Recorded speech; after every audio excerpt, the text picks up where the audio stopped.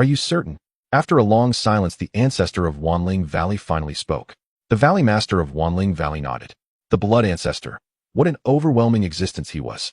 If she had not personally witnessed that being's projected will, she would never have believed it. He is terrifying. She could find no words adequate to describe that person and could only utter such a simple phrase, yet even this failed to convey a tenth of his true dreadfulness. The Ling race must not become his enemy. At the very least, Wanling Valley must not. An ancestor, how can you be so sure he cannot stand against all the myriad races of this world? She paused, then added, the combat strength and innate talent of the human race have always been the foremost among all races, have they not? Speaking thus, the Valley Master of Wanling Valley brought up the innate gifts of the human race. On this point, the ancestor of Wanling Valley did not voice the slightest objection. Though he was unwilling to admit it, this was the shared consensus of the strongest beings among all peak races. Human cultivators only grow stronger the further they advance. Their affinity with the Tao is something the others cannot hope to compare to, and the human form itself is the most suitable vessel for cultivation. The forms of all races are inexorably evolving toward that of the humans. He is the only quasi-emperor of the human race in boundless ages, and he achieved the quasi-emperor realm under the blockade of all the myriad races. The mutation of the primordial mountain, the emergence of the eerie unknowns. Perhaps his hand is behind these as well. And there are many other events that have taken place across the 9 provinces of the human race. The Valley Master of Wanling Valley spoke bit by bit, while the ancestor only listened in silence, turning everything into wordless contemplation. I must make a trip to the human territories, he finally said. The Valley Master of Wanling Valley looked at him and nodded. I will go with you. Thus the 2 strongest figures of Wanling Valley set out for the human race's 9 provinces. This journey would determine the fate of Wanling Valley and even that of the entire Ling race. A sky-covering colossal tree stood between heaven and earth, its sprawling branches and leaves veiling tens of millions of li of land below. Beneath it lay an immense city of intersecting avenues and grand architecture. This was the imperial court of the Ling race. The flying vessel halted before the imperial court. Gazing down from the vessel, Qin, Ming, Qin Gu, and the others all revealed looks of unabashed shock. That is the realm tree of the Ling race, the greatest living being of our people. It is said that when the Ling race faces annihilation, it will awaken. As for how powerful it truly is, no one knows. The last time it revived was millions of years ago, so distant that even the annals of the Ling race cannot reach that era. Staring at the sky-obscuring giant tree before her, Ling, you could not help but take a deep breath and speak. The first time she had come here, she had been just like Qin Ming and the others. The realm tree of the Ling race. This was the land of origin for the Ling race. The sacred ground of all the Ling race. The battle platforms for the myriad races grand tournament are each formed from a single leaf of the realm tree. They can withstand power surpassing the Saint realm.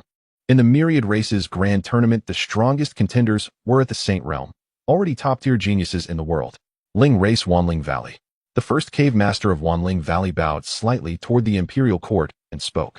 A Saint realm expert of the Ling race emerged to receive them. Wanling Valley, follow me. The people of Wanling Valley disembarked from the flying vessel and followed him into the Ling race imperial court, until at last they arrived at a secluded courtyard. On the empty plaque before the courtyard, 3 characters gradually condensed into being Wanling Valley. Courtyards like this one dotted the surrounding area by the hundreds. Xingshan Clan Guansing Tower. Another voice rang out from the sky beyond the Ling race imperial court, and many people turned their gazes toward the heavens outside. A streak of starlight descended before the imperial court, followed by hundreds of thousands of figures.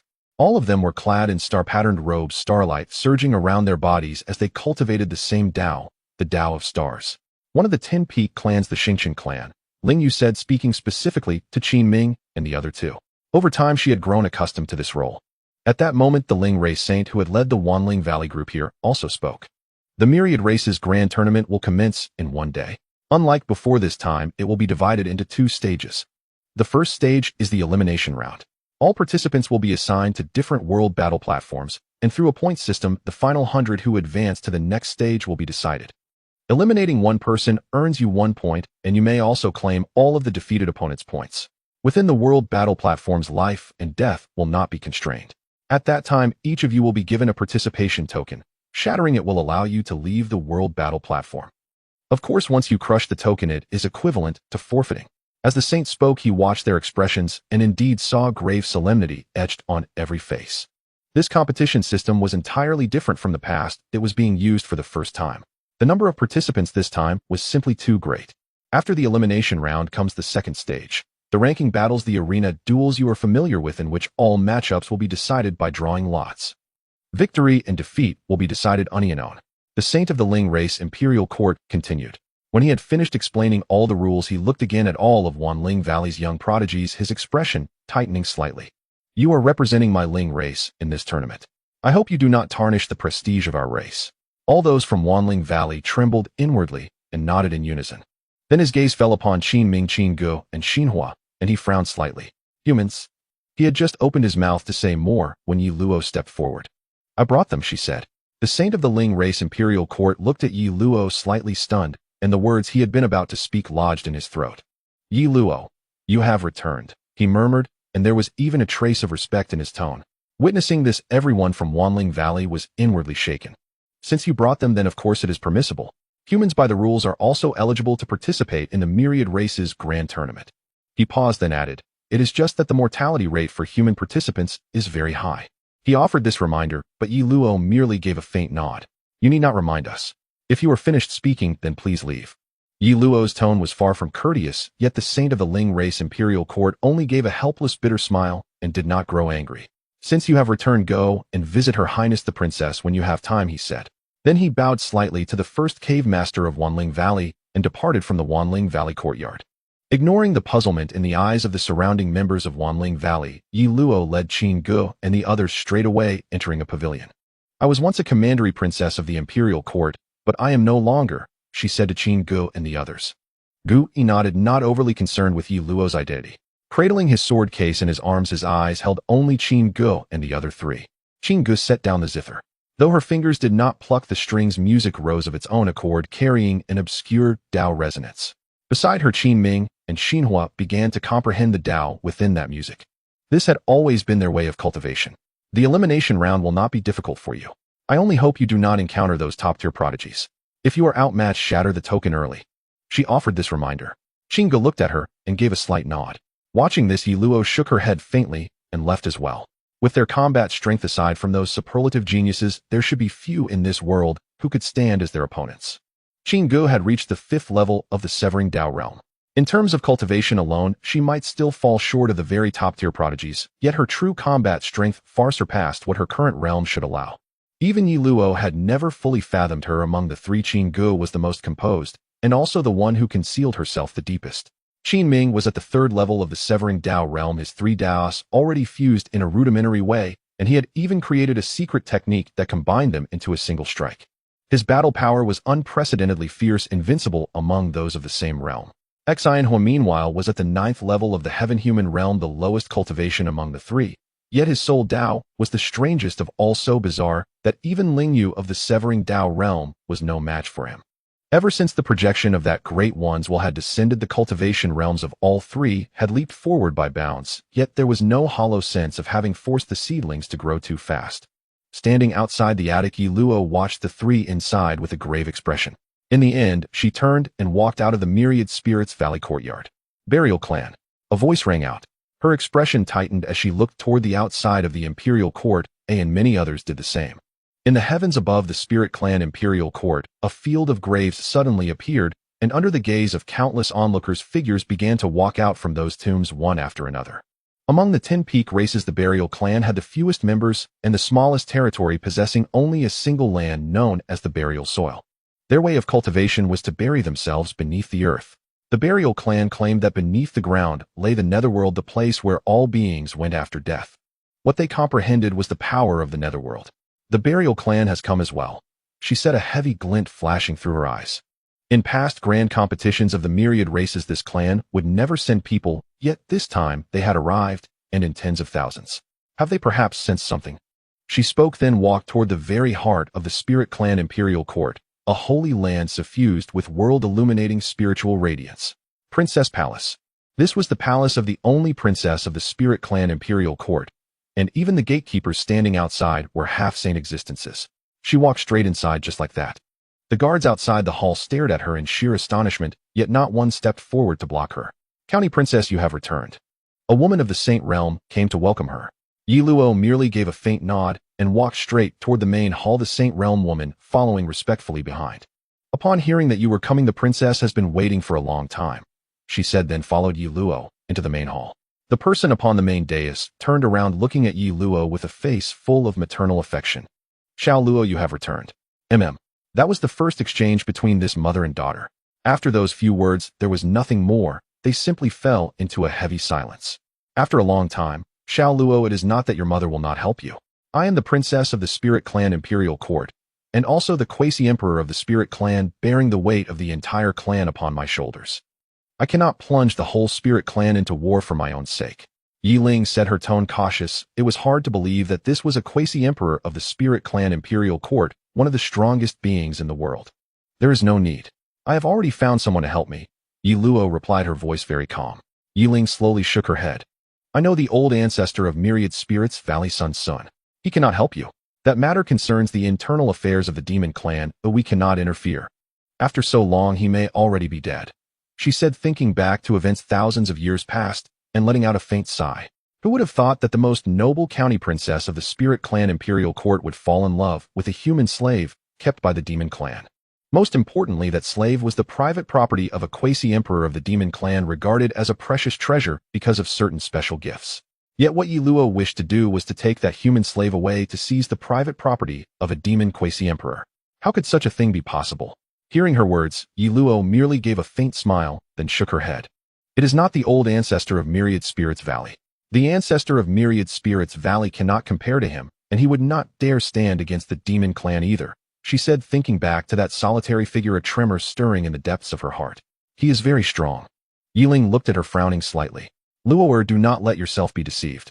In this age, there is no race in the world that dares provoke the demon clan. It is said that one of their ancient ancestors has awakened. He is a being only a step away from entering the Emperor realm. Luo'er, can you tell me who this person you speak of actually is? A trace of worry appeared on Yi Ling's face. She knew of Yi Luo's feelings for that human slave, and how easily such feelings could drive her to foolish acts. She also wanted to know just who dared deceive her daughter Yi Ling. Yi Luo looked at her expression solemn. A human clan quasi-emperor. At those 4 words, Yi Ling first froze, then her expression jolted as she stared at Yi Luo in disbelief. Impossible. The human clan cannot produce a quasi-emperor, she said with utter certainty. You have been deceived. Tell me where he is. I very much wish to see which race dares impersonate a human to deceive my daughter Yi Ling. She spoke in fury. She understood all too well what kind of blockade the human clan was suffering. In such circumstances, let alone a quasi-emperor, even a saint could not possibly appear. Moreover, in this life, the human clan's watcher was from the Heaven clan, and even she found the Heaven clan's methods terrifying. The Heaven clan was also the race most hostile to the human clan. Yi Luo looked at her and merely shook her head slightly, then turned to leave. One day you will understand. Today I came only to see you. You are too bound by the old ways and no longer know what kind of upheavals are taking place in this heaven and earth. If all of the Spirit Clan are people like you, they will not survive. Even the Burial Clan has manifested in the world, and still you do not understand. It is they who are afraid of some calamity descending upon this world. Yi Luo left, and Yi Ling stared blankly at her departing back. Was it truly my mistake, she murmured, but then her gaze grew firm again. Even if I were given another chance, I would still do the same. How could a mere human slave be worthy of my daughter? The era of the human clan has long since passed. The night before the grand competition of the myriad races was longer than any that had come before. Qin Ming, Qin Go, and Xin Hua, who rarely refrained from cultivating, now simply sat together gazing at the Spirit Clan's world tree that covered the sky. Little sister, how do you think this tree compares to the one in Sir's courtyard? Qin Ming asked, as if in casual conversation. Qin Go, however, studied the Spirit Clan world tree with utter seriousness. This tree has already reached the end of its life, while the one in Sir's courtyard has only just begun. Its future will be far longer than that of this tree. This one shelters only the sky of the Spirit Clan, while the tree in Sir's courtyard may one day cover the entire Xinhuang great world and even vaster worlds beyond. She spoke with such earnest seriousness that even Ling Yu behind them was left dumbfounded. A future broader than that of the Spirit Clan's world tree. Perhaps only Qin Gu in all the world could utter such words. Within the Spirit Clan, the world tree was akin to a god. I think so as well. The most astonishing thing was that Qin Ming actually agreed. At the side, Xin Hua also nodded along, though he had never even seen that other tree. A soft rustling, like wind stirring leaves, filled the air. Countless heads lifted as golden shafts of sunlight pierced through the boundary tree, spilling into the Spirit Clan's imperial court. Then came falling leaves. each one dissolving midair into a miniature world. All those present emerged from the courtyards drawn outward by the unfolding spectacle. It begins. Ling Yu gazed upward at the heavens, voice hushed with solemn focus. The three who had been conversing also raised their eyes. In the next instant, tokens coalesced among the branches of the boundary tree and rained down across the land. These are combat tokens. Each participant receives one. They signify your identity and rank. The rules are already known to you. No further explanation is needed. I declare the first elimination round commences. A spirit clan man stood poised within the trunk of the boundary tree, his body thrumming with surging spiritual energy seamlessly fused with the surrounding realm. He was a great sage.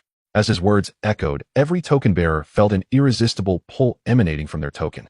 In that very moment, spatial vortices spiraled into existence around them, swallowing each contestant whole and drawing them into the myriad microcosms birthed from the boundary tree.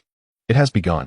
From the spirit clan's imperial court, mighty cultivators stepped forth, their eyes fixed upon those shimmering microcosms, faces grave, expressions taut with anticipation.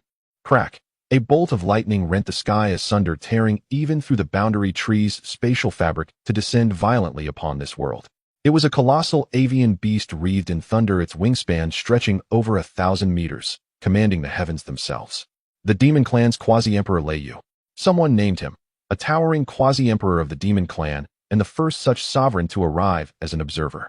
His thunderous wings folded inward as he transformed into a powerfully built man, bare-chested, radiating raw vitality, his very aura spontaneously weaving a domain of crackling lightning.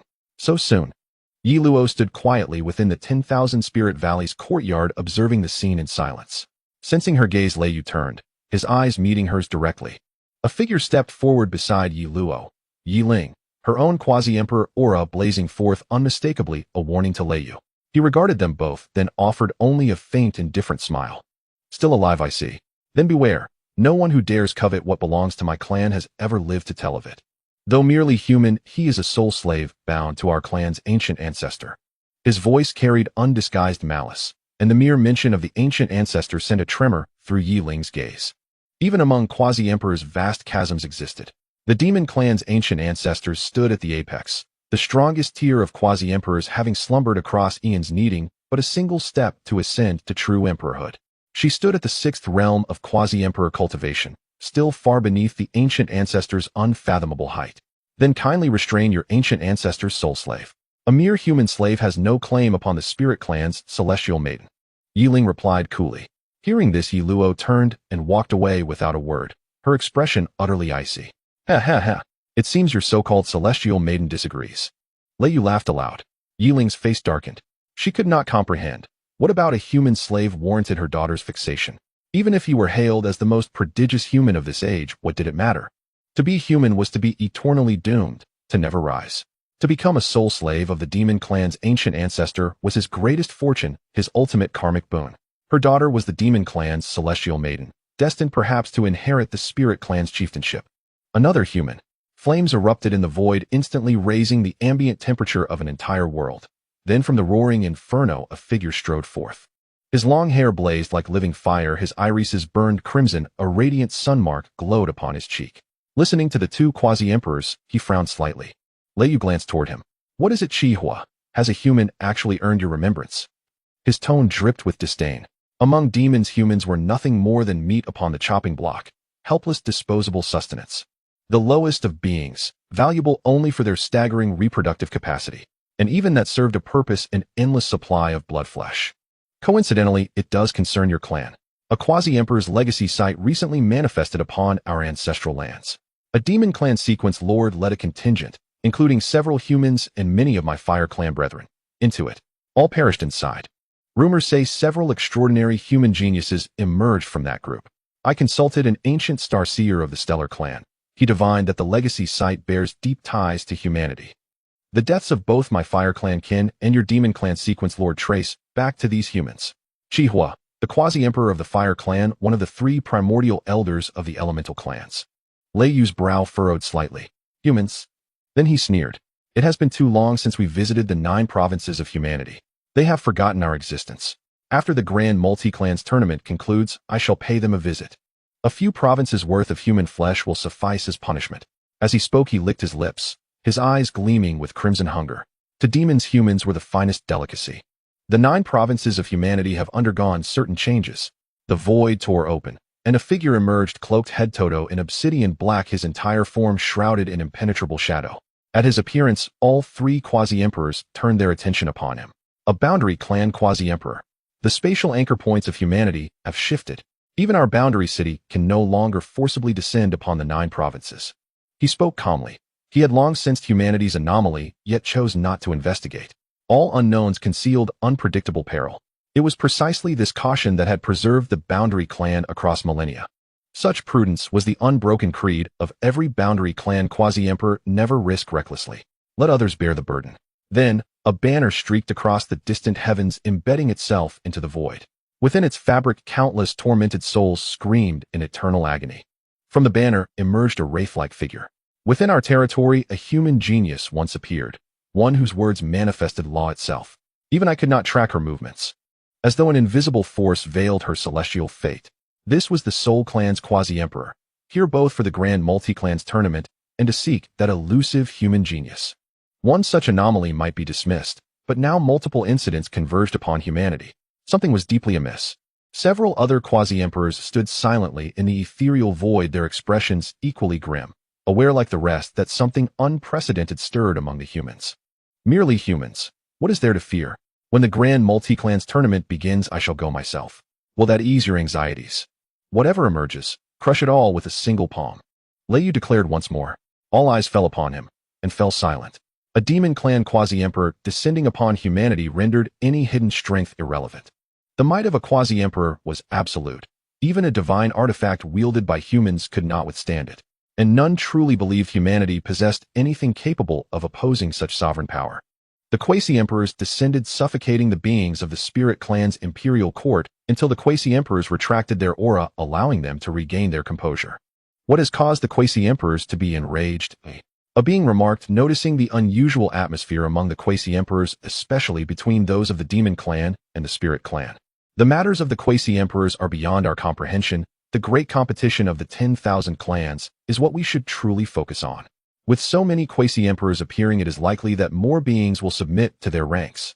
This time the level of slaughter in the great competition of the 10,000 clans will surely surpass all previous events. Their gazes returned to the various small worlds. In their sight, they could see every corner of the small world, and every movement of the combatants was laid bare. Several quasi-emperors were also observing the small worlds. No wonder the celestial Python clan's prodigy has reached sainthood at such a young age. Surely no one in this great competition of the 10,000 clans can surpass him. In the void, a voice echoed as a quasi-emperor of the Crystal clan appeared, looking towards one of the small worlds, smiling as he spoke. His words carried a hint of flattery towards Leyu. Not long after the great competition of the 10,000 clans began, this small world was completely slaughtered, leaving only a celestial python lying across the heavens. This was the first sequence of the demon clan Songyi. That is only natural, Leyu replied, nonchalantly glancing at the void beneath the spirit clan's world tree, looking quite proud. Including him, there should be a total of 13 quasi-emperors here, one from each of the top 10 peak clans, along with 3 quasi-emperors of unknown origins. But none of that mattered. The demon clan was the foremost clan in the Xinhuang Great World, and even if all the other clans combined, it would not change anything. The demon clan could stand against the entire Xinhuang Great World with their own strength. This was the foundation of the demon clan. That may not necessarily be the case. A bronze coffin lay in the void, and the voice emerged from within. Then their gaze fell upon one of the small worlds where there was also a coffin, except this one had been opened. A figure exuding the aura of death walked through, turning everything in his path into a burial ground, with boundless ghostly energy spreading outwards. All beings in this small world were shattering their tokens in a desperate attempt to escape. Many others faced the same fate. The small world was not large, only spanning a few thousand miles, but for these saints and half-saints, it was a one-sided massacre. Many people didn't even have the chance to shatter their tokens, and were directly slain. Though they were all geniuses, the gap between them was immense. The battles in many small worlds ended in mere moments as prodigies emerged, exuding overwhelming momentum. Look, the battle in the 69th small world should also be coming to an end. In the spirit clan's imperial court, a spirit pointed towards one of the small worlds, and many around followed their gaze. Like many small worlds, there was also an unparalleled prodigy here, a genius from the elemental water clan. 7th layer of the path of severing. With a mere flick of his hand, boundless waves rose up, crushing everyone touched by the torrents into dust, and likewise countless tokens were shattered as people scrambled to flee. Liang Yu of the Water Clan is indeed formidable. The World Tree tokens should facilitate targeted teleportation. Each small world has a particularly strong individual, ensuring that the most talented do not encounter each other in the elimination rounds. Liang Yu is the strongest in this small world, someone said. However, shortly after they spoke, Liang Yu fell within that world, blood staining the heavens as a figure stepped upon his corpse. A human? How is that possible? In an instant, countless gazes fell upon that figure, unable to believe that Liang Yu had actually died at the hands of a human. With a single sword strike, he effortlessly killed Liang Yu. His name is Qin Ming, and he came with the Spirit Clan from the Wanling Valley. Someone spoke, revealing Qin Ming's background, and above in the heavens, Immortal Emperor also took notice of Qin Ming, though only casting a few glances. However, this alone was not enough to draw the attention of the Immortal Emperors. Their focus remained on the rankings of the various peak clans, as these were the future leaders of each clan. In a world enveloped in holy light, a prodigy of the Celestial Clan transformed into a divine being with wings, standing in the center of the world, wielding a holy bow, continually hunting down the prodigies within this small world. Watching the terrified individuals fleeing around her, a hint of disdain crossed her face. Suddenly, she spotted someone approaching against the tide of humanity, drawing closer to her, finally stopping 100 miles away. "My name is Xian Hora, human," he introduced himself, seeming to find it quite important. The celestial prodigy merely gazed coldly at him. In the next moment, she raised her brows slightly as the human before her unexpectedly drew a bow and notched an arrow towards her. An arrow? She laughed. Among her peers, she had rarely feared anyone when it came to archery. Seemingly intrigued, she also drew her bow and notched an arrow, aiming at Xian Hua. Swish! Swish! The arrows streaked through the heavens, crossing paths in the blink of an eye. Xian Hua sidestepped to evade, while the celestial prodigy stood frozen in place. She was unharmed. The arrow seemed to be formless, penetrating her defenses before landing upon her. The path of souls. She looked at Xian Hua with an expression of unwillingness, then her life force was extinguished. This celestial prodigy, who had displayed unmatched power in this small world, died simply from an arrow that exuded little energy. Xian Hua. They remembered this name. A human prodigy had emerged in this great competition of the 10,000 clans. With the cultivation of the 9th layer of the heavenly human realm, he had slain a celestial prodigy of the 3rd layer of the path of severing. Another human prodigy. The beings watching from the Spirit Clan's imperial court furrowed their brows slightly, not expecting 2 human prodigies to appear simultaneously. One was an accident, but what about the other 2? Both Qin Ming and Xian Hua displayed their strength, drawing the attention of many beings, while Qin Gu passed through the elimination battle without a sound. She didn't even kill a single person, standing amidst a forest, while those who flew past her seemed to have forgotten her existence. The path of nature, she has truly comprehended it. The only one who saw all of this clearly was Yi Luo. Only she understood the terror of Qin Gu, who was someone even Qin Ming and Xian Hua would struggle to resist together. The path of life, endless and ever-renewing, bore the power of creation. Qin Ming and Xian Hua couldn't even approach her. She might have already entered the ranks of the world's top talents. She had been observing her, wanting to see how she would pass the elimination rounds, but unexpectedly, she hadn't even made a move. As the battles in each small world came to an end, prodigies were transmitted out by the World Tree, and soon this expanse was filled with people. Each one was a prodigy who had emerged from the small worlds. Congratulations to everyone for passing the first round of elimination and entering the top 10,000 of the great competition of the 10,000 clans. A voice rang out. The great sage of the Spirit Clan stood atop the World Tree, emanating a profound aura that seemed to resonate with the tree itself, as if he were the very embodiment of the World Tree. As his voice resonated, the entire World Tree stirred in response, and the branches and leaves that fell from its treetops formed a vast arena spanning hundreds of miles. The World Tree Arena. Countless onlookers were astonished by this spectacle. Buzz! A massive barrier descended from the towering World Tree, enveloping the 10,000 prodigies entering the ranking battle. At the same time, a scroll slowly unfurled in the void, inscribed with the information of all 10,000 prodigies. Arranged by cultivation level, the first was a Demon Clan member, Tsang Yi, at the 2nd level of the Sacred Realm. Second, Qin Kong from the Celestial Clan at the 1st level of the Sacred Realm. Third, Fei Yuan from the Demon Clan at the 1st level of the Sacred Realm. Fourth, Bai Yanli from the Burial Clan at the 1st level of the Sacred Realm. Fifth, Yi Qingro from the World Clan at the 1st level of the Sacred Realm. The top 10 were all at the Sacred Realm, with the Demon Clan occupying 2 positions. As the leaderboard appeared, all eyes were drawn to it, each expression varying. This is the preliminary ranking established by the World Tree based on cultivation level. It does not represent the true strength of each prodigy. The final ranking will be determined by the ranking battle. Everyone need not pay too much attention to it. Noticing the excessive focus on the leaderboard, the great sage of the Spirit Clan spoke. Nevertheless, many gazes remained fixated on the leaderboard. 3,321st place, Qin Gu from the Human Clan at the 7th level of the Dao Severing Realm. 8,155th place, Qin Ming from the Human Clan at the 3rd level of the Dao Severing Realm. 9,969th place, Xian Hua from the Human Clan at the 9th level of the Heavenly Realm.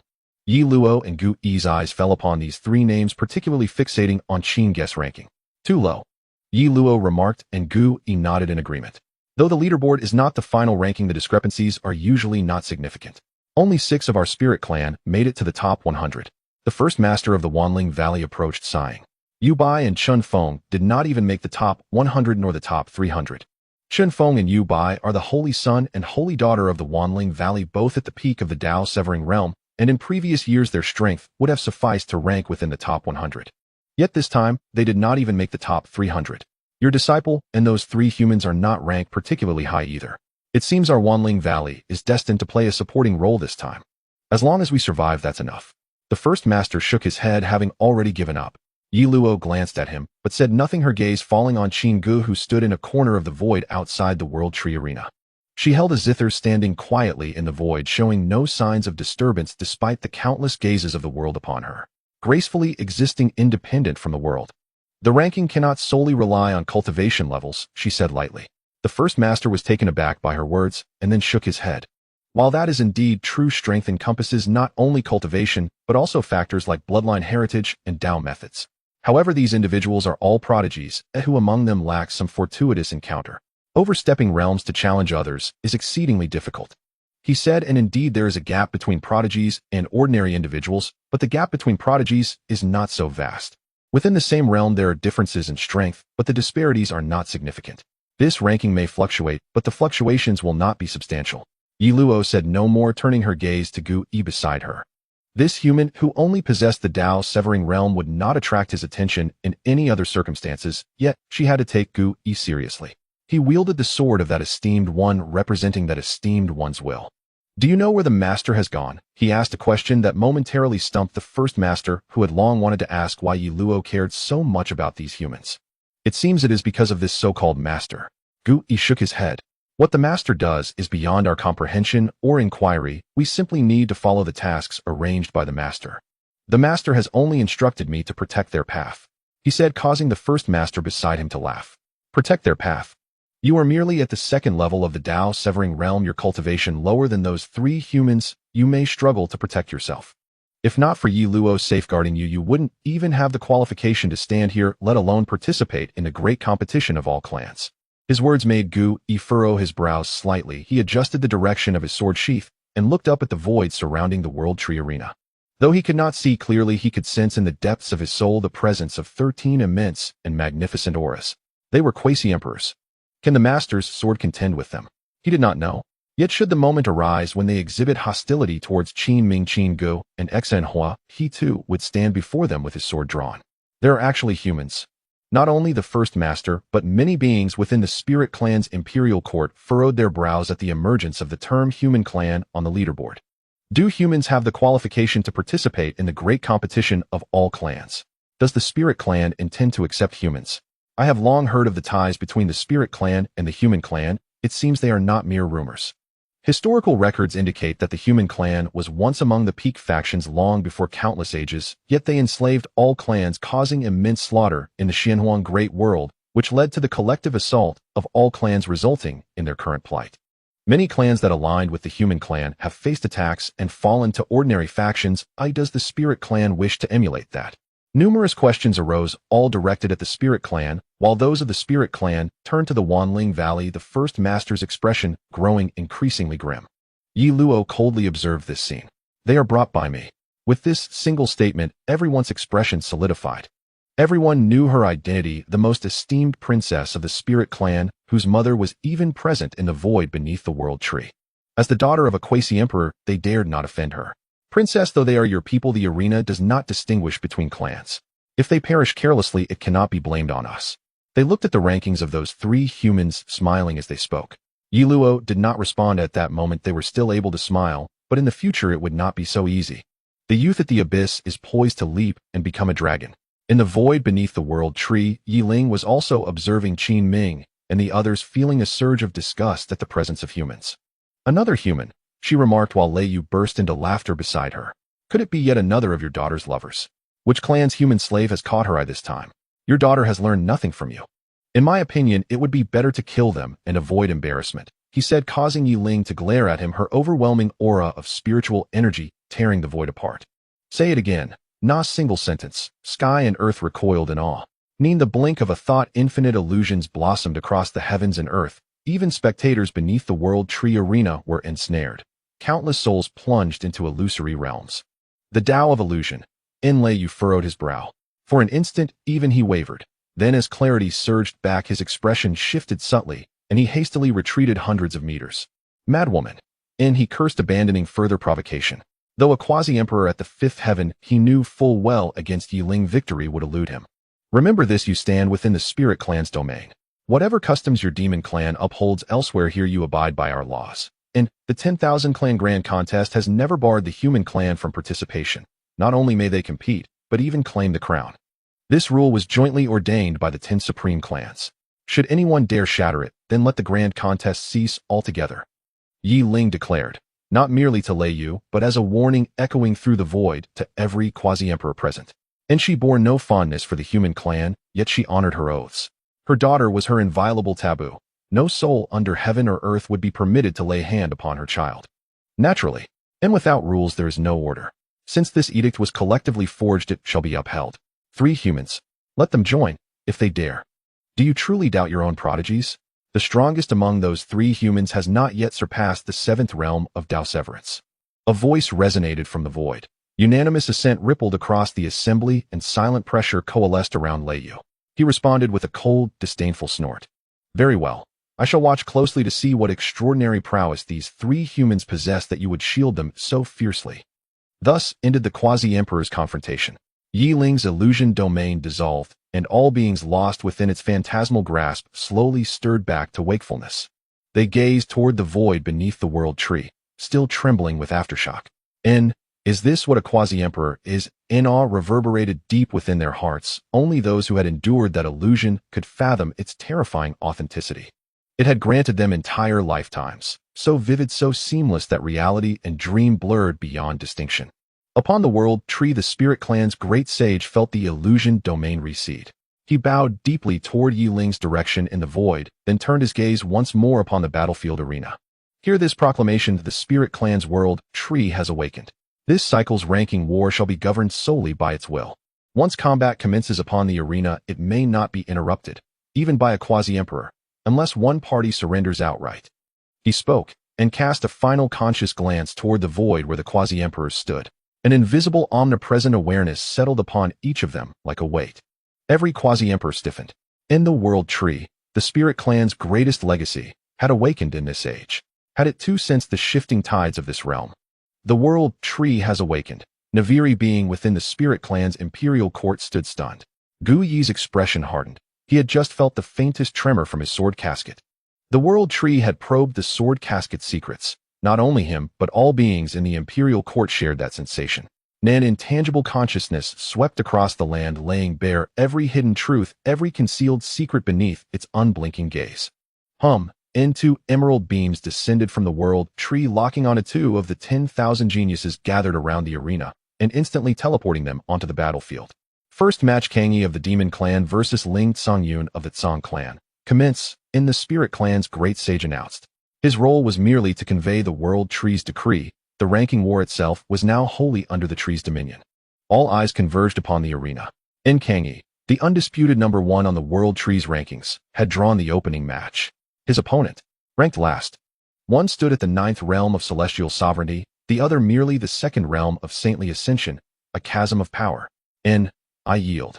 Before the Tsang clan youth could utter the word, Kangyi struck. A single palm blast reduced him to crimson mist. Yes, surrender was permitted, but when disparity yawned so wide there was no time to speak it. Only death remained. Within the Spirit Clan's imperial court, Tsang clan observers watched in grim-faced silence. then swallowing fury turned away in bitter departure. The demon clan, untouchable.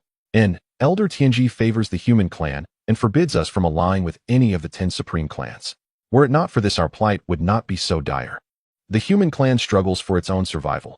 How then can it protect us? Even the elder has lost his clarity. And as they murmured, a venerable elder appeared, staffed with a stellar disc, eyes closed, fingers tracing unseen calculations. Spurt. And suddenly he vomited a gout of blood, sending a tremor through the entire Tsang clan contingent. An elder! They cried out. This was Tianji Zi, their ancestral patriarch. None had expected him to appear in the spirit clan's imperial court. Tianji Zi paid them no heed. His gaze fixed upon the direction of Wanling Valley, blood-red light flaring in his eyes. I beheld this realm drenched in blood.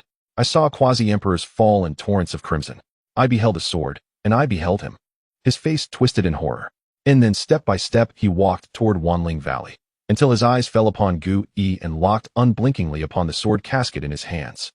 The source of calamity. And he stared transfixed until Yi Luo stepped forward. Only then did his frenzied trance begin to lift. My apologies. I have lost composure. And he bowed deeply to Yi Luo, then turned fully toward Gu Yi. Inhuman. And he said, and smiled. I calculated 1,000 times, yet still miscalculated. I underestimated that one. Or perhaps I never truly understood that one at all. The truth I sought for decades lay precisely where I first suspected it. Fortunately, I had already met that one, and secured a sliver of salvation for the Tsang clan. To others his words sounded delirious, but Yi Luo and Gu Yi exchanged sharp, startled glances. And that one has met the master. I am Tianji Zi. I once met the master, but blinded by ignorance I departed. Yet from that moment onward the Tsang clan pledged allegiance to the human clan. Those two, I know them. And she looked again toward the World Tree Arena, toward Qin Ming and Qin Gu, and her expression trembled. And the two humans who had once followed that one had now ascended this far. How little time had passed. And then drawing a slow, steadying breath, he fixed his gaze upon Gu Yi. May I remain here? And he asked.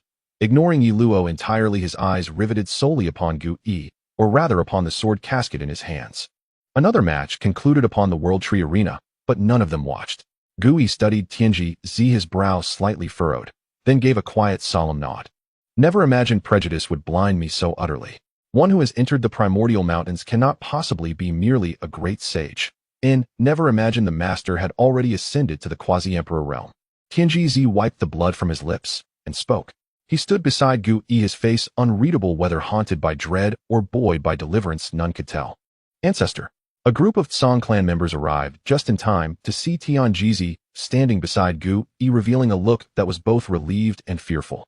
They did not understand, and even felt humiliated by some of the ancestors' actions. A mere human had slain a Dao. Was it really necessary to go this far? Tianji Zi looked at them and shook his head slightly. Foolish child, some things cannot be perceived by the eyes, but what you see and know is not the truth of this world. The great world of Xinhuang is about to change. And all of this will stem from the human race, particularly from that one you have never met and do not understand. But the ancestor has already led you onto this grand ship of the human race. He spoke, gazing towards the sky with a radiant expression. He had stepped into the great saint realm, yet he was the least saintly of all great saints. Never before has an ancestor of a clan truly fought for their clan as he did solely to seek a faint and elusive glimmer of hope.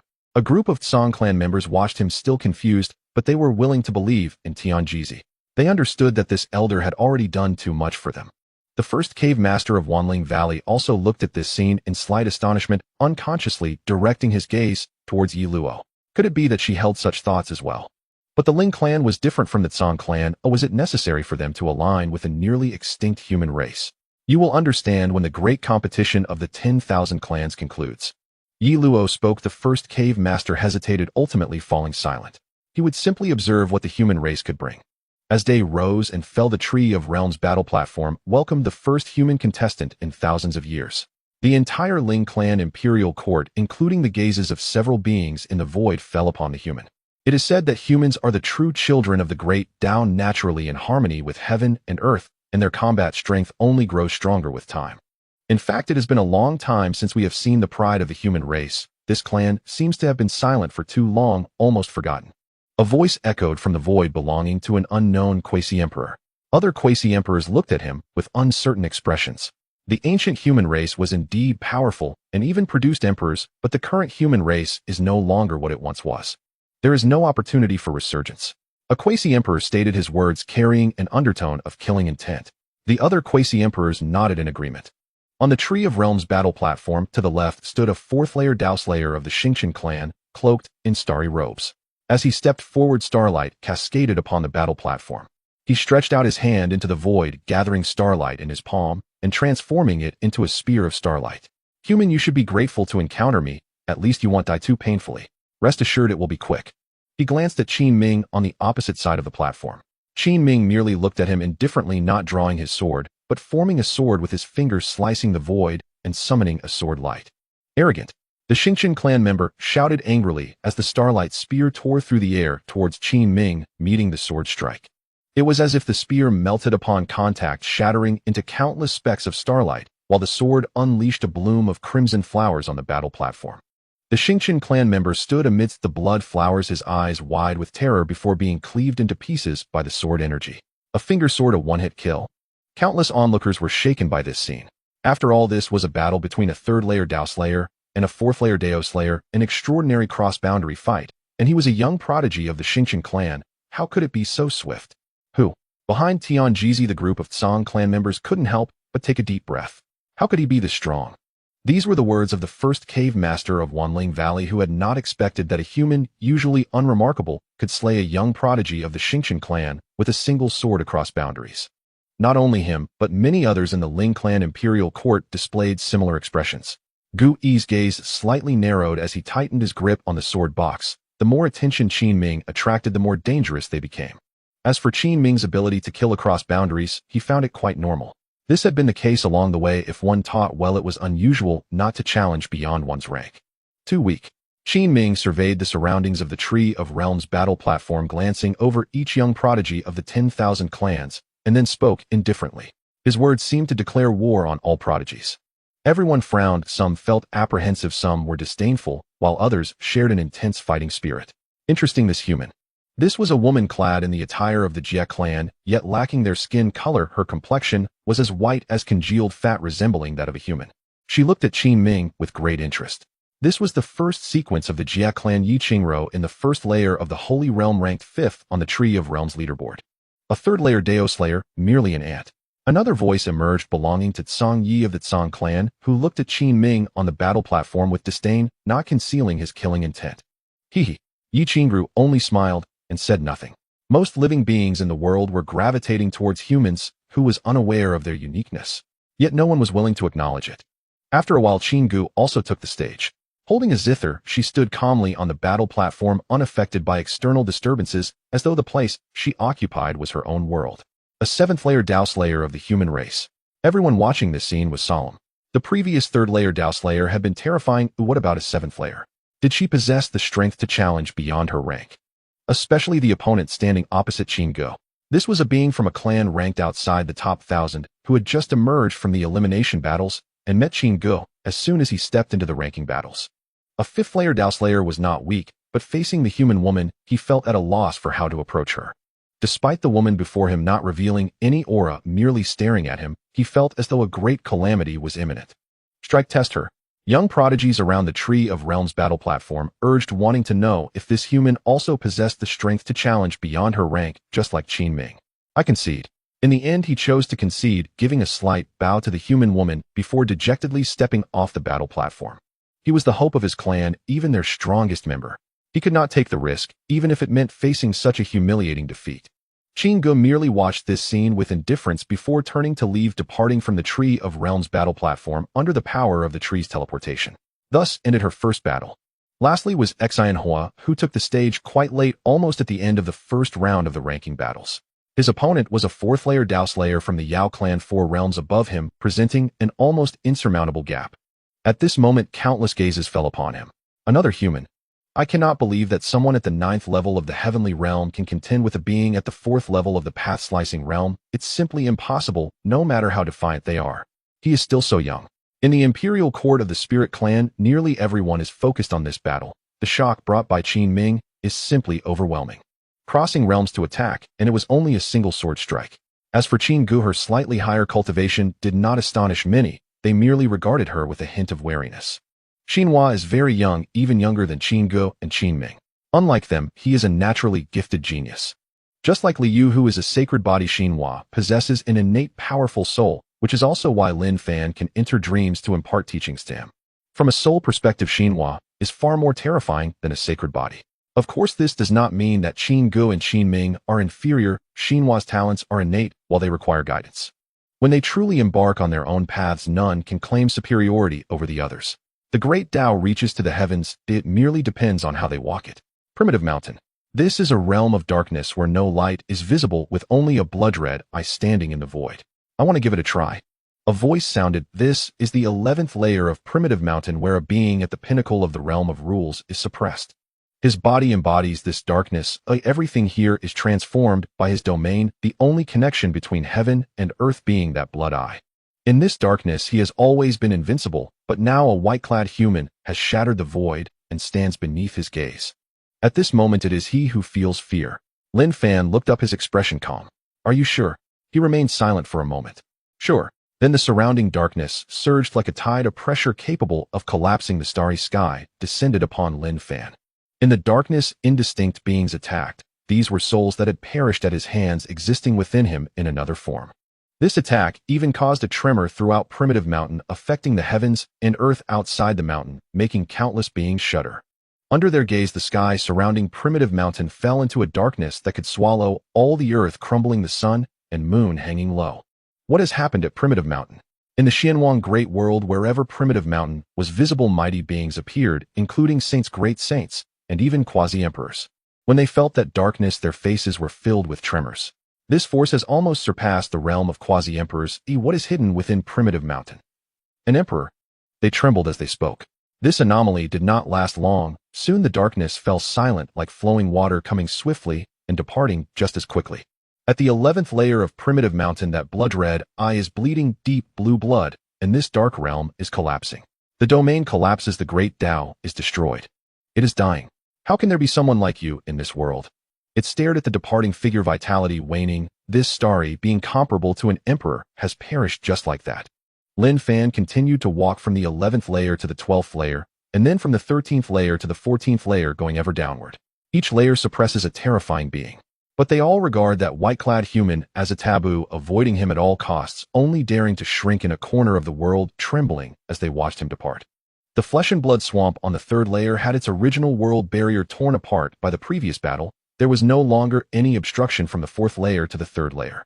Chun Wu and the beings in the flesh and blood swamp could even see the beings on the 4th layer, but no being dared to cross the boundary. There is a sword scar that cleaves the heavens. That white-clad human once said, "Those who cross the boundary shall die." The anomaly at Primitive Mountain soon reached the ears of several quasi-emperors beneath the boundary tree, and solemn expressions appeared on their faces. Once again, it's Primitive Mountain. The speaker was a quasi-emperor of the Burial clan, his brow furrowed, lost in thought. Our clan has stargazers who observe the celestial phenomena and have determined that the calamity is related to Primitive Mountain. This life-restricting zone has probably undergone some changes that we are unaware of. What we should truly be wary of is not the human race, but this Primitive Mountain. Our clan also has practitioners of the Tao of Destiny who calculated that the calamity is connected to the human race, indicating that it is related to Primitive Mountain to some extent. They discussed this, all appearing grave. The soul of this human race is strange. A quasi-emperor of the Soul clan landed on the boundary tree battle platform and suddenly said, drawing the gazes of all the quasi-emperors back to the platform. Xinhua stepped onto the battle platform, holding a longbow, a smile on his face resembling a boy who had just walked out from the mountains. Seemingly harmless. Opposite him stood a demon with wings and pupils like blades, revealing his cultivation at the 4th level of the path-slicing realm as soon as he reached the battle platform. Human race. He looked at Xinhua, bloodlust gleaming in his eyes. I never expected to encounter a human here. In the demon race, humans are merely blood food on the chopping block. He said, sniffing Xinhua as if tasting his scent, then inhaled deeply, a look of ecstasy on his face. Your scent is delightful. Oh, I want to eat you right here and now. He declared, then soared into the sky, transforming into a gigantic rock, sweeping across half the battle platform, heading straight for Xinhua. Chirp. A call made many souls tremble, plunging them into momentary confusion. When many regained their senses, they were visibly shaken. Soul attack. They exclaimed in shock.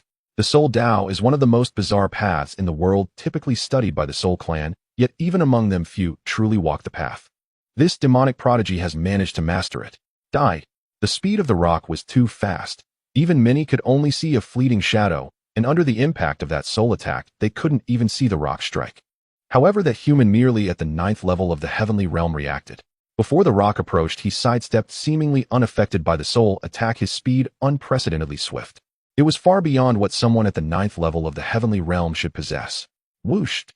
An invisible wind stirred upon the battle platform, and the rock, just as it turned, felt a moment of disorientation, its soul perception suddenly severed for a brief time. Soulstorm. Then it heard a voice and felt as if its whole body were being pricked by needles. A turbulent storm surged across its sea of souls. You also understand soul attacks. How is that possible? It looked at Xinhua in shock. Then everyone saw that the young human was drawing his bow, the power of the soul condensing into an arrow resting on the bow. The soul solidified into substance, taking form. An arrow swept through the void, piercing the demon race's forehead before vanishing into nothingness to the astonishment of countless onlookers. The demonic energy that had been swirling around the demon instantly halted, its pupils dimmed, and it fell onto the battle platform lifeless. One arrow a kill. Such terrifying soul power. In the void of the world tree, the faces of several quasi-emperors turned serious. His cultivation is at the 9th level of the heavenly realm, yet his soul power is almost comparable to that of a 7th or 8th level Tao Slayer. This talent surpasses even that of the soul race. That arrow was not merely a manifestation of soul path, it also encompassed archery path, indicating he comprehended two paths. In the Ling race's imperial court, countless beings gazed at this scene with shock. That was a prodigy of the demon race at the 4th level of Tao Slayer. To think it died just like that. Truly the work of that individual, yet another genius who has comprehended two paths. However, his soul talent is also exceptionally rare. Tianjizi watched this scene and said solemnly, "The master entering dreams to impart teachings is a first. It would be impossible for an ordinary person to achieve such a feat." Gu Yi nodded in agreement. The first cave master slightly furrowed his brow. "Who is the master you speak of?" Having been here for so long, he had heard Tianjizi, Gu Yi, and Yi Luo mention this title more than once. One must know that both Tianjizi and Yi Luo are great saints. Oh, what kind of person could be revered by them as a master? You will soon find out. Yi Luo looked at him and said the first cave master was momentarily taken aback, then looked back up at the heavens where another challenger had stepped onto the battle platform, signaling the start of a new battle. The human race is drawing too much attention this time, which could lead to disaster. First there was Qin Ming, and now another Xinhou. They cannot tolerate so many human geniuses. He said had it not been for the fact that these two humans were brought by their Wanling Valley, he might have been unable to suppress the urge to kill them. The world knows that the human race lacks saints. Such a tribe cannot protect such talents. The previous example was the human slave from the demon race. Thinking of this, he could not help but glance at Yi Luo.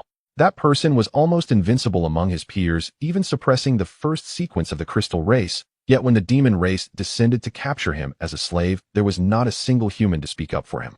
The talents of the human race ultimately became the garments of other races. The times have changed. Tianjizi shook his head. The ranking battles will last for a long time, lasting even up to a year, but for the beings here a year is but a blink of an eye. They almost missed every match on the World Tree battle platform. The second round of the ranking battle begins, declared the great sage of the spiritual realm as half of the spectators in the void surrounding the battle platform had disappeared and the rankings of the World Tree were changing. The earlier changes were not significant due to the manipulation of the World Tree. The top 1,000 participants had not clashed with one another. The most significant changes were for Qin Ming and Xinhou. Qin Ming, human race 3rd level of Tao Slayer, ranked 2,951st. Xinhou, human race 9th level of Heavenly Realm, ranked 3,800. Qin Gu, human race, ranked 3,021st. Compared to Qin Ming and Xinhou, Qin Gu's change was not significant. He only slightly moved up, and in the first round of the ranking battle, he did not impress as much as the two. Qin Gu did not even make a move. Another match for Qin Ming. Soon it was Qin Ming's turn again. This time his opponent was a 6th level Tao Slayer of the burial race. This prodigy of the burial race did not dare to underestimate Qin Ming. He immediately summoned the burial race's innate divine ability, spirit summoning. He chanted an ancient burial song, summoning an ancient battle spirit, a majestic figure riding a warhorse. Kill. The charge of one man and one steed was akin to an army of thousands. Behind him even appeared countless soul shadows, all roaring toward Qin Ming. Qin Ming drew his sword, a bone sword of a ghastly white hue. The moment the sword was unsheathed, an overwhelming aura of death instantly engulfed the battle platform. Swish! A scarlet sword light sliced through the void. The battle spirit could only withstand it for a moment before shattering the sword's momentum unabated, cutting towards the body of the burial race prodigy, who startled hurriedly withdrew into his wooden coffin. Yet he still could not block this sword. As the sword passed, the wooden coffin was split in two. The burial race prodigy died directly inside the coffin. Another instant kill, yet compared to the last time, he drew his sword. The beings in the Ling race's imperial court watched this scene, with grave expressions, increasingly unable to discern Qin Ming's true strength. Although he had drawn his sword, there was not just one sword behind him. There is a hint of that human slave's aura. The ancient ancestor took a human slave, so I'd Song Yi can too. Human race, would you be willing to become my slave? Song Yi spoke directly to Qin Ming, a faint holy aura swirling around him. Even though Qin Ming had ventured beyond boundaries to kill a burial race member, he still did not take him seriously. Indeed, there are geniuses among the human race, and he had seen them before, yet the final outcome was always the same. They either die or become slaves to other races. From the moment of birth, the fate of the human race was predetermined. The 9 provinces were merely the last bloodline left for them by the myriad races. In other regions, humans were born as slaves.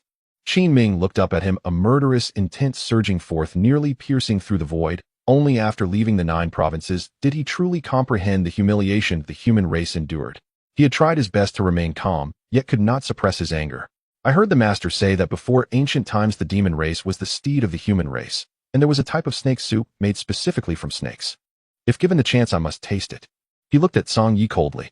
Song Yi was first taken aback, then immediately enraged, the holy aura surging, attempting to forcibly enter the battle platform. A green light barrier descended, blocking him. The world tree acted. At the same time, the great sage of the Ling race on the world tree also spoke. A warning to all those outside the world tree battle platform: are strictly prohibited from interfering with the battles above. Violators will be expelled from the ranking battle. His words were calm, devoid of any mercy, even towards the demon race. Song Yi focused, snorting disdainfully. It is just a tree. One day my demon race will uproot you entirely and turn this place into our nesting ground. As his voice fell, an invisible divine thought descended. Song Yi's heart shook. Then he spat out a mouthful of fresh blood, his whole body sent flying 1,000 meters. If you dare to act recklessly again, you will be punished. The speaker was still the great sage of the Ling race, but the one who acted was the Ling race's world tree. In the void, Lei Yu slightly frowned, but said nothing. However, the anger in his eyes was nearly uncontainable. Ling race, you are doing very well. Yi Ling looked at this scene with indifference, her aura locking onto Lei Yu. Should he dare to move, it would be her thunderous strike. The other quasi-emperors silently observed this scene. The beings in the Ling race's imperial court knew nothing of what had transpired in the void. They could only see the dispute between Qin Ming and Song Yi. Then the world tree acted, severely injuring Song Yi. Is the world tree helping the human race? The first cave master was momentarily taken aback, while Tianjizi shook his head. It is not helping the human race, but merely maintaining the rules it has set. If the human race were to violate these rules, the outcome would likely not be as simple as just being severely injured. He said the world tree also has its biases. Between the human race and the demon race, it favors the demon race. The Ling race's world tree has ultimately deviated from its path. His words were casual, yet only a handful understood the meaning behind them. In the land of the 9 regions, the 10,000 great mountains stand tall. This mountain range, which has separated the human race of the 9 regions for countless years, has finally been crossed by the human race. On this day, banners flutter atop the 10,000 great mountains, filled with the presence of humanity. Li Yu and Zhao Kuangyi stood at the highest point of the 10,000 great mountains, gazing down at the vast land below. Do you think the master knows what we are doing right now? Where could he be? Li Yu spoke, standing on the stones that once formed the statue of the mountain lord of the former Stone clan's royal court. Zhao Kuangyi fell silent for a moment upon hearing this, then he smiled. The master will be pleased with us. He has eradicated the Stone clan, which ruled here for countless ages, and we have followed in his footsteps to wipe out all alien forces in this land. From now on, the human race will not be monitored by alien races. This land belongs solely to humanity. We will build our fortress here, keeping all other races at bay. His words were not whispered, but resonated loudly, reaching the ears of all the human soldiers and ministers below. Everyone wore expressions of fervent battle intent. Li Yu looked back and revealed a smile. Beyond this land lies the territory of the Xianjin clan. Our task is to conquer them. They have a saying. Are you afraid? He asked. Countless figures rose behind him, followed by a tsunami of voices. Not afraid. We are not scared. The overwhelming sound wave shook the heavens and the earth. Snow fell upon the earth, and Fei Xue was the first to step into the territory of the Xianjin clan. He was determined to slay the saint. Master, I never expected that one day I could fight for humanity. Aphashua is no longer the one protected behind you. His words vanished into the wind, unheard by anyone. On the 10,000 great mountains, with a single command from Liu, countless human soldiers crossed the mountains heading toward the unfamiliar land. As long as humanity exists, we will ultimately rise. A voice gradually spread across the Xianhuang world, stemming from a human woman who walked the world spreading the glorious name of humanity. She spoke of the history of humanity, awakening the numb hearts of many, bringing hope to the people of the Xianhuang world. Humanity. This word started to appear in the minds of more and more beings. The human race has emerged from the mountains. Among the peak clans, many were shaken upon hearing this news. The mountains they referred to were the 10,000 great mountains of humanity. All those we sent have been killed. The human race has even launched an attack on the Xianjian clan on the side of the mountains. What about that human overseer?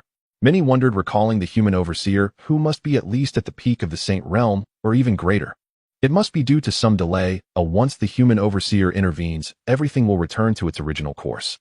No need to worry about them. They won't stir up any major waves. A quasi-emperor from the monster race has proclaimed that after the great competition of the races, he will visit the 9 regions of the human race. In the spirit realm of the Ling clan, the beings also received this news, and they looked at the 3 humans surrounding the World Tree's battle stage, all frowning slightly. What exactly is the human race doing? After being silent for so many years, suddenly creating such a stir, do they really think they can contend with the 10 peak clans? Aren't they courting death with such actions? They shook their heads, already foreseeing the fate of the 9 regions. It seemed even the ancestral land of the human race could not be preserved. These words reached the ears of Qin Ming and the others, causing a change in their expressions, but the determination in their eyes remained undiminished. Is this what the master wanted? Tianjizi asked, and Gu Yi nodded, then shook his head. It may not necessarily be what the master wanted them to do, but this path is one he has laid out for them. They will eventually tread it. It's just a matter of sooner or later. Gu Yi said, feeling that Li Yu and Zhao Kuangyi were a bit too hasty, but since they had taken action, he would stand firmly behind them. Suddenly, he looked up as Xianhua stepped onto the battle stage once more. This time, he faced a Crystal Clan member at the 6th level of the Path-Cutting Realm, who possessed soul armor, rendering Xianhua's soul arrows ineffective. Xianhua found himself in a difficult battle. Human, you cannot win. The colorless crystals covered the entire battle stage. The Crystal Clan member even fused the spirit cores into the countless crystals. Her voice echoed across the battle stage. Xianhua drew his bow, shooting arrows that shattered countless crystalline constructs, yet he could never find the body of the Crystal Clan member. Boom! A massive hand formed of crystal descended as countless crystals converged around, sealing off all of Xianhua's escape routes. At that moment, even Gu Yi was taken aback. In the next instant, everyone felt a shock. Xianhua's soul power surged once more as he broke through from the 9th level of the Celestial Realm to the 1st level of the Path-Cutting Realm. Without any preparation, he cut through the path, just like that. Soul Storm. The soul power transformed into a raging wind that wreaked havoc across every inch of the battle stage. Finally, Xianhua looked toward a certain spot. Swish! The soul arrow shot forth in an instant, and a figure fell out. I concede. The Crystal Clan member was very straightforward. As the green light curtain fell, the World Tree intervened to disrupt the battle. Xianhua won, and the Crystal Clan withdrew from the stage. Another victory. Countless gazes were fixed on Xianhua, their faces filled with shock. A battle that seemed hopeless had been turned around by Xianhua. Soon after, Qin Gu stepped onto the battle stage. Her opponent was of a lower cultivation level, merely a 6th level path-cutting elemental clan member. He looked at Qin Gu and smiled wryly, shaking his head. Although I haven't seen you fight yet, my intuition tells me you are very strong. I want tested. I'll leave the challenge to the others. With that, he chose to concede, and Qin Gu easily secured another victory. The second round of the ranking battles concluded. She still didn't have to fight, Tianjizi said with a smile, and Gui nodded. Among the 3, she should be the strongest. I've heard she has mastered the Tao of Life and the Tao of the Zither. I've heard many rumors about her in the human race. Yi Luo listened intently. The more she heard, the more curious she became about Qin Gu. Throughout their journey, she had never seen Qin Gu make a move, often assisting Qin Ming and Xianhua in their training. Although she knew Qin Gu was the strongest among the 3, she also wanted to see just how powerful Qin Gu's true strength was, and whether she could compete with those prodigies. Like the extraordinary geniuses such as Tsang Yi Qin Kong Fei Wan by Yanli and Yi Qin Gru. However, they had all reached the Saint Realm, while Qin Gu was only at the 7th level of the Path-Cutting Realm. If she could overcome such boundaries, it would be terrifying. The 3rd round, 4th round, 5th round. As the number of prodigies around the World Tree battle stage dwindled, the battles grew more intense, and Exine Ho finally encountered an opponent he could not contend with. Yi Qingro, the first sequence of the Jia clan, a saint-level existence. The convergence of the Great Tao allows one to transcend the first level of the Tao through numerous realms in attack and defense. Your talent is not inferior to ours, but you have simply practiced less. I give you a chance with one arrow. Yi Qingru looked at the fire of hope before her, smiling, her eyes revealing no concealment of interest in it. It was a gaze of exploration and inquiry, not just directed at the fire, but even more so at Qin Ming. Good. The fire drew back the bow, and overwhelming soul power coalesced into an arrow which then shot towards Yi Qingru under the watchful eyes of countless spectators. Yi Qingru extended her hand as the power of the void gathered in her palm, and the soul arrow directly embedded itself within, then vanished. The void can exile everything, including souls, she said, then looked up again with a smile. However, it is already impressive that you could shoot such an arrow with the first level of the Tao. Oh, few can rival you below the 7th level of Tao. I have a scripture on the path of the soul that I can grant you. I wonder if, after the great competition of the myriad races, you will have the time to visit my clan. She asked again, extending an invitation to the fire of hope under the gazes of countless beings. The fire looked at her and simply said he conceded without responding to her words. If there is a chance, perhaps I will come. He left those words as he departed from the World Tree battle platform. Yi Qingru smiled charmingly. Even among the human race, she was a peerless beauty. Back at the Spirit Clan Imperial Court, Yi Luo Gu Yi and Tian Jizi all looked at him. This first sequence of the clan should not be easily trusted. From what I know, they are interested in the human race because of the human race's affinity with the world, which is the highest among the myriad races. They want to decipher this reason, and many newly emerging talents among the human race have been captured to the world city. Not a single one of those talents has ever returned. Yi Luo said, the clan is an extremely mysterious group. Their ancestral land is hidden in the void, and no one knows where it is. The fire nodded, then looked towards the Void Realm battle platform. The human race will eventually traverse the entire Xianhuang Great World. If needed, even the ancestral land of the clan I will visit. But the gentleman will probably go first, he said, thinking of the figure from his dream. When the gentleman was mentioned, the others fell silent before all smiled. Under the primordial mountain, Lin Fan finally saw the being from the black hole. This was a place devoid of light, any laws of the great Tao, and even rules did not exist. Only that black hole remained eternal here. You have come. A voice echoed, emanating from the depths of the black hole. Only when the voice sounded could Lin Fan perceive a trace of the being's aura. He raised his head. Chaotic energy enveloped him. In this black hole world, for the first time in countless eons, a Tao existed. Chaos Tao? I have never seen such a Tao, which seems capable of giving birth to all things, and also capable of destroying all things. No wonder they cannot contend with you. You are the only one who can stand in my realm at the level of rules. I have seen the emperors of your clan more than one, and even when they stepped into the realm of creation, they did not dare to come this close to me. The voice spoke slowly and calmly, but each word conveyed how terrifying he truly was. Many emperors had descended before him, yet they still failed to kill him, only managing to bind him to the primordial mountain. At that time, I had not yet stepped into the realm of creation. He said again, then fell silent, seemingly observing Lin Fan's expression, checking whether this insignificant human would feel fear. In the past, several emperors of the human race attacked him, yet they still could not kill him, only managing to suppress him at the primordial mountain back. Then he was merely at the level of rules. But now he was in the realm of creation. The difference in this realm was like comparing an ant to the heavens, utterly incomparable. The level of rules still lay beneath the world's heavenly path, within the constraints of rules. The realm of creation, on the other hand, had already transcended the rules, not existing within the world's heavenly path. The difference of a single step was like a mortal compared to a deity. Lin Fan simply listened quietly to his words. In his eyes remained the unchanging calm of the ages, even as he spoke of his past and mentioned several emperors of the human race. And then, oi!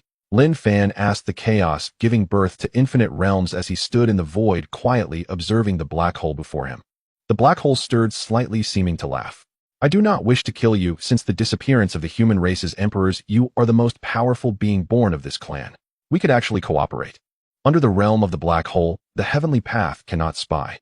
This is a genuine forbidden zone independent of the Xianhuang Great World. What you seek is the prosperity of the human race, while what I desire is this world. You suppress the heavenly path of this realm for me, and I will seek for your human race a domain far beyond this world. This world has already had its source core shattered in that battle. After just a few epochs, it has degraded to a lower realm, and it can no longer give birth to beings of the realm of creation. It is even less suitable for beings like you. he said, revealing his purpose, aiming for the Xianhuang Great World, but seeming to be constrained by something and needing to borrow Lin Fan's strength. Lin Fan listened to his words, falling silent. After a long while he asked, "What is the source core?" He knew that when the column of the quasi-imperial realm changed to the level of rules, he had touched a new world. From the words of the being from the black hole, he learned that the so-called Xianhuang Great World was merely a lower realm, and from the title, it should be a low-level world. The Sea of Realms is vast. Every world begins from a source core, gradually evolving into a realm of beings. The source core is the foundation upon which a world is born. Born from the source core, perished in the source core. He said, and until Lin Fan had never left this world, he again spoke of the Sea of Realms. The Sea of Realms, also called the universe by some beings, is vast and endless, filled with countless realms and myriad secret places. Even beings of the realm of creation cannot traverse it all in their lifetime. Realms are divided into lower realms, middle realms, upper realms, and the supreme divine realm. Realms that have given birth to beings of the realm of creation are referred to as lower realms. Your world was once a middle realm, but because the world's source core was shattered, it has been downgraded to a lower realm. Now it seems it can hardly maintain even that status. He said, observing this world in his own way, while Lin Fan still saw fragments of broken realms at the deepest part of the black hole. Lin Fan suddenly understood why the emperors of the human race called him the devourer of the source. This was a being that feasted on realms, and he had descended to this world for the source core of the Xianhuang Great World. He just happened to encounter the emperors of the human race and was suppressed here. Are you really that difficult to kill? Lin Fan looked at him and asked. The being from the black hole was slightly taken aback, seemingly understanding Lin Fan's words. At least you should not be able to kill me. Below the realm of creation, no harm can come to me, even if you are the strongest of this clan now. But why do you want to kill me? The source core of this world has already shattered, and you will have to leave sooner or later. This world holds little value for you now. He said, not understanding Lin Fan. I see chains of cosmic law binding you, evidence that it regards you as an enemy. Why then do you aid it? The heavenly Tao is not eternal. It merely operates according to preordained rules. Once shattered, it loses its divinity. It can still be slain. Nit spoke, striving, within the limits of Lin Fan's comprehension, to persuade him. The primordial black hole revolved eternally, and at last Lin Fan glimpsed a sliver of vision deep within its abyss. It was a world reduced to annihilation, where the heavenly Tao had ceased to exist. Life had been utterly extinguished, and all things dissolved into oblivion within the black hole. Nit was digesting that world. This was its method of evolution and cultivation, devouring the heavenly Tao of entire realms, assimilating the laws of heaven and earth, the myriad Tao principles, into its very being. Lin Fan now understood why the human clan's sovereign emperors of that age had devoted such immense effort to erecting this primordial mountain. And he embodied destruction itself. He had come to obliterate the Xianhuang Grand World. Yet upon comprehending all, Lin Fan's expression remained unshaken. Robed in white, he became the sole point of light in this world.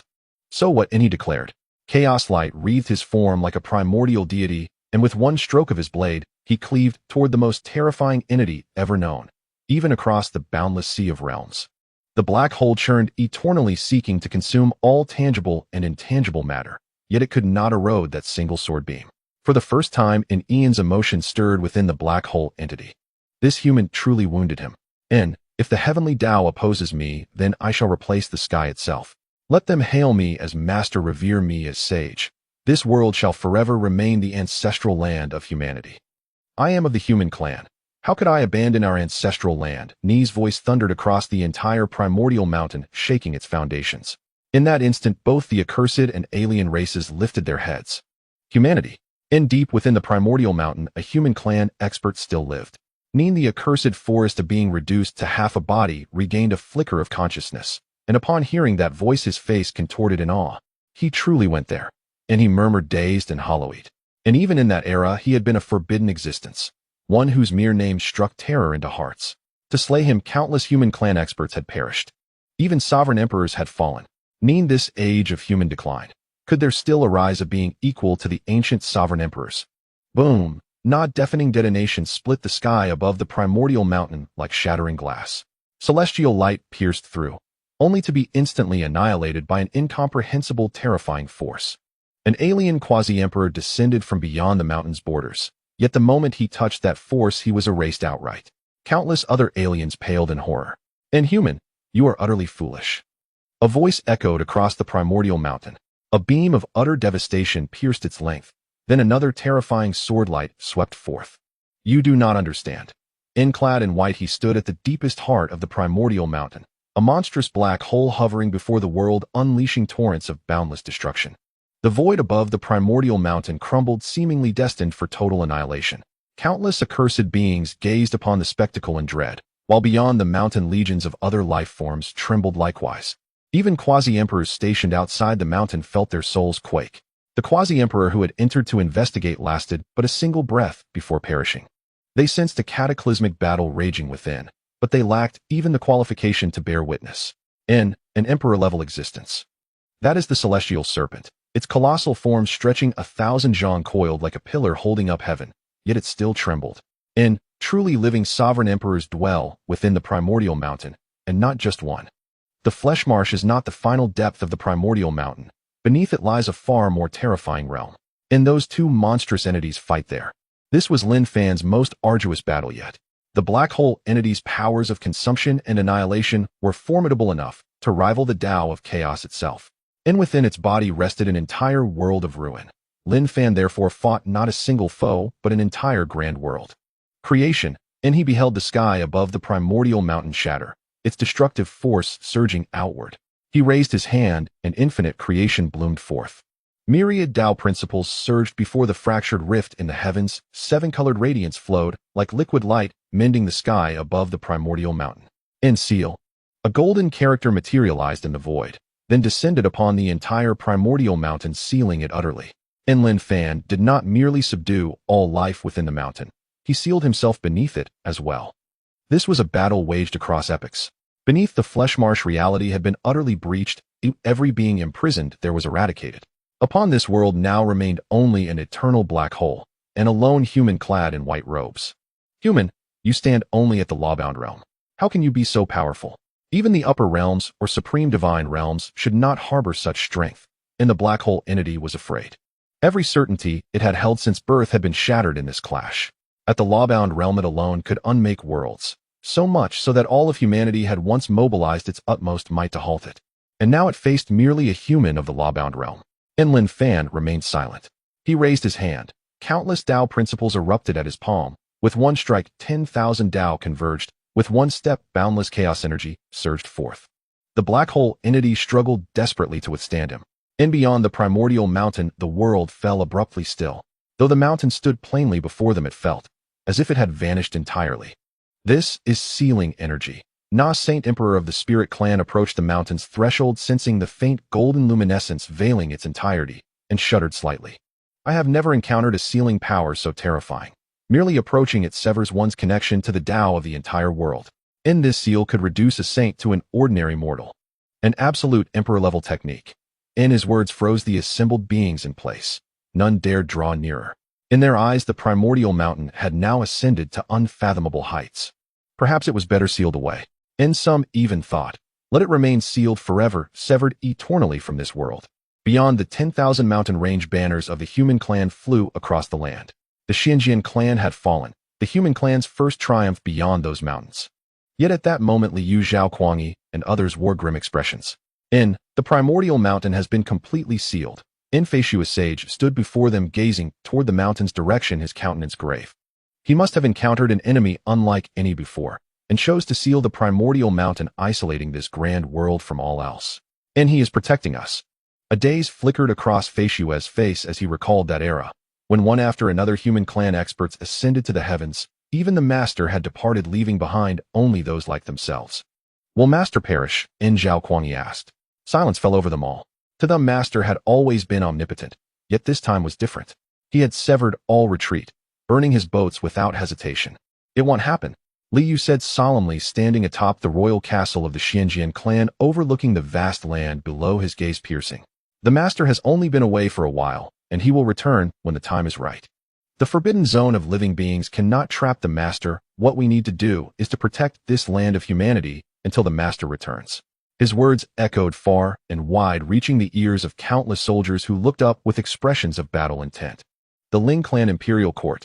The competition among the myriad clans had reached its final stage. Once the battlefield surrounding the world tree was filled with outstanding talents, but now only a few hundred remained. At this moment, all eyes were drawn to the human female standing on the battlefield.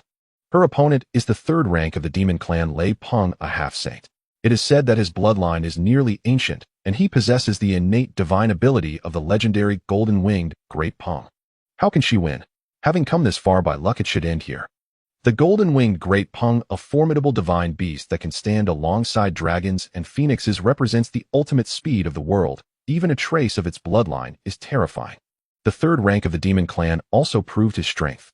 As for Qin Ge, since stepping onto the World Tree battlefield, none of his opponents had surpassed the 8th stage of the Dao Severing Realm. Many doubted how she had made it this far. The most terrifying genius of the human race is finally about to reveal her brilliance. Yi Luo watched this scene, her expression focused. The first cave master beside her trembled slightly, refocusing his gaze on the human female on the battlefield. The most terrifying genius of the human race. Is it really her? Little did they know that a millennium ago there was another person deemed the most terrifying genius of the human race, who even suppressed the first rank of the Crystal Clan. This person had a deep entanglement with Yi Luo, and now this title was unexpectedly placed upon another individual by her. Is she really that strong? This is the zither crafted for me by the master. Its name is Phoenix Comes. The master said that if the zither sound gives birth to life, it might call forth a true phoenix. She spoke calmly, not caring whether they were on the World Tree battlefield or elsewhere. She simply wanted to express herself. She did not know where the master had gone, but he had never placed such importance on them, even meeting them through a projection of his divine consciousness. This proved that the master was facing enemies beyond their imagination. For so long she still could not help the master. You talk too much, Phoenix. Do you know what kind of being that is? How could you summon it with just a song? It's impossible. Your so-called master is likely just a name-seeker, he said, brandishing his spear, transforming into a beam of golden light, instantly striking towards Qin Ge. Qin Ge quietly watched this scene, gently stroking the zither strings. Zheng. A sound from the zither resonated, unleashing an invisible wave of sound that kept Lei Peng's figure at bay 100 meters away. This piece is titled All Things Born. She then said, for the first time playing this piece in the competition among the myriad clans. Flowers blossomed in the void and countless vines grew from thin air, the zither sound transforming the realm and trapping Lei Peng within. Shatter the light, he shouted, piercing the heavens with his spear, forcibly breaking free from the realm transformed by the zither sound. Chila. Thousands of arrows manifested within the zither sound, shooting towards Lei Peng. His expression changed and he swept his spear horizontally, dispelling the arrows that blotted out the sky. The path of life. The path of creation. He had sensed the two distinct paths contained within the zither sound, both reaching a mysterious balance within the melody. Whooshed. Countless armored soldiers emerged within the zither sound, seemingly endless, rushing towards him. The third rank of the demon clan, this unparalleled genius revered by countless beings in the Xuanzhong world, was unexpectedly caught in a bitter struggle. Outside the World Tree battlefield, countless people were shocked. This included Song Yi Qingro Qin Kong by Yanli and other supreme geniuses, all of whom exhibited grave expressions at this moment. This human was showcasing a fighting style they had never witnessed before. One person, one zither, calmly seated, yet forcing a genius almost equal to them into repeated perilous situations. The numerous quasi-emperors in the void also turned their gazes towards Qin Ge, their expressions serious. It's not just because of her path, but also that zither, Yiling said. Although she did not favor the human race, she was still astonished by this human at this moment, a fellow genius, yet she was attacking across two realms. It was still a one-sided advantage. The zither contains some kind of Tao rhythm that I cannot see through. It seems I can truly see the phantom of a phoenix in those two characters. That must be an ancestral artifact of the human race from the Jiuzhou region. One of the foundations of the human race, they said, with some even looking at the zither with a sense of apprehension. It isn't over yet. Lei Peng is the descendant with the richest bloodline of our clan, his bloodline almost returning to its ancestral form, and he still has innate divine abilities.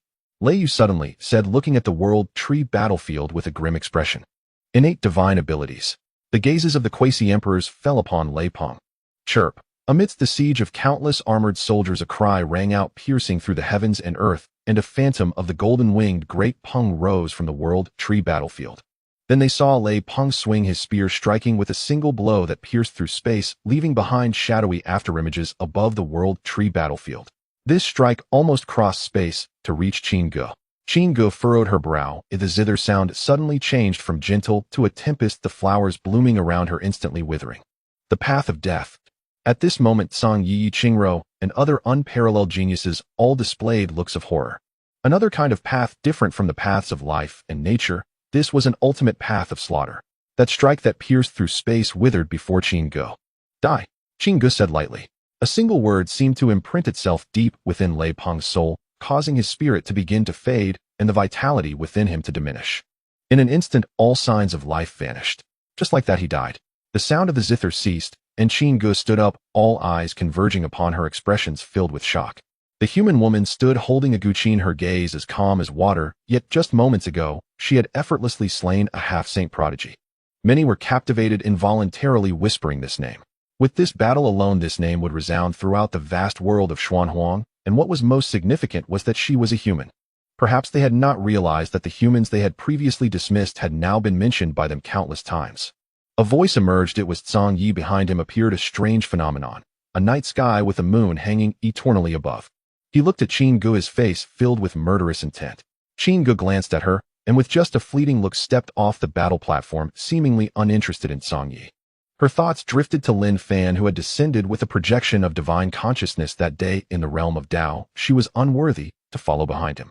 Even if she had secured first place in the competition among the myriad clans, the gap was still too vast. Zhang Yi's expression darkened as he faced Qin Ge. The moon in the strange phenomenon behind him transformed into a blood-red hue. You seek death, he shouted. Even if you do not perish on the World Tree battle platform, you will die in the Spirit Clan Imperial Court. Having killed a prodigy of my demon clan, no one can save you. He spoke, and seemingly in response to his words, Lei Yi's figure appeared in the void, looking down upon Qin Ge and Qin Ming with a cold expression. His words are also mine, he stated. A quasi-emperor's presence weighed down upon them, a first in the history of the myriad clan competition, yet he did not violate the rules of the World Tree. Qin Ge halted her steps and looked up at Lei Yu. Quasi-emperor of the demon clan, she said, her expression wavering. Was this what it meant to face such an enemy? Once she had aspired to become a saint, but now she realized that becoming a saint was merely a beginning. A saint could not even see the back of her master. Perhaps she was destined to exist like the quasi-emperor of the demon clan.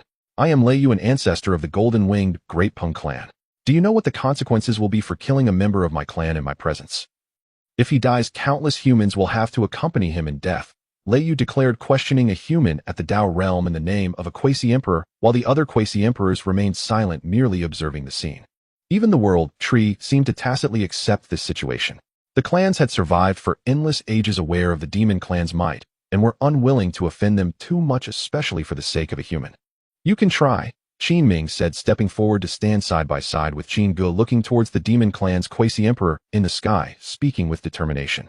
As long as even a spark of fire remains, the human legacy shall never be extinguished. Sooner or later, my human clan will settle the grievances of countless past ages with you all. Perhaps that day is not far off. With my master absent, I shall ask you a question in his stead. Are you prepared? Qin Ming said, the branch at his waist swaying gently as he gripped tightly onto the bone sword that Lin Fan had reforged for him. Even if the entire world turned against him, he felt no fear. In the Spirit Clan Imperial Court, Gu Yi also took a step forward, his fingers resting on the sword box, an invisible aura of killing intent causing those around him to shudder. Master. Lei Yu frowned slightly, seemingly searching for this name in his memory before he smiled. A coward hiding from the light, is this the confidence of your human clan? He then looked around at the surrounding heavens and earth, his gaze sweeping across countless beings. If my demon clan discovers which clan's powerful figure is aiding the humans, no matter who it is, my demon clan will annihilate them. His voice resonated across the land, causing countless people to tremble. He was worried that other peak clans' quasi-emperors were using the humans to provoke his demon clan. As for the so-called master being a human, he had never considered that. The myriad clan competition has its rules, and with the World Tree present, I shall not break this rule. However, after the myriad clan competition ends, regardless of the outcome, these few humans shall belong to me. What is a genius? Only those who can survive are truly geniuses. Yet you will not be able to leave alive. He looked at Qin Ming and Qin Ge coldly, and then under the watchful eyes of countless beings, his figure once again blended into the void, disappearing from sight. What a pity. To be born human is to be destined for a certain end. They should not have appeared so early in the eyes of the peak clans, just as the demon clan's quasi-emperor said, no matter how extraordinary a genius is, ultimately, they must survive. In the Spirit Clan Imperial Court, countless beings watched the two figures outside the World Tree battle platform, all shaking their heads. In the Valley of All Spirits, the first cave master looked at Gu Yi. Will your master come? He inquired, while Yi Luo Tianjizi and those from the Tsang clan and Spirit clan turned their attention to Gu Yi. Gu Yi shook his head. I do not know. No one can trace the whereabouts of my master. Perhaps he will not come here, or perhaps he has already arrived. He stated, leaving a vague remark that sparked a multitude of imaginations among the crowd, their curiosity about this so-called master growing heavier. This is the Spirit Clan Imperial Court, where many quasi-emperors hide in the void along with the unfathomable world tree. Would he dare to come alone? Can he truly withstand this overwhelming enemy? The Primordial Mountain. As the seal fell, suppressing the entire land, countless beings trembled, and the terrifying anomalies that once existed were now fleeing in panic. Boom! The ground collapsed, and the rules of the great Tao that once existed in this primordial mountain were torn to shreds. They looked towards the collapsing area, seemingly seeing an abyss. Human clan, we share a common goal. Why go this far? This is the resting place of countless ancestors of your human clan. Do you truly wish to shatter this world? It was the voice of the black hole creature, devoid of its earlier confidence, now tinged with a hint of panic. Cut! A sword light, glowing with chaotic brilliance, slashed from a corner of the world, enveloping the entire primordial mountain. With one sword, countless anomalies were extinguished. Half of the primordial mountain completely collapsed. Countless beings looked down and finally saw the battle occurring at the deepest part of the primordial mountain. At the very bottom of the primordial mountain, there was indeed a black hole continuously devouring the surrounding matter, where rules and the Tao did not exist. This was a terrifying sight that could send chills down the spines of even quasi-emperors. Just witnessing it made them feel as though their bodies and souls would be drawn into that black hole. This was existence beyond rules, a creation of being. And amidst this endless terror stood a figure clad in white, a human whose presence caused the black hole beneath his feet to collapse, radiating an aura of incomprehensible Tao. What kind of monster are you? The voice belonged to the being of the black hole, trembling with fear and unease. He could crush an entire great world, yet he could not suppress the sword in the hands of this white-clad human. Even in the realm of rules, he could kill those in the creation realm, yet now in the creation realm, he could not kill even one in the realm of rules. Indeed, there are geniuses in the Sea of Realms who can attack across boundaries, but that is merely a small boundary, and there is no being capable of attacking him across realms. The human before him was not only attacking across boundaries, but even crossing a great realm. From the moment of his birth until now, this was the first time he felt the threat of death. Every sword strike from the white-clad human, every movement brought him pain. This is merely a lower realm. Such beings should not exist here. Are you perhaps a reincarnation of a being from the supreme divine realm? No, it shouldn't be. Your realm simply has nothing to attract beings from the supreme divine realm. He stated, having been born from the Sea of Realms, a natural embodiment of destruction, with memories telling him so. No being in the heaven-piercing realm could kill him. The realm feeds on energy, and all spirits serve as materials. This is his path of cultivation. He passed through several realms, many of which were destroyed because of him, until he arrived here, where he encountered a group of humans in the creation realm attacking him. He had consumed more than one from the creation realm, but the ones here were unprecedentedly powerful, and when they teamed up, they truly suppressed him, plunging him into a long slumber. Upon awakening, having digested most of the great realm within him, he evolved from the realm of rules to the creation realm, believing that no beings could obstruct him again. Yet at this moment, a white-clad human approached him, intent on killing him, seeming to truly possess that strength. Lin Fan flipped his hand, the chaotic energy swirling in his palm, as if a great world was being nurtured within. With a single strike, it was the power of great realm destruction. How can this be? This is my power. The being of the black hole was horrified, realizing he was using his own techniques against him. The power of great realm destruction, one of his naturally derived innate abilities which he had previously used against Lin Fan. It had not been long, yet he had completely unleashed his innate ability. Swallow the heavens. The being of the black hole trembled violently, the entire entrance tearing apart, like a massive blood-filled mouth devouring the great realm Lin Fan had manifested. Lin Fan calmly watched this scene. Countless divine thoughts spread across the world, transforming into numerous divine thought swords. With a single thought, thousands of swords surged forth. Countless sword energies fell into the black hole, flooding into the realm on the brink of destruction within the black hole. Swallow. In an instant, the entire world turned pitch black, as if the whole world had become part of the being of the black hole. It sought to swallow Lin Fan whole. Lin Fan calmly observed this scene. It's somewhat difficult to kill, he remarked, allowing the black hole to engulf him, stepping into the not yet fully perished realm within the being of the black hole. If it doesn't work from the outside, then I will try from the inside. The calm words echoed, causing Chen Wu in the blood-soaked mire to tremble. He opened his mouth, seemingly wanting to say something, but in the end he could say nothing. From the inside out, how could no one know of that ancient emperor? Indeed, there was an ancient emperor who did so, but his final fate was to die within the black hole. No one knew what happened inside, but it also proved that within the being of the black hole lay an unknown great terror. One must never step inside. He had thought of persuading Lin Fan, but he could not intervene in this battle at all, nor did he expect Lin Fan would enter the being of the black hole's body without a second thought. This is the most terrifying being in the history of our human race, even if we combine all the ancient emperors from the past to present. Trust him. A voice sounded beside Chen Wu. He looked over, and the curse on his body unleashed boundless waves of blood, tearing that figure into countless wounds. Upon seeing his face, Chen Wu's expression froze. The broken cloud sovereign. He spoke, recognizing him as one buried beneath ancient history. Unlike Wei Yang or Chen Wu, who were monstrous geniuses, he had lived the longest and witnessed the most as a sovereign. Behind Wei Yang and Chen Wu there was his shadow. He guarded the Xinhuang great world, nurturing many powerful beings, witnessing them ascend to heaven one by one, yet none could return. He was the most tragic person in the late period of the human race. Chen Wu thought he would live to see the end, but unexpectedly, after endless years, meeting in another form was such a scene. Half a remnant body filled with death energy, also a thought existing by strange power, just like him, having long since died for countless years. Chen Wu, do you still remember me? The last time we parted, I do not know how long ago it was. I didn't expect you to be right beneath the original mountain so close. He spoke, appearing open-minded, yet there was an unspeakable sorrow in his expression. A mountain, a sea, and a wilderness, these are what the ancient emperors left for the Xinhuang great emperor. In the years he lived, he traversed these three places, witnessing countless secrets, knowing what kind of enemies the ancient emperors had encountered in the starry sky. But he did not have the courage to ascend and fight. In the end, he arrived at the original mountain, burying himself here, becoming the guardian of the original mountain, the jailer of this emperor's prison. Chen Wu fell silent. After a long while, the spirit Phoenix Emperor died down there. The Phoenix fire can ignite the heavens, yet it could not ignite down there. Ultimately extinguished within. Could he really achieve it? He said, staring at the depths of the original mountain as some past memories seemed to resurface in his mind. At that time, there was also an ancient emperor who, at the cost of his own life, sought to perish together with the being of the black hole, yet he only managed to injure the being.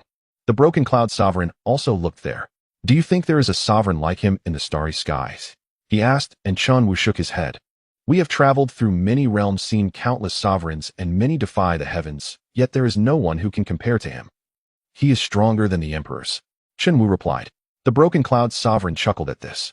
In his eyes I see confidence, and that calmness capable of suppressing all. Oh, perhaps he has never felt he could lose. We may witness a great rise. He is even stronger than the heaven-piercing realm. The broken sky sovereign said, pausing for a moment. I shouldn't be able to hold on much longer, yet there is no longer a need for my existence in this world. Oh, I just don't know if I will see him return again. He shook his head, death energy corroding his body, his half-body gradually withering away, perishing. Chen Wu's expression shook at his words. The heaven-piercing realm. The heaven-piercing realm in the Sea of Realms is a myth. No human has ever been able to step into it. They have only heard of it, never seen it. If I can truly witness such an existence, I would have no regrets, Chen Wu said. Behind him lay a realm of setting suns. The dusk hung at the edge of the world, as if offering a farewell to the two standing here. They stared toward the foot of the primal mountain, the scene frozen, as if eternal. Lingzhu, Jieshu battle platform. Human race, your end is reached here. It was a sequence prodigy of the Jieshu. With one step, his countless manifestations filled the Jieshu battle platform, then together they surged forward to assail Qin Ming. Qin Ming swung his sword, thunder accompanied his motion, a murderous aura spread, and three great paths adorned his body. Yet he managed to endure the assault of a half-saint prodigy. To simultaneously comprehend three great paths and bring them so close to fusion, you truly are a rare genius of this world. If we were of equal realm, I might not stand against you, but your cultivation is far too low. The Jieshu sequence prodigy said, holding a long sword. A point in the void became a rift. A single step seemed to traverse emptiness, and in an instant he stood before Qin Ming. One slash sent Qin Ming hurtling 10,000 meters. No matter how uncanny you are, you cannot make up for the gap in cultivation. It was a fight of vast disparity. Oh, few believed Qin Ming could prevail, and for a time that seemed true. Why do you still refuse to yield? The first cave lord asked, his expression grave. Tianji Zis gaze fell upon the other sword on Qin Ming's back and the fragment of branch at his waist, and he frowned slightly. Because he has not yet used his full strength. No sooner had the words fallen than Qin Ming drew another sword. A low hum resonated. The void thrummed, and a sword chant rang out. Before everyone's eyes, a river of sword chi unfurled, cutting from one side of the Jieshu to the other. Even prodigies such as the Jizu sequence were swept aside. A quasi-emperor Dao weapon. In the Lingzhou imperial court, many life forms frowned. This human had actually brought forth a quasi-emperor grade Dao weapon. One must understand a quasi-emperor Dao weapon is not a mere saint artifact. A quasi-emperor rarely possesses more than 3 such implements in a lifetime. The aura on this sword is strangely familiar. A great saint of the Yuan Suzu said with a frown. Suddenly, as if remembering something, his expression hardened. So those humans are them. They did not die. He relayed this to the Yaozu, and some of the Yaozu great saints likewise fixed their gaze upon Qin Ming atop the platform. One of our sequence died because of him. This sword comes from the quasi-emperor tomb of the Fire Clan. What Wanling Gu brought are the humans who escaped from that quasi-emperor tomb, a Yaozu saint said. Soon many Yaozu and Yuanzi gathered outside the Wanling Gu court. A faint murderous chill rippled through the air, and everyone wore solemn faces. The first cave lord's face grew even more pained. It seems not only can they not leave, but neither can we. If the gentleman you speak of does not arrive, Wanling Gu may be buried here. I did not expect such ties with the Yaozu and Yuan Suzu before arrival. He had only to sense the air outside the Wanling Gu court to perceive more than one great saint. Were this not the Lingzhou imperial court, they likely would have struck already. Do not concern yourselves, Yi Luo said calmly, as if unaware of the danger. Her eyes remained fixed on the combat atop the Jeshu battle platform. The first cave lord shook his head faintly. Hope then. In truth, he harbored little hope. He had no other choice, and Wanling Gu could only stand with the human race. In the sky, the quasi-emperor sword upon its emergence was interfered with by the Jishu's rules, which suppressed the grand Dao resonance within it, rendering the quasi-emperor sword as ordinary as a common blade. It is useless. The Wanzhou Bai forbids any use of artifacts beyond the saint realm. That will do, you may concede. I am losing patience. The Jizu sequence said, his voice grown cold. Qin Ming looked at the sword in his hand and heard the sword's spirit's furious howl in his mind. He smiled, then sheathed the blade. He lifted his head to look at the Jizu sequence. It seems your cultivation truly is a bit low. You were driven to this point before ever meeting those of the saint realm, but Master said cultivation is not the sole measure of a person's strength. One great realm can be assailed, and you have not even stepped into the saint realm. I have one more sword, he said as he removed the piece of branch long bound at his waist, but despite the passage of time, the branch still brimmed with life. Holding the fragment of branch as if it were a sword, he pointed it at the Jizu sequence. The Jizu paused in slight astonishment. Many were dumbfounded. Only Qin Ge's face showed sudden clarity. This is the sword Master gave me. Master said his sword intent no longer rests on it. It is merely an ordinary branch. Master forged me a new sword as well, but I kept this one. As these words fell, sword intent appeared upon the seemingly ordinary branch. An uncanny sword intent, faint and elusive, as if no great Dao lay upon it. Qin Ming closed his eyes at that moment, a faint smile gracing his lips. Because this was the first thing Master used to teach me how to wield a sword. A blurred figure seemed to materialize behind Qin Ming, neither truly present nor absent, as if hidden within the obscure folds of the void. When Qin Ming cut with that blade, the silhouette stroke answered in kind. A sword produced through prolonged visualization. On this blade he copied that one sword rhythm. Some trace of it has taken shape, Tianjizi said, stunned. Then before everyone's eyes the sword sliced through the void, crossed the entire platform, and finally struck the barrier atop the Jeshu battle platform. The half-saint Jizu prodigy collapsed on the platform. He was not dead, but he stared at Qin Ming with trembling disbelief. What is this? He asked. It was not any known Dao, yet it held terrifying power. The instant that shadow appeared, he felt his body and soul fall into a sudden death-like stillness. This is Master's sword, Qin Ming said. The Jizu prodigy looked perplexed, not understanding his meaning. Qin Ming turned and walked off the platform. Like Qin Gu, he had entered the top 50 of the Wanzhou by truly making the name of the human race thunder across the myriad clans. Is it that person behind the curtain? From the void beneath, the Jeshu quasi-emperors stared at Qin Ming, their brows knitted. Not strong. Only a sword with barely saint realm power. No, that person should be a quasi-emperor. Could there be more than one? They pondered. They understood that Qin Ming's strike was a carving of a remembered blow rendered outward in his own way. In ancient times, this too had been a Dao called the path of visualization. To visualize the might of the great and apprehend the great one's Dao was once a way, though it had long since faded. A path that existed only as an ethereal, nearly illusory strand. The path of Dao knows no bounds. Every practitioner is a climber on this road of greatness, crossing one mountain only to find a higher one ahead with no end in sight. Yet the path of visualization has a visible endpoint, and that powerful being one envisions represents that endpoint. No matter how much one cultivates, they cannot surpass that being. Thus the people of later generations do not consider this a true Dao. However, they can clearly see that Qin Ming has indeed drawn this sword through visualization, and the existence he envisions seems not to be particularly strong. A barely competent holy realm. Can such a person truly visualize? Yet Qin Ming has indeed succeeded unleashing the essence of that being's sword. A group of ignorant fools unaware of the method of visualization. This is the imperial lineage of the human race, and the imperial lineage has indeed been revived in the 9 prefectures of humanity. In the void beneath the world, tree demonic energy surged, and a figure with 2 horns and emanating demonic energy materialized. The gathered quasi-emperors were all taken aback. The demon emperor. He forcibly tore open the barrier of the world tree, descending as an avatar. Though not his true form, he still possessed a power that unsettled the quasi-emperors. Perhaps he had appeared long ago hidden in the void until Qin Ming unleashed this sword. He glanced at the gathered quasi-emperors before fixing his gaze on Qin Ming Qin Gu and the fire and Gu Yi from the Ling clan's imperial court. Then his gaze sharpened. In the great competition of the myriad races, 3 humans have entered the top 10,000, with 2 breaking into the top 50, all possessing the strength to strike beyond their realm. Recently, a human named Chu Yen has also appeared on the demon clan's territory, coming from the 9 prefectures of humanity, and has comprehended a path that only emerged in ancient times, the Grand Righteous Path. He similarly possesses unparalleled combat strength in his realm. Moreover, in the Sea clan, another human has appeared wielding a firewood knife and has killed a member of the Sea clan's hierarchy. So many human prodigies have appeared at the same time, don't you find it strange? Or has too much time passed, and you've forgotten how you rose to prominence? He spoke these words, causing the gathered quasi-emperors to be taken aback. They certainly knew of the Grand Righteous Path. Many beings had tried to walk this path, yet none succeeded. However, some historical records state that this path can manifest laws and is extraordinarily fearsome. In ancient times, there was an imperial force known as the Academy. This path had once produced an emperor. It seems a human has now embarked upon this great path.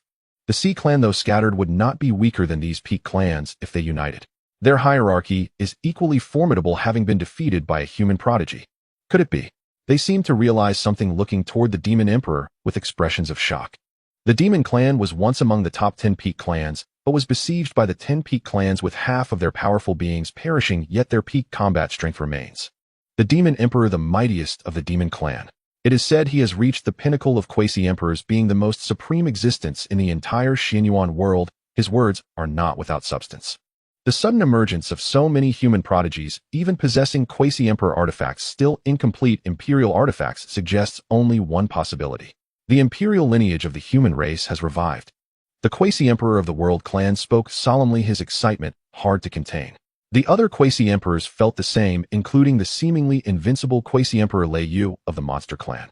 Except for the Monster Clan and the Celestial Clan, all other peak clans have risen due to receiving the imperial lineage inheritance of the human race.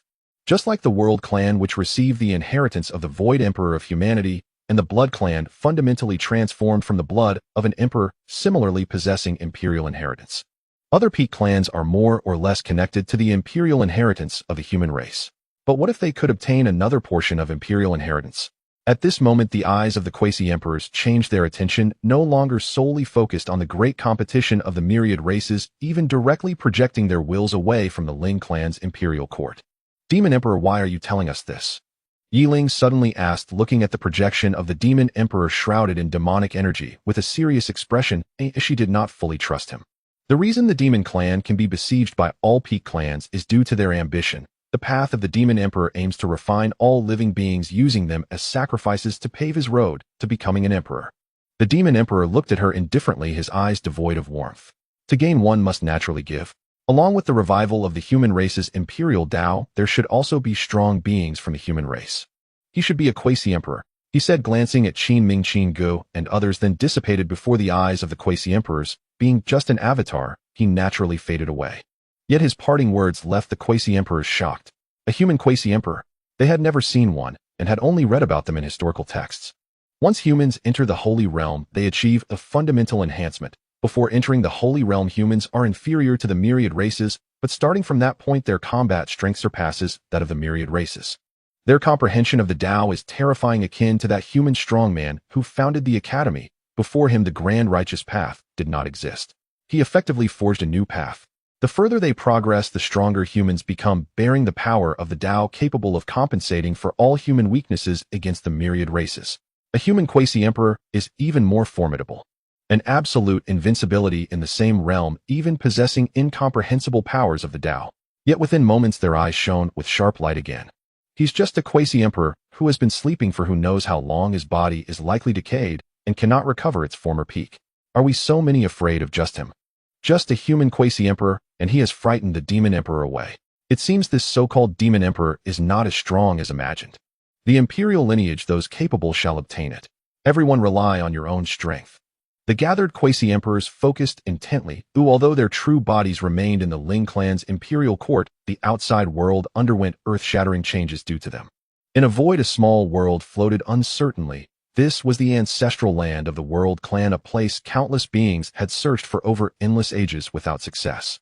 The void outside the small world rippled as a towering figure emerged from beyond the void, and all beings in the ancestral land of the World Clan looked up. 3 ancestors. Countless beings of the World Clan knelt down. This figure is one of their greatest deities, the Hunyuan Quasi-Emperor. His true form is in the Ling clan's imperial court. What returned here was merely a projection of his will. Hunyuan, were you not in the Ling clan's imperial court? Why have you returned? A voice echoed in the ancestral land of the World Clan, and another majestic figure rose from the ancestral land, another quasi-emperor of the World Clan. The human race's imperial lineage has revived. With a single sentence, the entire ancestral land of the Boundary Clan trembled. That Boundary Clan quasi-emperor tore through the void and directly appeared before the will incarnation of the mixed boundary quasi-emperor, a woman clad in red. She stood barefoot with 2 bells hanging from her ankles, swaying without wind, causing the surrounding void to tremble in response to the bells. Her enchanting face, with skin as smooth as jade, looked almost identical to a human were it not for her eyes that glimmered with a deep gray hue. Second ancestor. Countless beings in the ancestral land of the Boundary Clan knelt in reverence. This was the second quasi-emperor of the Boundary Clan, Hongfu Quasi-Emperor, who had triumphed in the great competition among myriad clans of a certain era, stepping over the corpses of countless geniuses to ascend to her position. Is it true that the human race has a great emperor's lineage revived? She inquired seriously as countless Boundary Clan members fixated on the mixed boundary quasi-emperor. Those born in the ancestral land of the Boundary Clan were core members, naturally aware of the origins of their clan's inheritance. That was a human emperor, the Void Emperor. The Void Emperor returned severely wounded from the outer realms, and while transcending in the void, he encountered a group of beings exiled to the void. And thus the Boundary Clan was born. What the Demon Emperor said is uncertain, but it is better to believe it exists than to doubt it, said the mixed boundary quasi-emperor. Hongfu quasi-emperor nodded slightly, focusing her mind. I will personally take a trip. Then the sound of bells echoed through the void, and that red shadow vanished into the void, disappearing from the ancestral land of the Boundary Clan. This scene was not only happening within the Boundary Clan, as similar events were occurring in other peak clans, as these powerful beings who had remained hidden for countless years emerged one after another. In the human realm, the 10,000 Great Mountains. Liu gazed at the horizon, where the entire sky suddenly darkened, followed by an overwhelming surge of demonic energy, and then a vast army of demon clans. It is the Demon Clan.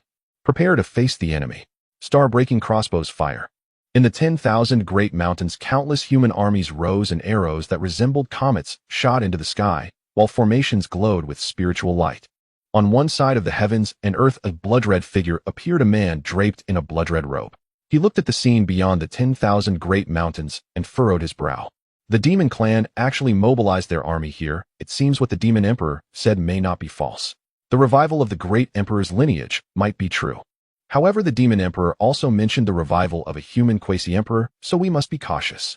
This was a great saint of the Blood Clan who did not enter the 9 provinces openly, but instead concealed his presence and quietly infiltrated. Almost everyone chose to enter in the same manner as him. The threat of a quasi-emperor was not to be underestimated, and no one wished to be the first to confront a human quasi-emperor. Their main purpose in coming was to uncover the specific information regarding this great emperor's lineage. Outside the 10,000 Great Mountains, the human army had already engaged in battle with the demon army, yet no sage-level beings had appeared among the demon forces. The human army was still holding its ground. However, everyone wore a serious expression. The absence of sage-level combatants is a different concept than their presence. The Demon Clan was once a peak clan, undoubtedly possessing sage-level experts, and even quasi-emperors. Something is wrong. Beside Liu, Zhao Kuangyi looked at the distant battlefield, his expression grave. Liu and Gongsun Liang turned to him. The demon army should not be here, and they do not seem to genuinely wish to invade the 9 provinces. That feels more like they are acting. He said, his expression heavy. There seems to be a great calamity approaching our human 9 provinces. He took a deep breath and spoke. Although he could not see the myriad powerful beings infiltrating the 9 provinces, he could sense the unknown changes happening in this world. This is a scheme by the demon clan against our human 9 provinces. He stated, then looked at Feishua, beside him, who was gazing up at the sky holding the picture of the great snow covering the heavens. He seemed to have seen something, his expression extremely grave. Zhao Kuangyi looked at this scene with a serious demeanor, as if he already understood something, and he turned to Li Yu. Your Majesty, there are foreign powerful beings entering our 9 provinces. Li Yu focused his mind and looked at Feishua again. Feishua nodded. He turned back holding the great snow covering the heavens and departed. Yes, not just one, many are stronger than me. Perhaps there are even some beyond my perception, including great saints. He did not finish the last 2 words. If a quasi-emperor were to descend, he could not imagine what the outcome for the human 9 provinces would be. Not long after Feishua left, a great battle broke out within the territory of Dawei, where the great snow covering the heavens was unleashed, killing a peak sage-level foreign being. The violent tremors spread for miles, causing Li Yu and Zhao Kuangyi to change their expressions slightly as they looked at the demon army outside the 10,000 Great Mountains. They had ceased their attack and were now encamping outside the 10,000 Great Mountains, while numerous flying ships belonging to the demon clan soared through the surrounding sky. They seemed poised for a grand assault. Your Majesty, without the master here relying solely on the Holy One Feishua, it would be extremely difficult to combat those foreign powerful beings. What should we do? Gongsun Liang said, his face filled with concern. Li Yu fell silent. After a long moment, he simply said, wait. With just that one word, a hint of dejection crossed Li Yu's face. Waiting was an unavoidable choice, reflecting his helplessness as the emperor of the human race. The human race was in dire need of strong individuals with almost none available for use. Once the master returns, he has left many contingencies in the 9 provinces. They may have come, but leaving won't be so easy for them. Regardless of the reason, we must hold the 10,000 Great Mountains. He stated, his voice resonating through the emperor as countless soldiers within the 10,000 Great Mountains focused and nodded. From the moment they arrived at the 10,000 Great Mountains, they understood their mission to serve as the shield of the human race, steadfastly guarding this crucial line of defense. At that moment, the voice of the Holy One Feishua echoed. There are rumors in the Xianhuang Great World that the great emperor's lineage of the human 9 provinces is reviving, and powerful beings from all clans are heading towards the 9 provinces. With those words, everyone trembled. If the great emperor's lineage truly exists, why would they need to act this way? They all understood that the human race's current situation was only possible because of the master. But at this moment, the master was not present. With foreign powerful beings descending, what should the human race do? Many faces revealed despair. The human race had only just begun to rise. Was it to be stifled so soon? The 9 provinces has the contingencies set by the master. We will not be extinguished. Li Yu declared, his expression resolute. He turned to gaze at the land of the 9 provinces, his fists clenched, suppressing the tremor within. As the emperor of the human race, he could not harbor fear when standing before the myriad clans. Since they say that the 9 provinces has the great emperor's lineage, then let us perform for them. The master's Dao field is the great emperor's lineage. This is the only way to save the 9 provinces. He stated, believing that without locating the great emperor's lineage, these foreign powerful beings would not leave easily, so he would present them with a great emperor's lineage. That library, that small courtyard, is not a place for ordinary people. Compared to the true great emperor's lineage, it is equally perilous. As long as they can hold out until the master returns, everything will be resolved. The demon race. Upon a sea of blood and mountains of bones stood a towering demon palace beneath a crimson moon that cast the entire demon realm in an eerie, chilling gloom. Sovereign Emperor, as you foretold, upon the rumor of a celestial emperor's Dao lineage surfacing among the human race, cultivators from all 10,000 races have begun converging upon the 9 provinces of humanity. Yet no race has launched a full-scale incursion. They all hesitate, fearing a phantom human quasi-emperor whose existence remains unconfirmed. Within the demon palace, 7 figures wreathed in thick demonic energy stood in solemn formation, their gazes fixed upon the supreme figure seated at the highest dais, bowing with reverent deference. He was a colossal demonic form crowned with twin horns, his eyes burned with scarlet fire within which churned boundless seas of blood. This was the demon sovereign himself, and the 7 below were all quasi-emperors. 8 quasi-emperors in total, a force surpassing most apex races in strength. Yet to the 10,000 races, the demon race appeared to possess only one sovereign emperor and a single newly ascended quasi-emperor. Sovereign Emperor, there is one matter I do not comprehend, why deliberately choose the 9 provinces of humanity. And astonishingly, every race truly believed it. Though the 9 provinces are the ancestral cradle of humanity, the human race has even lost memory of its own history. How could a celestial emperor's Tao lineage possibly endure there? Even if such a lineage once existed, it would long since have been scoured clean by the 10,000 races. Thus spoke the assembly of demon quasi-emperors. This entire scheme was the sovereign emperor's grand design to ignite chaos across the world by weaponizing the illusion of a celestial emperor's Tao lineage, thereby stoking interracial conflict, bloodshed, and death, the very nourishment upon which the demonic Tao thrives. Only through universal upheaval may the demon race forge all living beings into sacrificial essence, enabling the sovereign emperor's ultimate Tao ascension and the rise of the demon race. The sovereign emperor gazed toward a distant horizon, toward the 9 provinces of humanity, and furrowed his brows faintly. Do you recall the residual consciousness of a human quasi-emperor who emerged from the primordial mountains possessing the corpse of our demon race's great sage and appeared upon demon soil? All present stiffened instantly. A sliver of a human quasi-emperor's lingering consciousness had possessed the body of a demon great sage, raising an entire demon domain before one among them finally suppressed it. Sovereign Emperor, do you mean that human quasi-emperor still lives? Their voices grew grave. The sovereign emperor fell silent, his expression deepening in intensity. The so-called 3 forbidden realms of the Xianhuang Great World were originally established by humanity. I suspect the primordial mountains conceal the Tao lineage of a human celestial emperor. And now the humans of the 9 provinces have already made contact with this celestial emperor's Tao lineage. Hence the sudden emergence of so many human prodigies. He spoke, his tone carrying a rare gravity. Then turning once more toward the 9 provinces of humanity, he uttered words that sent shockwaves through the entire assembly of demon quasi-emperors. Moreover, you seem to have forgotten the 9 provinces are guarded by a watcher. And to this day that watcher has issued not a single warning. This resurgence of a celestial emperor's Tao lineage differs fundamentally from past awakenings. Alongside it rises the power of humanity's ancient masters, meaning the 9 provinces now function as a de facto imperial-level Tao lineage. Let those so-called apex races probe first. Our demon race shall remain aloof, for we have already birthed an emperor and require no borrowed Tao lineage. All slaughter, all death. These are the vital nourishment of the demonic Tao and of ourselves. What we truly seek is a cataclysmic upheaval across the Xianhuang Great World. The 9 provinces of humanity shall be the spark that ignites the conflagration. The sovereign emperor's voice resonated with iron finality. All demon quasi-emperors bowed in silent assent. 9 provinces. In the territory of the Great Song Dynasty, a sage of the beast race discovered a secluded canyon. The scent of beast race cultivators. He frowned slightly, entered the canyon, and halted before a black pond.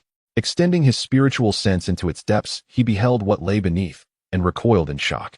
There coiled a primordial celestial serpent, its body stretching over 100 li, yet brutally severed cleanly in 2. Its blood flooded the submerged microrealm, staining the entire domain a deep, visceral crimson. He is Song Ming. He gasped in horror, recognizing the colossal serpent's corpse. Once ranked among the elite of the beast race, he had even contended with Hongfu, quasi-emperor of the boundary race, yet perished here within this black pond. Suppressing his inner turmoil, the beast sage descended into the black pond, entering the hidden microrealm, where he beheld a terrifying sword scar. A single slash, severing time itself. Song Ming had fallen to this very strike. Is this the work of a human master? Could it be? The celestial emperor's Tao lineage truly awakens here. His voice trembled. Unconsciously he reached out, touching the scar. Zhong. A resonant sword chime pierced his ears. His face paled. Then a vision erupted in his mind. A young human man clad in scholarly robes raised his hand and slashed forth a sword strike. Puchi. The beast sage collapsed lifelessly before Song Ming's corpse. A sword mark cleaved his forehead, splitting him perfectly in 2. This was Lin Fan's sword intent left behind when he was still a saint-level cultivator, having slain Song Ming, yet never fully dissipated, lingering ever since. Soon after, another sage of the elemental race arrived, entering the black pond. This time the sword intent granted no hesitation, no mercy. To the south of the Great Tang Dynasty lay a city named Zhun Nancheng, founded by the orphaned heir of the former Prince Zhun, and enduring for generations across this land. One day a barefoot woman in crimson robes arrived, tiny bells chiming softly at her ankles. Her eyes were veiled by a thin red gauze, her attire subtly revealing flawless jade-like skin and peerless beauty. Merely standing there, she stirred helpless yearning in every man who gazed upon her. Where are you headed, fair lady? A lavishly dressed nobleman stepped forward smiling, but his eyes gleamed with raw, unmasked lust. The crimson-robed woman lifted her gaze toward him. With but a single glance, his entire body locked rigid, his tongue frozen, his breath stolen, his voice utterly silenced. Only after she passed did he collapse, his body splitting cleanly into 5 pieces, blood gushing forth. Spectators recoiled in terror. Humans are too weak. Her voice, calm and detached, rippled outward, sending chills down every spine. She is an alien race. That single cry turned every head in the street toward her. Her crimson robes fluttered softly. The delicate chime of her ankle bells heralded the opening movement of a requiem. Every soul who drew near met certain death. Finally she arrived before a grand manor, Junnan Royal Mansion. Without pause or hesitation, she strode straight inside. Led by 2 middle-aged men, the household staff recoiled in abject terror, daring not approach, retreating step by step deeper and deeper, until they backed against a lotus pond. I am Lin Yu, Prince Junnan. What do you want? One of the men demanded fiercely. She did not answer. Instead, her gaze fell upon the pond, and her brow faintly furrowed. A sword, not the entrance to a celestial emperor's Dao lineage, as she had anticipated, but merely a sword. In the next instant the sword shot forth, wooden, its surface dulled by centuries of submersion, ringed with a faint ashen patina. The Lin family watched in stunned silence. A sword, hidden all along within this lotus pond. Who placed it here? Then, a translucent figure materialized beside the wooden sword. The blade, imbued with sentience, drifted gently into the figure's grasp. The embodiment of sword intent. The woman in red was momentarily taken aback, but upon discerning the cultivation level of the figure before her, she realized he had just entered the great sage realm. In the vast world of Xuanhuang, this was indeed quite powerful, yet to her, it was merely that. It seems that some unknown events have indeed transpired in the human territories with the emergence of a great sage among them. She said, not caring about the sword shadow before her. A single sword left behind by a human great sage was all that mattered. Slash. A faint voice echoed from the void, and in that moment, she seemed to catch a glimpse of the figure's appearance. Clad in a scholar's robe rather than a sword cultivator, he appeared more like a scholar. No way. As the sword descended, her expression suddenly changed. Oh, she felt an indescribable threat emanating from this strike. As the sword fell, she witnessed the obliteration of the boundary, seeing a flicker of white light that with a mere wisp caused myriad paths to collapse, rendering the rules non-existent. What was this? Boom. A terrifying imperial might surged from her body, accompanied by the sound of a bell. A gray-black realm was conjured by her, suspended in the sky, plunging the entire world into darkness. Countless humans looked up, their expressions filled with shock. In this dim world, they saw a flicker of white light, an illuminating radiance that cut through the dark realm, heading towards the earth. Zizla, the second ancestor of the realm clan Hong Fu, the Quasi Emperor, finally managed to block the strike, but a profound sword scar appeared on her chest. The blood and spiritual power within her could not mend the wound. In a short time, a terrifying sword intent lingered at the site of her injury. How is this possible? She stared in horror, unable to believe what she saw. The figure standing on the lotus pond. The apparition held a wooden sword, and raised it again. Her expression tightened as she retreated 1,000 miles, causing the apparition to lose its target and come to a halt. The apparition did not turn around, but glanced towards the outskirts of Junnan City before vanishing under the gazes of the Lin family members. The wooden sword fell back into the lotus pond. A group of Lin family members watched this scene in shock, unable to regain their senses for a long time. It returned to the lotus pond. A Lin family member said, trembling, unable to believe such a deep-rooted secret lay hidden in the Lin family estate. They looked towards the 2 heads of the Lin family. The 2 heads of the Lin family also wore puzzled expressions. Elder brother, don't you think that figure resembles? Impossible. Lin Fan is still in Xinjiang, merely a scholar who has long abandoned cultivation. Besides, do you think he could reach this level in just a few decades? They said, cutting off their unrealistic thoughts, ultimately focusing their gaze on the lotus pond. No matter the origins of this wooden sword, at least it holds no hostility towards us and can assist us in repelling external foes. They said, gazing deeply at the lotus pond.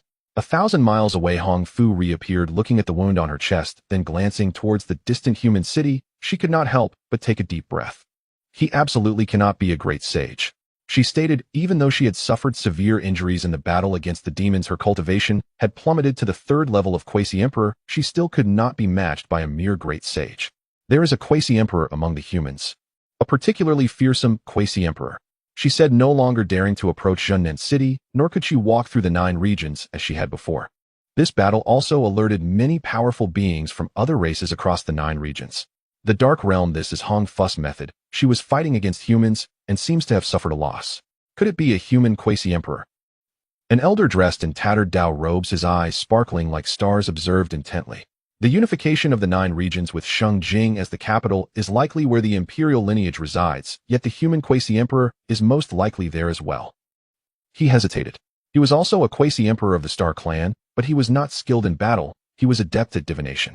If Hong Fu had already been defeated, he naturally could not be a match. Let's first distance ourselves from Shengjing and search in other places, keeping a low profile. As long as we do not attract the attention of the human quasi-emperor, we should be fine. This was the shared thought of many powerful beings from other races. The battle at Jinnan City served as a wake-up call for all foreign powerful beings. They believed it was a warning from that human quasi-emperor. In the 100,000 Great Mountains, Liu listened to the news coming from Shengjing, his expression slightly relaxed. Those foreign powerful beings should not make any significant moves for the time being. What is the origin of Jinnan City? Only a few people know, and he is one of them. That is the family of the master. Although the master had never returned or mentioned it, how could there be no contingency plans left in the place where he was born? But it can only buy us time. Eventually, they will still grow suspicious, Zhao Kuangyi said, still looking worried. If they wish to go to Xinjiang, let them go. Fei Xue also appeared at this moment.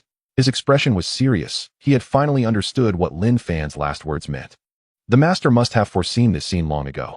As long as they dare to come, the master's courtyard shall become their burial ground. He said, wielding the great snow-covering heaven map. He had already slain several foreign saints. Yet it was still just a drop in the bucket, as there were too many foreign powerful beings entering the 9 regions, most of whom surpassed his cultivation level. That is the final step, otherwise it must not affect the master's dojo. Liu said, and everyone nodded. In the human territories of the 9 regions, changes were afoot. In the same vein, during the great competition of all races, Qin Ming faced the first sequence of the Elemental Clan, and despite exhausting everything, he still faced defeat.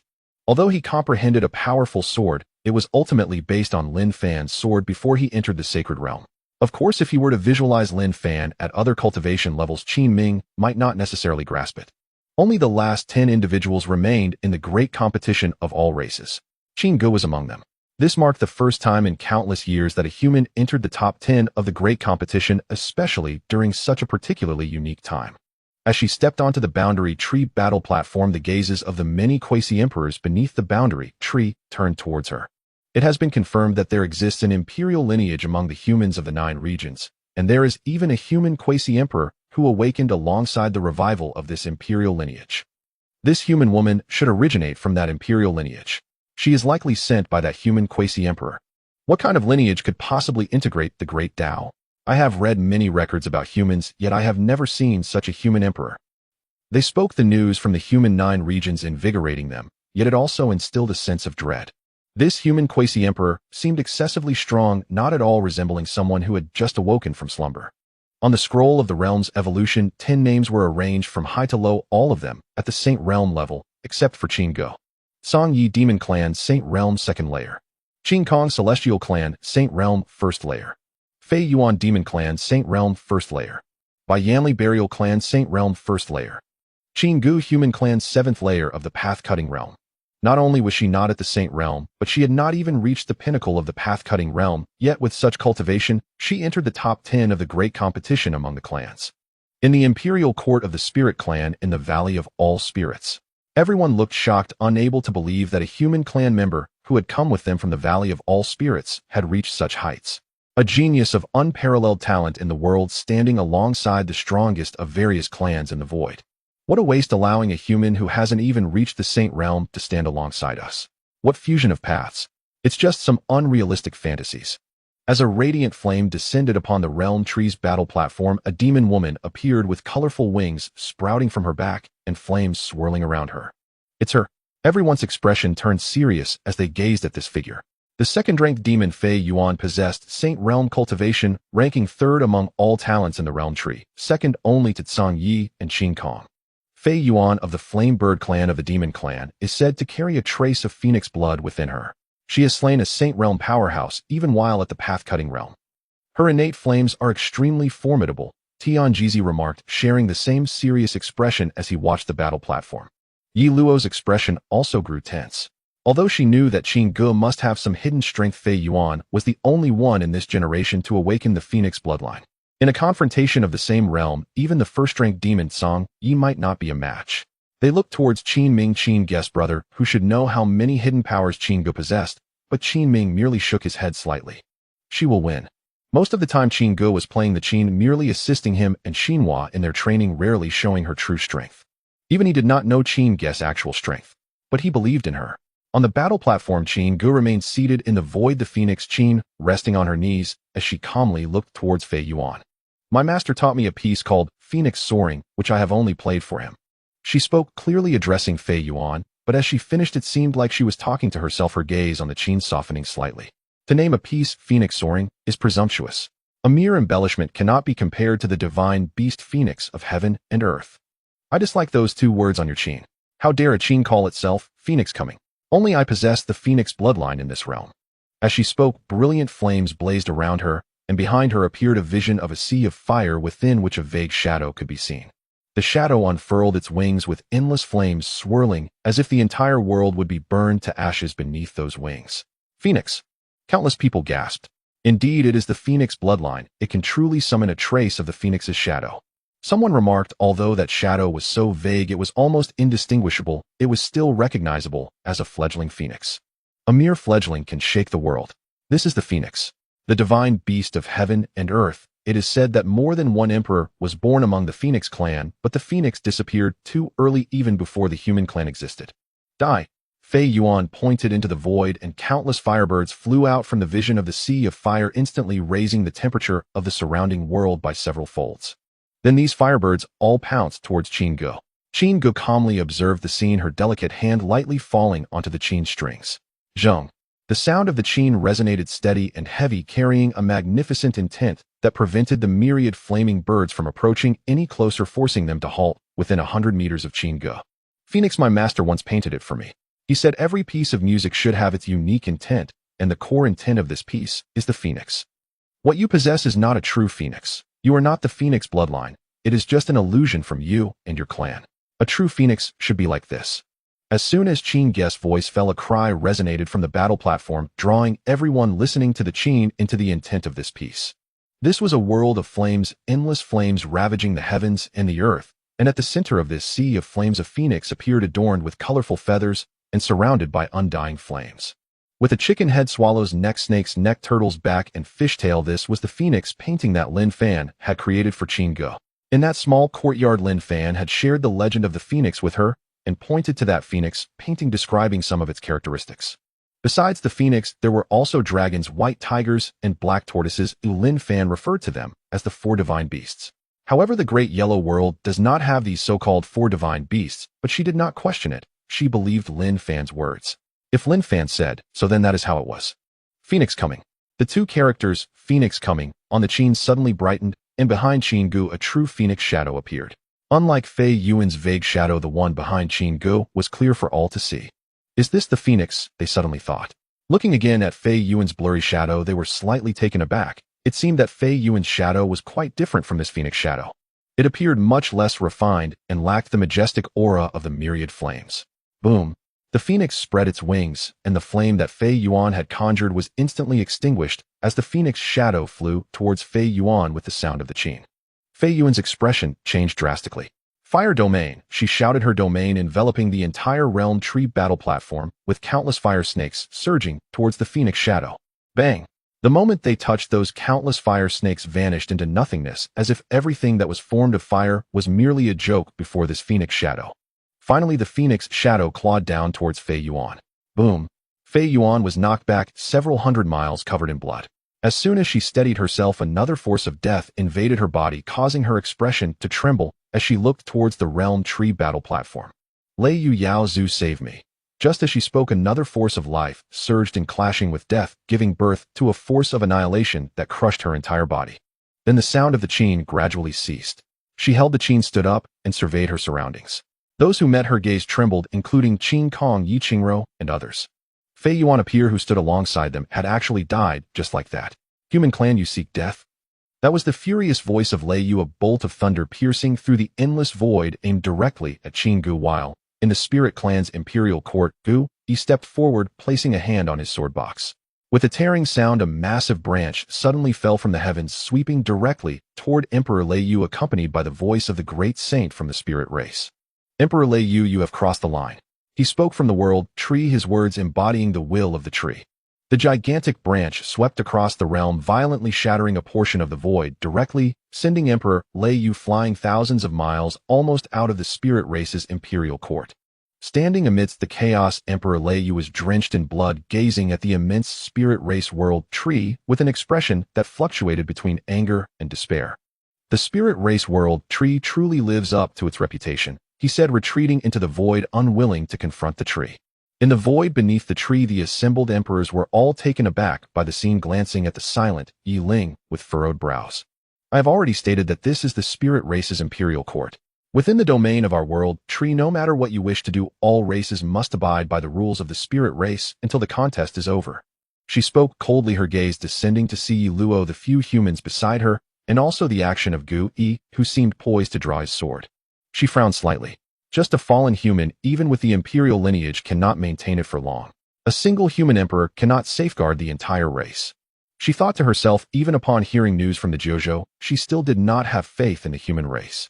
Ultimately, he was not an emperor of this era. Even if he fully awoke, how long could he persist? Once he fell, the human race of Jojo would still face annihilation, surrounded by wolves. That sword box in the hands of the human seems rather strange. Not only he noticed this scene, but other emperors did as well. Speaking was the emperor of the Star Clan, holding a star plate, his expression grave, as if calculating something. After a while, he put away the star plate, shaking his head. I cannot deduce it. The Star Clan was adept at divination, claiming to decipher the heavens and earth, yet they could not determine the origin of a mere sword box. Hearing this, everyone grew serious, their gazes shifting toward Gui. Holding the sword box, just as he was about to set it down, a sudden jolt coursed through him, and he looked up, where several eyes like deep abysses fell upon him. Emperor. He focused, yet felt no fear, merely fixating on the sky above. Interesting. A human at the cutting path realm dares to meet our gaze. If not for foolishness, he must have some reliance. The emperor of the burial clan chuckled, glancing at the sword box, pausing slightly. To contend with us, at least it must be an imperial weapon. However, merely possessing an imperial weapon here does not guarantee your survival. After all, he is just at the cutting path realm. How much power can he wield from an imperial weapon? He shook his head, choosing not to test the sword box. Once the grand competition among the races concluded, Lei Yu would surely strike at those humans, and the secret of that sword box would eventually be revealed. Let Lei Yu bear this trouble. The primitive mountain. The demon emperor has even come here. He sensed the overwhelming sealing force enveloping the entire primitive mountain, and his gaze trembled. Human race, what on earth are you hiding in the primitive mountain that you would set up such a terrifying sealing formation here? He stood outside the primitive mountain for a long time before departing. No one would think that this was merely a seal set up casually by a person. They all believed it to be an imperial formation laid down by an ancient great emperor countless ages ago. What exactly happened within the primitive mountain remained unknown to anyone, not even the beings dwelling inside. Here the layers of heaven and earth were fractured, the land inverted, and the great paths collapsed, presenting a scene of desolation, with only a slanted sun setting at the edge of the world. There stood the source that had once terrified countless bizarre beings, a monster formed from an endless accumulation of curse power. Yet now this monster was also staring at the ruined world below with a serious expression. Even those strange beings could perceive that the monster was nervous. That must be an imperial-level being, a strange creature remarked, gazing at the black hole consuming the entire land beneath, the world filled with dread. The black hole spun continuously, devouring all matter that came into contact with it. Being sunlight, the great paths. Everything tangible and intangible. Has that human race perished? Some of the surviving native beings from the Xianhuang great world trembled as they stared at the deep black hole, stammering. They were from the demon race, the burial race, and other groups, and they could not imagine that a weakened human race could still possess such a terrifying existence. Perhaps so, but the black hole continues to spin after all this time, silent until now. Perhaps he is engaged in a battle that we cannot see. That human race must still be holding on. At this moment, they knew not whether they wished for that human to live or die. Just looking at that depthless, despair-inducing black hole, they held little hope for Lin Fan's survival. Deep within the black hole stood a shattered world where the heavens and earth were dim, myriad paths lay in ruin, and all life was extinguished, a world that had reached its end. Yet a sliver of white light illuminated this world. This was a strand of chaotic light. Why are you not affected at all? The voice of the being from the black hole trembled. He was the carrier of destruction, and within him lay the essence of the world of annihilation capable of destroying all beings swallowed within. Once the spirit Phoenix Emperor had perished this way. Yet all of this was of no use against this human. He did not even make the slightest effort to defend himself, simply standing amidst the endless essence of destruction, while the furious essence responded to him, as fish to water, even seeming to become lively. It was as if they were trying to appease him. Lin Fan paid no heed to the words of the being from the black hole. He gazed at this primordial source, the chaotic Tao rhythm covering his eyes, as everything in this world was dissected and analyzed before him. The creation realm, so it is, he said, having comprehended the path of the being from the black hole. But it lacks too much. It is not suitable for me. Yet it can serve as a reference. Lin Fan remarked the chaotic light shining brightly around him for the first time, and this was also the first time the chaotic Tao was completely unveiled. The black hole trembled. What are you doing? There was a tone of terror in his voice as he felt all his power flowing toward that figure radiating chaotic white light. The world of annihilation within him was collapsing, or perhaps it was not collapsing, but rather detaching from his body and surging toward that human. How could this be possible? All cognition collapsed at this moment. Who truly was the devourer? The being born to manipulate the essence of destruction capable of devouring great worlds found itself being devoured by a human as everything it contained began to fade away. Irreversible, he could only watch his own demise. The black hole continued to rotate, surrounded by matter that was still being devoured by it, though at an increasingly slow pace. Eventually, they saw a glimmer of light at the center of the black hole. It was like the starting point as the deep darkness was gradually illuminated. It is coming to an end. In the primal mountain, both the native beings of the Xianhuang Great World and the strange entities were in shock as they witnessed this scene. It is that white-clad human. He is still alive. He has won. As the beam of light gradually expanded, they finally caught sight of the figure at the center of the starting point. Dressed in white, he stood at the very center of the black hole, a tremulous, chaotic light pouring forth from his body, illuminating the world. The human race is about to rise. The native beings of the Xianhuang Great World exclaimed in astonishment. They witnessed an imperial battle, a conflict capable of altering the future of the Xianhuang Great World for millions of years. A human emerged from the void, suppressing the most terrifying being buried beneath the primal mountain. What is this, Dao? Chun Wu was equally astonished. He touched that beam of light, feeling as if the cursed power within him had diminished significantly. The slanting sun still hung on the horizon, but it no longer felt cold. A Tao that has never appeared in the Xianhuang Great World can even restrain the terrifying being beneath the primal mountain. Even the heavenly Tao of the Xianhuang Great World fears his Tao. A mere glimmer of light can suppress the laws of heaven and earth. The broken torso Quasi Emperor gazed at the figure standing in the center of the black hole, displaying a smile that had not graced his face in a long time. He is about to become an emperor. Our Xianhuang Great World will witness the most powerful emperor in history. He might lead the human race out of the starry skies. Though we cannot see that moment, merely witnessing him is enough, he said, exchanging a glance with Chun Wu, both smiling. Chaotic light filled the air as Lin Fan stood at the center of the black hole. He extended his hand, and a nascent form of the world appeared in his palm. With a grasp into the void, myriad paths collapsed in his hand. Creation realm, he murmured softly before closing his eyes. Spare me, I know a secret. The remaining spiritual sense of the being from the black hole begged for mercy. Lin Fan waved his hand lightly, and this strand of spiritual sense was instantly obliterated, completely eradicating the being from the black hole. The chaotic light instantly enveloped the entire black hole, and Lin Fan's body grew countless times larger, standing with the heavens above and the earth below. In his palm floated a black hole, which in an instant transformed into a mirror before completely vanishing. Lin Fan became an emperor. Boom! Boundless thunder surged above the Xianhuang Great World. The heavens and earth changed color. Countless calamities descended, as if the heavens were furious, causing innumerable beings to tremble. Yet no one knew the reason behind all of this. In the human races, Jiuzhou Shengjing, a quasi-emperor of the burial race, stepped into this place. He looked up and saw the strange changes in the heavens and earth, his expression tightening. The heavens are changing. Could it be that unknown calamities are about to descend? He said gravely, then looked toward the imperial capital of the human race's Jiuzhou and stepped into it. This is a situation not seen in the heavens and earth for thousands of years.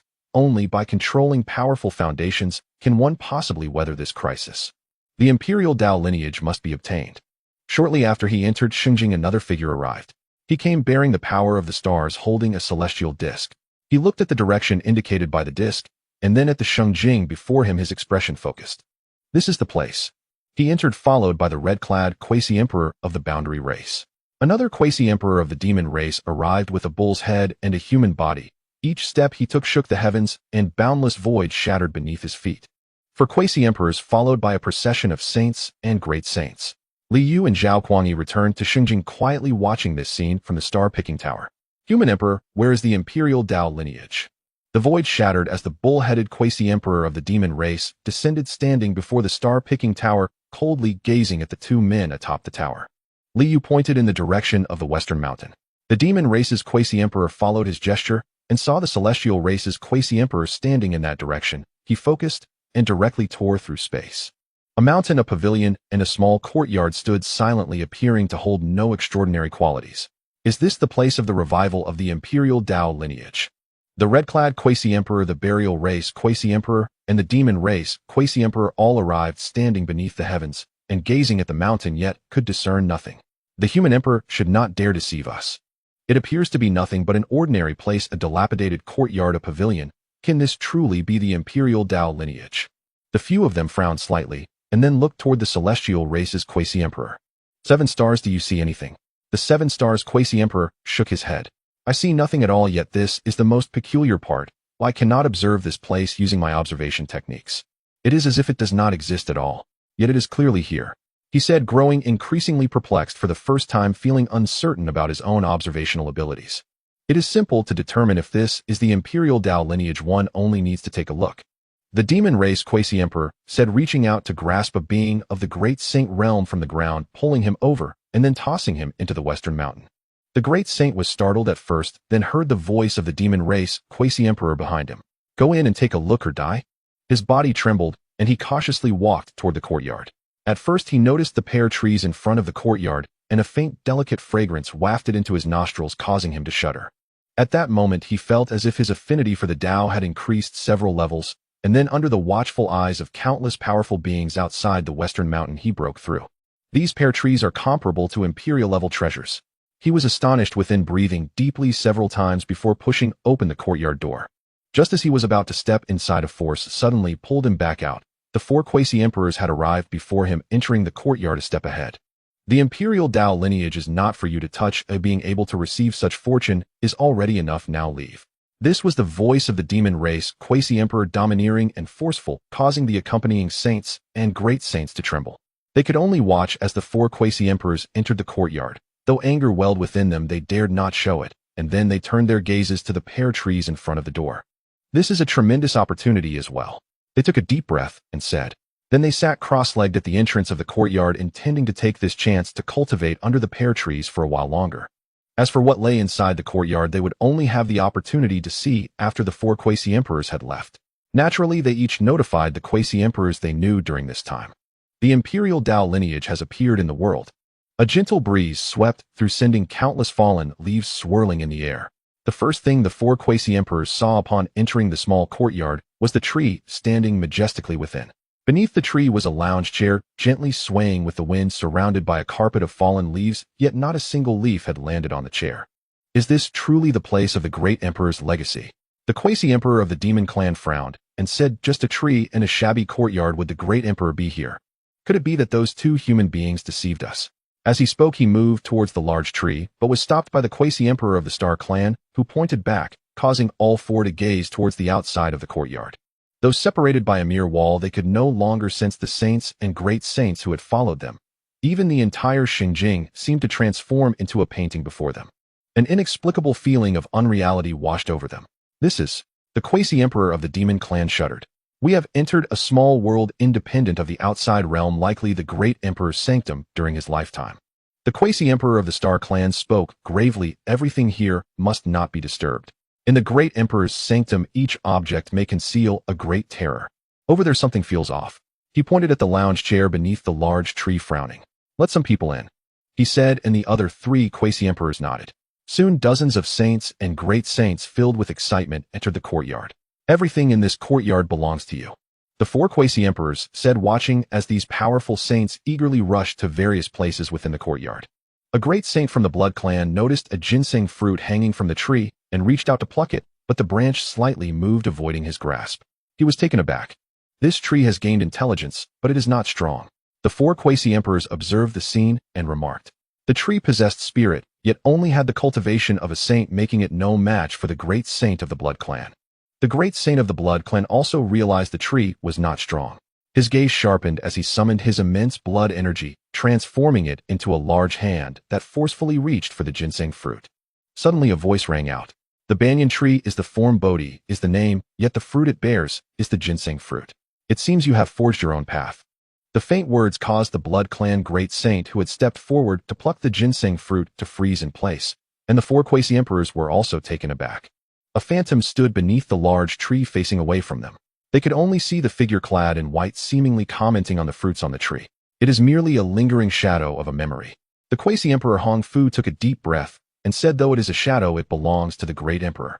In the next moment, they saw the Blood Clan great saint vanish beneath the large tree and another fruit appeared atop the tree. They all gazed in astonishment at this scene. The lingering shadow had disappeared, or perhaps it never existed, only a memory left behind, yet it could easily obliterate a great saint. Dragon. On the other side, shouts of surprise came from several saints who had jumped into the pool. Their gaze turned back to see the water swirling with several golden figures faintly appearing. Roar. The sound of a dragon's roar echoed in everyone's minds, bringing forth images of a terrifying existence that only appeared in myths. The Dragon Clan. Another lingering shadow has appeared. Suddenly, a great saint pointed at the side of the pool, his expression trembling. By the pool, another figure appeared holding fish bait, gradually sprinkling it into the water. It is said that carp leap over the dragon gate to ascend and transform into dragons. What about you? He said, his face revealing a hint of a smile, as he seemed to see something in the pool, after which the people in the water vanished without a trace. More fish bait appeared in the water. "Stay away from that pool," a great saint exclaimed in horror, and a group of saints and great saints hurriedly retreated. At that moment, no one dared to act in the courtyard any longer. They stood beside the four quasi-emperors, looking around with faces full of fear. Is this the method of the great emperor? The quasi-emperor of the Burial Clan took a deep breath and said, "A lingering shadow could probably kill us, though I wonder how powerful he was in life. I just don't know which emperor of the human race this is." Everyone fell into silence. To raise dragons, does the human race have such an emperor? The quasi-emperor Hong Fu broke the silence, and everyone shook their heads. There is no record of it in the annals. Perhaps some historical accounts have been lost, or the time this courtyard has existed goes back even further, in an era when dragons and phoenixes still existed. This individual is not an ordinary human emperor. He could very well be an ancestor of the human race. They said even the four quasi-emperors felt an inexplicable shiver standing in this courtyard. An ancestor of the human race, what a terrifying existence that must be. That was a supreme existence that could stand shoulder to shoulder with dragons and phoenixes. The things in this courtyard must not be touched lightly. Oh, let's go take a look at this pavilion. The quasi-emperor of the Star Clan said, glancing at the remaining saints and great saints with a slight focus. "You may all come in, but remember, do not carelessly touch anything in the library.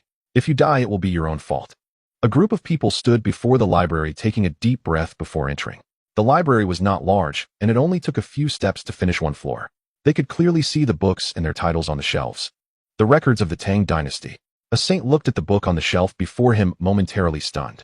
The Tang dynasty wasn't that the dynasty that arose after the human race split into the 9 provinces. Could it be that there was a place called Tang dynasty even earlier in human history? Refining body annotation, a book on body refinement. Not far away, a great saint was also puzzled, having focused for a long time. He could not help but reach out to take the book. The people around also watched this scene.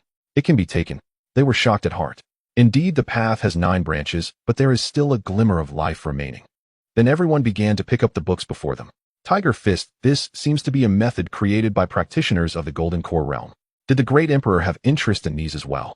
Tree planting explanation, this is a book on mundane techniques. Romance of the 3 Kingdoms, is this a novel? Everyone was dumbfounded. There were no imperial texts or scriptures here. All that lay before them were mundane books, ones they wouldn't even glance at if they were thrown into a garbage heap. Let's go further up and take a look. The group moved upward, passing through layer upon layer, their feelings shifting from excitement to silence, and ultimately to numbness. Is this truly the collection of the great emperor? The quasi-emperor of the Demon Clan held a book titled 18 Points to Note for Raising Cattle, his face tinged with a hint of anger. This is the great emperor's Dao lineage. Is this an imperial scripture? Suddenly a voice rang out, causing everyone to shift their attention toward the source of the sound. A great saint stared blankly at the book in his hands, his face filled with shock. The crowd turned to look at the book he held, 3 characters catching their eyes. The Ice Emperor Scripture. The four quasi-emperors trembled in unison, then reached out simultaneously to grasp the imperial cannon. The void trembled, and the scripture that had been in the hands of the great sage suddenly burst forth with vast imperial intent slipping from his grasp and evading the four quasi-emperors' attempts to seize it. This is the imperial cannon left by the Ice Emperor. The Sea Clan could only dominate the seas and contend with us by acquiring a portion of the Ice Emperor's legacy. The speaker was the quasi-emperor of the Burial Clan.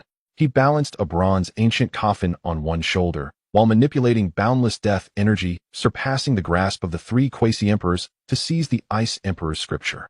He then charged directly with the bronze ancient coffin against the wall of a nearby pavilion, aiming to break through. The quasi-emperors Hong Fu the demon race and the Star Clan watched him, their expressions shifting dramatically. "Tongzong, stop!" the three shouted just as they heard a dull thud. The wall of the library holding Tongzong's full-force strike showed not a single sign of damage. Instead, a thin layer of light erupted from it, rebounding Tongzong back. The Ice Emperor's scripture slipped from his grasp, hanging in midair. Then a voice echoed, "Do you wish to die? You dare to intrude upon the Master's library." The individuals within the library became solemn, then laughed. "Indeed, the Imperial Cannon possesses spirit, but do you know that your master, the Ice Emperor, has long been dead? It has been 1,000,000 years since then. You have lingered here for so long, oh why not come with us," they said. "We can make your name resonate throughout the Xianhuang great world." They urged, closing in on the Ice Emperor's scripture, which trembled slightly. "I originated from the Ice Emperor, but after experiencing the Master's hands I can no longer be considered the original Ice Emperor's scripture. This is the Master's library." The Ice Emperor's scripture continued, yet the crowd did not heed its words and did not believe anyone could rewrite the Ice Emperor's scripture. Hongfu Quasi-Emperor crossed the void and seized the Ice Emperor's scripture, then looked at the Quasi-Emperors of the demon race Tongzong and the Star Clan. "Rather than fighting to the death here, why don't we first examine this Ice Emperor's scripture together and see just how profound the legendary complete Imperial Canon really is?" she proposed, and the three Quasi-Emperors nodded, their expressions slightly serious. Then the four Quasi-Emperors opened the Ice Emperor's scripture in the library. The Imperial scripture of the human emperor possesses a certain mystique, yet to me it resembles a road taken out of necessity. After reading the annotations, the four Quasi-Emperors raised their heads in shock, exchanging glances. Who could it be? They took a deep breath, contemplating the place they were in. That one human ancestral emperor. But the timeline doesn't match. The Ice Emperor emerged in the later human era, while this ancestral emperor should belong to the same era as the dragon and phoenix. Continuing to read the words of the Ice Emperor's scripture, each contained the power of the Tao and the faint imperial intent that pervaded and instilled a sense of awe within them. The reason they did not dare to eradicate the human race entirely is due to this. Although the human race has declined, the residual might of its emperors still lingers. This is the imperial scripture. No wonder all items and clans associated with emperors are so powerful, transcending our comprehension. It is the way of the emperor. The imperial scripture continued to unfold, and they were utterly absorbed in it. Soon they came across more annotations. A few lines of text were forcibly embedded within the prose of the imperial scripture. Even the way of the emperor could not erase them. "Your understanding of the way of frost is commendable, yet it is too rigid and lacks a certain fluidity. Or would it not be better to integrate some aspects of the way of life into the foundation of the way of frost? It is overly complicated and lacks simplicity. The Tao is ultimately simple, yet it has fallen to a lower tier.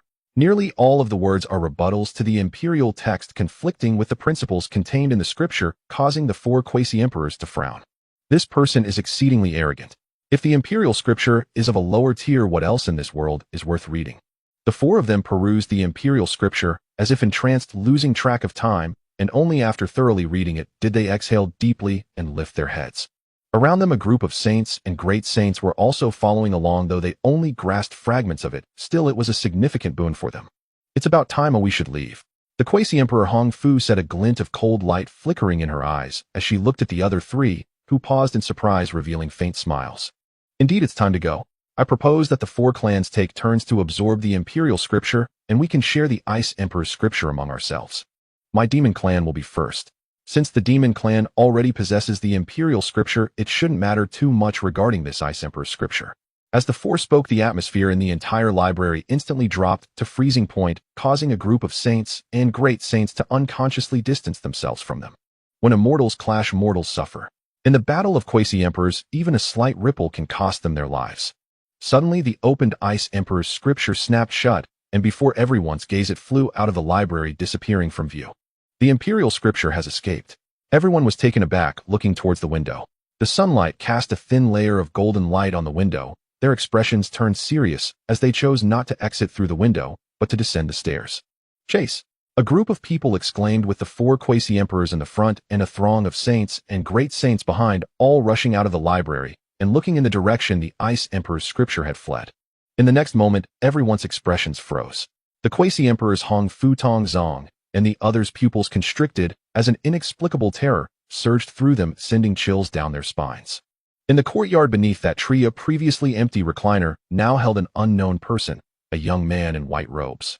He quietly flipped through the Ice Emperor's scripture as the tree's branches gently parted, letting in a few rays of sunlight, yet cautiously, so as not to offend the man's eyes.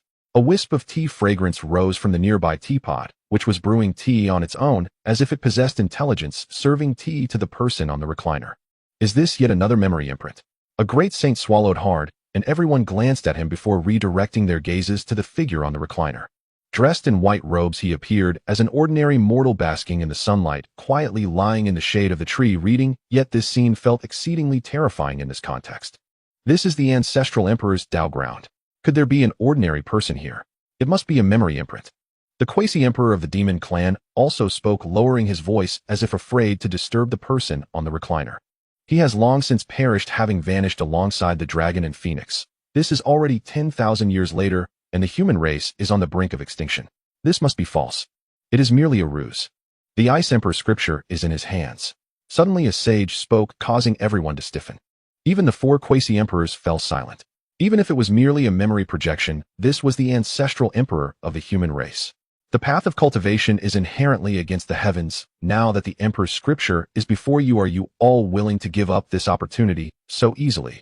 Someone spoke, though he had no intention of going. After all, the deaths of those who had perished in the courtyard were still vivid in their minds, and they did not even know how those people had died. Crack! Suddenly a sound rang out, causing everyone to tremble. Then they saw the teapot floating by itself, pouring a cup of tea that flew into the hands of the person lying on the recliner. The person reached out to take the teacup and casually sipped from it. This scene felt too real. They could clearly hear the sound of the cups clinking and smell the rich aroma of the tea. Is this truly a memory projection? Someone inexplicably thought. I think we should just forget it. The ancestral emperor's Dao field is here. We can come back anytime, and we have already memorized the gist of the Ice Emperor scripture. We can come back next time. It's not urgent. This was the word of the Tongzong quasi-emperor, and the other 3 quasi-emperors nodded. The scene before them was simply too horrifying. A terrifying existence that should have died for millions of years was actually drinking tea before their eyes. To acquire the Ice Emperor scripture, one must be alive to do so. Let's go, said the Hongfu quasi-emperor, and everyone couldn't help but breathe a sigh of relief. They were truly scared. A group of people cautiously walked toward the gate of the courtyard. Even if it was just a memory projection, they were afraid of disturbing him. Just as they were about to step out of the courtyard, a voice suddenly sounded. Are you leaving just like this without taking a good look? The gentle voice was like that of an elder speaking to a group of juniors, revealing no particular emotion, yet it made everyone tremble. Turning around, they saw the person on the recliner looking at them. He held a book in one hand and wore a white robe, looking at them with a faint smile, as if he posed no threat. He is alive. At that moment, even the 4 quasi-emperors trembled. A grand sage could not help but take that final step out of the courtyard, but no matter how hard he tried, he could not cross that threshold. Few come to my courtyard. Oh, I did not expect so many guests after such a short time away. Since you are here, why rush to leave? Lin Fan stood up. With a simple motion, it was as if they saw an immense figure shattering the heavens and emerging. Just a hint of his aura made their souls tremble. A true emperor. They had been deceived. There was no revival of the human emperor lineage. A real emperor resided here. Great emperor, spare my life. In an instant, everyone knelt down except for one quasi-emperor of the demon race, who stood firm with a trace of stubbornness. Lin Fan smiled faintly. Demon race, I had always wanted to see you, but I never found the opportunity. Now it seems I can pay a visit. Just a simple sentence made the demon race quasi-emperor tremble uncontrollably, kneeling to the ground, his entire meridian shattering. The others nearby could not help but tremble as well. This was the emperor. Just a single thought could determine their life and death. Even if you are an emperor, my demon race is not afraid of you. My race also has an emperor, a great emperor returning from the starry skies. An emperor like you, born from the land, knows nothing of the vastness of the starry sky, the demon race quasi-emperor said. His words shocked the other quasi-emperors, Hongfu Tongzong and Xingchen, realizing that the demon race actually had an emperor. Lin Fan paused, then smiled. Returning from the starry skies, is it? Then I must see it for myself. As he spoke, he gently flicked his fingers. The demon race, Quasi-Emperor, froze, turning to ash before everyone's eyes. A Quasi-Emperor extinguished with a mere flick. A group of people lowered their bodies, their heads pressed to the ground, not daring to look up. Zong tribe, I have always been somewhat interested in you. This single sentence made the Tongzong Quasi-Emperor tremble all over as he shakily looked up at Lin Fan. With just a glance, he felt as if his soul had come to a standstill. It felt like when he was still at the body refining stage, gazing up at the sacred realm, an unreachable height, like a mayfly looking up at the sky. This was a feeling he had never experienced since stepping into Quasi-Emperor. Emperor, may I ask what interests you about the Zong tribe? He stammered, leaving only fear in his heart. Lin Fan smiled. The Zong tribe is said to borrow corpses to return souls existing between life and death. I want to know whether you are more alive or dead. As Lin Fan spoke, he reached out, and the life force of the Tongzong Quasi-Emperor was instantly drained. The Quasi-Emperor looked at this scene in disbelief, the light in his eyes extinguished. He had simply died, and Lin Fan shook his head slightly. It seems that life prevails a bit more after all. You are still living beings. Once the life force is gone, naturally you will die. His calm words made the surviving Xingqian Quasi-Emperor and Hongfu Quasi-Emperor tremble involuntarily. The Xingqian tribe is famous for their stargazing technique, able to observe heaven and earth. Why did you not foresee your impending death today? Or do you already have a way to escape this fate? I would like to see it. As he spoke, a beam of ethereal sword light descended upon him. His pupils widened, and a starry sky appeared in his eyes. I have no way to escape. Before he could finish speaking, he was directly severed by a sword. No matter how the vast starlight surged around him, it was futile. This sword severed all his life force. The Xingqian Quasi-Emperor was dead. Lin Fan then turned to the last of them, the Hongfu Quasi-Emperor. This Quasi-Emperor resembled the human race the most and belonged to the Jie tribe. Unlike other races, they had never considered exterminating the human race. Instead, they sought to replace it. The Dao lineage of the Void Great Emperor, Lin Fan said. With a single glance, the Hongfu Quasi-Emperor felt as if everything about him had been seen through, as if his memories had been reviewed. I comprehend all paths and have created the chaotic Dao based on them. I also integrated the black hole anomalies, dissecting their essence, transcending the rules, and becoming a creator. Yet there are still 3 paths I have not fully comprehended. His calm words made the Hongfu Quasi-Emperor tremble all over, involuntarily looking towards Lin Fan. To comprehend all paths. What kind of terrifying existence is this? Black hole anomalies, what are they? What do rules and creation refer to? One is the Tao of fate. People say that fate is determined by heaven and earth, yet I have transcended the heavenly Tao and still cannot see where fate originates. What is fate? Lin Fan inquired. Fate is elusive and mysterious. Even he has not fully seen through it. The second is the Tao of time. The endless years and ancient vicissitudes can erase all existence, even the so-called transcendence of rules. The creation exists trapped in this river of time. I too am thus. Having reached the stage of creation, he could sense the invisible shackles that lay across the hearts of all beings. It was the power of time continuously eroding all living souls. Lastly, it is space. At this point, Lin Fan looked at the Hongfu Quasi-Emperor. The Tao of space. Though many enter its path, few ever pierce its profound mysteries. Even those who do grasp only its broadest, most superficial manifestations. What the true Tao of space truly embodies, I myself have not yet fully discerned. Lin Fan said, extending a single finger toward the void. Countless spatial realms shattered in an instant, only to be instantly reborn. Endless domains blooming between his fingertips. Hongfu's sovereign immortal gazed upon the spectacle, stunned into breathless awe. Was this the authentic Tao of space? She cultivated the scripture of void, an imperial scripture inherited from the Void Emperor himself, and had attained the sovereign immortal realm by comprehending space as her Tao. If Lin Fan's words held truth, then her mastery of the Tao of space amounted to no more than mere entry. Of the 3 great Taos, I have traversed farthest along the Tao of space. The Void Emperor achieved transcendence through this very path. Thus he stands as its pioneer. Your ancestral land was formed from the Void Emperor's final demise. I shall pay it a visit. His tone was calm, yet Hongfu found herself utterly incapable of refusal. After only the faintest hesitation, she sank to her knees before Lin Fan. The Jie clan bows to the human race's imperial sovereign. Lin Fan regarded her with a faint, tranquil smile. Then his gaze shifted.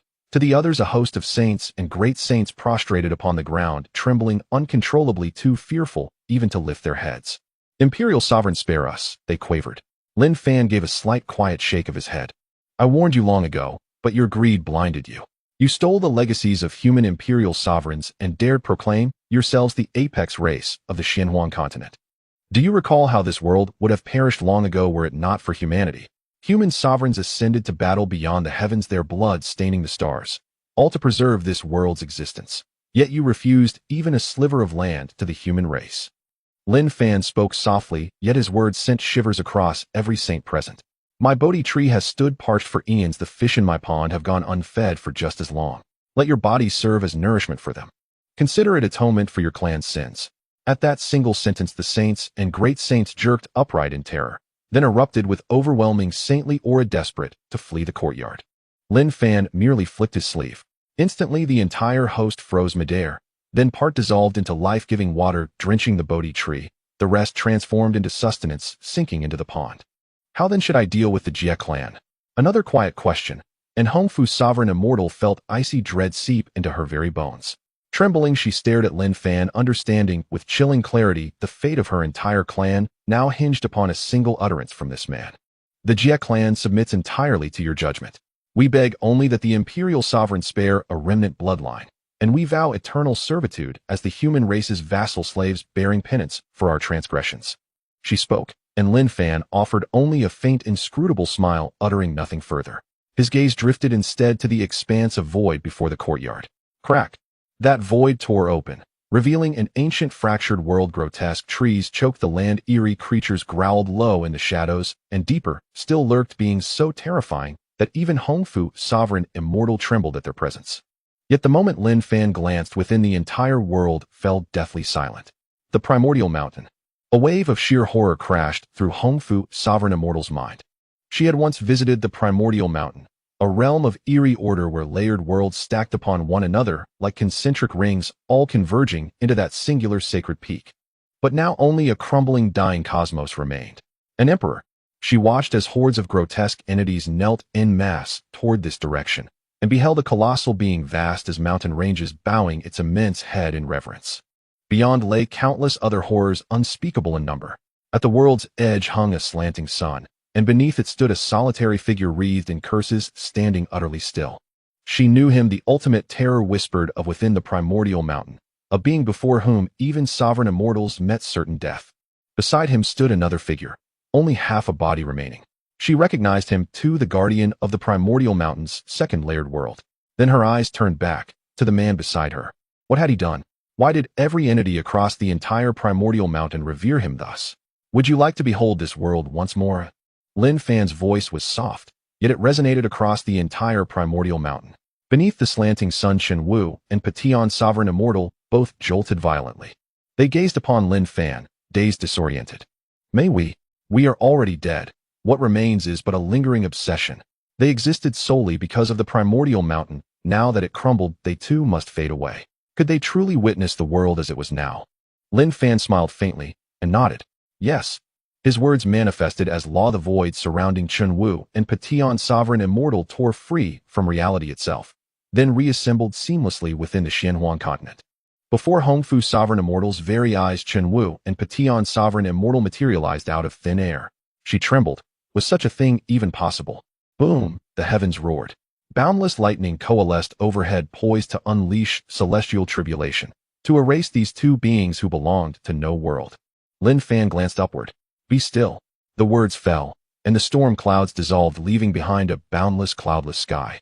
Then he turned again to the two figures. Their forms shimmered translucent, unreal. They turned, witnessing the primordial mountains collapse, legions of beings fleeing in panic. Then they faced Lin Fan once more, drew deep breaths, and bowed deeply, reverently. We thank the Emperor. Lin Fan simply watched them, smiling. Your time is short. See what you may of this world. Chen Wu behind the courtyard awaits an old acquaintance. Go greet him.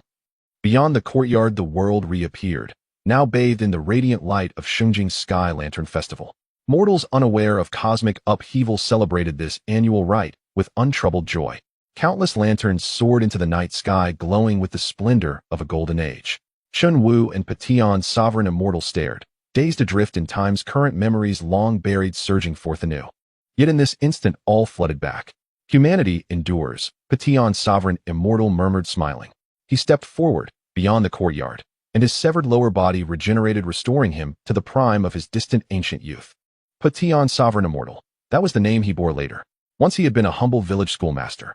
Teaching was his love, sovereignty came only because humanity needed him. To witness prosperity, this is enough.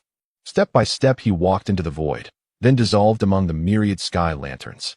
Laughter rang across the earth, yet none knew a human paragon had just ascended to heaven. Only Liu Zhaoquangyi and Fei Shui witnessed it, because their gazes had never left the western mountains, allowing them to see that faint spectral figure emerge from the peaks and vanish into Shunjing's heart. The master has returned, they cried, hearts pounding with elation. Lin Fan watched silently, and sighed soft and profound. It was both a homecoming and a farewell. Pavilion sovereign immortal's final lingering obsession dissipated at last. Chen Wudi, a voice echoed in the courtyard tinged with disbelief. Chen Wudi turned towards the gate, where Fei Shui trembled as she looked at him. It seemed she finally recognized him, and she knelt before Chen Wudi. He looked at her, a hint of confusion in his eyes, as too many memories had been lost, and he could no longer remember the Fei Shui before him. I am Fei Shui, the attendant behind the Wei Yang Emperor.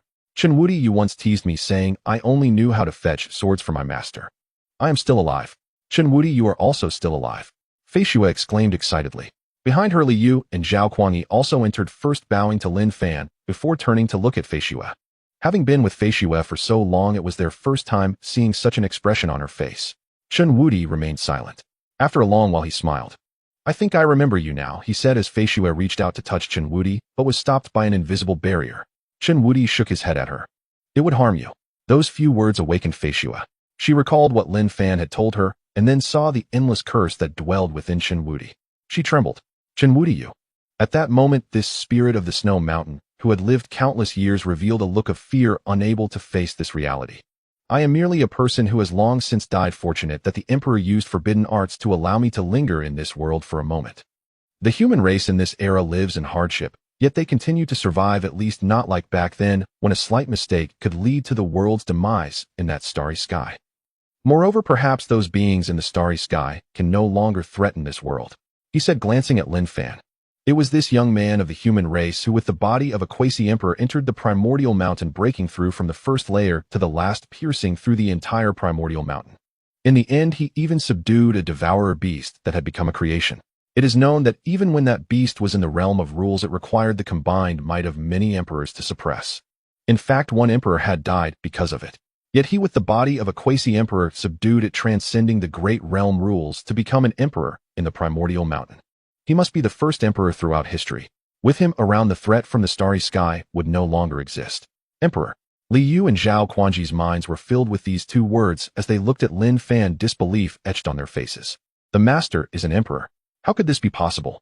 They had considered countless possibilities, whether the master had obtained an emperor's weapon or was an unparalleled sage capable of opposing quasi-emperors with the body of a great sage. But they never imagined that the master had already become an emperor. Let's go to the backyard and take a look, Lin Fan said as the void before him transformed, and a group of people arrived at the backyard, where several tombstones stood silently. The tomb of the great Tang Emperor, the tomb of the great Qin Emperor, the tomb of the Wei Yang Quasi-Emperor. Then there were two empty graves where a pure white lotus bloomed quietly among the burial grounds, a symbol of auspiciousness that emerged from a place that should have been tainted. Master. The white lotus had gained intelligence and slightly bent its branches towards Lin Fan. Lin Fan nodded slightly, looking at Chen Wudi beside him. Chen Wudi stared blankly at the tomb of the Wei Yang Quasi-Emperor, and through the grave, he could see the stunning woman lying silently within. Sister. He murmured, his eyes filled with an indescribable pain. The woman he had once been proud of, who had overshadowed an entire era, lay here, and he ultimately failed to protect her. She too had died. He reached out as if wanting to touch the person in the grave, but his palm met only emptiness. Then he turned to look at Lin Fan. My sister's talent far surpassed mine, and even several emperors praised her highly. She was destined to become an emperor. Though I do not know what happened, she should not have died like this. Even in death, she should have passed after becoming an emperor. I hope you uncover the truth behind this, find out who killed her. He said, his expression more determined than ever. Lin Fan looked at the Wei Yang Quasi-Emperor and nodded. It seemed he had underestimated certain matters. The many emperors ascended, leaving only one Wei Yang Quasi-Emperor. This was the last hope the emperors left for the human race, as well as their contingency plan in the Xinzhou Great World. But she died too early. She perished before becoming an emperor. It was the later breakthrough to Quasi-Emperor that took over the burden of the Wei Yang Quasi-Emperor, preventing the human race from being completely extinguished in that era. Someone killed the Wei Yang Quasi-Emperor. Where there is cause, there is effect. Everything that exists follows a traceable rule. That person cannot escape, even if they flee to the starry sky. Lin Fan said lightly. A trace of killing intent stirred, causing the entire world to grow heavy. This was the rage of an emperor, a burden that the heavens could hardly bear. Thank you, Emperor. Chun Wuti bowed again to Lin Fan, and Fei Xue behind him did the same, trembling with a face full of anger. Someone killed the master. Who could it be? The master sacrificed so much for the Xianzhou great world. Why? Master, you must kill him. At this moment, Fei Xue seemed no longer like the spirit of the snow mountain, who had lived for endless ages, but once again became the attendant following the Wei Yang quasi-emperor. Crying with tears streaming down her face, Chun Wuti looked at her, slightly shaking his head, reaching out to stroke Fei Xue's head. Though there was no physical touch, Fei Xue seemed to feel it lifting her head and staring blankly at Chun Wuti. Don't cry, you're all grown up now. Trust the emperor. You are unlike us from that era. The emperor will settle everything, and the human race will enter another prosperous age. You are the only witness among us. You must survive, he said, then looked at one of the two empty graves, smiling. Is this prepared for me? He said, walking toward one of the graves as the curse power dissipated at that moment and his body began to fade. Once I was the one who collected their corpses. I never expected that in the end someone would collect mine. What an interesting experience. Emperor, I leave this world to you. Chun Wuti has departed. The last wisp of spiritual light faded, and that lingering will also dissipated. The endless curse power surged to escape the grave, but the pure white lotus swayed slightly, suppressing all curse power. Lin Fan extended his hand, gathering the endless curse power in his palm. He sighed softly. This curse power capable of cursing a quasi-emperor also dissipated. The two graves closed. Although they were empty, they would still receive worship from countless generations. Passing away is also a form of liberation. You should rest now, Lin Fan said lightly, as everyone looked at him, their expressions shaken, yet they did not understand the meaning behind it. With a step the world before them shifted. Lin Fan returned to the courtyard, and the group returned to the courtyard, bowing together to Lin Fan. Welcome back, Master. Lin Fan nodded. Thank you for your hard work, he said, perceiving the world through his thoughts. He saw millions of demonic soldiers outside the 10,000 great mountains, as well as the strong beings of the alien races across the Jiuzhou land. Of course, he also saw the human soldiers steadfastly guarding the 10,000 great mountains, along with many humans struggling in the vast world of Shuangquang. In that moment, all the alien races on the Jiuzhou land unconsciously lifted their heads, a pair of indifferent eyes appearing in their minds. In the land of Jiuzhou, aliens are forbidden to pass. A faint voice echoed, causing all the aliens to shudder. Among them was a quasi-emperor of the Crystal Clan, walking on the ground where the Emperor Wei Yang had perished, still searching for the source of the imperial intent. A voice suddenly rang in his mind like the voice of the heavens, causing his soul to tremble. He looked up, his face filled with terror. This is the Emperor. Just a single word was uttered, and a force akin to celestial might descended, instantly extinguishing his divine soul. With a single thought, the alien races turned to dust. The 10,000 great mountains saw millions of demonic troops attacking, banners flying high as countless human soldiers stood ready with swords in hand. Gongsun Liang stood in the void wielding a spear. Kill, he shouted. As his voice emerged, countless human soldiers surged forth from the 10,000 great mountains, but the million demonic troops were all extinguished in the air instantly, falling like dumplings onto the ground regardless of their cultivation level, whether creation, heavenly realm, or path severing. All lost their vitality in an instant, as if a force forcibly stripped them of their lives. Countless human soldiers stood within the 10,000 great mountains, gazing at this scene in shock. The master has returned. A message came from afar, and Gongsun Liang's face lit up with joy. He took a deep breath and spoke to everyone in the 10,000 great mountains. The saint has returned. With this statement, countless hearts trembled. The morale that was about to extinguish was reignited, and the gloom that had shrouded Jiuzhou vanished like a storm passing. The saint, a scout from the demon race, stood 10,000 miles away, witnessing the million demonic troops being wiped out in an instant. He listened to the calls of the human soldiers, his face filled with trepidation. Is this something a saint can achieve? The demon race, the demon emperor, and the other quasi-emperors received this news, their brows furrowing. It seems that the human quasi-emperor has made a move, finally unable to contain himself. This appearance is nothing but a declaration to the world that the human race truly possesses the legacy of a great emperor. With all races attacking, what can a single human quasi-emperor do? However, it could exhaust some of the powers of those peak clans, revealing some of their hidden cards. After all, as a human quasi-emperor, he won't die so easily. If he were to be defeated too quickly, we could secretly assist him.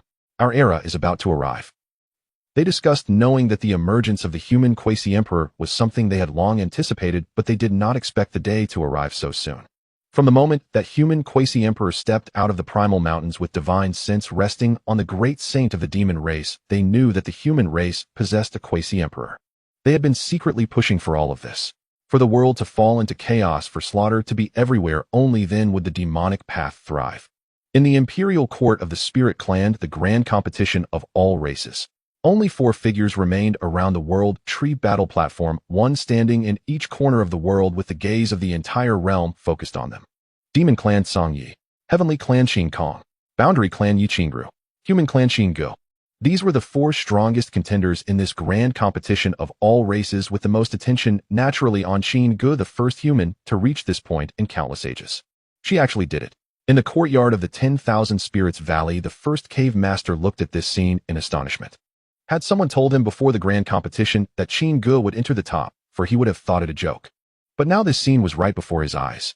It's not over yet, only now do I see her fighting spirit and invincible momentum, as if standing at the pinnacle. She wants to claim victory. Yi Luo said, her gaze lingering on the slender figure of the human for a long time before shifting to the void beneath the world tree. There stood the quasi-emperors. They were the true puppeteers of this competition and could decide the fate of everyone present. Oomph. A cold snort emanated from the void. It was Lei Yu, who had ceased to hide within the void, revealing his true form to countless eyes. The end of the grand competition will mark the beginning of your suffering, human. Are you prepared? He said, making a blatant threat. Qin Gu glanced at him, her expression calm. Quasi-emperors are not invincible.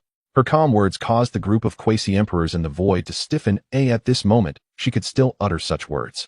Is this human truly unafraid at all? Gui stepped into the air, standing in front of a group of disciples from the 10,000 Spirits Valley, a hand resting on the sword box, as if it could be drawn at any moment. Lei Yu looked at Gui and smiled. Is this your reliance? A path-severing realm, and a weapon of unknown origins.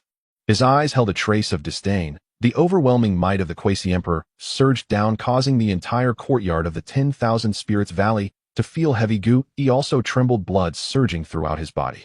The sword box trembled, about to be unsheathed. Lei Yu, the grand competition has not yet ended. Yi Ling's voice rang out, cutting off Lei Yu's pressure. Lei Yu glanced at Gui, Qin Ming, Xian Hua, and others, then looked at Qin Gu with a faint smile. Let you all live a little longer. Buzz. Ripples spread in the void as 2 beams of white light descended upon Qin Gu and Yi Qingru, transporting them to the World Tree battle platform. The threat of a quasi-emperor did not affect Qin Gu. She quietly placed her instrument down, and Yi Qingru did not make a move, just smiling at her. After the grand competition, follow me to the Boundary Clan, and you still have a glimmer of hope, she said, directly extending an olive branch to Qin Gu in front of countless people.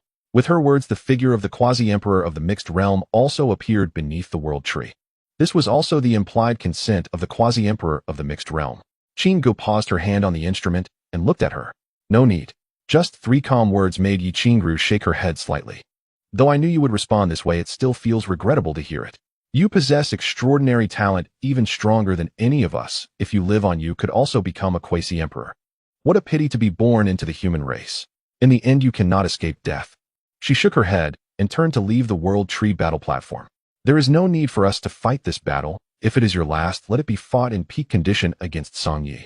I too wish to see that final battle. Of course, you still have time to consider. The Boundary Clan will always welcome you. The human race cannot protect you, but the Boundary Clan can, she said, choosing to concede, while the Heavenly Clan's Qin Kong made the same choice on the other side. The final battle, Qin Gu versus Song Yi. Severing the Tao at the 7th level, and yet you have made it this far. What a bunch of useless beings. This was the first sentence spoken by Song Yi as he stepped onto the World Tree's battlefield, his crimson pupils gleaming, a serpent tail trailing behind him, gently sweeping across the air, tearing it apart. Second heaven of the Holy Realm. Before the great competition of the myriad races, he was recognized as the foremost figure of the younger generation in the Xianhuang Great World. Both Qin Kong and Yi Qingru, as well as other first-tier members of various clans, had been defeated by him. He possessed more than one imperial scripture. His words made many people beneath the World Tree's battlefield turn pale. However, Song Yi was unfazed, even looking down at those individuals, not only due to his strength, but also because of the confidence of the demon race. The foremost clan of the Xianhuang Great World, which had given birth to emperors. Qin Gu quietly observed him, the Qin suspended beside her, no longer playing to battle, but truly standing before Song Yi. This is the final battle. In the courtyard of the Wanling Valley, everyone wore solemn expressions.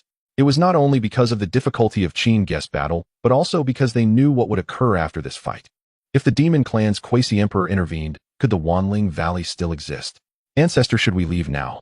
A group of Song clan members said behind Tianji, who raised his head to gaze at the battlefield of the Jia clan, his expression grave, still shaking his head. No, we should remain here at this moment. That individual may not count, but the heavenly mechanism technique can still avert misfortune and bring fortune, and it tells me that as long as we stand here we will not perish. A mirror hung in his palm, already filled with numerous cracks, and even blood dripped from the corner of his mouth. He had utilized the heavenly mechanism technique to calculate his fate. Even though he had avoided that individual, he still attracted backlash. This calculation was auspicious. Even an imperial weapon cannot withstand a quasi-emperor, especially since the one wielding the imperial weapon is merely a severing Dao realm human. A Song clan member set his face serious. Tianji shook his head. Who told you that was an imperial weapon? With this single sentence, the entire group of Song clan members was shocked, looking at Tianji with confusion. If it's not an imperial weapon, then where does Tianji's confidence come from? The individual from the human race is coming, he stated, catching the attention of Yi Luo, and the first cave master, even Qin Ming, and Xianhui turned to look at him. That individual. Yi Luo focused.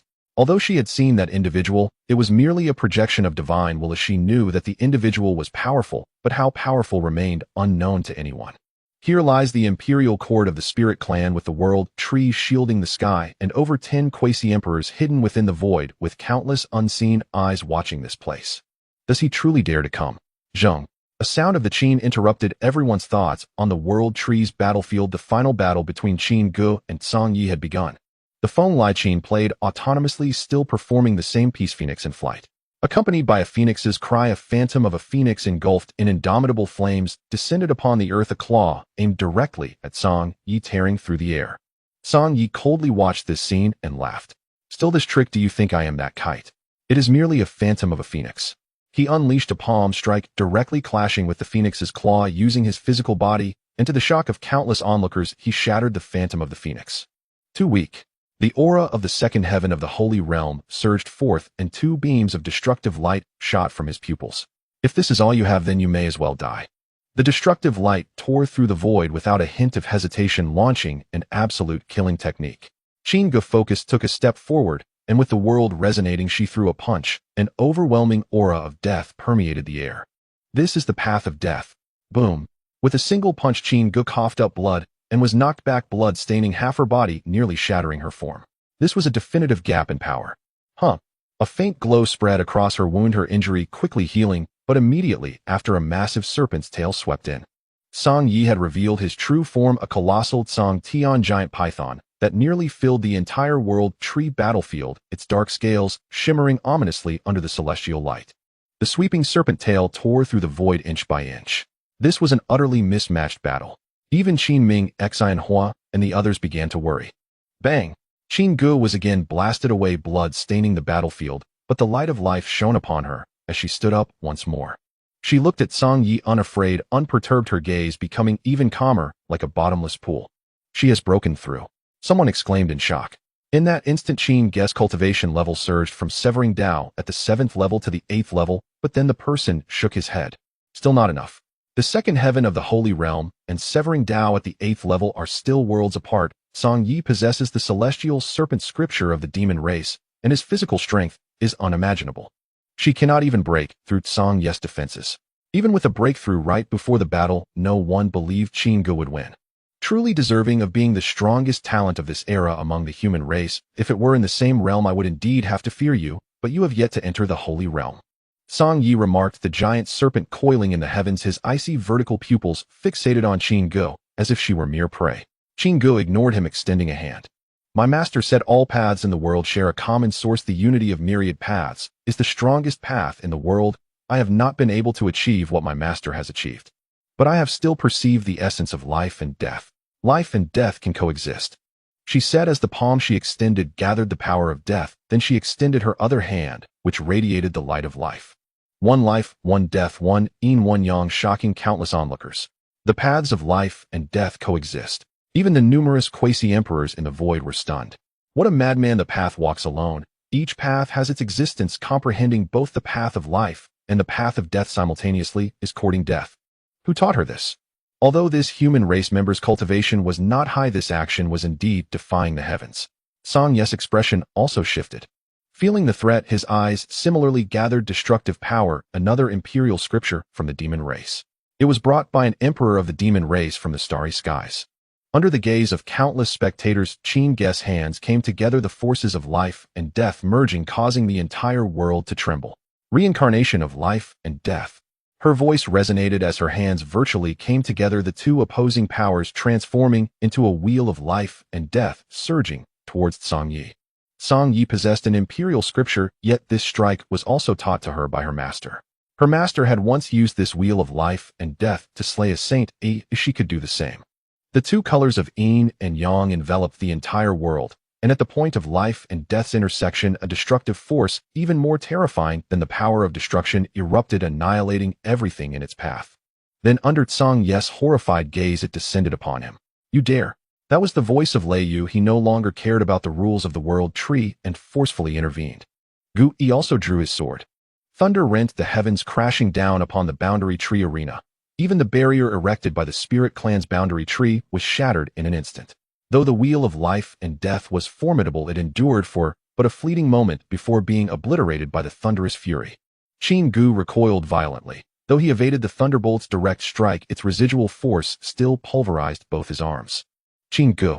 Gu Yi's voice rang out, followed instantly by a heaven-obscuring sword light that cleaved across the firmament, severing the arena itself as it arced upward to strike the 9 heavens. At the critical juncture, Lei Yu roared. A colossal golden-winged Peng soared forth as a spectral silhouette behind him. Half his body instantly underwent demonic transformation, and with one claw he lunged at the descending sword light. A sickening tear echoed. Blood stained the azure sky as a Peng's talon, shearing away half its wing, plummeted from the heavens, striking the earth with a thunderous impact that splattered crimson across the ground, sending shockwaves of horror through the multitudes. Lei Yu, a quasi-emperor ranked 5th tier, stood among the absolute pinnacles of existence across the Xinhuang Great World, yet he had just lost half his demonic wing to a cultivator who had only reached the Dao-severing realm. Countless sentient beings turned their gazes toward Lei Yu, whose form lay grievously wounded. Even with the prodigious vitality of a quasi-emperor, his recovery would be impossible within any short span. He gazed downward into the void beneath him, to the figure standing before Qin Gu's sword casket in hand, and a tremor rippled unbidden through his heart. An emperor's artifact, he declared, voice taut with awe. Those 2 words sent shockwaves across the realm. An emperor's artifact, a weapon unseen for over 10,000 years, now held so casually in the hands of a Dao-severing human. From the void emerged one quasi-emperor after another, all fixating upon the humans standing atop the shattered arena, sword casket in hand. Their expressions varied, yet all bore the same unspoken question: could humanity truly wield such a sovereign weapon? The master has decreed all who disrespect or oppress humanity shall be struck down without mercy. Gu Yi proclaimed, before an assembly of quasi-emperors beneath the watchful eyes of countless sovereigns from myriad races. To claim he felt no tension would be a lie. Yet he clung fiercely to Lin Fan's solemn charge. He was the Dao protector of Qin Ming and Qin Gu, not merely guarding 2 human prodigies, but safeguarding humanity's future, its very backbone. Thus he could not retreat, even if it meant death. The sword casket unsheathed, unleashing a heaven-rending slash. Yet when it snapped shut once more, silence descended. So absolute it seemed he held nothing more than an ordinary vessel. But in that moment no one dared underestimate the artifact in his grasp. They called it an emperor's artifact. But he knew the truth. It was a gift from the master, containing only the master's sword intent. Gu Yi. Qin Gu stood behind him, lips parted as if to speak, then hesitated. She knew Qin Gu had long embraced the resolve to die, yet she had never imagined his determination would burn so fiercely, so utterly. It's all right. I trust the master. Gu Yi turned, offering Qin Gu a gentle smile. My days were already numbered. I hold little attachment to this world. To fall here would be worth it. But you must live. With those words, he guided Qin Gu back toward the Wanling Valley courtyard, reuniting her with Qin Ming and Xinhua. Countless eyes watched this exodus across the heavens, yet none dared intervene. Kill him. Song Yi, shaking off his terror, pointed at Qin Gu, sheltered under Gu Yi's protection. But the heavens fell silent. No one answered his command. The sky's crimson stain had not yet faded. Lei Yu still hovered in the void nearby, recovering. That single world-shattering sword stroke remained vivid in every mind. A blade that had nearly slain a quasi-emperor. You will not escape. A voice resonated. Yuan Su, a quasi-emperor of the elemental clan, stood aloft in one quadrant of the sky, surrounded by invisible tempests. Even should you leave the spirit clan imperial court, The path to humanity's 9 provinces stretches hundreds of millions of li. And even if you reach them, what then? It will only hasten the 9 provinces' annihilation alongside you. He spoke with detached disdain, gazing down upon Gu Yi and his companions in the Wanling Valley, as though observing mere insects. Even an emperor's artifact. How many times can a Dao-severing cultivator truly unleash its power? An emperor's artifacts might depend entirely on whose hands wield it. This came from a quasi-emperor of the Crystal Clan. The sky above him appeared crystallized, refracting eerie shifting hues like prismatic light trapped in glass. Once more join our realm clan.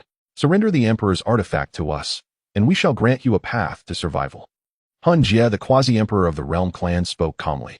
An emperor's artifact bore the imprint of an emperor's will, even traces of his Tao. Such an object would drive even peak-tier quasi-emperors to frenzy. Gu Yi surveyed the encircling host and smiled. Sword casket in hand bathed in celestial light, he stood like an unyielding shield shielding Qin Gu Qin Ming and Xinhua behind him. Here lies the sword casket. Dare any of you step forward and take it? He raised it slightly, revealing the painting engraved upon its surface: moonlit, sea, and vast ocean. Within that image a solitary figure stood, clear to all. A white-robed human stood serene amid the boundless sea. Afraid now? He chuckled, a soft, sardonic laugh laced with quiet contempt. Countless onlookers stiffened. Never before had a Dao-severing cultivator dared openly challenge quasi-emperors. Grand Ancestor, we must flee at once. Behind Tianjizi, a cluster of Tsang clan members trembled under the weight of countless staring eyes. Yet Tianjizi shook his head, not retreating, but drawing closer to Qin Gu and her companions. Yi Luo likewise steeled herself. Behind her stood Ling Yu, and finally the first cave lord of the Wanling Valley. After a moment's hesitation, he clenched his teeth and stepped resolutely beside Yi Luo. Yi Luo, you must return to the Spirit Clan Imperial Court. A voice descended from the heavens. Yi Ling, her aura wreathed in infinite illusory realms, her gaze alone capable of casting souls eternally into the Yellow Springs. With the emergence of an emperor's artifact, Gu Yi and his companions had become enemies to all races. For her to stand with them would mean declaring war upon the entire multiracial alliance, something she could never do. Yi Luo lifted her gaze to Yi Ling and shook her head. Mother, I cannot go back. Not since the day the Spirit Clan Imperial Court surrendered him to them. Her voice carried quiet finality, and then, as if recalling something, a sudden radiant smile bloomed across her face. He promised me he would take me to the Demon Clan. That is my sole hope, perhaps the only chance left to save him. I believe him. Mother, do not stop me. This is my affair alone. It concerns neither the Spirit Clan Imperial Court nor the Spirit Clan itself. I only wish not to stand against them. Her words reverberated across the heavens, stirring profound shock. Even Yi Ling fell silent. Those words severed her bond with the Imperial Court, and possibly with the entire Spirit Clan. After a long pause, Yi Ling spoke softly. Yi Luo, you know even I cannot save you this time. Her expression was inscrutable. No one could fathom her thoughts, only that she watched her daughter in still solemn silence. Yi Luo met her gaze, silent. To visit the Demon Clan. I'd very much like to see which mortal dares bring you there. Lei Yu, having recovered significantly, heard Yi Luo's words and responded coldly. Yi Ling too watched Yi Luo, wondering silently the same thing. Yi Luo shook her head.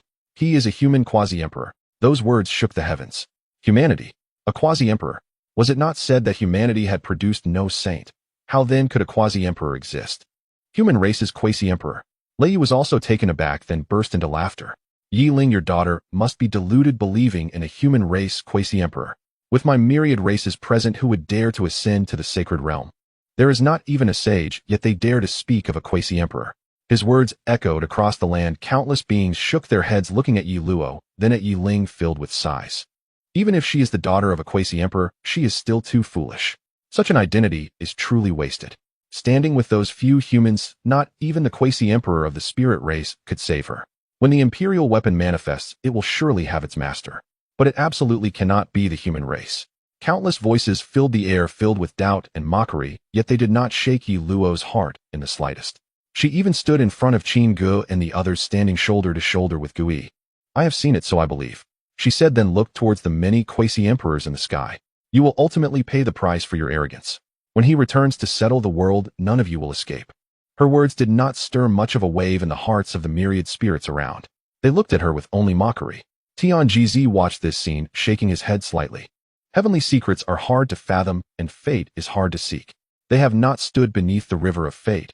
How could they know the direction and changes of this world? I only saw a corner and almost perished, but it was still worth it.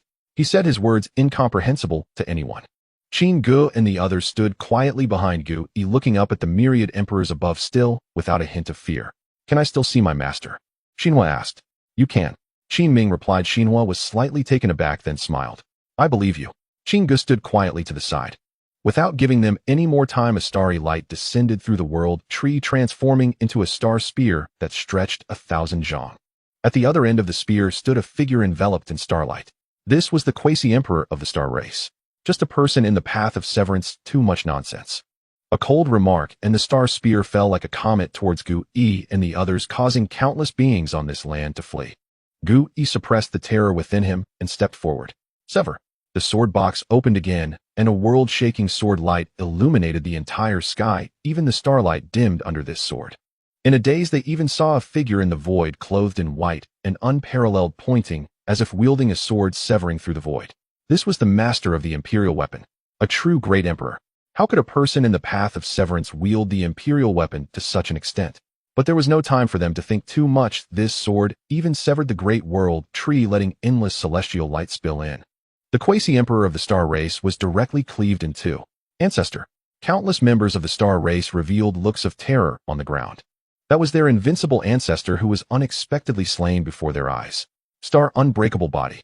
Suddenly a voice echoed from the void. Countless starlights gathered instantly, repairing the severed body of the star race's quasi-emperor. Yet even though he was not dead, he was severely injured. The next moment, he retreated thousands of miles, watching Gu Yi's sword box with a horrified expression. It's empty. But at that moment, Gu Yi stared blankly at the sword box, while Yi Luo, Tianji and the first cave lord all looked shocked. The sword box did not close again. Everyone could clearly see the scene inside the sword box, which was empty, with no sword intent flowing within. So he can only sever two swords. Everyone had just returned to their senses from their shock, and with this sight, they all breathed a sigh of relief. But isn't that an imperial weapon? Suddenly a member of the spirit race said, and countless people trembled. An imperial weapon formed by the imperial path with vast imperial intent should not be exhausted, nor could it display the current scene. I think it resembles the sword intent within, and the sword light, severed in the opening and closing, consumes the sword intent contained within. Without sword intent, the sword box would merely be a mundane artifact, just like its current appearance. Others said, and the gazes of the many quasi-emperors also fell on the sword box, their expressions tightening, all sensing something amiss. It indeed does not resemble an imperial weapon, but that sword intent is too terrifying. The human race does not possess a quasi-emperor. It cannot be something from this era. It should be the sword intent left by a powerful human from countless ages ago. It seems that everything about that demon emperor might be true. The human race is very likely to have a great emperor's legacy manifesting.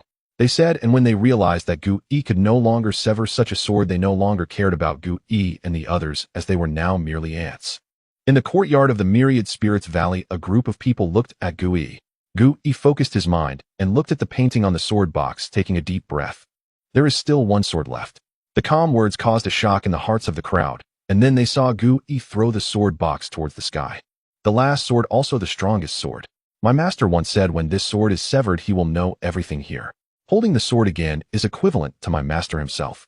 At this point, Gu Yi could not help but shiver. My master himself. Will my master truly descend here? But my master clearly said he would leave for a while. Can he really perceive the situation here? After all, the human race's 9 provinces are billions of miles away from here. Master. Hearing Gu Yi's words, Qin Gu and Qin Ming could not help but feel a tremor in their hearts. This was something they did not know. The master actually entrusted Gu Yi with so many matters. That person. Yi Luo looked towards the sky, a figure flashing in her mind.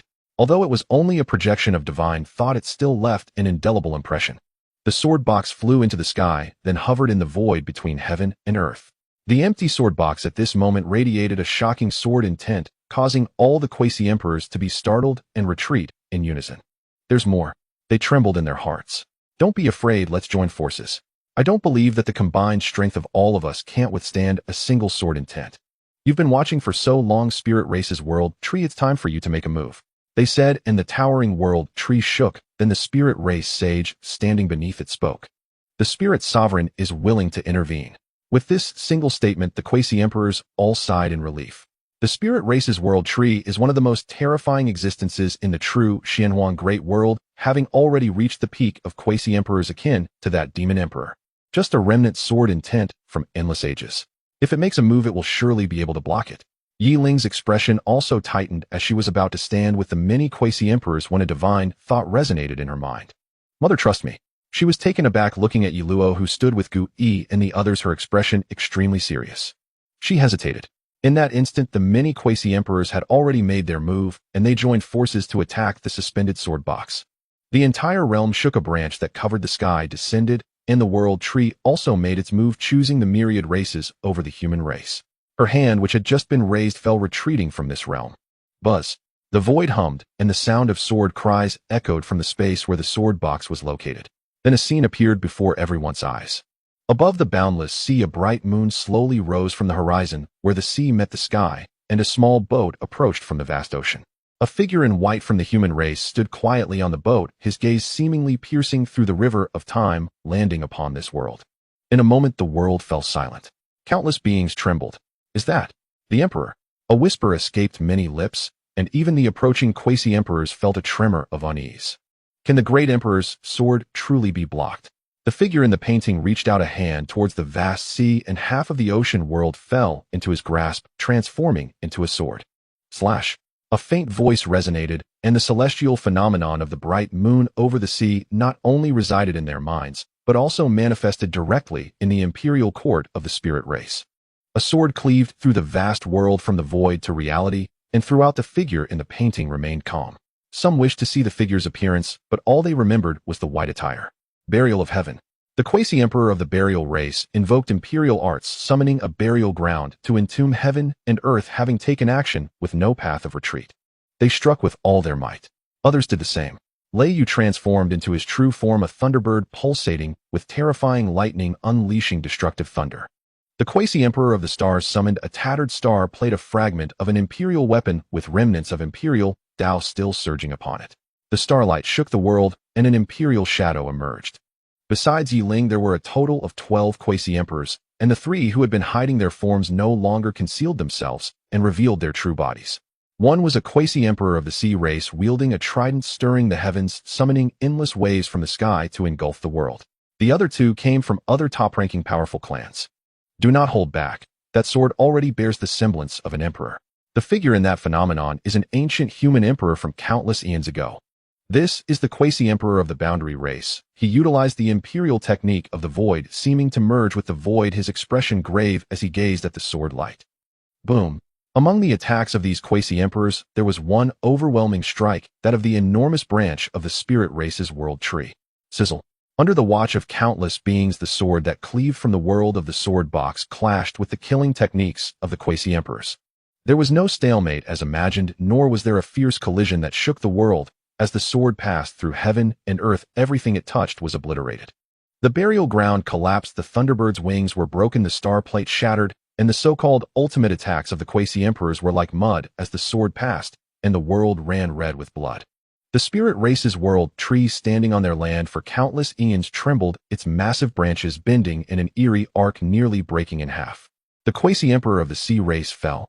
The quasi-emperor of the crystal race fell. The quasi-emperor of the soul race fell. Of the 12 quasi-emperors, 6 perished, half were dead.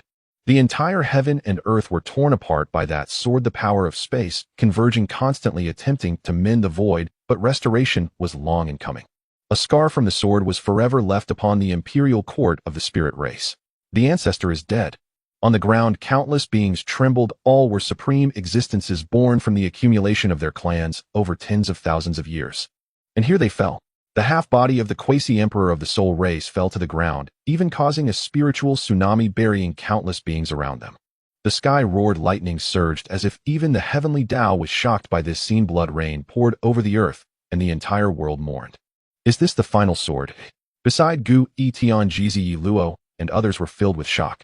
One sword slaying 6 quasi-emperors. Even Gu Yi was shocked, unable to believe that the sword box was cast by him. He had been with this sword box for such a long time. A peerless killing weapon capable of annihilating an entire peak clan. But it hasn't killed them all. The quasi-emperor of the demon race is still alive. I am still alive. He spoke for the first time in countless years, feeling fear. Only those truly facing that sword knew its terror. Before the sword's edge, it could slay all existence. He was merely a bit further from the sword's edge. Is this the great emperor? The quasi-emperor of the boundary race materialized from the void. Though he appeared unharmed, his aura had waned to the utmost. Even if it has fallen for countless eons, it is merely a will of the sword placed in the sword box. It can still easily kill us. Fortunately, he is already dead. 6 quasi-emperors appeared one by one, all severely injured, and even the spirit race's world tree showed signs of withering. This was the first time it had been harmed in countless eons. But fortunately, we managed to block it. There is no sword will left in the sword box. Regaining their composure, they looked towards the sword box, which had turned cold and completely devolved into a mundane object. I wonder who can save you this time. Lei Yu looked towards the group of Gu Yi and others in the courtyard of Wanling Valley. Gu Yi remained silent, while Yi Luo Tianjizi and the first cave master approached. Do you think we are injured and dare to stand before us with the cultivation of a great sage? He said, a cold, killing intent flashing in his eyes. He had harmed his origin, making it difficult to advance in cultivation again, and all of this was due to these few humans. These humans must die. The other quasi-emperors felt the same. Jiuzhou Shengjing. Lin Fan was inquiring about the quasi-emperor of Hong Fu regarding matters of the Void Emperor, when suddenly he felt a stir in his heart and looked towards the vast heavens. My sword will has vanished, he said, then shook his head slightly. With a single step, endless space tore apart a road of the void leading directly to the infinite sky, and on this road realms shrank to mere dust. Lin Fan walked forward along this road of the void. Sir, the group behind was shaken by this scene. He'll be back soon after leaving for a while. As his voice fell, they could no longer see Lin Fan's figure, leaving the stunned group behind to ponder for a long time. The road of space. The quasi-emperor Hong Fu exclaimed, dazed, realizing this was true heaven and earth. This was the road of space. Compared to it, what was her path? She even wondered if the space road of the Void Emperor could be compared to his. In the small courtyard, there was one saint and 2 who had only reached the Tao-cutting realm. She was the strongest, yet she appeared particularly humble. The place where the Sir went should be the spirit race for the grand competition among the races, she said, also clarifying for Li Yu and Zhao Kuangyi. The quasi-emperor of the boundary race was still there, but at this moment, she could no longer pay attention to the quasi-emperor of the boundary race. Whether the boundary race can continue to exist is still uncertain. The Spirit Clan Imperial Court, led by Lei Yu, 6 quasi-emperors hovered in the air, while countless powerful beings of various clans surrounded them. The small courtyard had become an isolated island in this world. Looking around, all seemed to be enemies. The last sword has already been drawn, but what about that one? The first cave master of the Wanling Valley trembled, unable to suppress his fear, even with his 5th level great sage cultivation. He gambled everything, his life and the survival of Wanling Valley. He didn't even know how he dared to place all his hope on a person who had never appeared. The human clan's quasi-emperor. Even if such a being truly existed, would they dare to come here? Yi Luo Tianjizi and the other disciples of the Tsang clan and Wanling Valley all fixed their gazes on Gu Yi and the others. Gu Yi remained silent, quietly standing in front of Qin Gu, Qin Ming, and Xine Hua. Will the master appear? He didn't know, but he believed in his master. They will come, Qin Gu said, her face calm despite the fact that the world was against them. Qin Ming shrugged and smiled faintly beside her. The master said that they will definitely appear, or perhaps they were delayed by something. Even if they don't come, what of it? If we die, the master's sword will sweep through the world, and this realm will be stained with blood. No one will escape, he said, looking up at the sky, a hint of defiance on his face. What does it matter if they are quasi-emperors? Qin Ming fears nothing. Even in death, he remains unyielding. Xine Hua stood beside the 2, gently stroking the bow in his hands. The expression of the 3 caused a tremor among everyone. There were many words to say, but as the 6 quasi-emperors approached, they fell silent. Since it has come to this, then we shall wait. The human clan favored by the Tao grows stronger as time passes. Perhaps a human clan quasi-emperor could truly turn the tide of the current situation. You still believe their words? After so many years of cultivation, do you not understand the human clan? A voice rang out, dripping with mockery. This was the Blood Clan's quasi-emperor. With one of their quasi-emperors dead, only 2 remained, making them all the more concerned about the so-called human clan emperor's lineage. To him, these few humans were the keys to unlocking the human clan emperor's lineage, and even in death, he wanted to obtain their corpses. My peak 10 clans have always stationed people in the 9 provinces. Over the years, not to mention a quasi-emperor, even a sage has never been born. It's just a ruse to fool you. A storm gathered in the heavens as if to annihilate the world, sweeping across the land, while a figure stood in the storm, coldly observing Qin Gu and Qin Ming. No one can save you today, nor dares to save you, Lei Yu said, glancing at Yi Ling as if warning her. Yi Ling fell silent. Could she really just watch Yi Luo die?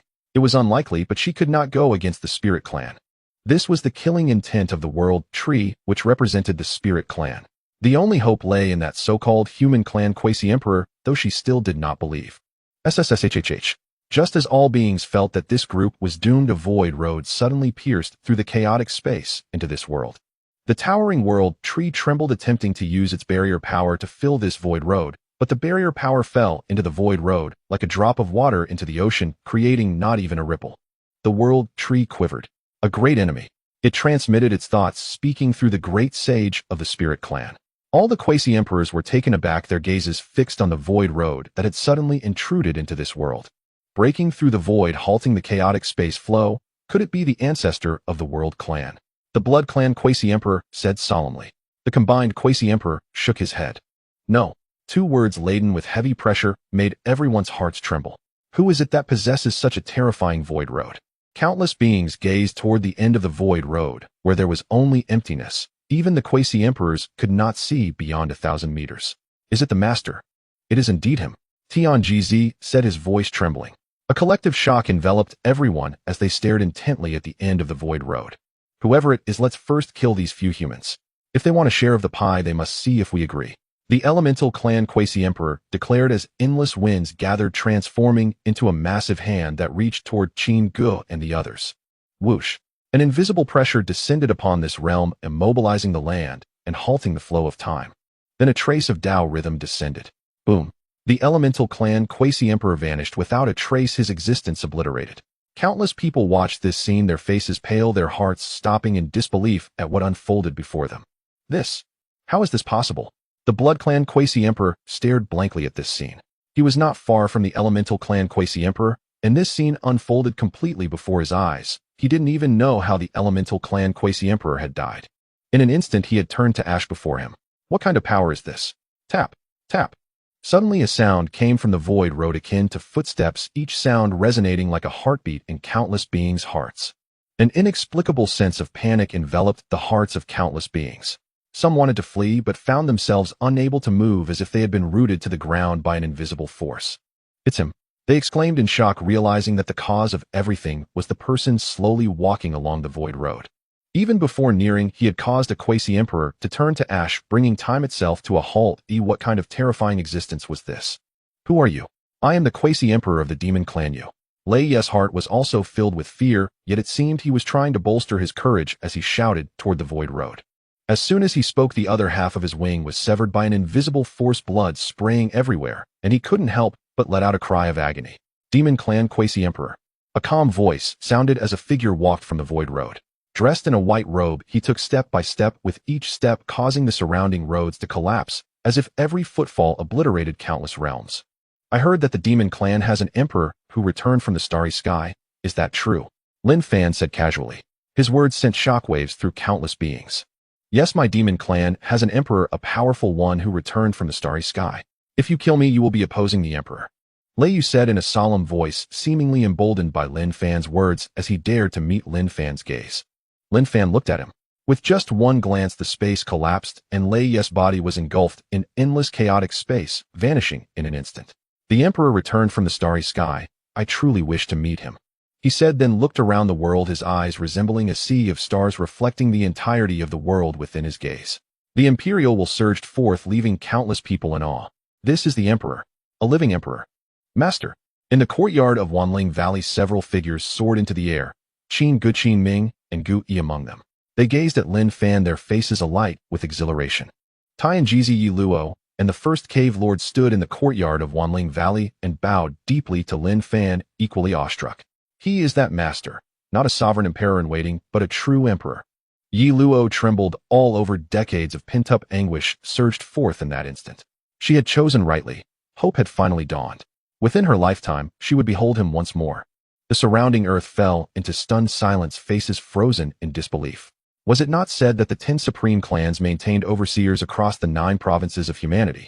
Was it not proclaimed that humanity possessed no saint? An emperor, Hun Jie's sovereign emperor in waiting, involuntarily swallowed, voice trembling. There truly remained a living emperor in this world. Mortals knew not the true magnitude of an emperor's power, but he did. The realm clan itself had sprung into existence because of the Void Emperor. Yet even they had inherited only a fragment of his legacy. He attempted to commune with the realm clan, yet his divine sense vanished into the void. This realm appeared severed entirely from the Xianhuang Grand World. Lin Fan paid no heed to the sovereign emperors in waiting. Instead, he turned toward Qin Gu, Qin Ming, and the others, and a gentle smile graced his lips. Well done. You have all progressed. At those words, even Qin Gu, whose composure was as still as placid water, broke into a rare smile. Only he could stir the depths of her heart. You claimed first place in the Myriad Clan's grand contest. No shame has befallen humanity's dignity. Lin Fan spoke, then shifted his gaze to Qin Ming and Xinhua. Neither of you falls short. The way of the sword demands an invincible heart, one capable of severing all existence. You have already taken your first true step. Xinhua, I have taught you least of all, yet your growth rivals theirs. The way of the arrow fused with the path of the soul, this world shall surely grant you a sovereign seat. Hearing this, both bowed reverently before Lin Fan. All thanks to Master's guidance. Lin Fan offered a faint serene smile, and then turned to Gu Yi. This man who had devoted his entire life to humanity once held the northern frontier of the Great Tang against invaders beyond 10,000 li, and in his twilight years followed Qin Gu and the others to this land of the Spirit Clan. Now he stood at the very threshold of time. Even his youthful visage could not conceal the faint aura of decay coiling within his body. You have borne great hardship, Lin Fan murmured. Gu Yi simply bowed in return. It is what Gu Yi was born to do. With a gesture of his finger through empty space, boundless vitality surged toward Gu Yi, his snow-white hair shimmering anew with life. Humanity's age has only just begun. How can you fall so soon? I demand you stand beside me to witness humanity's golden zenith. Boom! A thunderclap split the heavens. Infinite lightning coalesced above, shaking the entire cosmos as if the world itself were on the verge of annihilation. This was the Annihilation Tao Tribulation, one who defied heaven's decree, who dared twist fate and flout cosmic law. The Tao itself would not tolerate such an anomaly. It sought to obliterate him. Countless beings lifted their heads, faces contorted in terror. What precisely had this being done to draw the Tao's direct intervention? Master, enough. Gu Yi has lived long enough, Gu Yi pleaded. Lin Fan merely smiled faintly and raised his eyes to the sky. Today I, Lin Fan, shall extend his life by 100 years. Let every karmic consequence descend upon me. If death is your will, then strike me down. His words carried the unyielding arrogance of heaven-shaking dominion. He declared it openly, to the Tao itself, that he would prolong Gu Yi's life. From Lin Fan's palm surged the essence of time, the sovereign force of eternity, the highest law of existence. And that torrent of temporal energy descended upon Gu Yi. Gu Yi shuddered, then erupted with inexhaustible vitality. Time froze upon his frame, his bodily decay reversed outright. Crack! A bolt of lightning rent the heavens, as if the Tao itself raged in fury, yet none dared unleash its tribulation upon that solitary figure beneath the sky. It was the Xianhuang Grand World's sovereign vessel of law, capable of perceiving the spiritual signature of every being born within this realm, yet of one it sensed absolutely nothing, as though he were no native of this world at all, and it knew, utterly, that it held no power over him. He had long since transcended all laws. Gu Yi lived anew. He felt his condition with crystalline clarity, restored instantly to his prime. Only 1 century. After that, even I cannot save you. The sovereign path of time. I have grasped less than 1/10th of its truth. Lin Fan explained. He too had walked the sovereign path of time, yet even he had barely brushed its outermost veil. To extend Gu Yi's life by a century was the absolute limit. Boundless gratitude, Master. He bowed deeply, awe churning within him beyond articulation. Life itself could be reversed, even time's erosion could be defied. What then was the true extent of Master's cultivation? Then Lin Fan swept his gaze across the trembling cosmos. Every living being quaked, including the 4 surviving sovereign emperors in waiting. Emperor, spare us. Countless beings cried out from the earth, their voices trembling. Even Han Jie's sovereign emperor in waiting, the Blood Clan's sovereign emperor in waiting, and the other 2 sovereign emperors in waiting prostrated themselves before Lin Fan.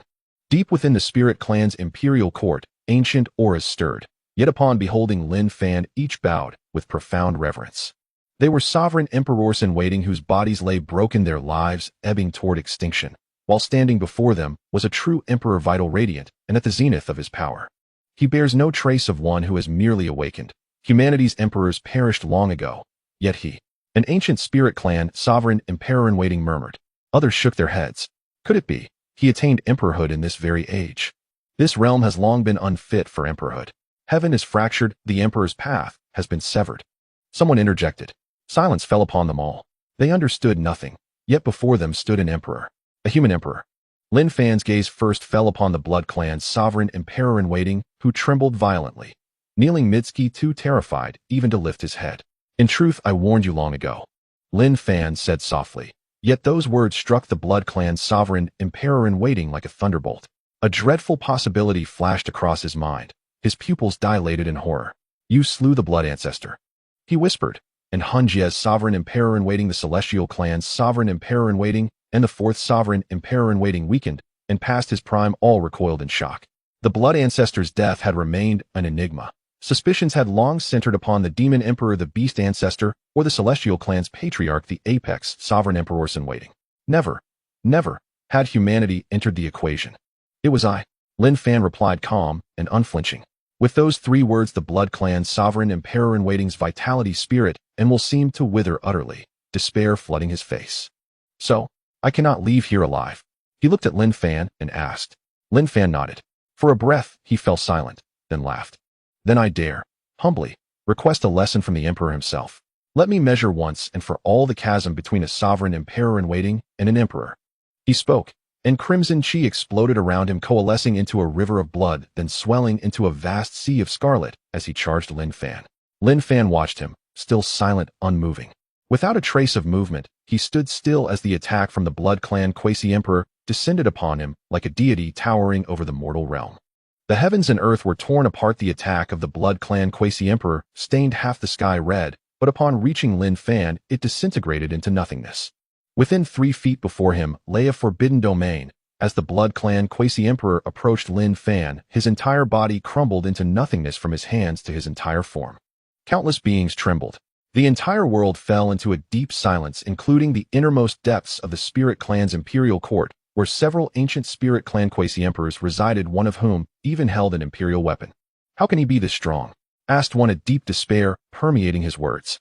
This was a Quasi-Emperor already at the pinnacle of the Xianyuan Great World, yet he had perished without even touching Lin Fan. Is the gap between Quasi-Emperors and emperors truly this vast?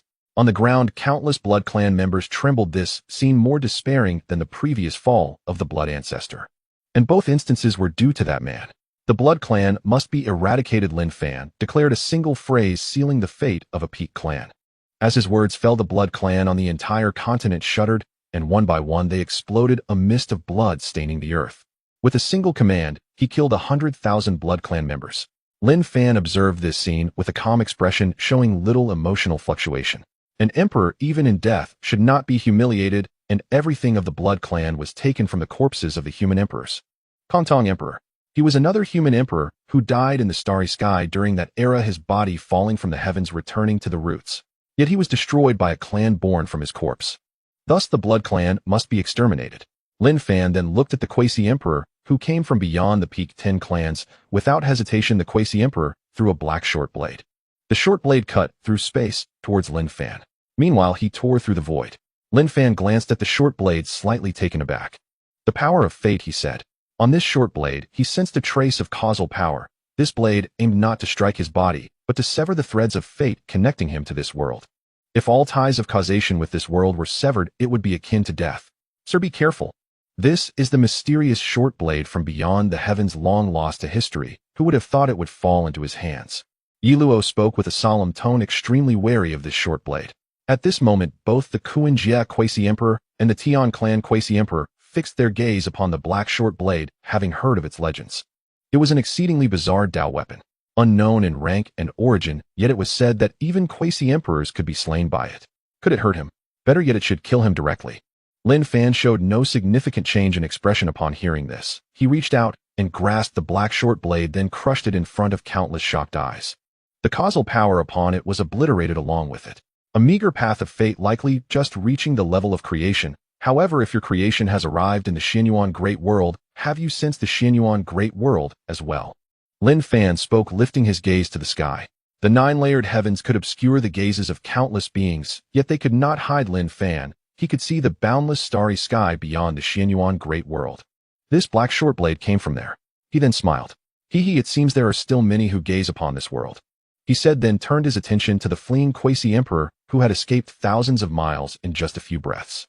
Easy. In the vastness of the heavens and earth, the Quasi-Emperor suddenly halted and looked up at the sky as an invisible sword light fell from above. Boom. A single sword pierced through 10,000 miles of earth, and one quasi-emperor fell within it. Another quasi-emperor had died. Lin Fan withdrew his gaze, finally looking at the Kuan Jia quasi-emperor, who trembled and directly knelt in the void. Our clan has not mistreated the corpse of the Void Emperor for countless years. We have only comprehended the Tao within the Void Emperor's body and have even kept him in reverence. Please spare me, great emperor. He begged, his face filled with terror, no longer wishing to flee. This was an emperor. No matter how one ran, could they escape from the Xianyuan great world? Lin Fan shook his head. For the clan's quasi-emperor, just one is enough. As for you, your path of survival ended the moment you struck against my human race. His calm words made the Kuan Jia quasi-emperor shudder. Hong Fu. He thought of Hong Fu quasi-emperor, the one who ventured to the human race's Jojo, due to his words, not expecting it, to have spared Hong Fu's life. He wanted to say something further, but the invisible power of the void had already descended upon him, a force nearly of the same origin. It too was the Tao of the void, but entirely beyond his comparison. In an instant he was torn apart by the power of the void. In merely a moment 5 quasi-emperors had fallen, leaving only one Tian clan quasi-emperor standing amidst the heavens, staring in terror at Lin Fan. My Tian clan is not a being of the Xianyuan great world, but comes from beyond the heavens. What exists in the Xianyuan great world is merely a branch. He stated, no longer hiding the Tian clan's secrets before death, revealing their origins from beyond the starry sky. Lin Fan merely gazed at him indifferently. I know, he said, then pointed at the Tian clan quasi-emperor.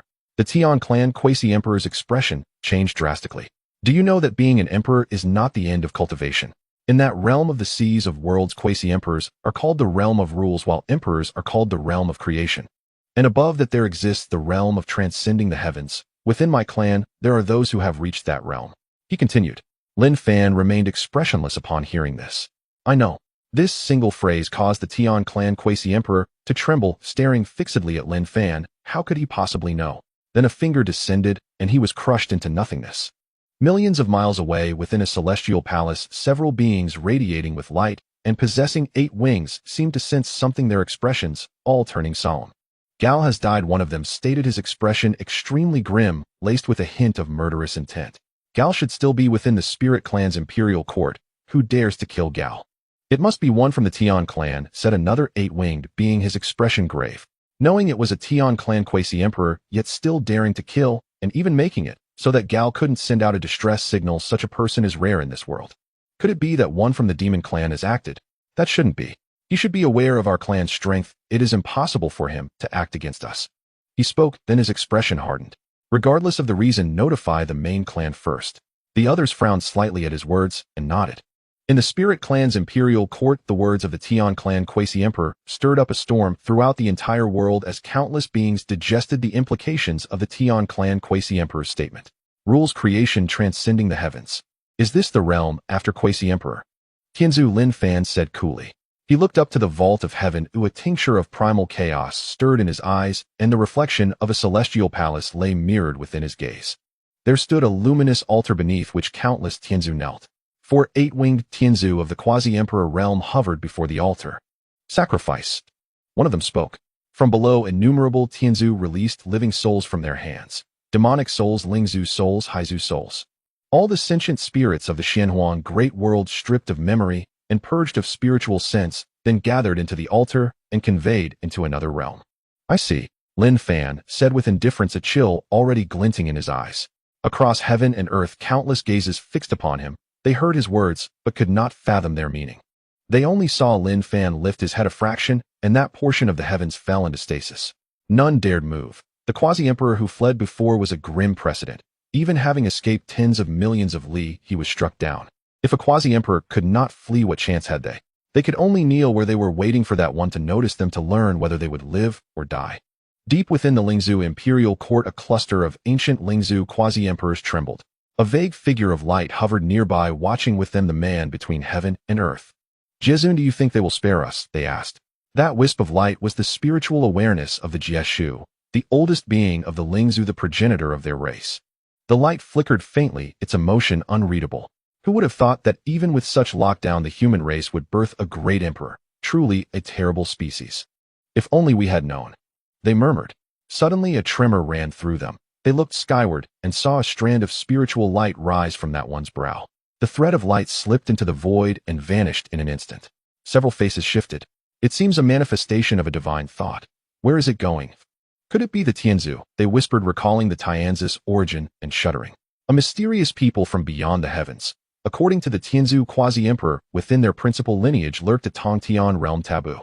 Even a great emperor was only of the creation realm. The Tongtian realm was beyond imagining. Would he truly provoke the Tianzu? At the Tianzu altar, innumerable living souls were cast in. The altar erupted in blinding radiance, and a vast blurred great realm manifested there. Mona, didn't you say not to open the altar unless it was necessary? A voice came from the other side of the altar, threaded with impatience and unease, as if some great horror lay hidden in that world. The four Tianzu quasi-emperors frowned.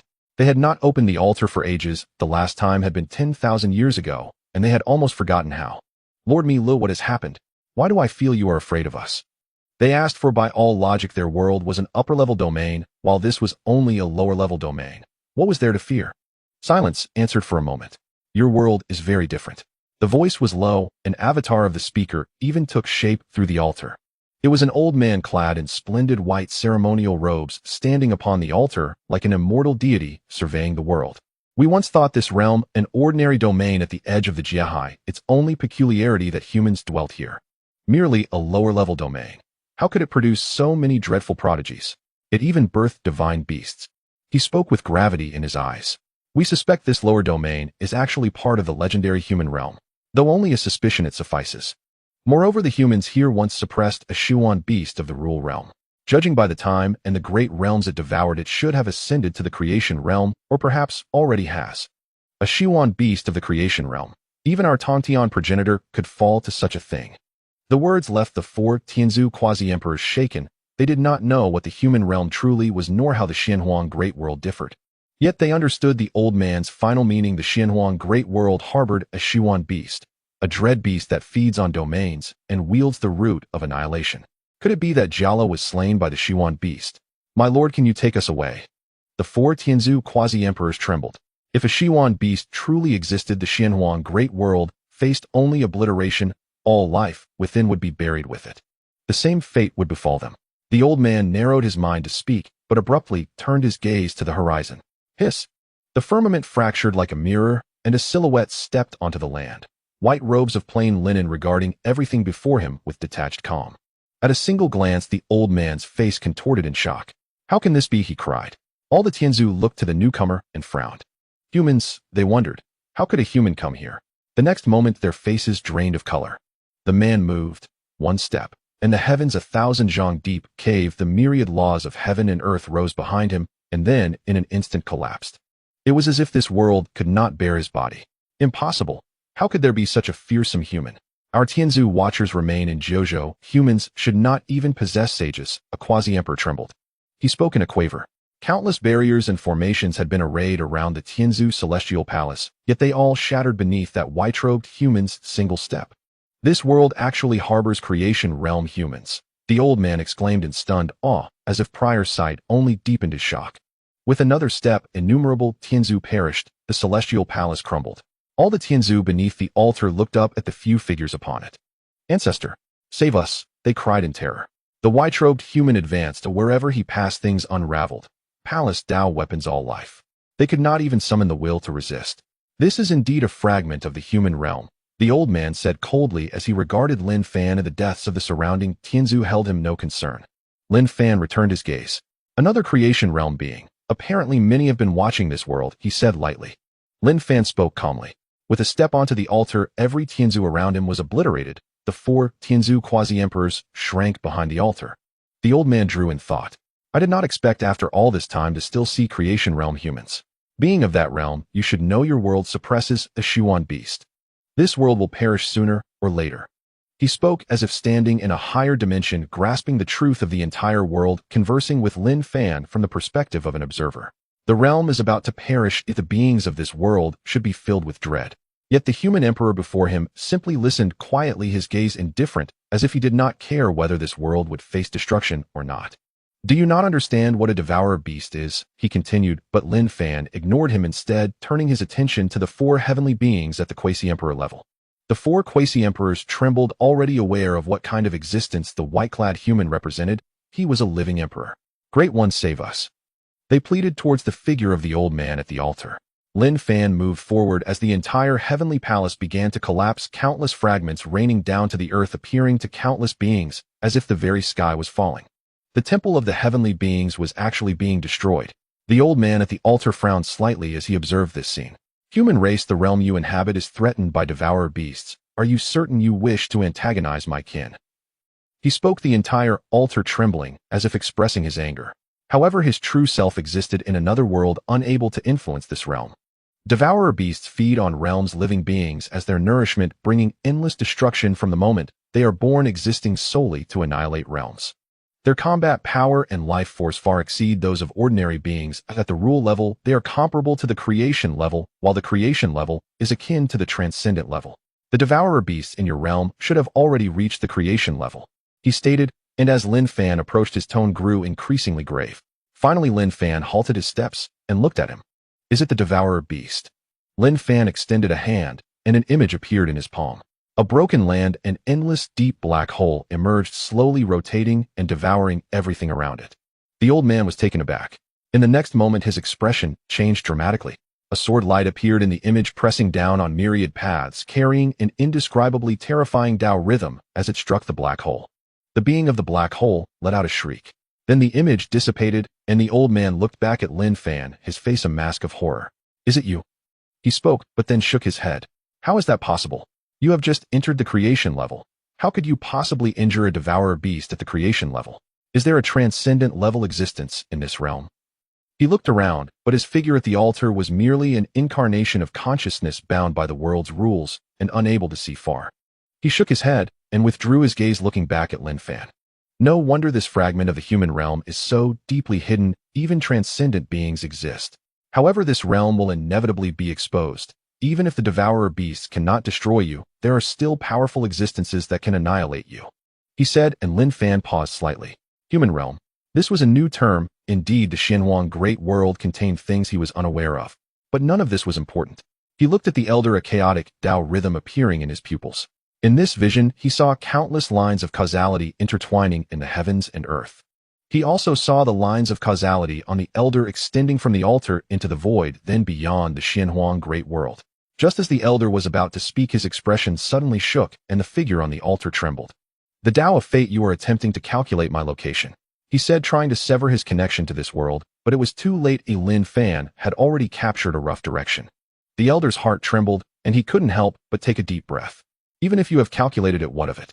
You have just entered the creation level. My kin possesses transcendent beings. You. Before he could finish speaking, he suddenly saw the black vortex in Lin Fan's palm, his expression turning horrified. A black hole emerged in Lin Fan's palm, spinning just like the being from the previous image, consuming all surrounding matter. But the previous one was a devourer beast, while this was merely in this person's palm. How is this possible? He stammered, completely losing his previous composure. How could this human manifest the destructive power of a devourer beast from his palm? The sensation was too real, as if he were truly facing a devourer beast. Did you kill that devourer beast? He exclaimed in shock, then noticed something was wrong with Lin Fan's body, his expression turning pale, a hint of fear surfacing in his eyes. You are merely a manifestation of divine thought. The human before him wielded absolute destructive power, easily annihilating the heavenly beings, undoubtedly possessing creation-level strength, yet was merely a manifestation of divine thought. How strong must his true self be? This thought caused the four heavenly quasi-emperors hiding behind to change their expressions drastically, staring incredulously at Lin Fan, who was so close. Stay in your realm, once the matters of this world are settled, I will come to visit, Lin Fan said lightly, his palm falling, the black hole looming over all, annihilating everything. The four heavenly quasi-emperors looked towards the altar, where the elder wore an expression of sheer terror. Before Lin Fan's palm could descend, he actively dissipated this body, severing all ties with this world. No. They looked towards the descending sky, witnessing a darkness that could swallow everything, barely able to let out a cry of unwillingness. As his palm fell, everything was obliterated. The heavenly palace of the heavenly beings, which had stood in the Xianhuang Great World for countless ages, vanished just like that.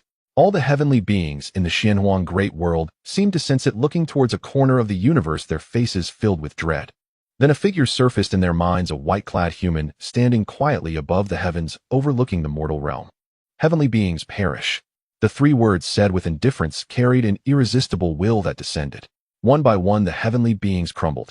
The entire Xianhuang great world trembled. What is happening? The heavenly beings have all died. Someone exclaimed in shock. They witnessed with their own eyes a holy realm heavenly being one moment revered by countless beings, the next moment exploding to death. Could it be related to the collapse of the primordial mountain? The primordial mountain collapsed and countless unknown anomalies infiltrated the Xianhuang great world, perhaps even including quasi-emperors. Are they attacking the heavenly beings? They said, their expressions grave. Yet unbeknownst to them, those so-called anomalies that escaped from the primordial mountain were also in terror. Under a terrifying force, all the heavenly beings were being eradicated. Within this power they sensed that familiar aura. It was that person. In the Ling clan's imperial court, Lin Fan withdrew his gaze, and the incarnation of the heavenly being's divine thought also perished. He looked again at this land. With a single glance, all living beings knelt, their faces trembling, not daring to look directly at the figure in the sky. Has it finally come for them? They know nothing of what befell the Tian clan, yet the outcome cannot be good. The coldness in that one's eyes tells the tale. Several quasi-emperors of the Ling clan stepped forth. They made no attempt to resist, only kneeling before the vast imperial palace, as if awaiting their sentence. Only the consciousness of the Jieshu remained within the imperial palace. Across endless ages it had witnessed the emperor's towering presence, and yet it had endured. It was not merely a tree, it bore the hope of the world's repair. Where heaven and earth were flawed, it was the root meant to mend those breaches. Having become an emperor, it must comprehend the world's defects and its own importance. Therefore it could yet live. Thus it had confidence. Hail the great emperor. Led by the Ling clan's quasi-emperors, all beings bowed. The great emperor is the supreme sovereign of every age. Lin Fan regarded the scene with a detached gaze, uttering nothing. His brief silence made countless lives tremble. After a long pause he spoke. You should know why I have come. I am not given to wanton slaughter, but the humiliation and rage of the human race must be quieted. Only blood can quell the human race's fury. His calm words were like a death warrant, sending a shudder through everyone. Those who looked up saw only that indifferent imperial gaze. Countless beings collapsed in fear, staring numbly at the sky. Perhaps there was regret, perhaps resentment. Beneath those imperial eyes none of it mattered. Is there no other possibility? Asked several Ling quasi-emperors, their bodies trembling as they looked at Lin Fan. Can you grant us another chance? We have slept too long and know not what has transpired in this world. We can atone for all the humiliations the human race has endured at any cost. We only beg the great emperor for one chance. They knelt again. Great emperor, grant us a chance. The pleas of all beings on this land echoed their words, yet they stirred no ripple in Lin Fan's eyes. His gaze swept the boundless earth. Countless humans were either caged and reduced to blood food, or hiding at the world's edges unseen by daylight, or struggling simply to survive. This was not a momentary state, but the way of endless ages. Too many humans had died in ignominious torment. Did you give them any chance? Lin Fan said coolly. His single sentence struck every heart. An invisible imperial might descended. All looked up, faces hollow with despair. The great emperor's killing intent was revealed. The humiliations of the human race need not be remedied by you. They will reclaim their dignity themselves. But you will not live to see it. Lin Fan extended a finger toward the Ling imperial court and pressed.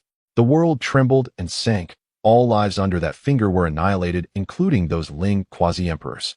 Were they truly innocent? Impossible. The calamity of the human race was no sudden birth. This era may not have been of their making, but they were the architects of the previous age's sins. The fragment I glimpsed has at last come to pass. In the sole sanctuary of the world within the Wanling Valley Court, Tianjizi said, trembling as he beheld the emperor's grim reckoning. He had paid with half his life to use the celestial scheme art to peer into a corner of the future. This scene was that vision, the return of one who would settle the world's accounts. Long time no see. Lin Fan addressed him. Tianjizi, awed and astonished, hastily knelt. Tianjizi and the Tsang clan have always followed the great emperor without change. He spoke, and a host of Tsang clan members nodded. The ancestor truly had great foresight, worthy of the title ancestor.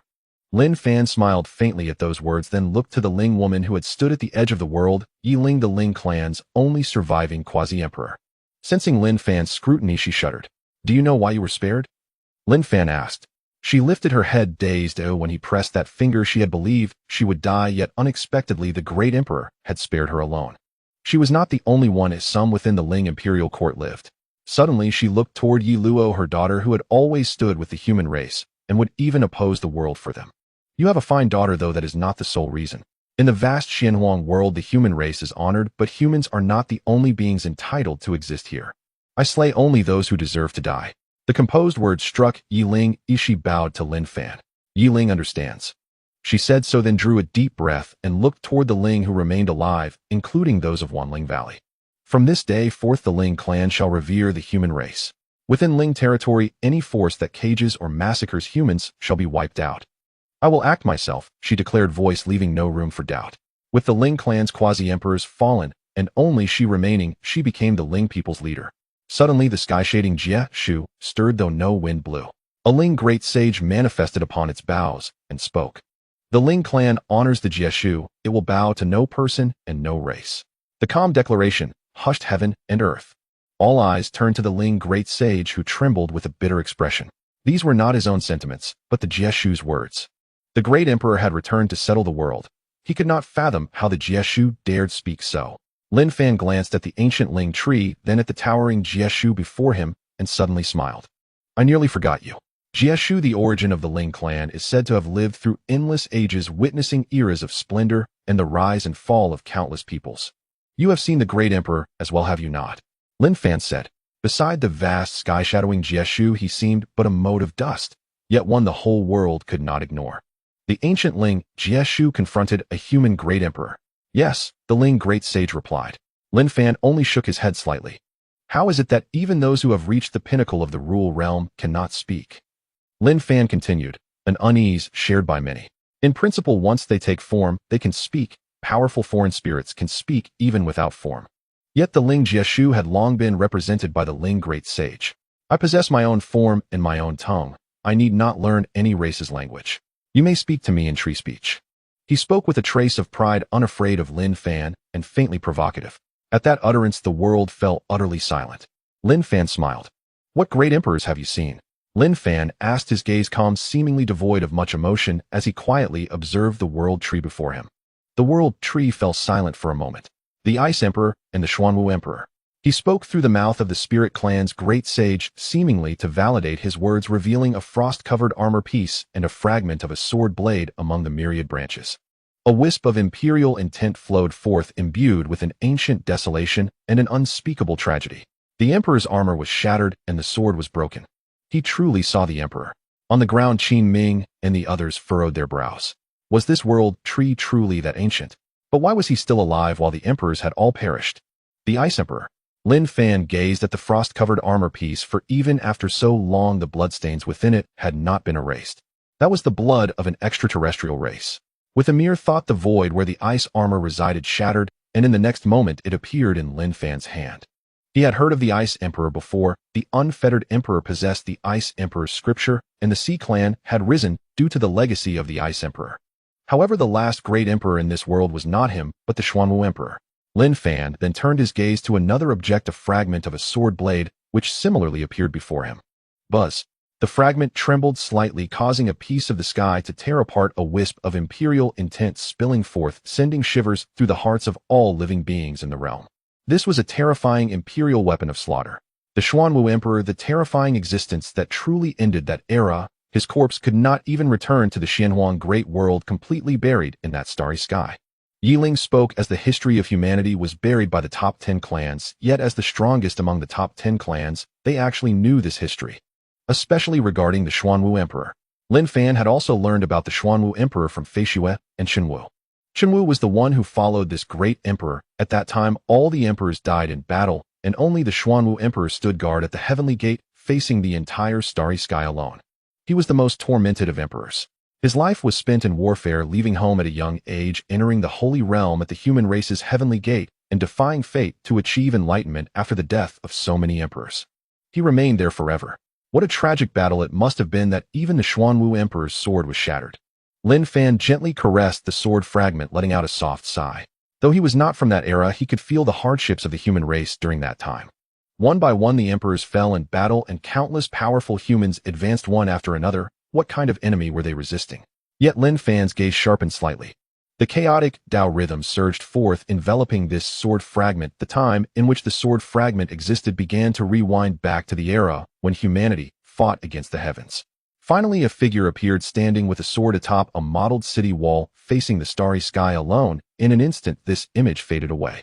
That is the Xuanwu Emperor. Everyone was shocked. But what shocked them more was Lin Fan, who rewound time to reveal the Emperor's image. What a terrifying skill that was.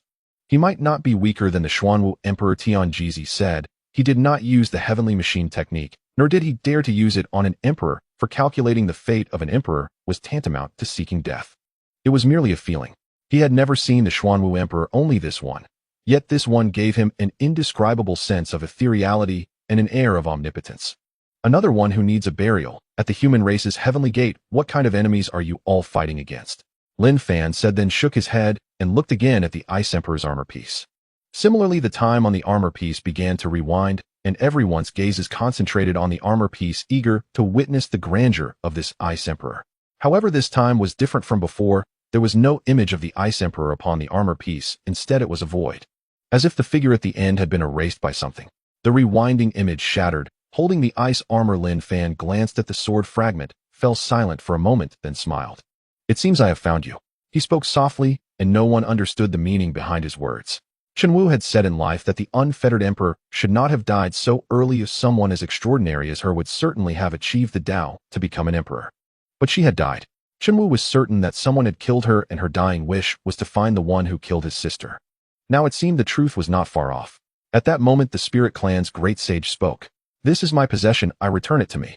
He still spoke on behalf of the Spirit Clan's world tree, demanding Lin Fan return the armor piece and the sword fragment, and the gazes of Yi Ling and the others fell upon Lin Fan. Lin Fan glanced at the world tree and directly took the two items. I have a tree in my yard, I named it Bodhi, and it has a power that can devour the life force of other beings.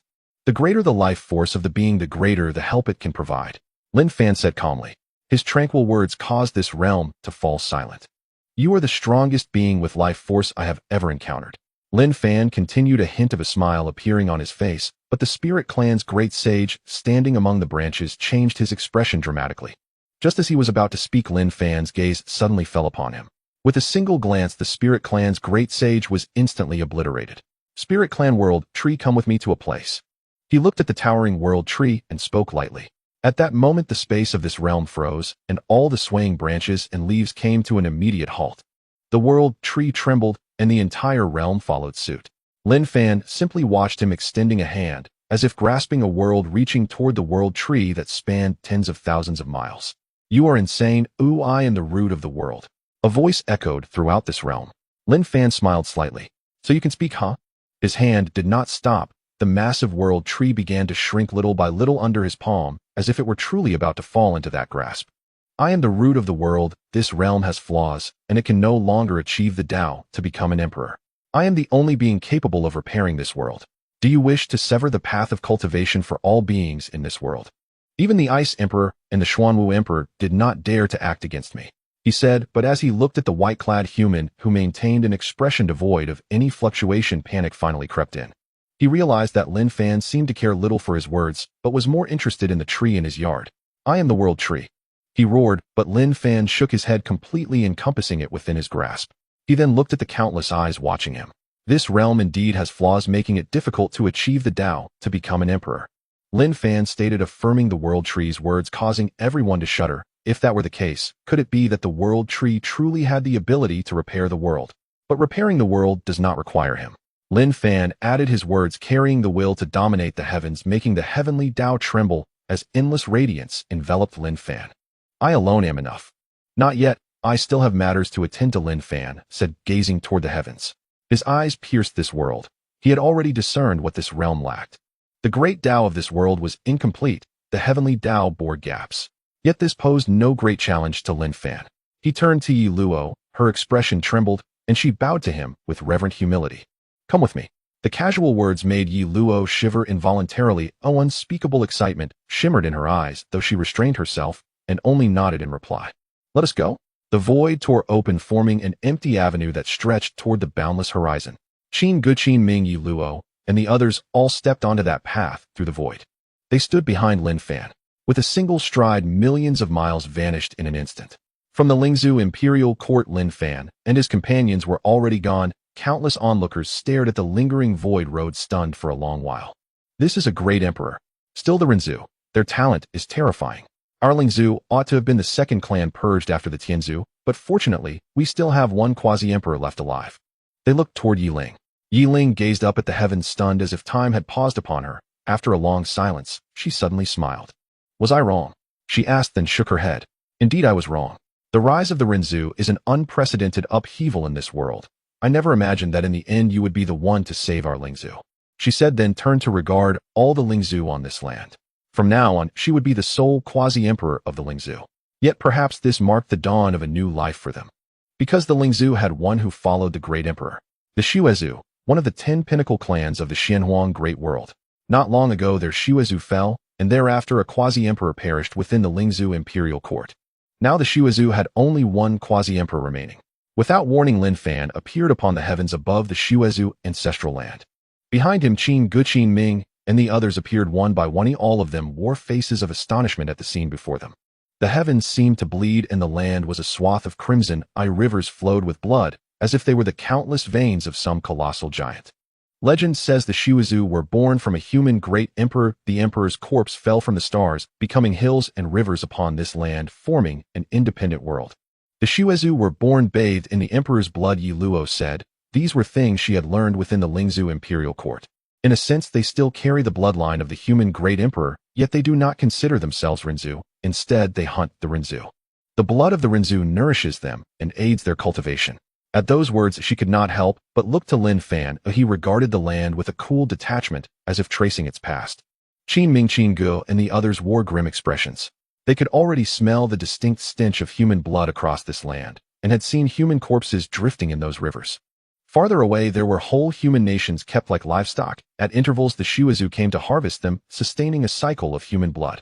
For endless ages, the humans here had endured this. If you originated from my human great emperor, why treat my people thus?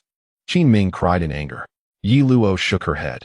Sometimes, even she could not comprehend that some clans in this world treated humans as mere currency. But what real crimes had the Rinzhu committed? Countless peoples had fabricated accusations against them, none of which could withstand scrutiny. Some knew the truth, yet they did not care. Especially the Xuezhu. Who dares trespass into my Xuezhu ancestral land? A voice thundered, and dozens of beams of light shot up from the earth. Cultivators of the slaying Dao realm of the Saint realm, and even one great saint. But within 1,000 meters of this place, any who approached were consumed by an invisible flame until they vanished into nothingness. Yi Luo then looked to Lin Fan and saw the chilling cold that emanated from him, a chill that made hearts tremble. The Xuezhu must be exterminated. His calm words proclaimed the fate of that pinnacle clan, not merely some among them, but all. At the center of this land lay a lake of blood.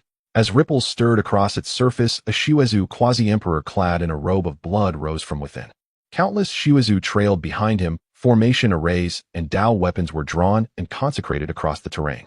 Sir, you come to slay on my ancestral ground. Do you hold my Xuezhu in such contempt? The Xuezhu quasi-emperor hovered in midair. In his palm, a bronze furnace floated silently, its flames potent enough to destroy worlds, an intact imperial weapon. You think because the Xuezhu ancestor is dead, my clan is easy to bully. With the imperial weapon in his hand, a faint imperial intent shimmered about him. Countless Xuezhu behind him grew excited. The Kongtong furnace, that imperial weapon had finally manifested. Lin Fan regarded it with a cool gaze, his eyes falling upon the word Kongtong engraved on the furnace. The chill in his expression deepened. The Xuezhu ancestor, he said lightly, then spoke words that filled every Xuezhu with dread. I killed him. At last, everyone saw the figure in the heavens robed in plain white cloth standing upon the Xuezhu ancestral land. Though he seemed to hold nothing, a single gaze made countless Xuezhu souls quake. Even the heart of the Xuezhu quasi-emperor surged with an inexplicable fear. They had all witnessed the Xuezhu ancestor's death. Struck down upon the Xuezhu heavens, his eyes at the moment of death were filled with pure terror, as if he had endured something unimaginably horrific. Was this man the instigator? No. He carries an imperial weapon and should fear no one. The Xuezhu quasi-emperor snapped back to focus, fixing Lin Fan with a deadly stare. We had not sought you yet, and yet you deliver yourself to us, he roared, raising the Kongtong furnace to unleash its world-consuming flames. In the next instant, the world around him seemed to blur for a heartbeat. Then a silhouette appeared before him. The Kongtong furnace changed hands in an instant, and the imperial intent that had surged forth was instantly suppressed. A wisp of imperial intent washed over him, and chills ran through his body. Ah, great emperor, he stammered. How could this be? How could a great emperor appear in this world? And he is of the Rinzu. The Shiwazu behind him froze at that proclamation, staring in disbelief at the figure who now held the Kongtong furnace. Since you wield the imperial weapon of my human great emperor, then you shall all die beneath this Kongtong furnace, Lin Fan said coldly. He then opened the furnace, endless flames surged forth and instantly engulfed this realm. The Shiwazu quasi-emperor tried to flee, but found he could not move a single step. He could only endure as the furnace's flames burned away his body and soul. All things are cause and effect born of the human great emperor, and thus should perish by the human great emperor, Tianjizi observed as he watched the scene. He too had followed Lin Fan. The appearance of the imperial weapon stirred up colossal waves, casting a fiery glow across the vast land, drawing the attention of countless beings in the Xianhuang world towards the Blood Clan. The sight of the Blood Clan's land left many in awe. A bronze furnace stood in the heavens, endless flames erupting from within, engulfing the sacred ground of the Blood Clan. Not far from the bronze furnace stood a Blood Clan quasi-emperor who remained passive as the flames consumed him, his face filled with terror. The Kongtong furnace, that is the Blood Clan's imperial weapon. Why is it burning the sacred ground of the Blood Clan? Why doesn't the quasi-emperor of the Blood Clan resist? What has happened to the sacred ground of the Blood Clan? Their gazes shifted upwards, catching sight of a figure that sent shivers down their entire being, as if witnessing some forbidden entity. Retracting their gazes, they were left with lingering trepidation. What is that? They all saw a person standing beside the Kongtong furnace above the Blood Clan's sacred land, yet none could discern his appearance. It seemed forbidden to look upon him, to observe. Was everything happening in the Blood Clan's sacred land orchestrated by him? A human? Not far from that figure were several others who clearly saw their forms and recognized their identities. They were humans. Also present were the Spirit Clan and the Tsang Clan. Their gazes were all directed towards the figure beside the Kongtong furnace, filled with respect, admiration, and fear. The Spirit Clan's imperial court was enveloped in the barrier of the World Tree, and the events occurring there were unknown to the outside world, as the Spirit Clan had sealed off the information. The world was still unaware of Lin Fan's existence. Next to the Kongtong furnace, Lin Fan turned to look outside the Blood Clan's sacred land at the territories where humans were raised by the Blood Clan. In an instant, all Blood Clan members perished. The Blood Clan superior is dead. There was a tall tower where a Blood Clan member had been selecting humans from a city. Countless humans knelt beneath the tower, their bodies trembling. Although such scenes had occurred countless times before, truly kneeling before this tower evoked involuntary fear. They all knew what the outcome of being selected would be: to become the Blood Clan's blood food, drained of their essence, leaving no trace behind. However, just as the Blood Clan member atop the tower was about to point towards those below to confirm his selection, he suddenly slumped, falling from the tower. In the blink of an eye, his body was devoid of any vitality. They watched this scene with a mix of relief and terror, knowing that a Blood Clan superior dying here could very well provoke the wrath of the Blood Clan. None in the entire city could survive. Just then a figure simultaneously appeared in their minds. A person dressed in simple white robes resembling a scholar stood at the pinnacle of heaven and earth, holding a furnace, quietly observing them. His gaze was not filled with the greed and cruelty of the Blood Clan, but rather exuded warmth. The Blood Clan no longer exists. He spoke calmly, as if merely mentioning an inconsequential matter, yet it stirred tumultuous waves in the hearts of all. The Blood Clan, that powerful race that had dominated the world and controlled their endless years, no longer existed. But how could that be? Who was capable of eradicating them? Was it him? Their minds converged on that figure in their thoughts, and finally they recognized him as one of their own, a human. Does the human race possess such powerful beings? I am the emperor of the human race. Today I destroy the Blood Clan. From now on, the mountains and rivers, the boundless seas of the Xianhuang world will belong to the human race. In this vast world, humans may roam freely. You should stand up now. A faint voice resonated in their minds, carrying an indescribable sense of power that made everyone shudder. The human emperor. The legend of the emperor was known to all, a supreme being, an unparalleled existence. Does the human race have such a powerful figure? Boom. The vision in their minds faded, and then the entire land shook as they looked towards the direction of the Blood Clan's sacred land, where an immense cauldron descended upon the earth. The earth trembled, and the area symbolizing the Blood Clan's absolute rule vanished just like that. The emperor, they murmured, bowing towards that direction. They may not see Lin Fan, but they knew their human emperor was right there. Qin Ming, Qin Gu, and others stood in the sky, witnessing countless humans from various territories kneeling towards them, their expressions filled with shock. The prosperous era of the human race is coming, Gu Yi said, a smile adorning his face. Qin Ming, Qin Gu, and Xian Hua nodded, especially Xian Hua, who knew just how miserable life was for humans beyond the 9 provinces. living in desolate sunless lands, spending a lifetime there.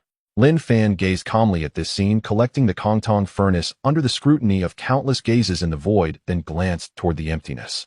Not good, he noticed. In a far-off place, a great sage of the Star Clan hurriedly attempted to retract the stargazing mirror in his hand, but it was already too late. The mirror shattered in an instant, and then he and the surrounding area, within 100 miles, disintegrated together. Many other places faced the same fate. Forbidden cannot be observed.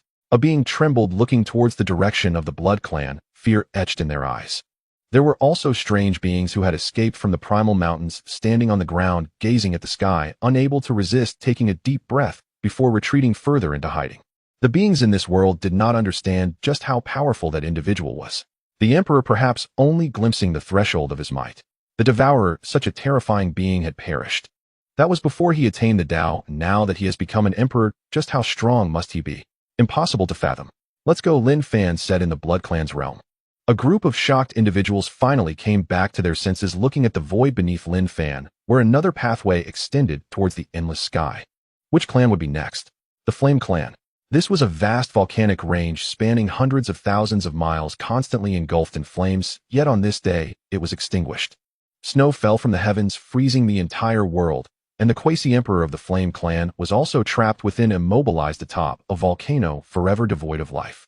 The Wind Clan, their domain was a vast grassland where a wisp of death energy fell upon the land, eroding the vitality of the entire grassland, including its inhabitants. Lastly, the Thunder Clan. They summoned an imperial-level killing formation, manifesting an endless sea of thunder, converging boundless thunderous might towards the white-robed human standing in the heavens. The white-robed human made no move, merely standing there as the vast thunder shattered the sky, yet could not approach him in the slightest. How is this possible? The quasi-emperor of the Thunder Clan looked up to the heavens, despair overwhelming him. He is the emperor. Only that phrase was left behind, as a more dreadful thunder descended upon this world, burying the entire Thunder Clan beneath the earth. The Thunder Clan perished beneath the might of thunder. Tianjizi stood before a river a few hundred li wide and gazed at the vast land across the bank. He said in a measured voice that once they crossed the Xianhuang River, they would enter the territory of the Yao race. Lin Fan stood at the Xianhuang River and likewise looked toward the Yao lands. The Yao race was the most powerful people in the Xianhuang world after the human race, and the only other lineage besides the humans to have given birth to an emperor-grade cultivator.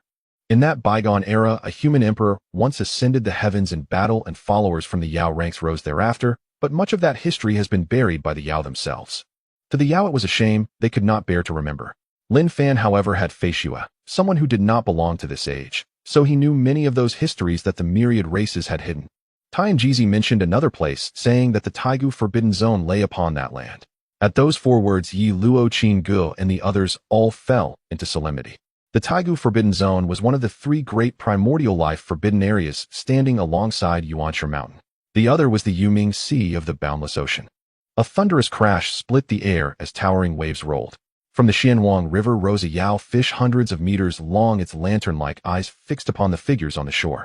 It focused especially on the white-clad human at the front and sneered with contempt, asking how a human could be here so early when the annual sacrificial day had not yet arrived, as if asking whether they had come to serve as offerings. All the while it stared at Lin Fan, its cavernous maw was stained crimson, and its eyes betrayed an irrepressible avarice. Qin Ming drew his sword and stepped onto the Xianhuang River. With a single stroke he cleaved off the beast's head.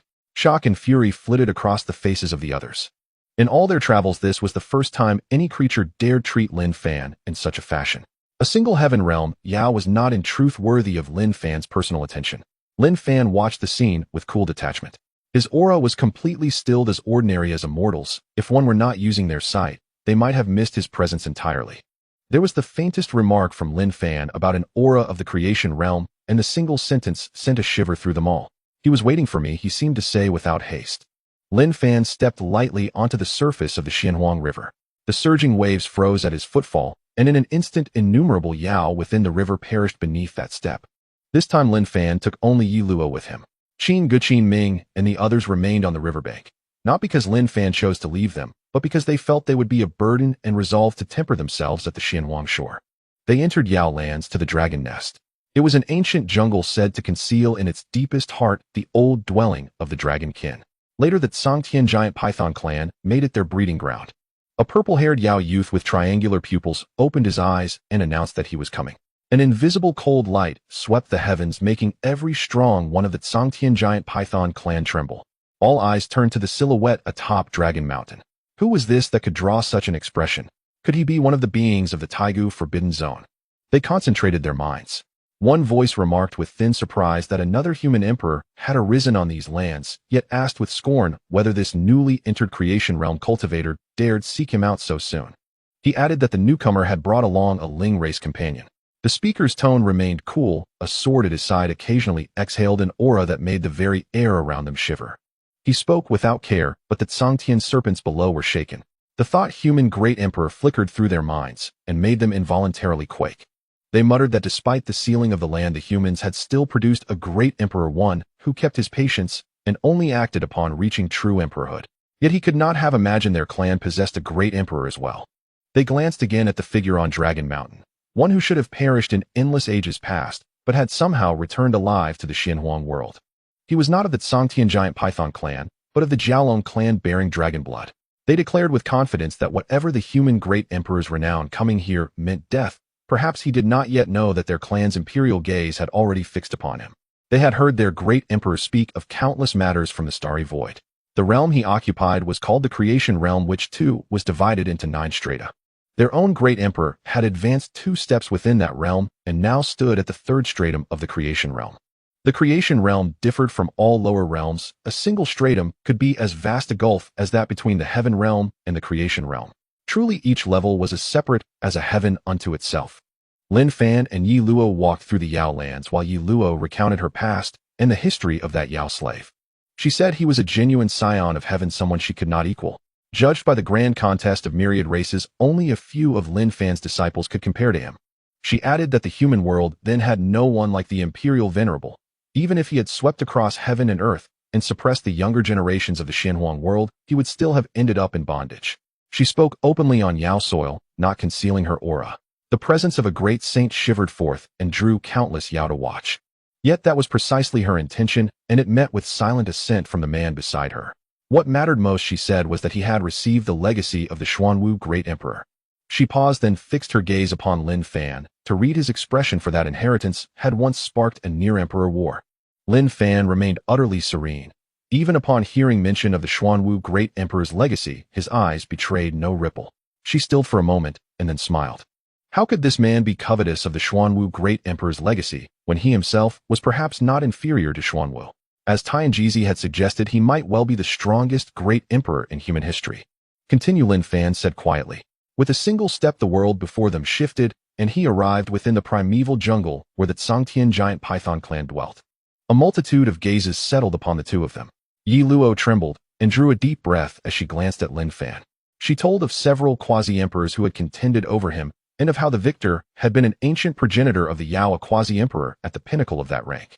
That ancient had taken him away, thousands of years had passed since. Her face clouded with sorrow as she spoke. Thousands of years were an eternity to them, and for that man, they wondered whether he could still be alive after such a long span. She named him Dugu Jing, born of a human branch within the Ling race lands, and said she had met him while traveling abroad to temper herself. I had never seen a human like him, she said, so self-assured and bearing a loftiness that aimed at the heavens. He spoke often of restoring the human race. Given time, she believed he could have accomplished it. But because of her, he was exposed. Tears streamed down Yi Luo's face as she recounted witnessing his ascent and then seeing him fall into the dust, taken away by the Yao ancient. A long silence followed before she raised her head to look at Lin Fan. She implored him with a trembling voice and called him emperor, begging him to save Dugu Jing. Lin Fan lifted his gaze, and an invisible spiritual sense swept across the heavens and earth, causing every living thing in this realm to shudder.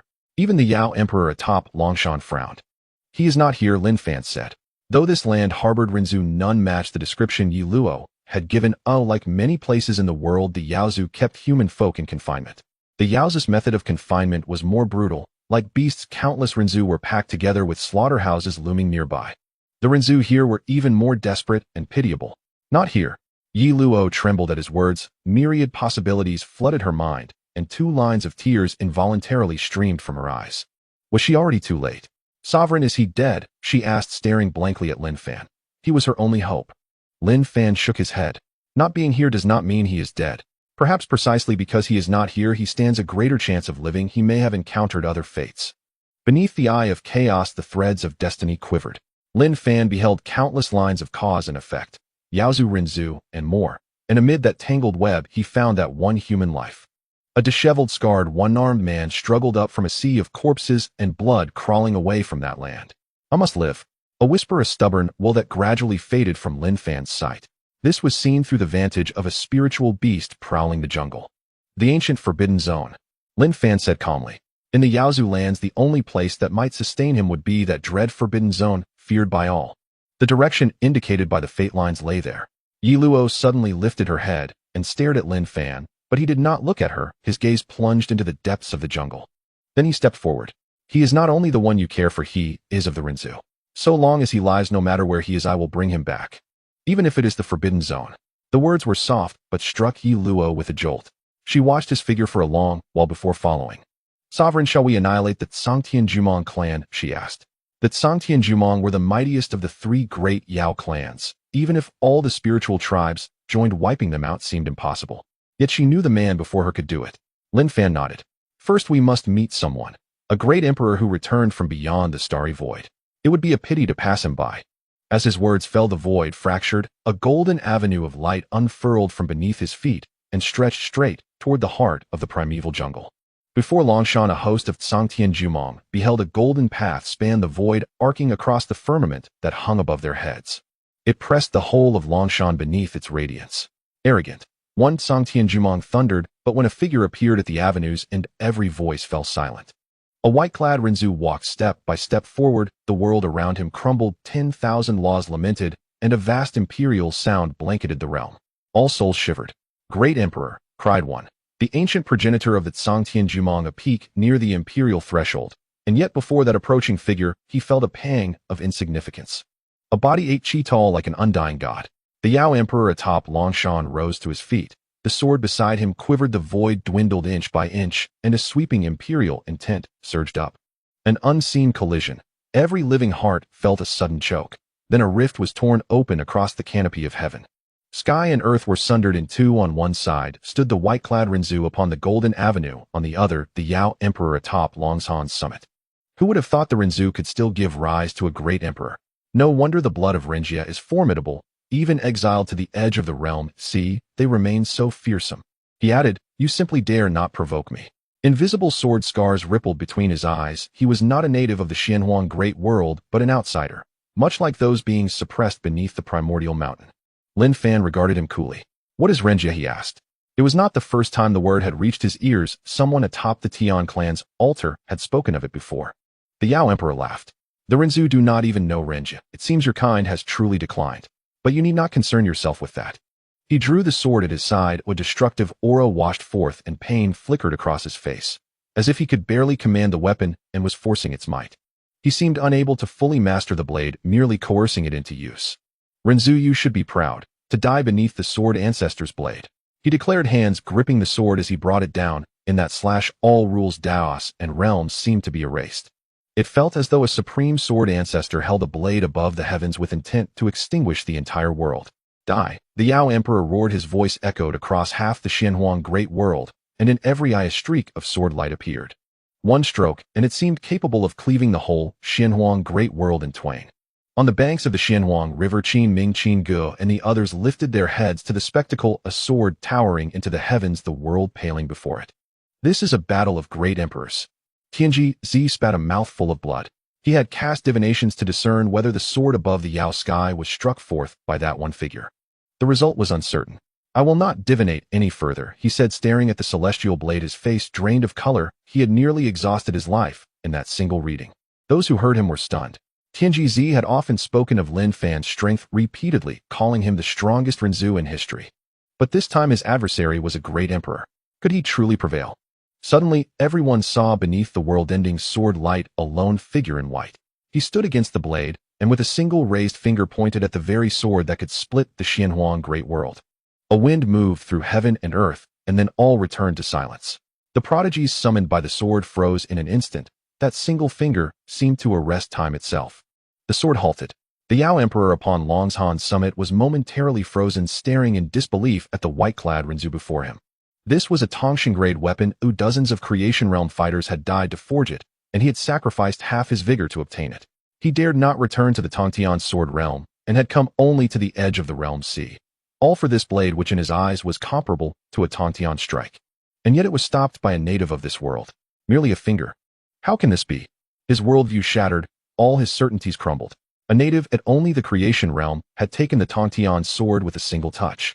Sword ancestor is he of the Tongtian realm.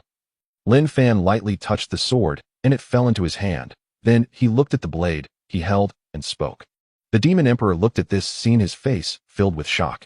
Who exactly are you? He trembled, for he had expended countless efforts to barely control this sword, needing to exchange injury for injury to wield it. Yet the sword in the hands of the person before him showed no sign of resistance at all. What kind of monster could this be?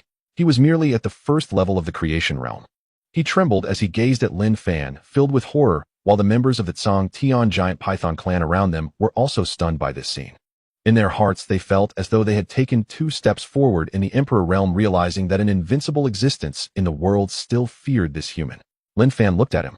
His calm gaze, however, stirred a sense of worship within the Demon Emperor, as if he were facing a supreme deity. Tell me about the human realm. He spoke, his words simple, yet imbued with an irresistible mighty power. The Demon Emperor's body trembled as he began to recount the origins of the human realm. The human realm was once a supreme divine domain controlling the 3,000 seas of realms, with countless territories, a place where innumerable cultivators ascended. With a single sentence, a starry world vaster than the Xianhuang Great World unfolded before them, causing all living beings present to tremble. The human realm, also known as the Ascension Realm, is the ultimate destination for the myriad races of the Sea of Realms, but it was shattered due to a forbidden war. Afterward, the 3,000 seas of realms established themselves independently, with new supreme divine domains emerging, evolving into the present universe. However, the legends of the human realm have persisted, and from time to time fragments of the divine domain are discovered, leading many celestial and primordial powers to rise. At this point he paused and looked at Lin Fan. A terrifying suspicion arose in his mind. Could this formidable human before him have obtained an ancient legacy of the human realm? What is a forbidden existence? Can a first-level creation realm block a celestial being not be a taboo? Thinking of this, he couldn't help but take a deep breath, gazing at Lin Fan with a hint of reverence. To inherit the legacy of the human realm is to be destined for greatness. Is the Xianhuang Great World a fragment of the human realm? Lin Fan asked, causing the Demon Emperor to pause slightly, remaining silent for a moment. After the destruction of the human realm, there were still humans in the 3,000 seas of realms. Some human factions are exceptionally formidable, and it is not uncommon for human existence to be found in various territories. But the Xianhuang Great World is different, he said, looking at Lin Fan, then glancing at this world. The humans of the Xianhuang Great World possess extraordinary talent, and there are remnants of divine beasts like dragons and phoenixes, just like this dragon mountain. There truly is a dragon's aura here. He couldn't help but take a deep breath. These divine beasts only appear in the legends of the human realm, and like humans, they are native beings of the human realm. This world has its deficiencies with incomplete paths, and the core of the realm is only a part, yet it still gives rise to so many creation realm powers. And beings like you have also emerged. He continued, in other lower realms this would be absolutely impossible. The more he spoke, the more astonished he felt about this world. When he first arrived, he thought he had stumbled upon an immense fortune, to the point of being unable to contain his excitement. Fearing to attract the attention of unknown existences in this world, he even fabricated an identity, a powerful being from the demon race who once followed a human emperor. Once his injuries healed, he intended to traverse this world in search of the secrets of the human realm hidden within, but unfortunately, he had not awaited that day and instead encountered Lin Fan. Lin Fan listened to his words, momentarily taken aback, then shook his head with a smile. The human realm, so that's how it is, he said, but there was little astonishment on his face. Whether it be a supreme divine domain or the human realm, he did not care. In his territory, anyone who commits a taboo, regardless of celestial beings or primordial powers, would be killed without mercy. Then he looked at the Demon Emperor. You came from the Sea of Realms for the human realm's legacy in this world as well. Lin Fan asked, his words calm, causing the Demon Emperor's body to shudder. I accidentally entered here. He began to explain, but before he could finish, an overwhelming divine thought invaded his brain. In an instant the world felt hollow, and when he regained his senses, terror filled him. This person had actually reviewed all his memories in the blink of an eye. What kind of technique was this?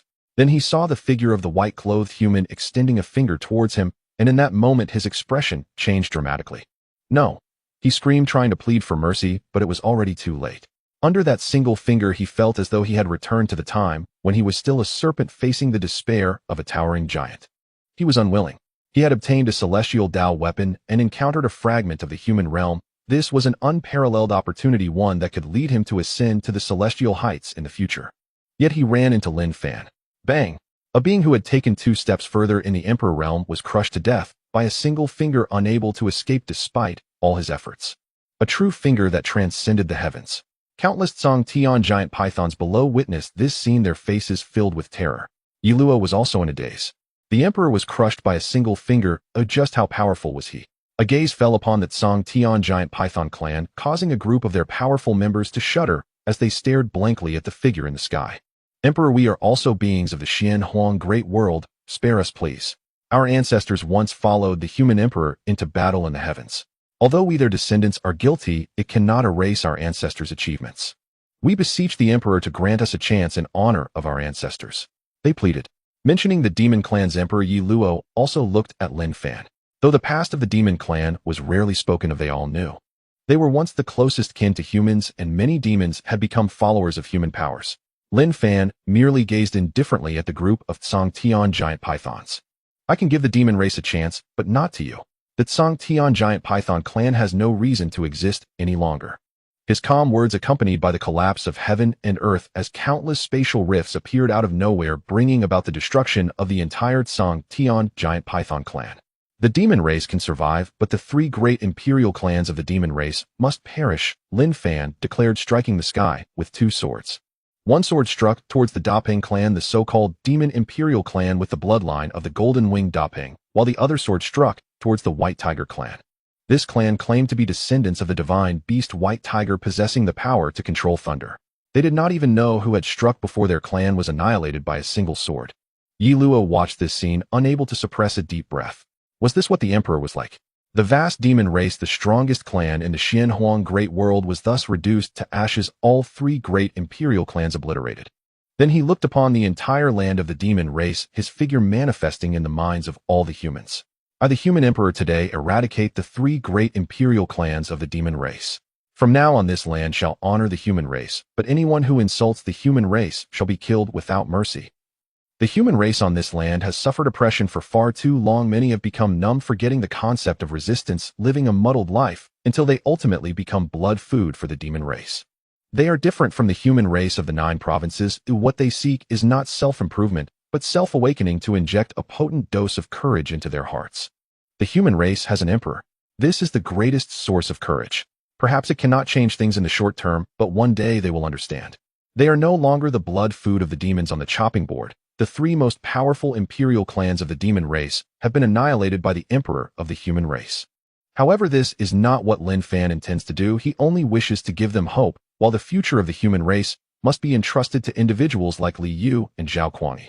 Lin Fan gazed at the heavens and the earth. This land still had many demons, yet when faced with Lin Fan, they chose to kneel. Lin Fan stood in the void, watching this scene calmly. "Master, where do we go next?" Yi Luo asked. With the 3 major imperial clans dead, where could they find Dugu Jing? "The ancient forbidden zone," Lin Fan replied. The vast emptiness before them tore apart as he took Yi Luo across countless miles to arrive at the ancient forbidden zone. A land shrouded in gray mist with no visible boundaries, a decaying and desolate power surged throughout the universe. This is the ancient forbidden zone, one of the 3 forbidden zones of the Xianhuang world. Yi Luo trembled involuntarily at the sight before her.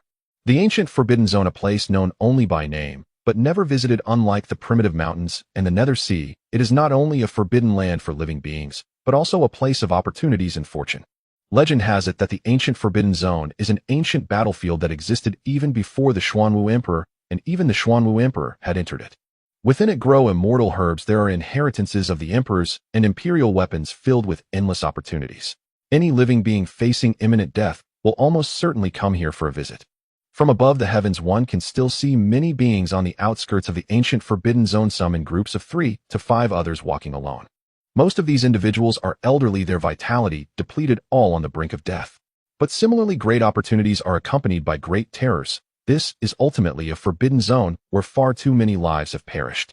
Since ancient times, the countless deaths include even emperors. Many corpses have undergone ominous transformations, turning into undying and unkillable evil entities. Once encountered, these evil entities almost guarantee a tenfold death. This is the impression of the ancient forbidden zone held by the beings of the Xianhuang world, but generally only those on the brink of death would dare to step into this place. To seek hope in despair. Though it is exceedingly slight, at least it exists. Master, is Dugu Jing really here? Yi Luo hesitated for a moment, but still asked. This is the ancient forbidden zone. How can someone truly survive here for so long? Lin Fan nodded. He did not forcefully use his divine sense to survey the land, but merely glimpsed the fate line of Dugu Jing extending to this place through the path of destiny. Is there any remnant of the human world in the forbidden zone before the Xuanwu Emperor? He said lightly, then directly stepped into the ancient forbidden zone, with Yi Luo hurriedly following. This is the ancient forbidden zone where countless quasi-emperors have perished. Even emperors have fallen here, and she, a great sage, counts for little. Only the figure before her can bring a sense of security. Lin Fan had a feeling that whether the Xianhuang world is connected to the human world, and to what extent might be revealed within this ancient forbidden zone. The gray mist enveloped the skies, even obstructing Lin Fan's divine sense. Of course, this was also the reason why Lin Fan did not forcefully break the rules of this realm. The ancient forbidden zone has provided countless opportunities and fortunes to the beings of this world, and Lin Fan does not wish to destroy it.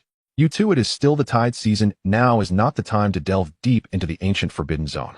It would be best to wait a while before proceeding further. At the edge of the ancient forbidden zone, a woman with 9 tails spoke to the two. Lin Fan paused slightly and looked at her. A 9-tailed fox. The words caught Yi Luo off guard, her gaze inevitably falling on the fox before her, a demon race capable of drawing the emperor's attention. With a human body and fox tails, she possessed a stunningly enchanting face emanating an innate charm, yet her gaze held a strangely pure clarity. I am Bai Zhen of the 9-tailed celestial fox clan, she replied. Lin Fan nodded upon hearing this, then continued to walk forward, reminded of a type of demon from his memories of his last life. She was very similar, yet ultimately from a different world. In that world, the so-called 9-tailed fox was merely a myth. Bai Zhen was taken aback. She could tell that this was a human and a spirit race. The spirit race showed surprise upon hearing her identity. On the other hand, the human showed little reaction, as if it were merely a casual inquiry. Moreover, it was evident that the human was the true core, while the spirit race exhibited a clear respect toward this human. A great sage of the spirit race showing such respect to a human. She was stunned, trying to digest this information. The human race on the entire demon continent was the lowest ranked group, while the spirit race was a powerful clan second only to the demon race. Yet the two before her were clearly the opposite. She looked at the departing figures of the two, pondering for a moment, then gritted her teeth and followed. The celestial fox, also possessing the bloodline of a divine beast, traces back to the 3-eyed divine fox.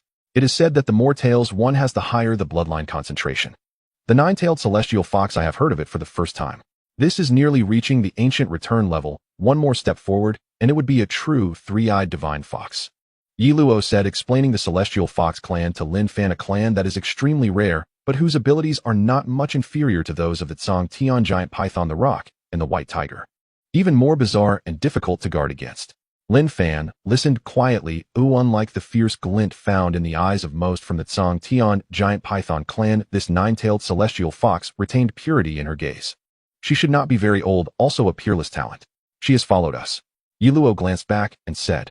Lin Fan nodded, not paying her any mind, continuing to step deeper into the ancient forbidden zone. Can I join you? Bai Zhen approached Lin Fan, her eyes fixed on him, as if attempting to see through this human. Yet no matter how she looked, there was not a trace of aura on this person, as if he were an ordinary mortal.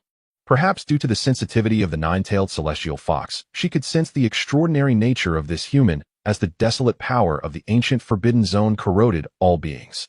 Yet only this person, though clearly in the ancient forbidden zone, showed no signs of being affected. Lin Fan did not respond, and Yi Luo smiled at her. You have keen perception, realizing to seize this rare opportunity to follow along. There may never be another chance to walk behind him again. Yi Luo said. One sentence caused Bai Zhen's expression to tremble.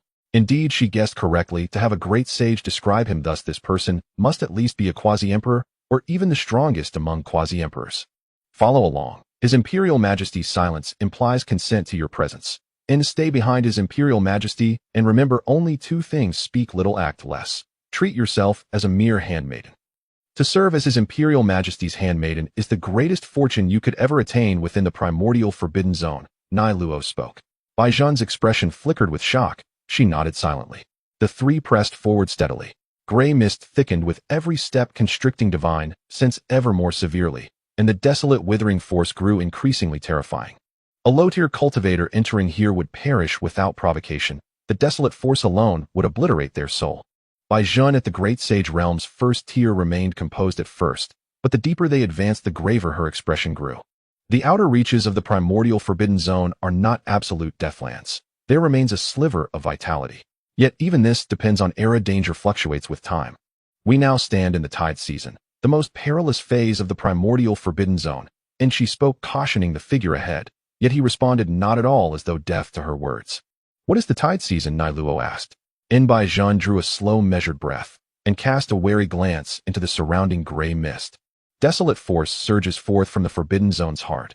Gray mist thickens to several, even dozens of times its usual density, and creatures dwelling within the mist also become far more likely to manifest.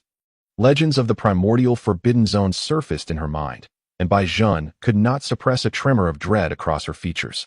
Yi Luo too flinched at the words, yet her tension eased the moment her gaze fell upon the figure ahead. It's all right. We have His Imperial Majesty, she said, and stepped closer to Lin Fan. Bai Zhan watched, paused a heartbeat, then followed suit, drawing nearer to Lin Fan. The desolate force is weakening. In that instant her heart surged. She stared at the lone figure striding deeper into the primordial forbidden zone and drew a sharp, reverent breath. All along the path lay bleached bones. Countless beings had ventured onto this land across eons, yet few ever claimed the fabled opportunity. Most merely buried themselves here. And naturally the deeper one went, the fewer skeletons appeared, but those remaining belonged to beings of staggering power. Some corpses still radiated vast, lingering auras centuries after death. Abomination, flee! And suddenly a voice pierced the gray mist, followed by frantic footsteps. A group of figures burst into view before the trio. 20-odd souls, representing myriad races: demon clan, spirit clan, soul clan. Their bodies shimmered with radiant daylight, and they bore armories of artifacts. Panic contorted their faces. They did not even glance at Lin Fan and the others, fleeing blindly toward the forbidden zone's outer rim, as if pursued by unspeakable terror. Lin Fan lifted his gaze. Into the mist stood a figure roughly 100 meters away, half concealed, watching them. Abomination! Bai Zhan's heart lurched. She had truly encountered it. This is the forbidden zone's true lethality, the primordial abominations. Few who meet them survive. They appear most frequently during the tide season. Your Imperial Majesty, beware! She turned to the white-robed human, a head voice urgent. Flight was unthinkable. Before a primordial abomination, escape was illusion. Only battle remained. And here the sole being capable of battle was this so-called imperial sovereign. Na scream tore from the mist behind them. The fleeing group, seemingly ambushed, now staggered back along their own path. At the sight of that spectral figure within the mist, despair flooded their faces. Within moments, over half their number vanished. Bai Zhan and Yi Luo glanced behind. The same figure stood motionless, still 100 meters distant, refraining from closing in, as if wary of something. Your Imperial Majesty, no need to engage them. Primordial abominations are nearly unkillable. Evasion suffices. Bai Zhan added. Hearing her address him thus, the terrified survivors followed her gaze and saw Lin Fan ahead. Not human. They froze stunned. Lin Fan gazed calmly at the so-called primordial abomination before him, though the gray mist suppressed divine sense, it held no sway over him. A living corpse, yet something is amiss. Lin Fan sensed the abomination's nature. Chaotic Tao rhythms swirled within his pupils, its every secret laid bare, dissected in an instant. Its core, a crystallization of death origin force, grants the corpse faint sentience, hinting at reversal from death to life, yet impossibly incomplete. Lin Fan spoke coolly, then reached forward. The primordial abomination dissolved into dust, and a gray spirit core settled into his palm. He glanced once, then crushed it effortlessly. The second abomination had vanished without trace, its meager remnant of consciousness and instinct telling it plainly this being was not to be challenged. The onlookers stood transfixed. Nai Luo, though accustomed, felt deeper awe, not at the feat itself, but at Lin Fan's words: reversal from death to life. Was someone attempting resurrection? Did some dreadful entity yet dwell within the primordial forbidden zone? Bai Zhan and the others stared aghast, unwilling to believe.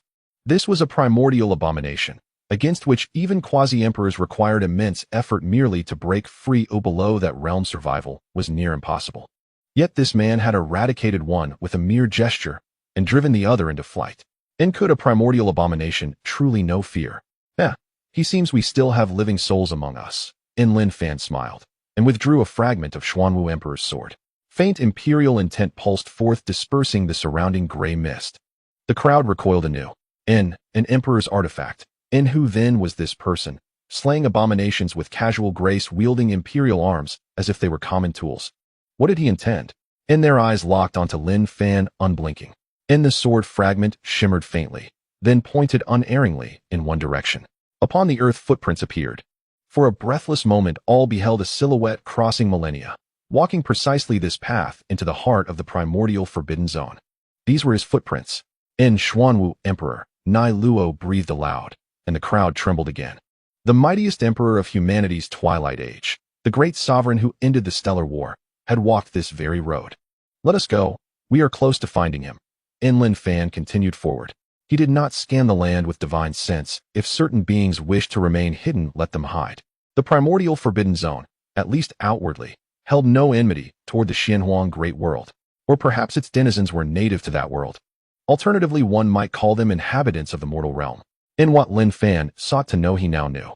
Only one task remained: to find Dugu Jing. If his intuition held true, he still lived. The deepest part of the ancient forbidden zone recorded in the world stretches for 87,000 miles, not because the forbidden zone is only this vast, but because there are no living souls beyond this point. Yet now Lin Fan has crossed this limit. 90,000 miles. Bai Zhen trembled as he spoke. At this point she could no longer retreat. There were too many ancient evil spirits in this region, each one capable of easily taking her life. They stood in the depths of the gray mist, their eyes wide with silence, staring at a group of people, feeling a chill run down their spines at just one glance. It was because of the person in front whom all evil spirits feared. With jade bones and golden skin not decaying since death, this person must have been an incredibly terrifying body-refining powerhouse in life. It's a pity they are still dead. On the path, a corpse stood still. Its vitality had long since ceased, yet it still emanated a pressure as if it were an ancient divine mountain. A group of people looked at the corpse with solemn expressions. Even the weakest among them was at the peak of the holy realm, yet standing before this corpse brought a suffocating feeling. The Xuanwu Emperor once lingered here. A shard of sword blade reflected a pair of footprints. The unmatched Xuanwu Emperor had also paused here, carefully examining the corpse before him. Is this an emperor's corpse? Yi Luo asked, as everyone's gaze turned toward the figure ahead, their expressions tightening. Lin Fan nodded. A group of people could not help but take a deep breath, and their awe towards the corpse before them became evident. This was indeed an emperor's corpse. The emperor's corpse conceals the Tao. Oh, it is the most powerful body-refining imperial technique in this world. Someone said, their gaze fixed on the jade bones and golden skin, their expression grave. Excitement flickered in the eyes of the group. An imperial path lay right before them, seemingly within reach. Don't get your hopes up. The path of the emperor is not so easily attained. Even if you sit here for 1,000 years, you may not grasp it. Moreover, you don't have that much time, Bai Zhen said. And with that one sentence, the crowd snapped back to reality, looking ahead, where the figure in the gray mist had already become a mere outline. As he departed, the ancient evil spirits gradually approached. A wave of desolate power surged forth, as if they were about to pounce on them at any moment. The group trembled and hurriedly chased after the figure ahead. This was just the beginning. From here on, more terrifying beings would appear along the way, their corpses standing upon this land, eternal and immortal. The number of ancient evil spirits gradually decreased, but the aura became increasingly terrifying. From some ancient evil spirits, they even sensed the might of an emperor. What on earth is this ancient forbidden zone? By this time, Yi Luo could no longer hold back as the gray mist before them gradually cleared, revealing a horrifying corpse, that of a fearsome beast. Its 4 legs stood on the ground like mighty pillars, the surrounding earth shattered beneath its weight, and 3 ferocious heads came into view. Just standing here made one's heart tremble, making it hard to breathe. Beneath this beast's corpse, ancient evil spirits drifted about, each capable of easily tearing them apart. Fortunately, it is already dead, someone said, unable to imagine how strong these 3 giant beasts must have been in life. Roar! Suddenly, one of the ancient evil spirits beneath the 3-headed giant beast let out a terrifying roar and charged directly at the group. Bang! A finger struck the ancient evil spirit's forehead, and it instantly shattered. The group finally regained their senses and bowed to the figure in white. We have arrived. Lin Fan said, looking at the ground before the giant beast, where a wooden house surprisingly appeared in the gray mist, square-shaped with a well fence and steps. It was a very simple layout, yet it exuded an eerie silence. Seemingly fearing some presence within the wooden house, the surrounding ancient evil spirits kept their distance. The group stared at the wooden house, their expressions shaken. In any other place, a wooden house would hardly attract their attention, but here in the ancient forbidden zone, after 100,000 miles where all life had vanished. As the shard of the Xuanwu Emperor's sword approached the wooden house, it fell to the ground, a figure reflecting from it, that of the former Xuanwu Emperor. He stood before the wooden house, also not stepping inside. This was the last place he reached. Even the Xuanwu Emperor did not enter. Everyone was astonished. Clearly they saw nothing, yet an overwhelming fear enveloped them, with some even collapsing directly to the ground. Lin Fan took a few steps forward, standing where the Xuanwu Emperor had once stood. He too paused. Looking at the courtyard before him, he smiled. I originally did not intend to seek you out, yet unexpectedly I have found you. Lin Fan said, his casual words causing the group to feel a chill in their hearts as they looked at him, then at the wooden house. Someone. In the depths of this ancient forbidden zone, a living being actually existed. I hope you don't mind if I come in for a drink, Lin Fan said, and without waiting for a response from inside, he directly walked in. The group stood frozen in place, their expressions blank. They did not dare to enter, not even to take a single step forward. A great terror. There was undoubtedly unimaginable horror within this courtyard. Be my guest. A voice really came from the wooden house, and then an old man walked out from it. He appeared quite ordinary, like a decrepit old man whose time was nearly up. Hunched over, each step taken was labored. He looked up, and the group outside the courtyard gasped in shock. This old man had no eyes, only two hollow eye sockets like two deep black holes, which were even more frightening than the surrounding gray mist. Lin Fan smiled faintly, took a wooden ladle from the well, filled it with water, and then took out a tea set, brewing tea on the wooden table in the courtyard. The old man seemed slightly taken aback, shook his head, and sat down in front of Lin Fan. A pot of tea. Two people, they simply sat facing each other. Surrounding them, the gray mist swirled, evil spirits howled, and countless unknown horrors lurked in the distance, yet here it was tranquil. What kind of existence is that, Emperor? Outside the courtyard, Bai Zhan asked Yi Luo, and the group also looked towards her. Yi Luo's gaze had been on Lin Fan, but gradually she felt her vision blur, as if this small courtyard no longer existed in this realm. Hearing Bai Zhan's words, she came back to her senses and looked at the group. The Emperor. Just two words caused everyone to tremble. They also looked toward the courtyard, only seeing two blurred figures. That place was no longer within their reach. It was forbidden to hear, forbidden to see. There is actually a living emperor in this world. Bai Zhan appeared dazed, not expecting that by following a gamble with her life, she would stumble upon such a tremendous opportunity. She had followed an emperor. The others were equally in a daze. In this era, 3 individuals have come here, and you are the 4th. The old man took the tea, gently sipped, glanced at the young man before him, and then shook his head. You are different from them. I cannot see through you, he said, looking outside the courtyard, not at Yi Luo and Bai Zhan, but at the entire world beyond the ancient forbidden zone. He fell silent for a moment. So humanity has declined to such a degree, they are all gone. He said, his face etched with weariness, as if the vast eons were reflected in his hollow eyes, making Lin Fan pause slightly. How long have you lived? Lin Fan asked. He shook his head. I don't remember. It no longer matters, he said, as a chaotic resonance surged in Lin Fan's eyes, yet there were no visible traces of time on him. He seemed to be beyond the river of time. The great path of time. Lin Fan was slightly taken aback. Who were the first 3 people? Lin Fan asked again, pouring fresh tea. A wisp of fragrance wafted, but was halted within this few meters. The old man slightly raised his head, his deep eye sockets reflecting Lin Fan's entire figure, a mysterious force swirling within. Lin Fan appeared unaware, quietly waiting for his answer.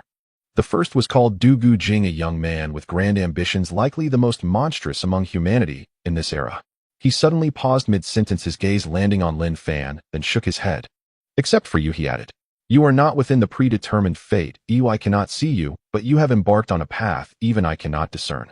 To merge all paths, I have never seen such a thing, he said. Even when in the human realm, despite having lived through countless eons, he had never encountered someone like Lin Fan, unable to even perceive the trajectory of fate. As if he were a person who never existed. He did not understand. Lin Fan smiled faintly. What about the last one? The old man also regained his composure and began to speak of the second person. His name was Ling Bing, another who carved his own path, transforming an ordinary great path into one comparable to the supreme path, ranked among the pinnacle in the human realm. He spoke slowly, seemingly recalling that person, letting out a soft sigh. Such a pity, with the collapse of the human realm the several Tao ancestors are gone, and no one can guide him in cultivation, his future path will be difficult. However, several Tao ancestors also rose in this manner, he is not incapable of achieving it. His words expressed an admiration for that individual far surpassing Du Gu Jing, even mentioning the Tao ancestors. Lin Fan fell silent. He was not interested in the human realm or the Tao ancestors, and what intrigued him was this person named Ling Bing. He arrived here after the Xuanwu Emperor, yet after the fall of the Xuanwu Emperor, there were no records of him, as if he had vanished. Where did he go? Lin Fan asked again. The old man looked up at Lin Fan and shook his head. He left this world to pursue his path. I do not know where he went, but one day his name will surely resound among the 3,000 realms. The young man named Du Gu Jing was the same. I sent him away from here. This place can no longer witness the Tao. He cannot waste away here. He said, not noticing Lin Fan's unusual expression, simply speaking his thoughts with a look of contentment on his face when mentioning both Ling Bing and Du Gu Jing. Has he gone to the 3,000 realms? Lin Fan said, a smile emerging on his face. That would indeed be somewhat difficult to find. The old man nodded. The 3,000 realms are vast. Finding a person within them is nearly impossible, but I believe you will meet one day. You all are the hope of the human realm, he said. Lin Fan nodded, but said nothing. He roughly understood what kind of existence this old man was. Some things do not need to be known by him. The third is called Yi Wu. He is also different from you all. The old man sighed slightly at this point, then shook his head. His talent is not strong. In the past human realm, he was merely an ordinary person, let alone achieving the Tao to become an emperor. He could not even ascend to sainthood. Even the few outside the courtyard have stronger talents than him. He said, making it hard to imagine this was a description of one of the most powerful emperors at the end of humanity, an ordinary person beyond ordinary. He practiced martial arts, achieving the Tao to become an emperor in a manner I can scarcely comprehend. He even nearly stepped into the realm of the transcendent. He is the only person I misjudged. My gaze never fell upon him, yet he stubbornly walked step by step to stand before me. The old man sighed slightly. Do you know what he said when he came here? He looked at Lin Fan, who also gazed back at him. The Xuanwu Emperor, he too wanted to know what this emperor said upon coming here. In my martial path, all beings can achieve the Tao to become emperors and transcend. Give me 10,000 years, and I will take you away from here. One sentence made Lin Fan shudder slightly. Achieving the Tao to become an emperor is the lifelong pursuit of countless cultivators, yet so many are limited by talent, trapped in a realm for their entire lives. But what the Xuanwu Emperor sought was to enable all beings to achieve the Tao. 10,000 years to take this old man away from here. What a terrifying ambition that was. What he desired was to rebuild the human realm. It's a pity he has died, the old man said, his hollow eye sockets trembling slightly. From that person, he even saw the shadow of the emperor of the human realm. Had the human realm still existed, he certainly would not have died so soon. He witnessed his fall, yet could do nothing to help. Lin Fan also fell silent for a moment. The Xuanwu Emperor, indeed a pity. I cannot leave here, there is little I can do. Humanity and the human realm will still rely on you. I can only hope that when I awaken next time you are all still alive. As long as you are alive there is hope, he said, as if a river of time appeared in his eye sockets filled with countless beings rising and falling. He had seen too many people and had slept for too long. Lin Fan, I remember you. I have nothing to give you, so let me show you this river of time. Perhaps with your insight you can comprehend a thing or two. Lin Fan focused slightly, then his mind sank into the river of time manifested by the old man, but he retreated in an instant. The old man looked at him puzzled. Lin Fan smiled faintly and shook his head. You did not comprehend the great path of time, did you? He said, causing the old man to pause slightly and nod. Though I did not comprehend the great path of time, it is indeed related to it. If you can grasp it, it would greatly benefit you. Perhaps in the future you too can be like me, possessing an almost eternal lifespan. He said, seeing Lin Fan as another version of himself. If he were to perish, someone must take his place, otherwise where would humanity find hope? Lin Fan smiled faintly at the words, extending a finger to point at the void. An invisible ripple spread outwards. Only he understood what had happened. Time had stopped in the small courtyard. The white-clad young man before him had halted time with a mere finger, unlike his grand dream that spanned eons, but truly touched upon the Tao of time. Someone wishes to meet Du Gu Jing. I came here because of him, and since we have arrived, let her take a look. Lin Fan said as the veil in the small courtyard dissipated, allowing a group of people outside to clearly see the scene within. Emperor. Yi Luo looked at Lin Fan, her face filled with concern. Lin Fan smiled faintly at her. It might not be possible to take Du Gu Jing away, but you can at least see him. To everyone's eyes, the young man in white in the small courtyard pointed at the void, causing this world to ripple like water. Time was reversing and the scenes around them were retreating. They looked back, and amidst the vast gray mist, footsteps were heard gradually, revealing a young man in black. He was covered in wounds, dragging his weary body to this place, standing before the small courtyard. Dugu Jing. Yi Luo, witnessing this scene, couldn't help but shout and rushed forward, yet what she touched was nothingness, as if it were merely a bubble illusion. "Is this the small courtyard that the emperor spoke of?" he said. Clearly right in front of him, yet it seemed to be in another world, where he could only see and hear, but not touch. It is said that beyond 87,000 miles of the ancient Forbidden Zone is a definitive forbidden area where no being can survive and walk out. Can I still live to leave? Luo, he turned back, looking at the expanse of gray mist, his eyes filled with unspeakable longing. In Yi Luo's eyes, the direction Dugu Jing was looking at was her. She seemed to already know that the Dugu Jing before her was not truly existent. It was merely a memory of time from the past. Tears flowed silently, and the yearning of thousands of years burst forth completely at this moment, yet faced only a shadow of memory. The young man turned his gaze back to the small courtyard, his eyes filled with determination. "I will definitely survive. The human race needs me, and so does Xiao Luo." As he spoke, he walked into the small courtyard. The lingering images of time reversing also dissipated, leaving a group of people in shock, their faces filled with astonishment. The Tao of Time. The old man also revealed a look of surprise for the first time. At that moment, the heart that had never stirred in endless years began to tremble. Unlike his survival through dreams avoiding the erosion of the Tao of Time, this was true mastery of the Tao of Time. Lin Fan shook his head slightly. "I have only grasped a little, merely the threshold." In Lin Fan's view, true mastery of the Tao of Time allows one to reverse time, return to the past, or even the future, changing what is set in stone. He merely reflected some past events. "Thank you, sir." Outside the small courtyard, Yi Luo respectfully bowed to Lin Fan, no longer addressing him as emperor, but rather as sir. The previous Lin Fan had been seen by her as a supreme emperor, but now he had become more than just an emperor in her heart. Lin Fan nodded slightly. "Dugu Jing has not died, but he is no longer in the Xianhuang Great World. He has gone to a broader world. You should go there soon," Lin Fan said. "Once the matters of the Xianhuang Great World are concluded, he should also venture into the starry sky, first to visit the human race's heavenly pass, to see what the countless human powerhouses guarded was like, and whether there were still those alive there. If not, then it would be time to collect their remains. Then there is the so-called 3,000 Sea of Realms." Upon hearing this, Yi Luo wiped away the tears from her eyes, her expression filled with determination, just like Dugu Jing before the courtyard door. Lin Fan withdrew his gaze, looking at the old man, then at the world behind the courtyard. "What is behind this courtyard?" he asked, and the old man also looked back, falling silent for a moment. "The graveyard of the human realm." Just 5 words filled with endless sorrow. The vision captured seemed to reveal countless undying souls wandering throughout the world, eternally so. Lin Fan paused slightly upon hearing this. He did not ask further, as that was already enough. As for what lay behind, he had no desire to see.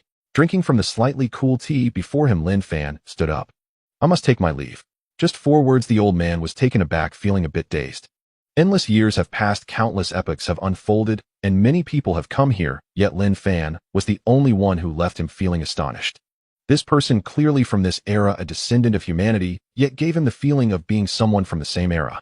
He had much to say, but was inexplicably left speechless before Lin Fan. Clad in white robes, he resembled a scholar passing through the gray mist, leaving no trace behind.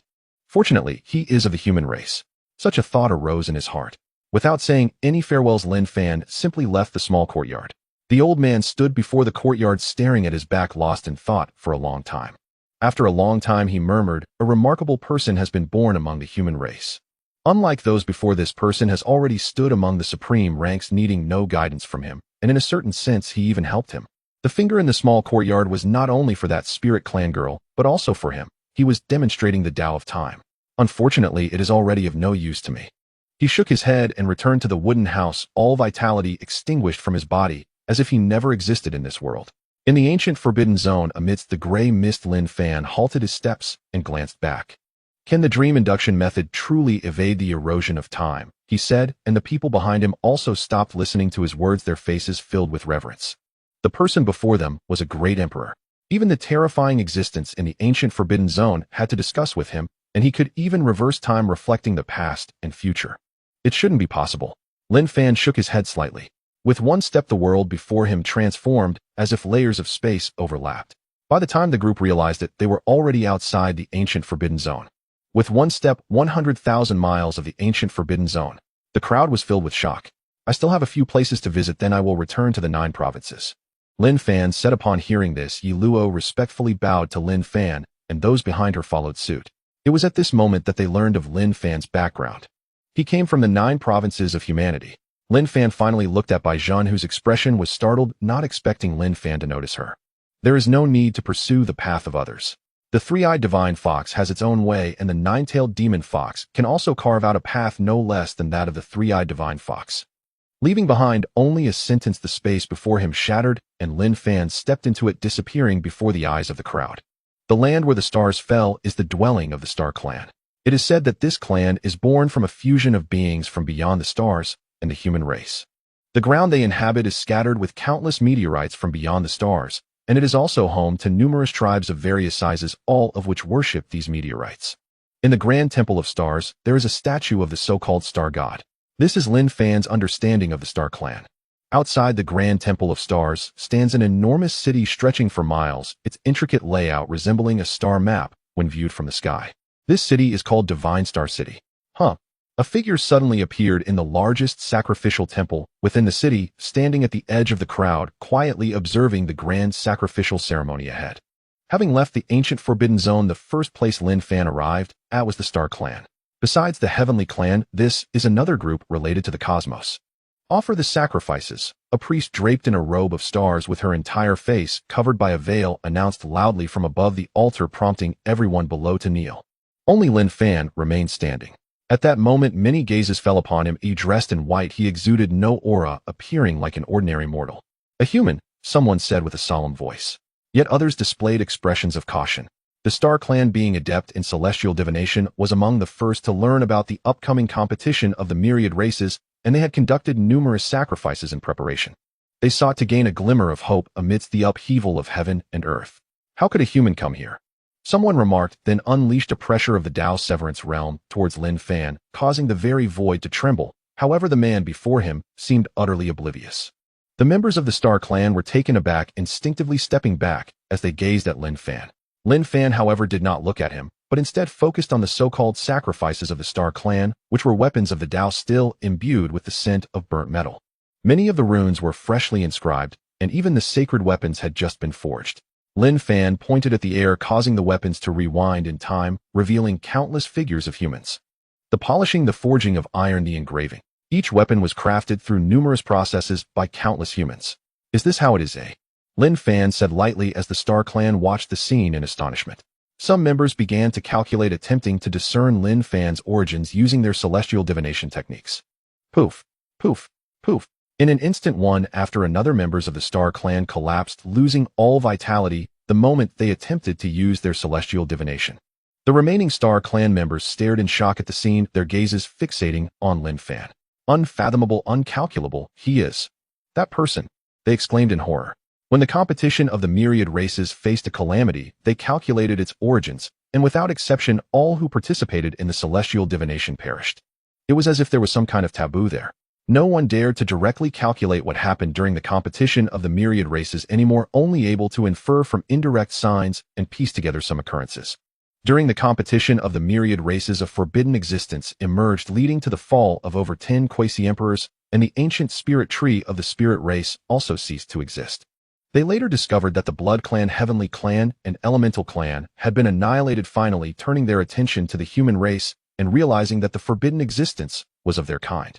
He has come. A group of Star Clan members displayed expressions of terror, including the priest at the altar. Lin Fan calmly observed the scene. Indeed, they were a clan that practiced the path of destiny. Although they did not truly comprehend the path of destiny, they had achieved some effects through artifacts and stars in a different manner. Did you know I would come? Lin Fan spoke, his words resonating not only within the grand sacrificial hall, but also echoing in the sacred land of the Star Clan, the Grand Temple of Stars. There were 5 quasi-emperors kneeling beneath a statue of a star god. Upon hearing this voice, all 5 were shaken. The emperor of the human race, he has indeed come. As the words fell, Lin Fan had already appeared in the hall, standing before them, and gazing at the star god statue they had worshipped for countless ages. We pay homage to the emperor, the 5 quasi-emperors of the Star Clan said respectfully. Before the emperor, even their ancient ancestors had to bow.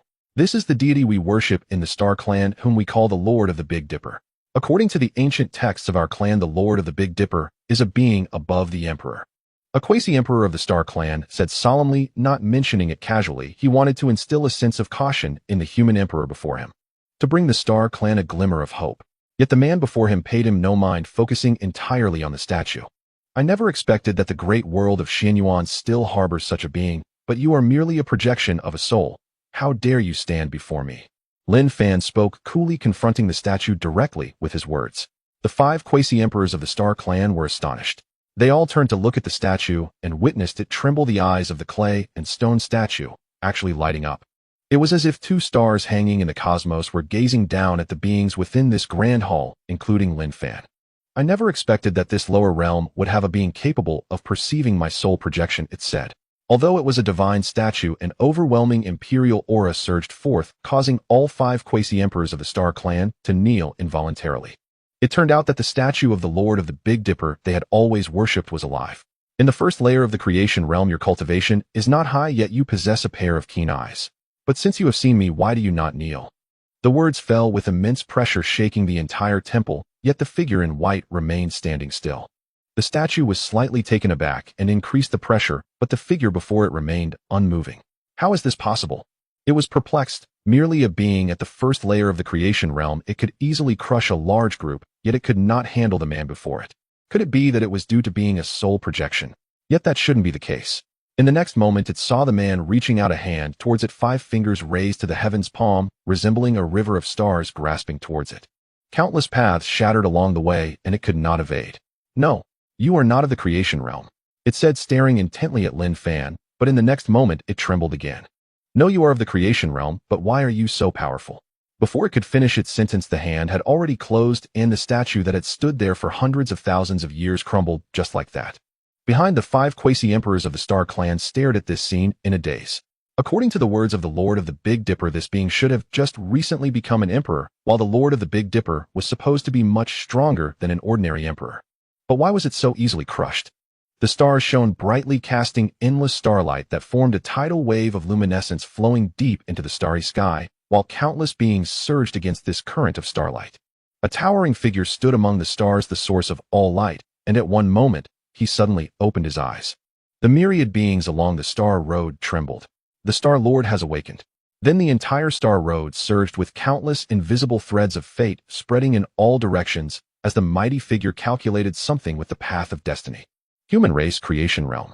The voice of the North Dipper Star Lord resounded as he saw a figure within the river of destiny. A person clad in white robes, standing 8 feet tall, gazed faintly at him from one end of the river of destiny. This human had actually comprehended the path of destiny. It seemed he was waiting for him. So you are here, the person said calmly, and then the river of destiny roiled, an invisible blade struck down, severing all threads of fate. The river of destiny flowed through the ages, yet the figure of the human race could no longer be found. Arrogant, he exclaimed in anger, his voice stirring up a tremendous wave upon the star road. Countless beings perished within it, while many looked in terror at the majestic figure, unaware of what had transpired. In the Xianhuang great world within the divine hall of the stars, 5 quasi-emperors of the Star Clans gazed at the figure before them, their faces filled with shock. They saw starlight descending from the heavens, illuminating the land, enveloping the figure ahead, and felt a terrifying power that could cause their lives to wither away. That was the true path of destiny which the North Dipper Star Lord intended to use to calculate this world, to slay the person before him with the path of destiny. Yet before him this one merely waved his hand, and endless starlight extinguished. Such an exalted divine being of the starry sky could not do anything to the person before him. He is not a god, but merely a practitioner of the celestial realm, and you are not the descendants of any starry divine clan, but his followers. Lin Fan looked at the 5 quasi-emperors of the Star Clans and said, the North Dipper Star Lord is indeed just a practitioner of the celestial realm, yet he practices the path of destiny far beyond an ordinary practitioner of the celestial realm. Even Lin Fan himself might not be able to contend against him now. The Xianhuang Great World does not require any faith, whether it is the ancestor god of the Celestial Clan or the North Dipper Star Lord. They are merely false gods. If you wish to believe, believe in me, Lin Fan said calmly, standing before the shattered statue, seemingly replacing that star god statue, becoming the only deity in this world. The 5 quasi-emperors of the Star Clans were astonished, exchanging glances as if reaching a certain consensus, and all 5 respectfully bowed to Lin Fan. As beings of the Xianhuang Great World, we must believe in the strong of our realm, believe in the Honorable One. From now on there will be no more star gods among the star clans, only the Emperor Lord. They said not as a response, but from the heart. Lin Fan looked at this scene calmly, then turned his gaze to the countless humans on the land of the star clans who were suffering and being exploited. But ultimately, they were still alive, and all the star clans wanted was the manufacturing skills of the human race. Take good care of those people. Lin Fan said with a thought. The might of the Emperor surged through heaven and earth, causing many strong members of the star clans to fall, yet the star clans were not obliterated. Then Lin Fan walked out of the divine hall of the stars under the gaze of the 5 quasi-emperors, disappearing between heaven and earth. The 5 quasi-emperors of the star clans knelt respectfully behind him.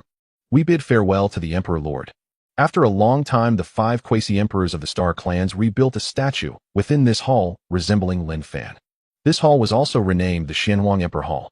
The Crystal Clan, one of the top 10 peak clans of the Xianhuang Great World. Their origin was a divine object, a crystal stone several people tall. They called it the Divine Source. As the Xianhuang Great World underwent changes, a group of strong members of the Crystal Clan gathered here, looking at the Divine Source before them with grave expressions. We have perused ancient texts, traversed various imperial ruins, and only then did we know this is the Divine Source within which an unmatched powerhouse is sealed in slumber. You granted our clan the power of the Emperor's way, allowing us to become a peak clan in the Xianhuang Great World, and we have always supported you until today. Now our clan is at a critical moment of life and death. Please show your spirit and save us. They knelt before the Divine Source, beseeching the unmatched powerhouse sealed within, but no matter what they said, the Divine Source remained unresponsive. It was as if it was merely a stone. Crack! Suddenly the void tore apart. A figure of a white-clad human descended, standing before the Crystal Clan as if they were worshipping the white-clad human. Bold! A member of the Crystal Clan shouted in anger, but as the words left his mouth, he turned to ash and vanished. An invisible imperial might descended, causing all the Crystal Clan to kneel. The human emperor! They exclaimed in shock, staring intently at the figure before them. Despite having already guessed, they still found it hard to accept the reality of this human emperor. They had clearly sealed the human race to such an extent. How could such a terrifying human emperor arise? Lin Fan merely cast a calm glance at them, then turned his attention to the Divine Source. The aura of chaos surged in his eyes, and the Divine Source, which the Crystal Clan had worshipped for countless ages, was fully revealed before Lin Fan. Within it lay a young human, eyes closed, all vitality concealed within the Divine Source, as if it were a corpse. Boom! It seemed that due to Lin Fan's probing, a terrifying power of the Emperor's way erupted from the Divine Source, attempting to disperse Lin Fan's divine thought. Lin Fan frowned slightly, but did not withdraw his divine thought. It's merely a trace of residual Tao aura under the erosion of endless years. It's only the power of the creation realm. It cannot obscure my sight. Lin Fan said calmly. As the Tao of chaos manifested in the world, it suppressed the residual Tao aura within the Divine Source, allowing the scene within the Divine Source to manifest for the first time in the world. A group of Crystal Clan members stared at the scene within the Divine Source, their faces filled with disbelief. A human. The being sleeping within the Divine Source is actually a human. They had worshipped a human for countless ages, yet continued to oppress the human race, seeking to sever the possibility of their continuation. Now it seemed like a joke. The Tao is incomplete, the heavens are exhausted, and the human realm has not yet recovered. It is not yet the time for the young master to be born. Please, Honorable One, do not interrupt the young master's slumber. A voice echoed in Lin Fan's mind. The Divine Source had already developed consciousness. Lin Fan ignored the Divine Source and quietly observed the youth within. Having slept for so long, it is time to awaken. Lin Fan said lightly, a single sentence causing the Divine Source to tremble, wanting to escape this realm, but was firmly suppressed by the Tao of chaos. If the human race rises and the human realm is rebuilt, then there will be no need for him. Since he is alive, he should live with value. The young master has a special identity and may attract certain great enemies. The Divine Source was still trying to dissuade him, but Lin Fan's next words plunged it into silence. No matter how many enemies there are, I shall be at the forefront. A beam of sword light descended, surging with the overwhelming might of the Emperor, even tearing apart the very heavens, yet it still could not block this sword. The Divine Source that had stood here for countless ages was shattered, and from it emerged an illusory figure, an old man who looked in disbelief at the scene before him. Young master. He trembled as he spoke, kneeling before the young man lying amidst the shattered Divine Source. The Divine Source was not an emperor. The imperial path it possessed was left within him by an ancient supreme being solely to protect the young man within the Divine Source. The heavens and earth sensed this, and countless spiritual energies began to converge towards the young man's body as the vitality hidden within the divine source gradually returned to him. Who, accompanied by a long breath, an indescribable pressure surged from the young man, as if a young emperor was about to awaken.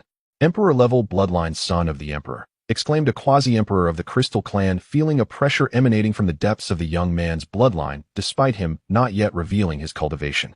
This young man's bloodline far surpassed theirs, standing above countless beings.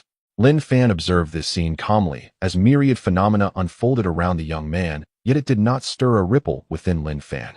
They believed the young man possessed the bloodline of an emperor simply because they could only perceive the emperor. Even the guardian of the divine source had a complete imperial path. How could this young man merely be the son of an emperor? The ancient nature of this young man even surpassed that of the Xuanwu emperor. He was even a prodigy of the human race left behind from the human realm. You have caused trouble. The young master carries the bloodline of the immortal stage, and his awakening will surely attract the attention of powerful beings from the Sea of Realms. This world might very well be destroyed because of you, said the divine source, trembling. Only he understood the significance of the young master and his origins. The immortal stage is where the strongest beings of the 3,000 realms exist. Even the Tao ancestor resides only at this level. The master was once an unparalleled powerhouse of the human realm. His bloodline itself was forbidden. The immortal stage, Lin Fan said softly, finally hearing of a realm beyond the primordial realm. Creation, Ascension, Primordial, Immortal stage. These are the cultivation realms within the 3,000 realms, distinct from the chaotic realm divisions of the Xianhuang Great World, which only has 4 realms. However, the gap between these 4 realms is akin to the distance from the body refining realm to the emperor realm, utterly insurmountable, with no possibility of overturning greater realms. Uncle Source, do not speak to the master in such a manner.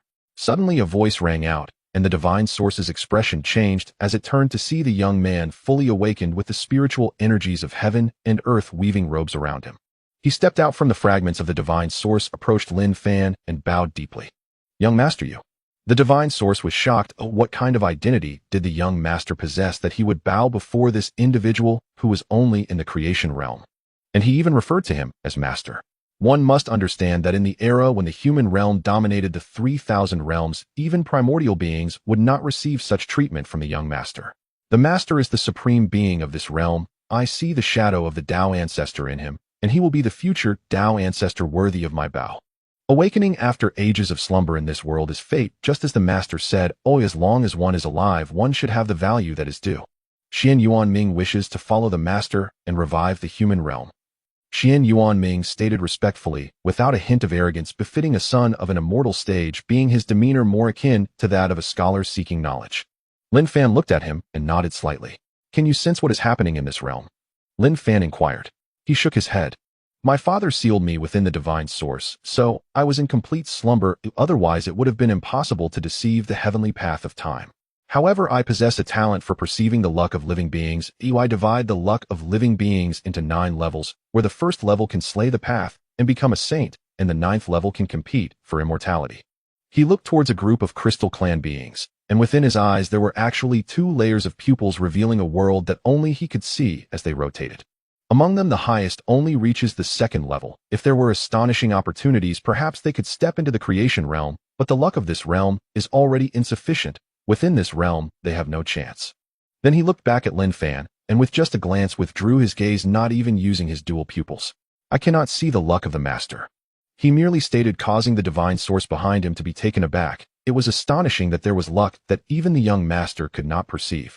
One must understand that in the era of the human realm, the young master could even perceive the luck of primordial beings, though not in detail, yet it was still categorized among the 9 levels of luck he divided. Beings beyond the 9 levels. The divine source trembled at this thought. Those are all forbidden existences of the immortal stage, and this individual is only in the creation realm. Could he already possess the luck of the immortal stage?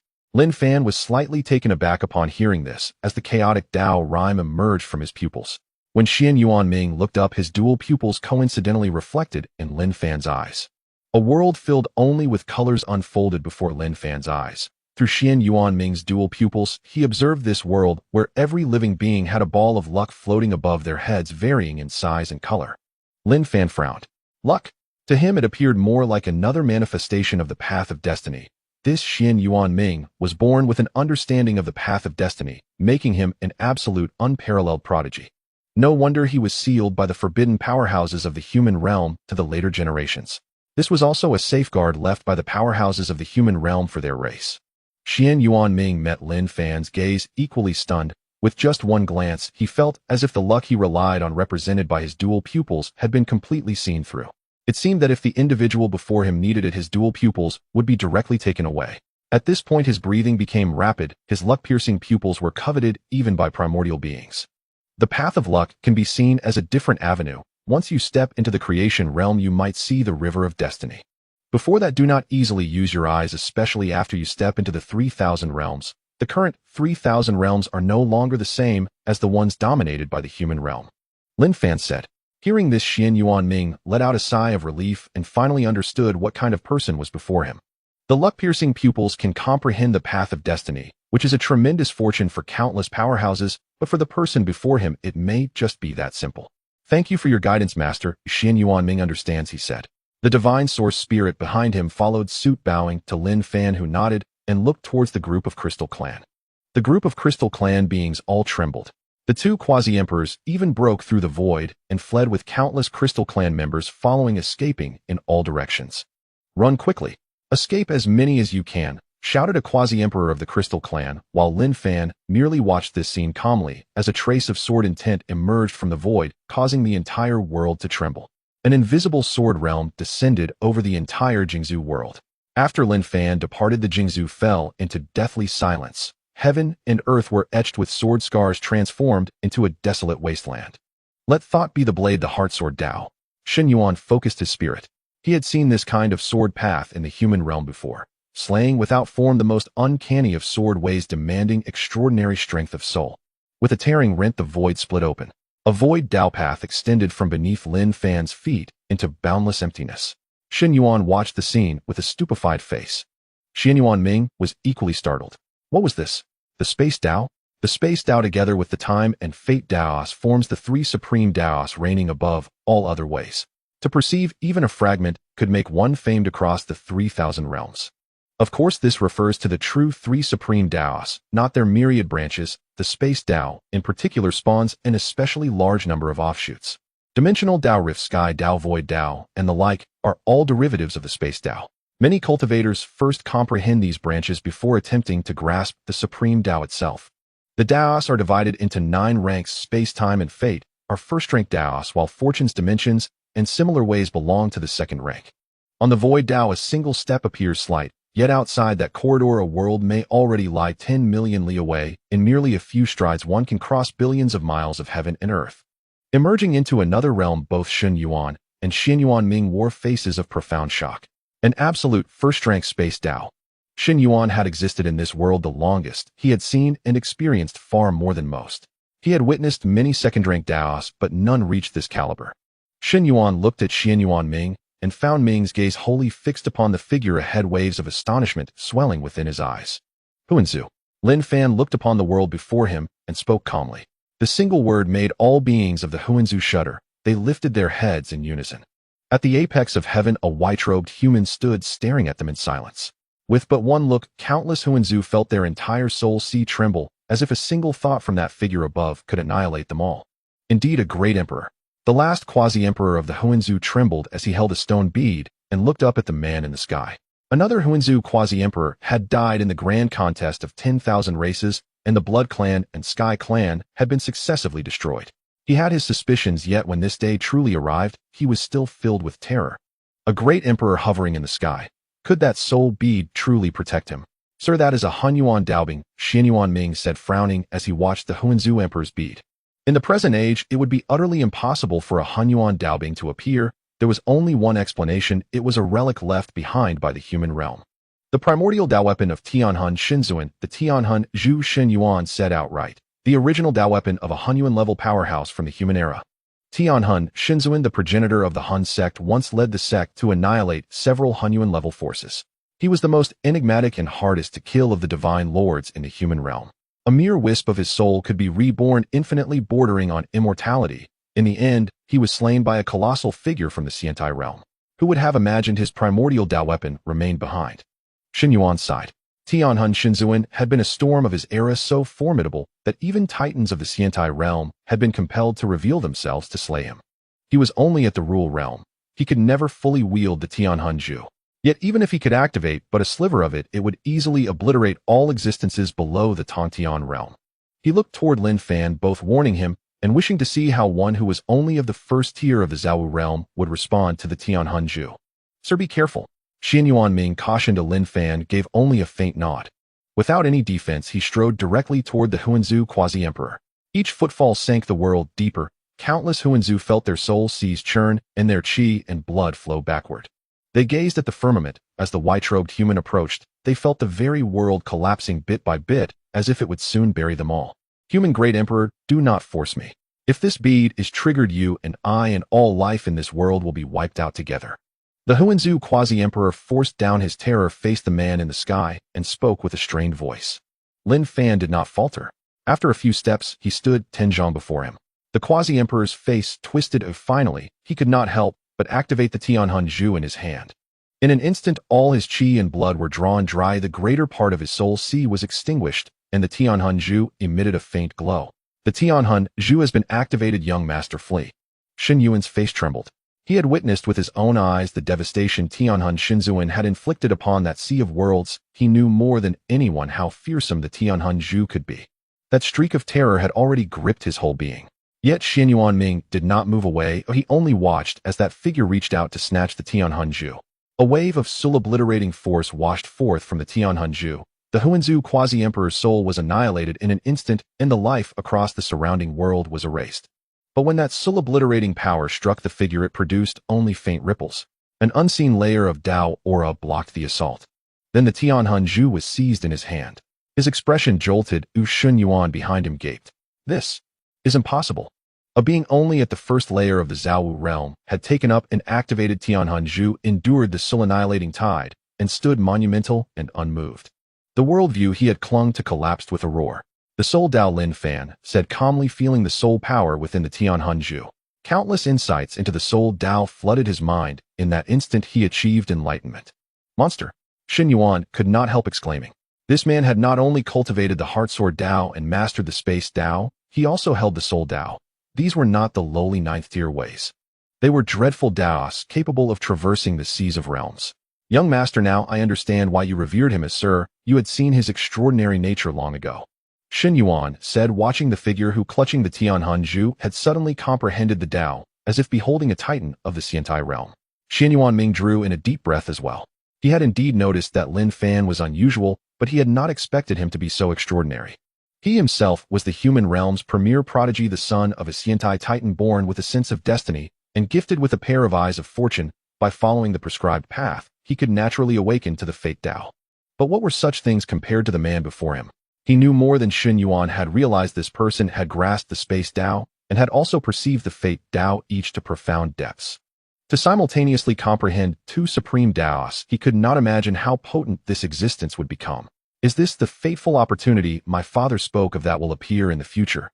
He looked at that figure and spoke. A future invincible colossus, one who might even surpass his own father. With a sigh, the power of soul extinguishment within the soul pearl began to subside, and another terrifying aura emerged.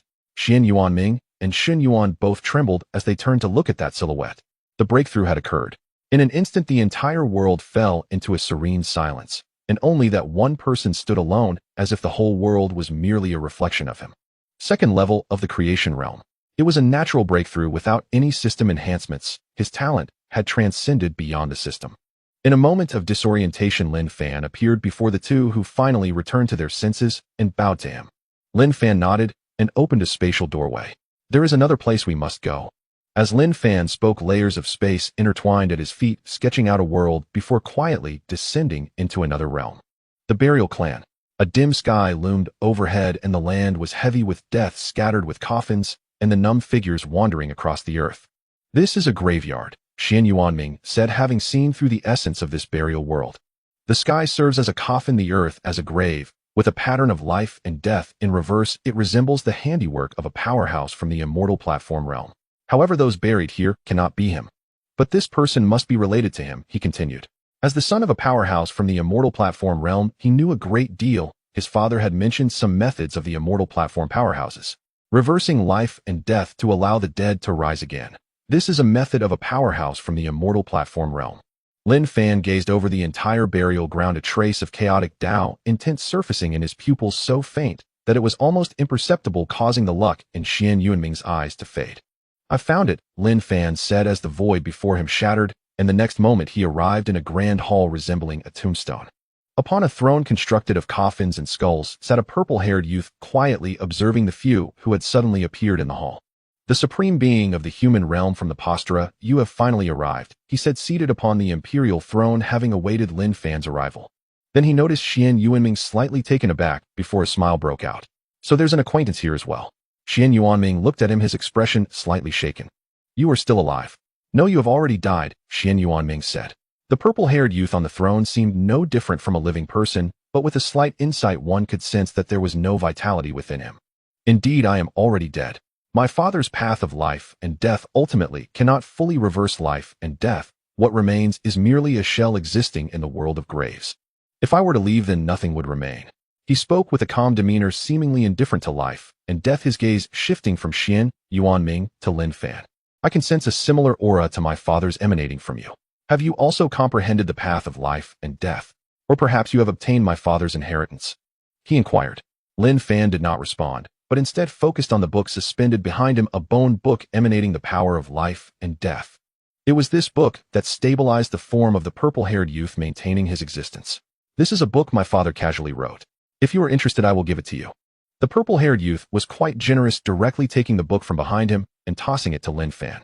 A book personally written by a powerhouse from the immortal platform realm could drive countless beings mad with desire, yet this youth easily gifted it to Lin Fan. Lin Fan took the book and looked at him, offering a faint smile. "If my father could advance further to reach the Tao ancestor realm, perhaps I could live for a while longer, but now it is all in vain. However, being able to see you before my death is enough," he said, then turned his gaze to Xian Yuanming and Shen Yuan, sensing the respect they held for Lin Fan. It was not out of fear of strength. Xian Yuanming had encountered too many powerful beings, having seen more than one powerhouse from the immortal platform realm. With his pride, he could not possibly show such respect to someone from the creation realm. There must be only one possibility. This person possessed qualities that even Xian Yuanming had to acknowledge. With this thought, his expression relaxed slightly as he rose from the imperial throne and slightly bowed to Lin Fan. "My father has died, and not only him, those Tao ancestors have also fallen. The Tao ancestors once said that when all realms reach their peak, they will face decline. Destruction is an inevitable fate, but I do not believe it." The purple-haired youth said, a trace of determination and reluctance on his face.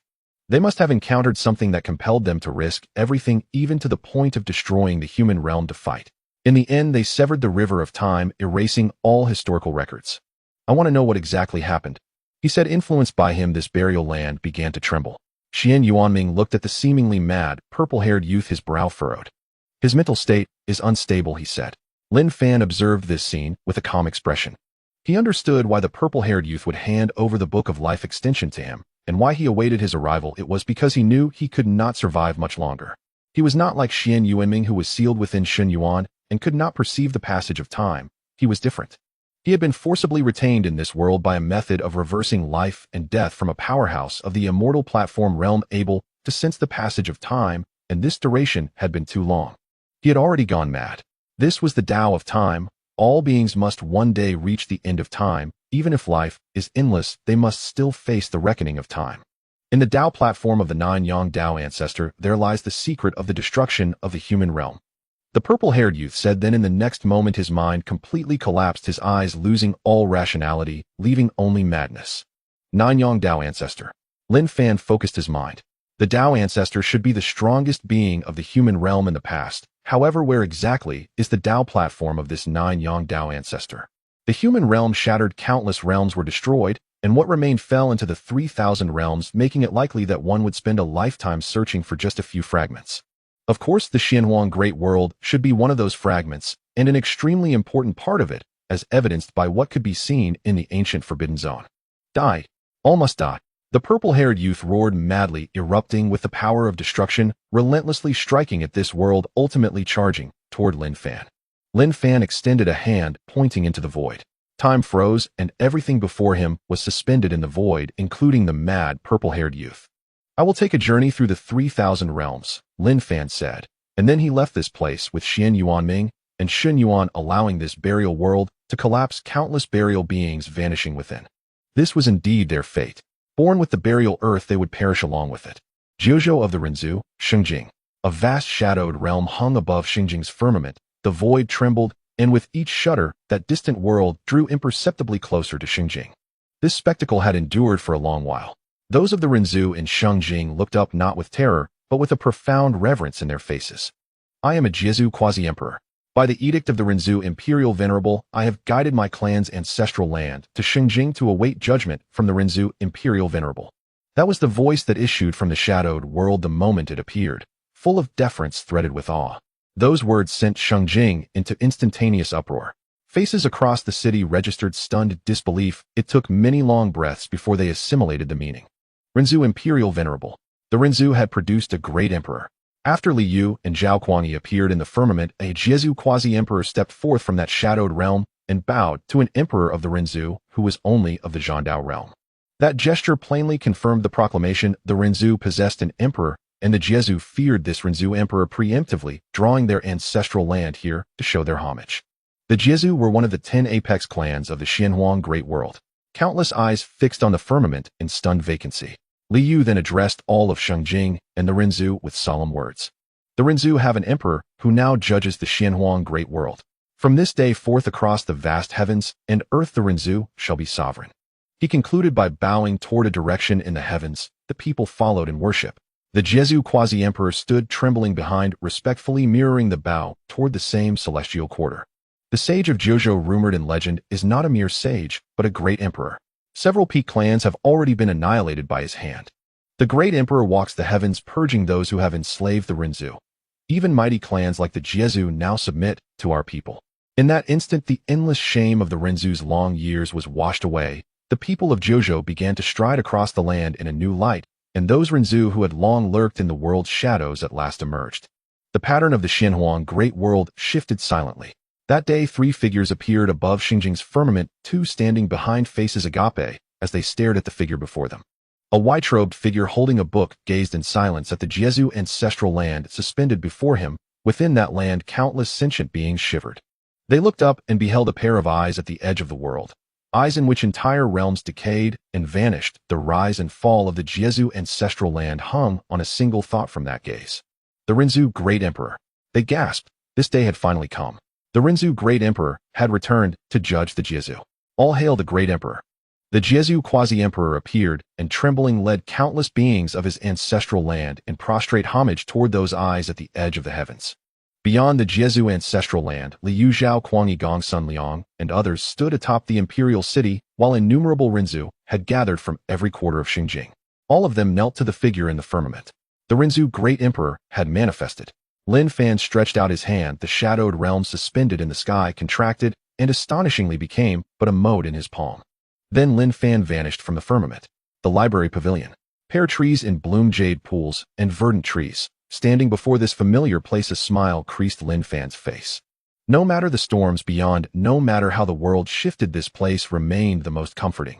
The book in his hand was laid into the stacks. Even treatises pinned at the Xiantai realm were to him much like any other. All were read only at different speeds. Master. The Jiezu quasi-emperor in red robes stood respectfully in the courtyard and bowed to Lin Fan. In Lin Fan's palm glowed the faint light of a world. She knew it to be the Jiezu ancestral land, and that she had been the one to warn that land to act thus. One must never presume luck before an emperor. Rather than waiting to be sought by the great emperor, it was better to come forward and perhaps beg for that sliver of mercy. Lin Fan nodded. The Jiezu offered the corpse of the Void Emperor to the Rinzhu without outright disrespect. The Bodhi trees tend to sandier prison shall be their punishment. He said this and cast that mote of world light onto the Bodhi tree, illuminating a crown of its branches. The tree swayed and drew the Jiezu ancestral land into itself. Then Lin Fan released the Lingzhu world tree, a sky-covering titan that in his hand was no larger than a sapling. I am the root of worlds, only I can mend this realm. If you do not wish this world to continue collapsing, you had best release me. The world tree spoke, panic threading its voice, yet it would not bow. Several great emperors had once treated it as an equal, for it alone could repair a world. It believed this great emperor would be no different. It presumed he would not dare slay it. But when those words left the world tree's mouth, Xianyuan Ming and Xinyuan behind them both trembled. A sentient being in that realm had dared speak to this person with such boldness. This man had comprehended the three supreme Tao of space, time, and fate, a terrible existence possibly beyond even the Tao ancestor. In Zongta Lin Fan had touched the void and frozen time. They realized then that he also commanded the Tao of years. Three supreme Taos converging in a single man. They were at a loss for words, their shock almost unbearable. Not even amidst the Renzu's eons had such a being been born. No wonder he could rival the Tongtian level by his creation realm. A world tree of mere rule realm daring to speak, so to this one. World trees were rare, but not unknown to them. This man was the foremost figure in the Sanxian Jiehai since antiquity. Lin Fan cast a casual glance at the world tree, ignoring its pleas, then turned his gaze to the Bodhi tree. A translucent figure manifested within its boughs and bowed before Lin Fan. Master. Lin Fan inclined his head. This world tree I give to you. Henceforth you shall be the root of this realm. You must support the world, grow swiftly. As he spoke, the world tree in his hand dissolved into a vast torrent of world spirit that flowed toward the Bodhi tree and merged into it. No. A voice of terror trembled from the palm. The world tree stared in disbelief at the scene. This Renzu great emperor truly intended to slay it. He would transfer all the millennia of its accumulation to a single tree only of the Saint realm. Great Emperor, I erred. It began to plead, but the one before it never once glanced its way.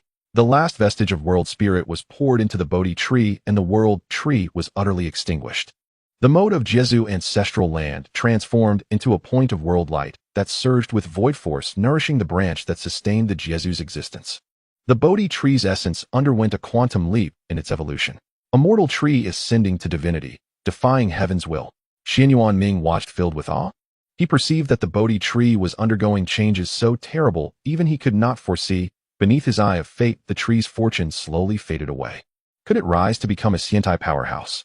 A dragon's roar echoed, drawing their attention to the fish pond in the courtyard, which appeared to be merely a pool of water, but actually encompassed a vast ocean. Gigantic figures emerged from the ocean, adorned with deer antlers, camel heads, rabbit eyes, serpent necks, and eagle claws. They were mythical beings from the ancient human realm, the Dragon Clan. They offered their congratulations to the Bodhi tree in the courtyard. This, Xianyuan Ming and Xinyuan stared at the scene in shock. Lin Fan also gazed at the fish pond, smiling gently before scattering a rain of spiritual energy over it. The group of dragons bowed in reverence to Lin Fan. Thank you, sir. The words were filled with respect, entirely unlike the proud descriptions of the Dragon Clan from ancient myths. Instead, they were humble. Raising dragons. The two were nearly numb with disbelief. The Dragon Clan was once a terrifying lineage that birthed ancestors of the Tao known for their unmatched combat power and innate mastery of dragon secret arts. What kind of existence is this person? They looked at the figure, and their previously established perceptions were shattered in an instant. His transformation will take some time. There are books in the attic to read. If you find yourselves restless, you may also take a stroll in this world. Lin Fan spoke to the two who were taken aback and bowed to him. Sir, we will just read the books. They had resolved to cling tightly to this great support. Leaving was not an option. Even a mundane tree here could give birth to an immortal platform. If they made an effort, perhaps they too could achieve something. Lin Fan smiled lightly at this nodding.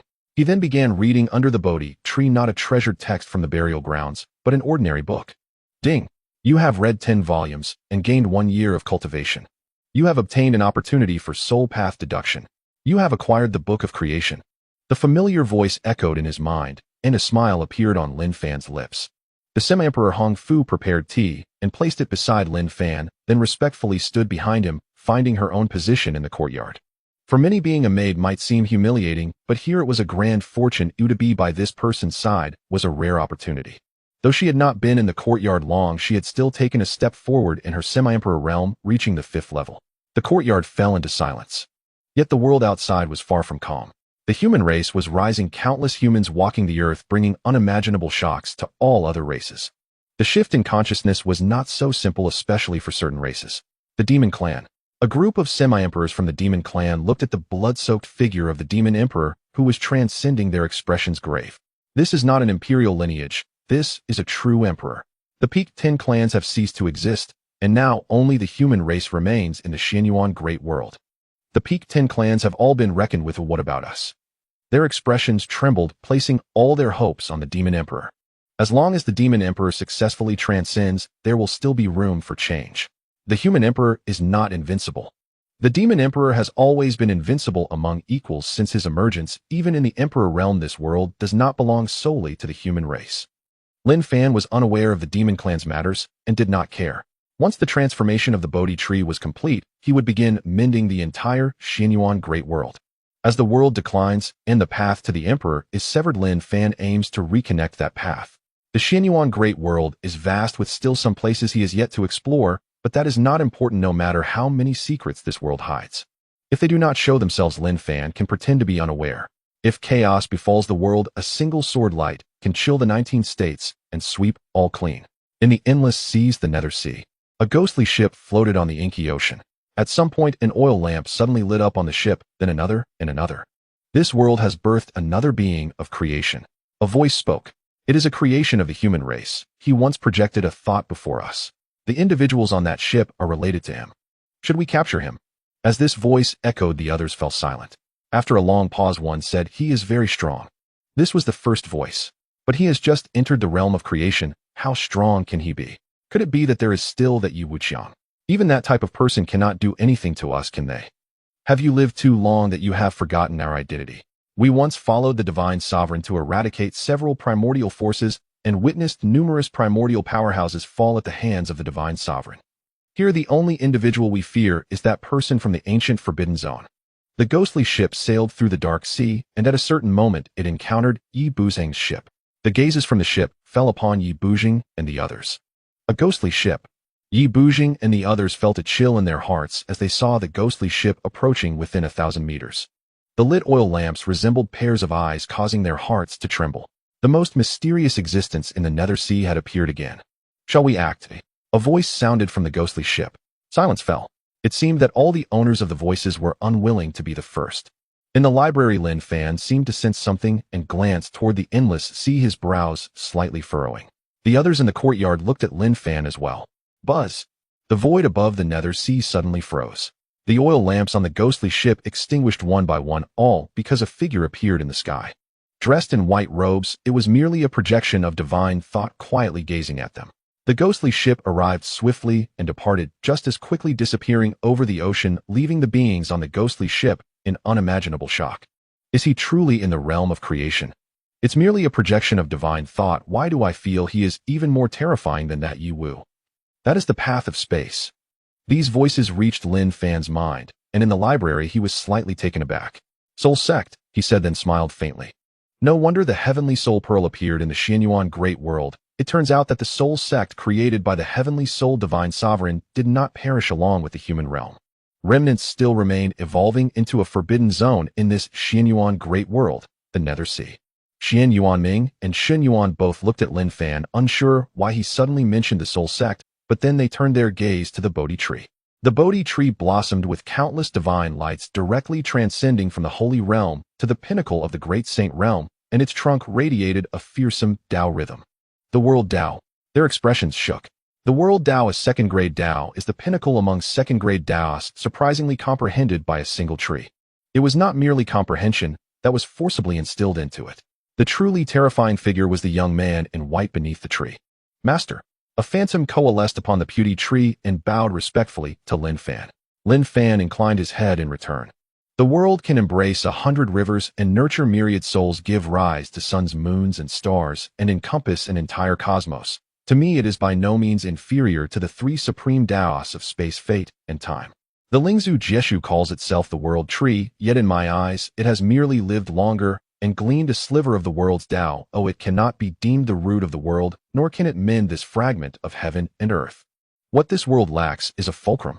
The cool word sent a tremor through Xianyuan Ming's divine source. They had already perceived Lin Fan's design. Lin Fan lifted his gaze, a divine sense pierced the entire realm, and he beheld beyond the Xianyuan Great World a rent, ancient starry firmament, torn and scattered. It was as if some long-forbidden taboo once struck here with a single palm, shattering that expanse of stars, and through endless ages it had never been restored. Is this the reason the heavens and earth are incomplete? Lin Fan said. His divine sense avatar stood within the stellar void, surveying the Xianyuan Great World, a boundless, unfathomable realm. Sun and moon occupied opposite sides of the firmament, revolving ceaselessly. Each cycle conferred upon the world the notion of time, one rotation equaling a day. The fractured heavens blocked the Xianhuang Great World's passage to the outside, sealing this sky forever at the fringe of the realm sea. From one vantage, it served as a protection for the Xianhuang Great World, yet it also deprived its beings of the countless Daos that once threaded the starry expanse.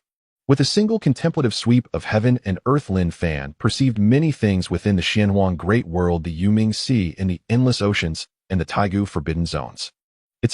Lanterns flared aboard the ghost ship as its passengers turned to the vault of heaven in terror. That man stood above the heavenly Dao, viewing the Xianhuang Great World from the Dao's vantage. What did he intend? Pewdie, I wish you to be that fulcrum. In the small courtyard, Lin Fan spoke to Pewdie.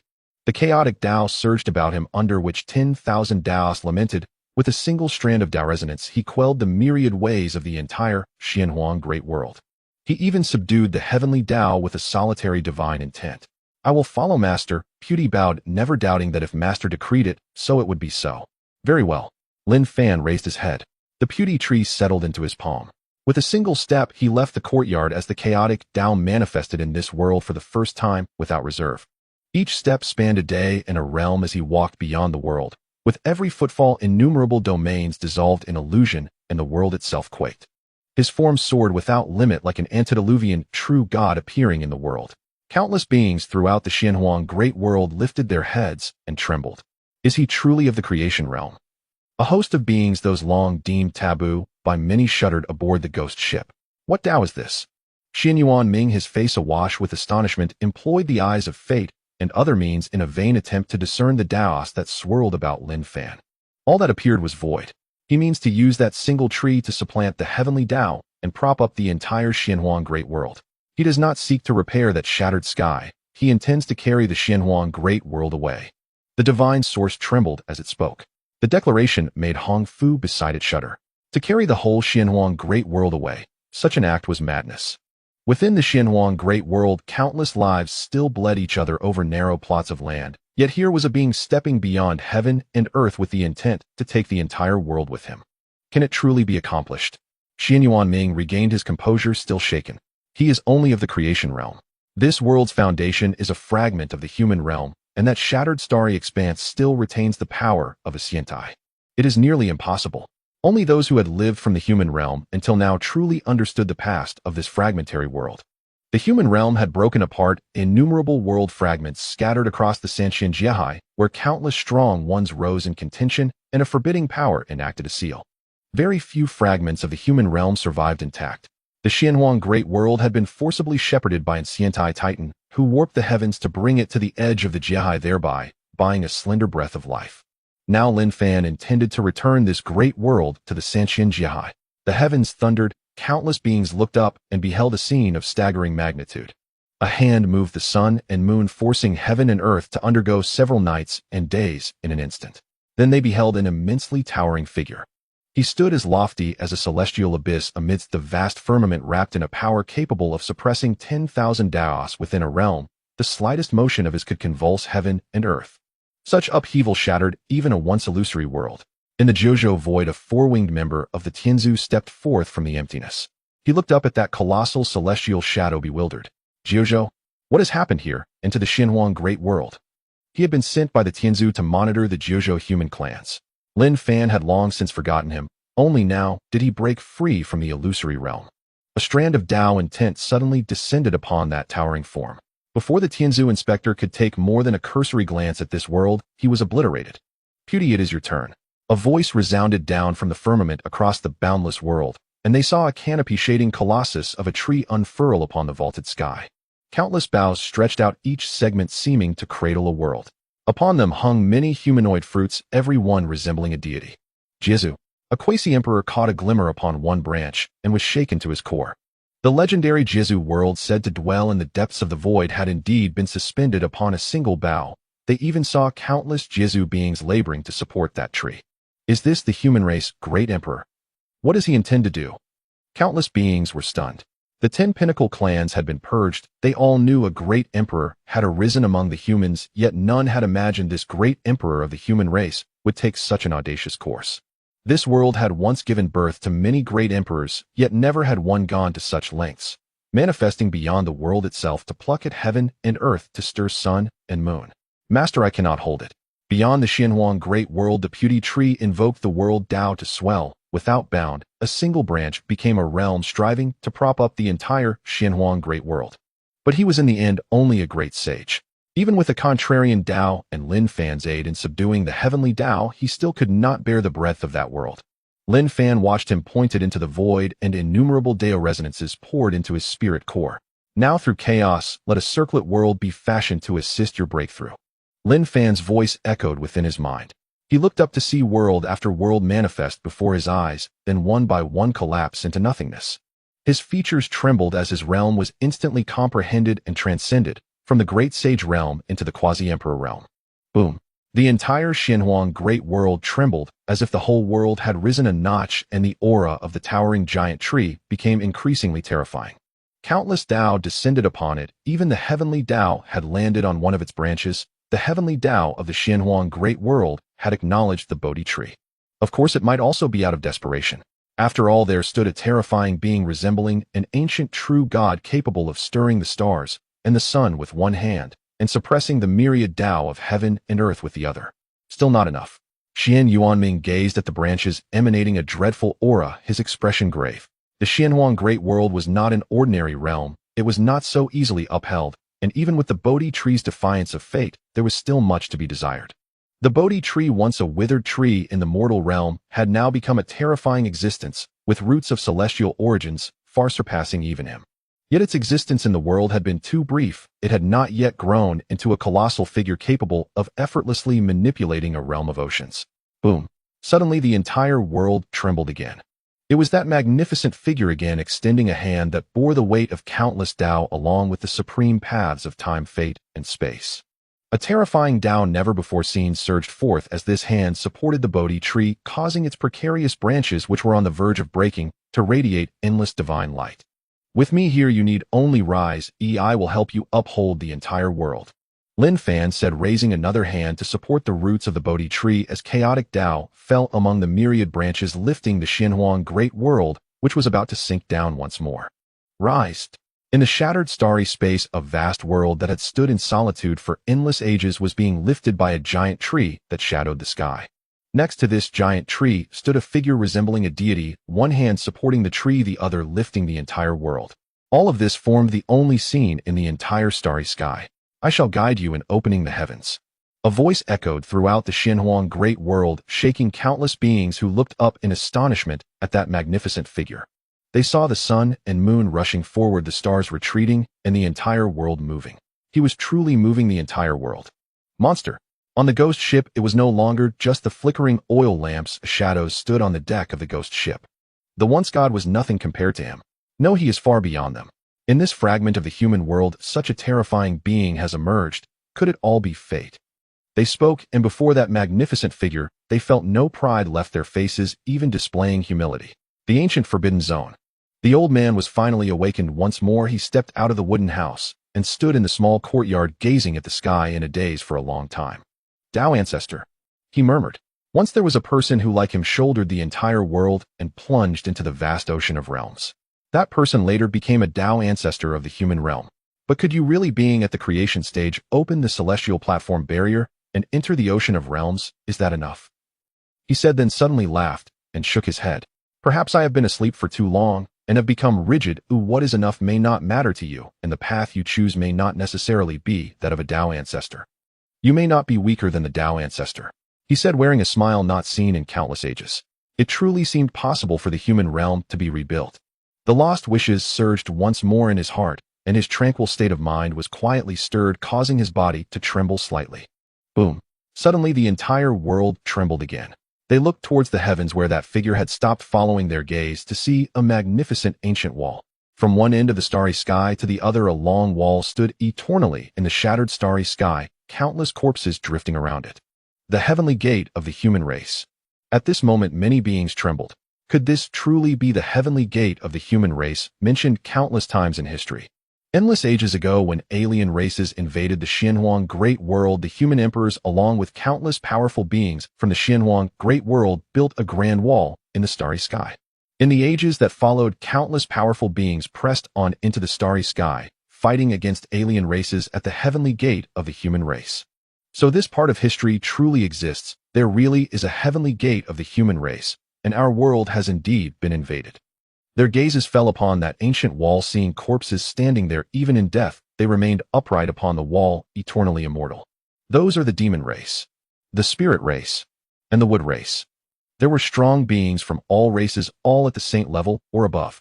At that time, ancient texts recorded that thousands ascended to the heavens, with the returnees being fewer than 1 in 10,000. Almost all ascenders died at this heavenly gate of the human race. What kind of enemy did they face, and did they ultimately win? Countless beings spoke in hushed tones as the Xianhuang great world moved forward once more, and their vision was drawn into the heavenly gate of the human race. Blood-stained towers, shattered flags, countless corpses, and flying bone dust. The entire heavenly gate of the human race was filled with a desolate atmosphere. Xian Yuanming and Shun Yuan stared blankly at this scene. So this world has experienced such events, he said, gazing at the starry sky, where the heavenly gate of the human race was located, trembling slightly.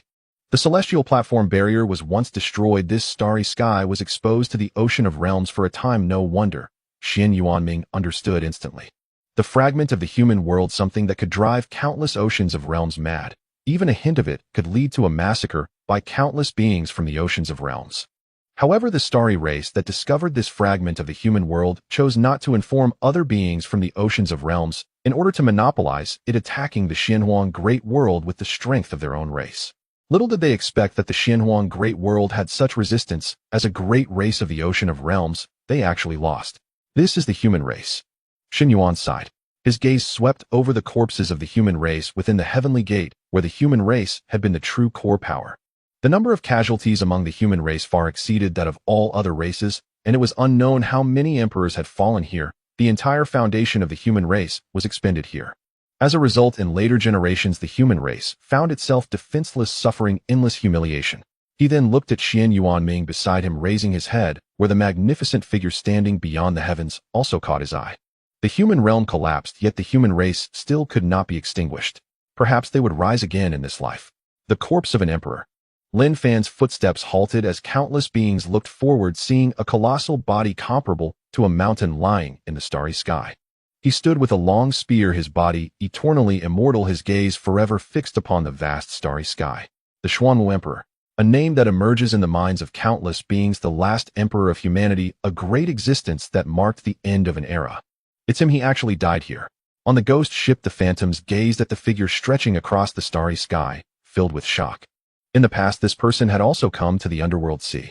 He once stood at the pinnacle of the heavens, overlooking the entire underworld sea, a name that overshadowed it for countless ages. Yiwu, known as the Xuanwu Emperor among the world, shall ascend to the heavens today.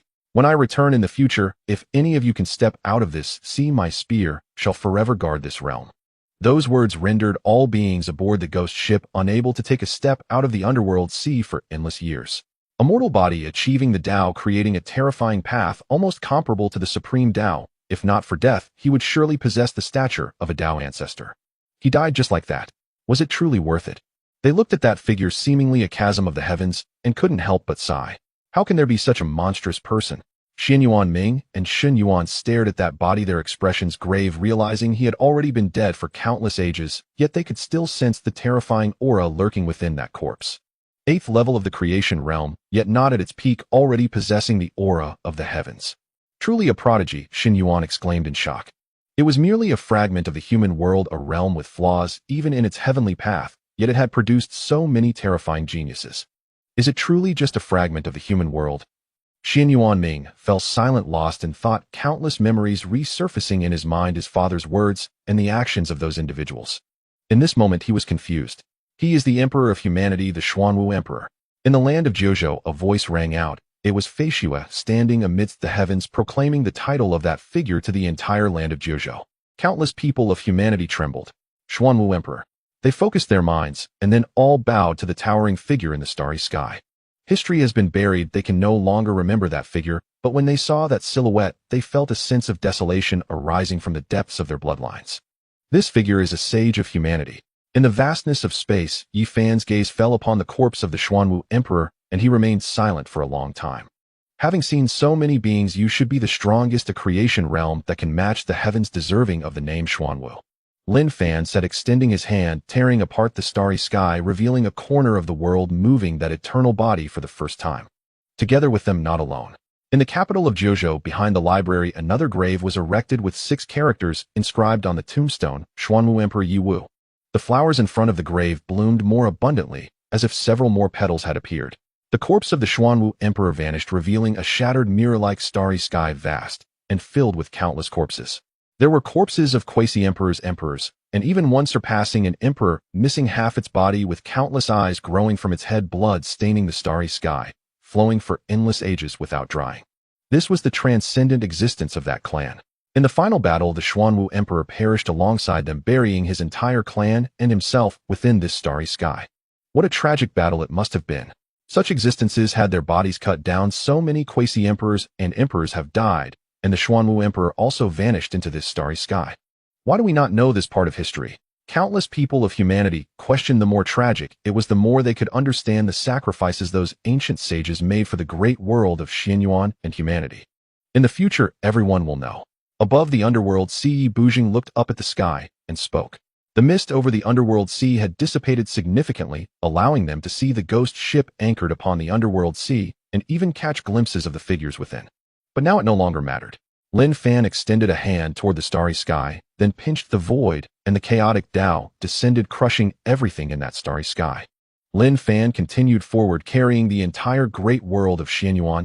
Every step created a vast starry sky with the sun and moon hanging behind him, as if he were an ancient deity.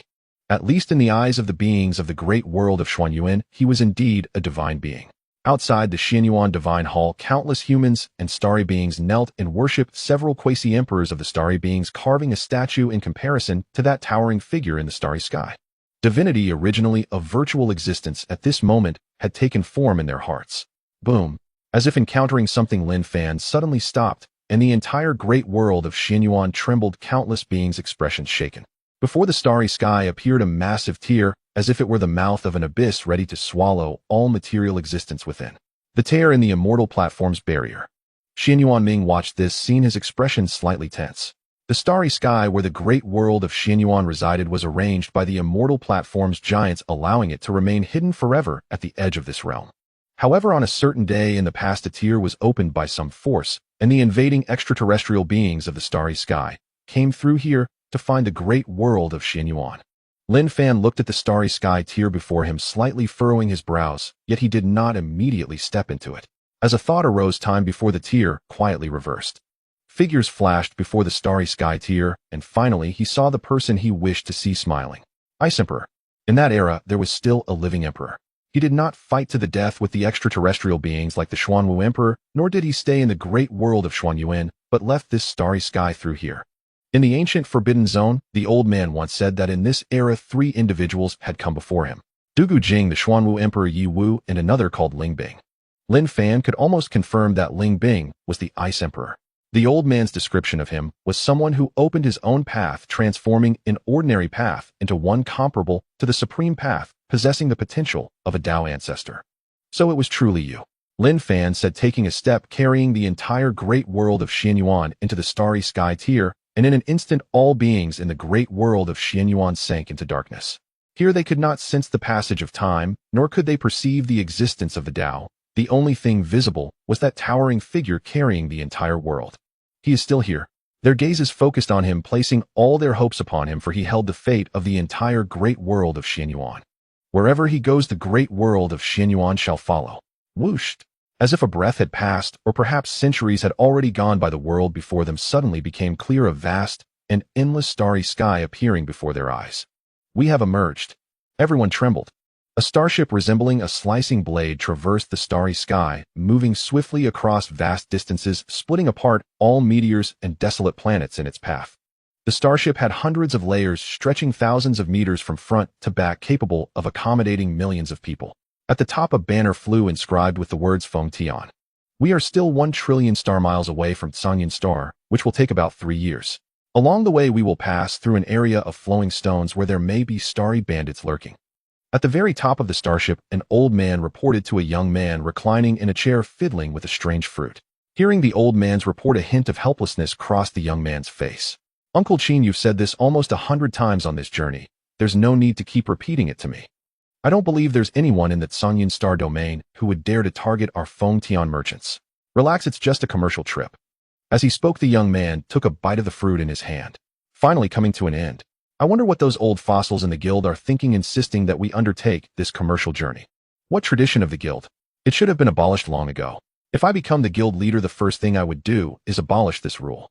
Young master, be cautious in your words. The old man said, his expression serious.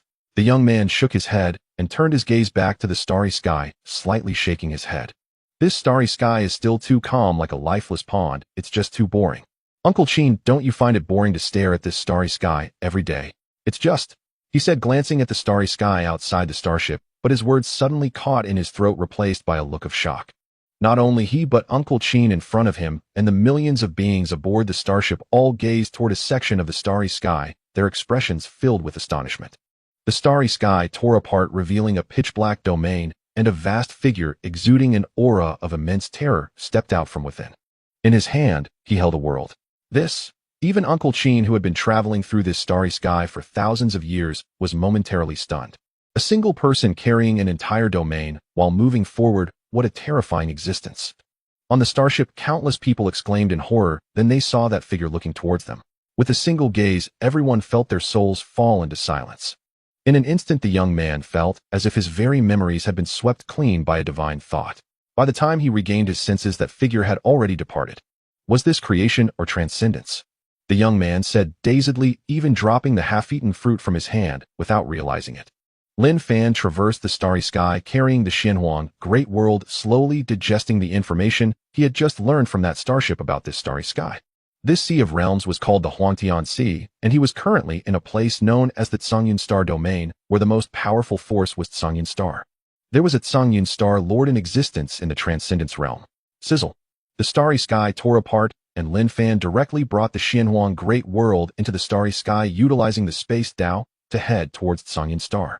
He traveled for several days before finally stopping in an area about 100 million star miles away from Songyun Star. Here lay a flowing stone zone where countless starry meteors gathered to form a flowing stone belt. Although it was called a flowing stone belt, its area was equivalent to dozens of Xianhuang Great Worlds. The concept of within and star miles in the Xianhuang Great World was completely different. To extend the within of the Xianhuang Great World 100 times is called star miles, a unique unit of measurement in the Sea of Realms. Incoming goods. In the flowing stone belt, a massive creature resembling an octopus extended countless tentacles, sealing off a section of the starry sky, and then several thousand starry bandits surged out. Finally, people have come. They dared to approach us while knowing we were hiding in the flowing stone belt. Their words abruptly halted as a group of starry bandits were left dumbfounded at the sight before them. A majestic figure as towering as the abyss stood in the flowing stone belt, preparing to establish a living domain. Hearing their words, he turned to look at them. Run! The leader cried out in terror, but in an instant a surge of soul power swept over, and a group of them was annihilated into nothingness. It seems this is the place. My Xianhuang Great World will take root here in this Sea of Realms. Countless beings within the Xianhuang Great World solemnly voiced. They too surveyed the surrounding starry sky, witnessing a group of starry beings being erased. Among those starry beings, even the weakest was at the Saint Realm, with several reaching the Quasi-Emperor Realm. The Quasi-Emperor Realm in the Xianhuang Great World was already a figure of ancestral level, yet in the Sea of Realms they were merely bandits of a lower tier. Boom! Heaven and earth trembled, and they saw layers of heavenly palaces descending, which then transformed into the sky of the Xianhuang Great World. A branch of the Bodhi tree trembled slightly, and the Tao reappeared. Then they witnessed that hand adjusting the sun and moon, placing them at both ends of heaven and earth, just as the heavens were once arranged. The difference was that this was now a completely different starry sky. This place is called the Songyun Star Domain. A voice echoed down from the celestial dome, informing all beings of the world of their current location. Then that magnificent figure vanished. In the capital of the 9 provinces, in the library pavilion, Lin Fan returned here once more, and the Bodhi tree also appeared in the courtyard just as before. However, what was present here was no longer the true Bodhi tree, but rather its transformed divine soul. Master! Li Yuzhao Kuangyi Hong Fu Xianyuan Ming, and others all bowed to Lin Fan, their hearts filled with reverence, including Xianyuan Ming. Some beings from the Xianhuang Great World might not understand the difficulty of moving the Xianhuang Great World from the sealed starry sky to here, but they comprehended. Ordinary transcendence could not accomplish this. Yet Lin Fan was only at the second level of the creation realm. Everyone come back. Lin Fan looked at heaven and earth, speaking with a smile. Then those scattered throughout heaven and earth, including Qin Ming, Qin Gu, Xen Huibu Zheng, and others, all appeared in the courtyard. Among them was also the figure of Baizhen. This prodigy of the Celestial Fox clan seemed to have undergone a transformation after her journey to the ancient Forbidden Zone, her entire body becoming more extraordinary. Of course, she had come to the 9 provinces on her own, having walked beyond the capital, only to be directly brought here by Lin Fan. Master. A group of people bowed to Lin Fan, the small courtyard feeling slightly crowded. Unbeknownst to them, there were already so many connected to Lin Fan. Xian Yuanming looked at this scene, his face filled with shock. Through the eye of destiny, he saw the terrifying fate hanging above these individuals, realizing not a single one was below the primordial level. This meant that all these individuals had the potential to step into the primordial realm. The primordial realm was a dominant level existence in any sea of realms, and if all these individuals became primordial, he couldn't even fathom the implications. Lin Fan looked at the group of people before him and smiled slightly. After so many years, some of you must be meeting for the first time, and this is the first time you are all gathered here together. Lin Fan spoke, dressed in a white robe, standing under the gentle sunlight with a warm smile on his lips, resembling an elder. The previously restless hearts of the crowd suddenly calmed down.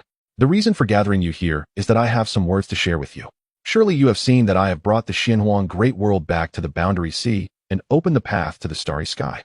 His calm words caused everyone to tremble, lifting their heads to gaze at the starry sky, feeling an entirely different sensation. In the past, the starry sky seemed unattainable, but now looking up felt as if the stars could be plucked, as if one could reach out and touch the heavens. The Master has broken the barriers of the heavenly Tao, making the starry sky no longer so unreachable. From now on, those in the human realm can ascend to the heavens. Xian Yuanming said. Many did not recognize him, but they could sense the immense divine source following him, undoubtedly a student of the Master. Lin Fan nodded with a smile. What you will face from now on will not only be the beings within the Xianhuang Great World, but also countless races and creatures in the vast starry sky. The path of the human race does not end here. The starry sky and the Boundary Sea are the places the human race must tread. Your journey is just beginning. Lin Fan also looked toward the vast starry universe. Even with the use of the chaotic Tao, what he could see was merely a fraction of the infinite sky. This Boundary Sea is far too vast. Within the Boundary Sea, the situation of the human race is not favorable. Perhaps it is not much better than the past of the 9 provinces. Of course, you will have to see for yourselves. I once said that I hope everyone in this land can be like dragons, and that remains true today. As Lin Fan spoke, the koi in the pond of the courtyard transformed into dragons, stirring up great waves in that world with the sound of dragon roars echoing from the water. The group trembled in unison, their expressions turning serious. Lin Fan observed this scene and shook his head slightly. Of course, you need not feel too pressured. No matter what happens or what troubles you may encounter outside, I will always be here. His calm words held an overwhelming dominance. Though he appeared scholarly, a single word from him could shake the heavens, and they believed in Lin Fan's words. The Tao of the Xianhuang Great World is not yet fully restored. We must wait for Bodhi to step into the realm of creation for the sky to be truly mended. This place is no longer suitable for you. It is time for you to go out and take a look. If you are tired, weary, just come back and see me. Lin Fan's words caused everyone to tremble. They looked at Lin Fan, meeting his gaze, and bowed deeply. Qin Ming understands. Qin Gu will listen to the Master. Everything will be arranged by the Master. No one questioned Lin Fan's arrangements. Even Xian Yuanming nodded seriously, while the divine source remained respectfully behind him. Then Lin Fan reclined on a lounge chair under the Bodhi tree. Hong Fu offered him tea, and Lin Fan took a gentle sip before continuing. What is fate? I have heard people say that fate is determined by heaven. All beings in the world from the moment they are born are stamped with the mark of destiny, living their lives according to the paths laid out by fate. But I do not believe it. Lin Fan gazed at the group before him, a river of fate appearing before him, with countless threads of cause and effect intertwining. With a flick of his hand, all the threads of cause and effect snapped apart. Humans can triumph over heaven. Even a predetermined fate can be rewritten. Therefore, do not belittle yourselves. No matter where you go, always remember that you come from the Xianhuang Great World. I am waiting for you. The fate you are contending against can be rewritten by me. His calm words carried a weighty power, causing the group to tremble and look at Lin Fan, as if there were countless things they wanted to say. But Lin Fan waved his hand slightly, and all words turned to silence. Finally, I will share one last Tao with you, and then you may all depart. Lin Fan said, differing from the way others imparted Tao. He used his hand as a brush, writing a single character in the void Tao. A stroke here, a dot there, a vertical line, and in a horizontal line. All were Tao. Just a glance immersed everyone in enlightenment. Lin Fan looked at this scene and smiled slightly.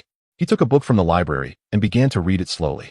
After a journey through the Xianhuang Great World, the library gained many more books. He actually loved reading more, but there were always many unavoidable circumstances in this world. One could only read in peace when the world was at peace. But the starry sky and the boundary sea were still far from tranquility. He was of the human race, and the Xianhuang Great World was merely a fragment of the human realm hiding astounding secrets.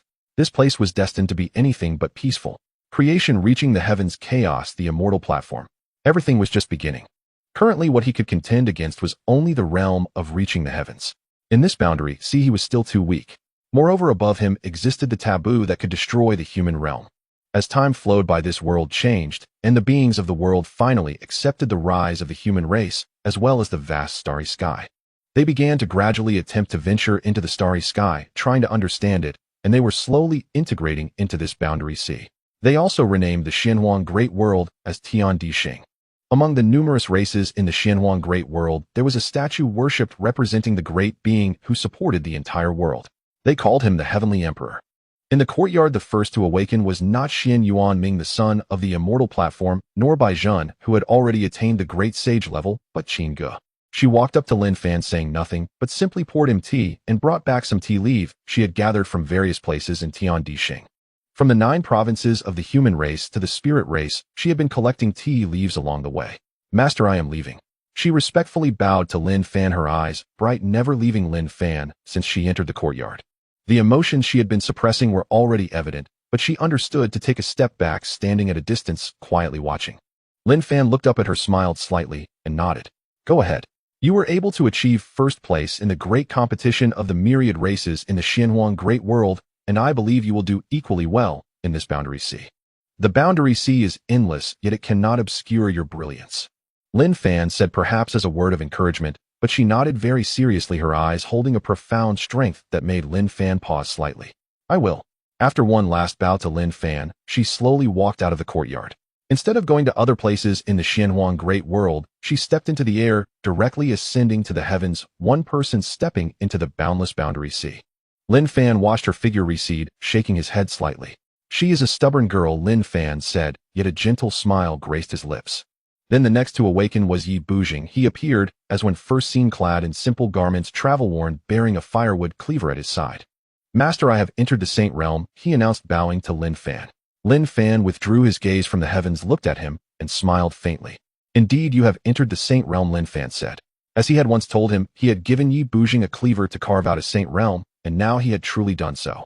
Master, can I still cut my way to the Great Emperor Realm? He asked, staring at Lin Fan with solemn earnestness. Lin Fan shook his head.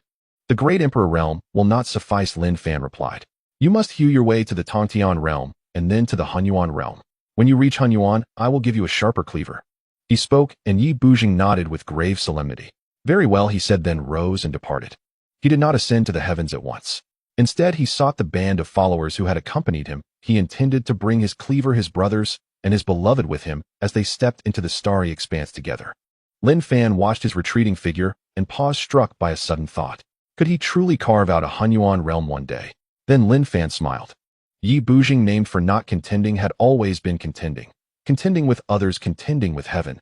Born, it seemed, to defy fate itself. Master Qin Ming called as he too stirred from his enlightenment, now standing at the Saint Realm. He did not interrupt Lin Fan and Yi Bujing, he only committed every one of Lin Fan's words to memory. He had been like this since childhood. One day, a teacher, a father for life, no matter how much time passed, he still remembered leading his sister into the archive on that day when snow sealed the sky. That was the beginning of his rebellion against destiny. Lin Fan had offered him a chance at rebirth, and his reverence for Lin Fan was greater than for anyone else. You are still so formal after all this time, Lin Fan said, shaking his head slightly.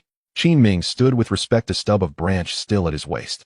Lin Fan reached out, and the branch fell into Qin Ming's hand.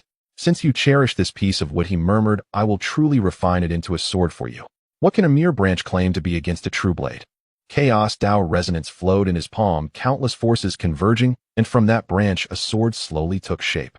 Name it the Puti sword, Lin Fan pronounced. He returned the sword to Qin Ming and added that Qin Ge had already left, not toward Sangyan Star, but in the opposite direction, and then asked where Qin Ming intended to go. The Tsangyun Star region, the Tsangyun Star, is the heart of this starry sky. Those who depart Tiandi Star almost invariably choose to go to Tsangyun Star. But Qin Gu had given that no thought. Like one who once walked from the northern borders of the Great Tang toward the mountains, she moved against the tide, going where others would not. Qin Ming reflected briefly and likewise chose to go against the flow away from Tsangyun Star. The Tsangyun region is the known world, and people tend to find a strange security in what is familiar. Lin Fan watched this and smiled faintly.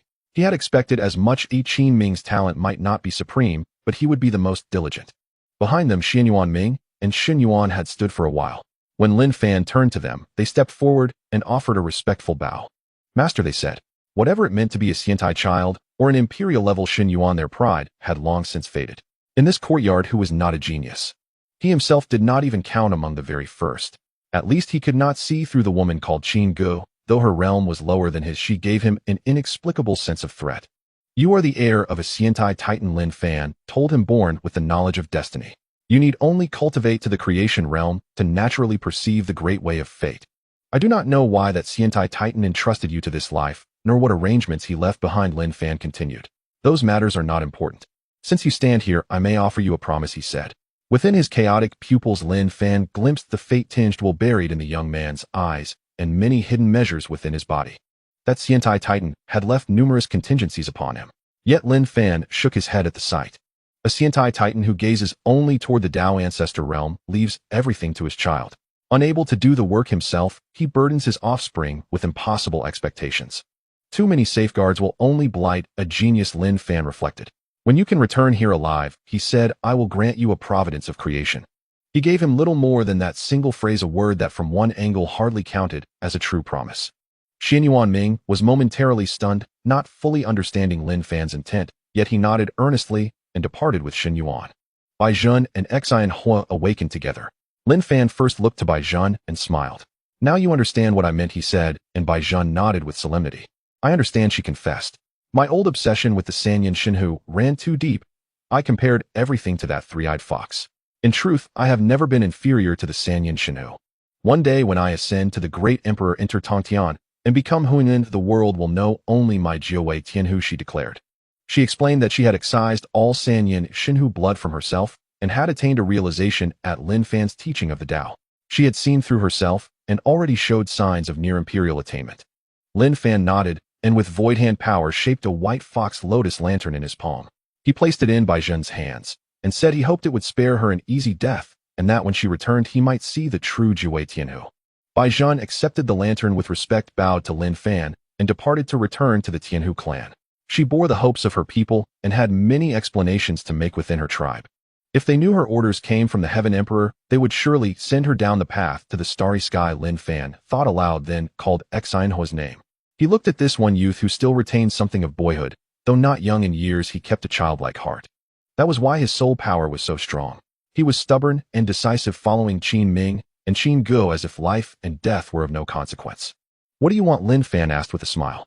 With someone like him, the most fitting approach was simply to ask. I want a bow, came the prompt reply. He answered without hesitation. Lin Fan nodded, plucked a bow from the void, bound it with the primordial Tao of soul, and handed it to him. Thank you, master, he said, bowing and clutching the bow like a treasured relic. Lin Fan watched and smiled faintly. Go, Lin Fan told him, may one day your arrow rend the boundary sea, and let the whole boundary sea know your name, Xian Hua. He performed an elaborate 3-kneel 9-proko ritual before taking his leave. Afterward, Chu Yin sat quietly watching Lin Fan. She had been awake for some time, but had not spoken a single word, as if wishing to linger a while longer in this courtyard. When Lin Fan turned his gaze to her, she lowered her head. Chu Yin, long time no see. Lin Fan said with a smile. The once secluded young lady now exuded a hint of grandeur, as she stood quietly, her aura radiating a sense of righteousness. Sir. Chu Yin bowed, and upon raising her gaze towards Lin Fan, felt a brief tremor in her heart, but she quickly suppressed her emotions. Lin Fan let out a faint sigh within, not stating it explicitly, but merely smiled at her. In the path of righteousness, you should be considered the first person in this world to practice this path apart from me, and indeed it suits you perfectly. A scholar can guide the world, yet a scholar's wrath can also claim countless lives. You lack a bit of decisiveness, so I shall bestow upon you a brush. With this brush you shall etch the path of righteousness eternally across the seas of the 3,000 realms. Lin Fan said, breaking off a branch from the Bodhi tree to fashion a brush as righteousness converged from all directions, gathering at the tip of the brush. Then Lin Fan inscribed the words Heavenly Emperor on the brush. The people of the world revered him as the Heavenly Emperor, and he accepted that title. Chu Yin took the brush, deeply bowing to Lin Fan, before turning to leave with nothing in her hands, as she headed directly towards the starry sky. At last there were Li Yu and Zhao Kuangyi, who only gazed at the backs of the departing crowd. Finally, they stepped forward, kneeling respectfully before Lin Fan. "Sir, we shall not leave," Zhao Kuangyi stated. Although he felt a sense of envy, he maintained his resolve. He could not compare to Qin Guqin Ming and others. His path lay in the earth beneath his feet. The human race needs those who conquer the world, as well as those who protect it. He was willing to remain at the Heavenly Emperor Star to be that protector. They will return, and I fear they may not find their way back. Li Yu said this with a look of enlightenment on his face. "I promised my father that I would guard this realm. This is only the beginning. I am the emperor of the human race and must shoulder the responsibility for this world. I also wish to accompany you, sir." Li Yu seemed to have long understood this, showing no longing for the outside world, only caring for the beings on the Heavenly Emperor Star. As the emperor, this was his duty. Renaming the Xianhuang Great World to Heavenly Emperor Star was also his doing. An imperial decree, the words Heavenly Emperor resonated throughout the entire Xianhuang Great World. He wanted this world to remember the Sir forever, even if one day the Sir were to depart. Lin Fan looked at the two and nodded slightly. "You have worked hard." Just 3 words made the two tremble slightly. That was enough. "Li Yu, as the emperor of the human race, I shall give you a Heavenly Emperor sword. With this sword you can slay great emperors and suppress myriad races. Zhao Kuangyi, you are the national master. I shall give you a book written in your leisure time. Take the time to read it often." With a sword and a book, they were placed in the hands of the two. The sword bore the character Emperor, and the cover of the book read Records of the Grand Historian. The two accepted them with bows, and then turned to leave. Lin Fan quietly watched their departing figures before looking back at the starry sky, where Qin Guqin Ming and others were becoming increasingly distant. Lin Fan stood in the courtyard for a long time before finally shaking his head. "Strangely, I feel a bit melancholic. Am I weary?" he said, then lay back in a recliner and picked up a book to read. Rays of sunlight filtered through the branches of the Bodhi tree, seemingly comforting the person beneath it. Hong Fu stood behind, fully embracing her role as a servant. To serve the Sir was her fortune. Years later, in a place billions of stars away from the Heavenly Emperor Star, a massive life star stood still amidst the starry sky, surrounded by swirling clouds, magnificent and grand. This is Tsangyun Star, the center of the Tsangyun Star domain. Lia Shaddai, Heavenly Emperor Star. An old man in the star tower who was compiling a star map received a star decree and frowned slightly as he looked at the information inside. Lia Shaddai, that was once a region of shattered stones formed from a life star. How can there still be life planets appearing? He looked at the person who brought the star decree and asked. A group of people trembled at his words and hurriedly knelt on the ground. "Master, we did not believe it at first, but there is indeed this Heavenly Emperor Star located in the center of that Lia Shaddai. Our people have had contact with those on that star. The realm level of this Heavenly Emperor Star is not high. There is only one so-called Great Emperor realm person, which is actually the creation realm. They simply refer to this Great Emperor as the Heavenly Emperor. The entire realm can only be considered as a lower realm, and they seem unaware of matters beyond the stars. From this we can deduce that the Heavenly Emperor Star has not existed for long." The group spoke, pouring out everything they knew, while the old man focused again, looking at the Lia Shaddai on the star map. Could it be that the people from Baishur Star have returned, but they are rebuilding Baishur Star at its original site? Aren't they afraid of that one? That one was the one who personally crushed Baishur Star. He gazed at the heavens of Tsangyun Star, where an imperial palace stood tall, overlooking the entire land of Tsangyun Star. There was only one person there, the master of Tsangyun Star, a being of transcendent power. When in the human realm, the beings in the 3,000 realms revered the human race as the supreme divine clan, with countless beings needing to undergo countless years of training to ascend to the human realm. Therefore, most beings in the 3,000 realms retained the form of the human race, speaking the language of the human race, appearing no different from humans in outward appearance. "Forget it, I am merely one responsible for compiling star maps." The old man concentrated for a long time, and then shook his head, marking a new star on the star map at the location of Lia Shaddai, naming it Heavenly Emperor Star. All those holding star maps in the Tsangyun Star domain saw changes in their maps, though not many paid attention. Star Tower. This is the top-tier force of the Huangtian realm, with a presence in every life star. They are responsible for drawing star maps and updating changes in the realm in real time. Heavenly Emperor Star. A young man in the Fengtian Merchant Association looked at the star map in his hand, and then turned to the old man beside him, who also looked at him. "It is that life world. They took a deep breath and said he has placed that life world in the Liashadai, naming it Heavenly Emperor star, likely to provoke that one's dissatisfaction. The old man said, and the young man focused, then put away the star map, hurriedly heading towards another magnificent building in Songyun star apart from the Star Tower. Huangtian Guild. A group that, like the Star Tower, is a top-tier force in the Huangtian realm, also has a presence on all life stars.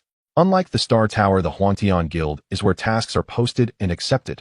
Theoretically, as long as there are star coins, any task can be posted in the Huangtian Guild. Task levels range from 1 star to 9 stars, and to accept corresponding tasks, one needs to have a corresponding level of mercenary. Mercenaries also have levels ranging from 1 star to 9 stars. There really is this task. The young man looked at the task board in the Huangtian Guild hall, slightly shocked. A 1-star mission: investigate the newly appeared Tian D star on the star chart. Determine its power structures, cultivation realms, and sentient species. A 2-star mission: locate the Heavenly Emperor worshipped by the native beings of the Tian D star and ascertain his cultivation level. A 1-star mission: capture 100 transcendent level beings from the Tian D star. Row upon row of missions occupied the topmost slots of the mission board, summarized in 2 words: frontier expansion. The Tianhuang Guild regarded that life-bearing star as a newly discovered indigenous world and dispatched explorers from Songyun star to survey it. That is no mere indigenous world. It is a celestial body held aloft in the palm of a terrifying existence, the young man said, his expression grave. The so-called Heavenly Emperor is almost certainly that being. These are not 1 or 2-star missions. They are suicide assignments. Return immediately or do not involve the Fengtian Guild. The two hurried back to the Fengtian Guild's headquarters in the Songyun Star region and pushed open the doors of the Grand Assembly Hall without hesitation. Ah, Xiaofeng, you've returned just in time. We're discussing the recently emerged Tian D star. Since you're here, join our Fengtian Guild exploration team for a first-hand look. Seated along both sides of the hall were senior elders of the Fengtian Guild. At the head of the chamber sat a middle-aged man with sapphire blue eyes. The elder who addressed the youth was seated near the front on one side. We must not go, Ling Feng declared loudly.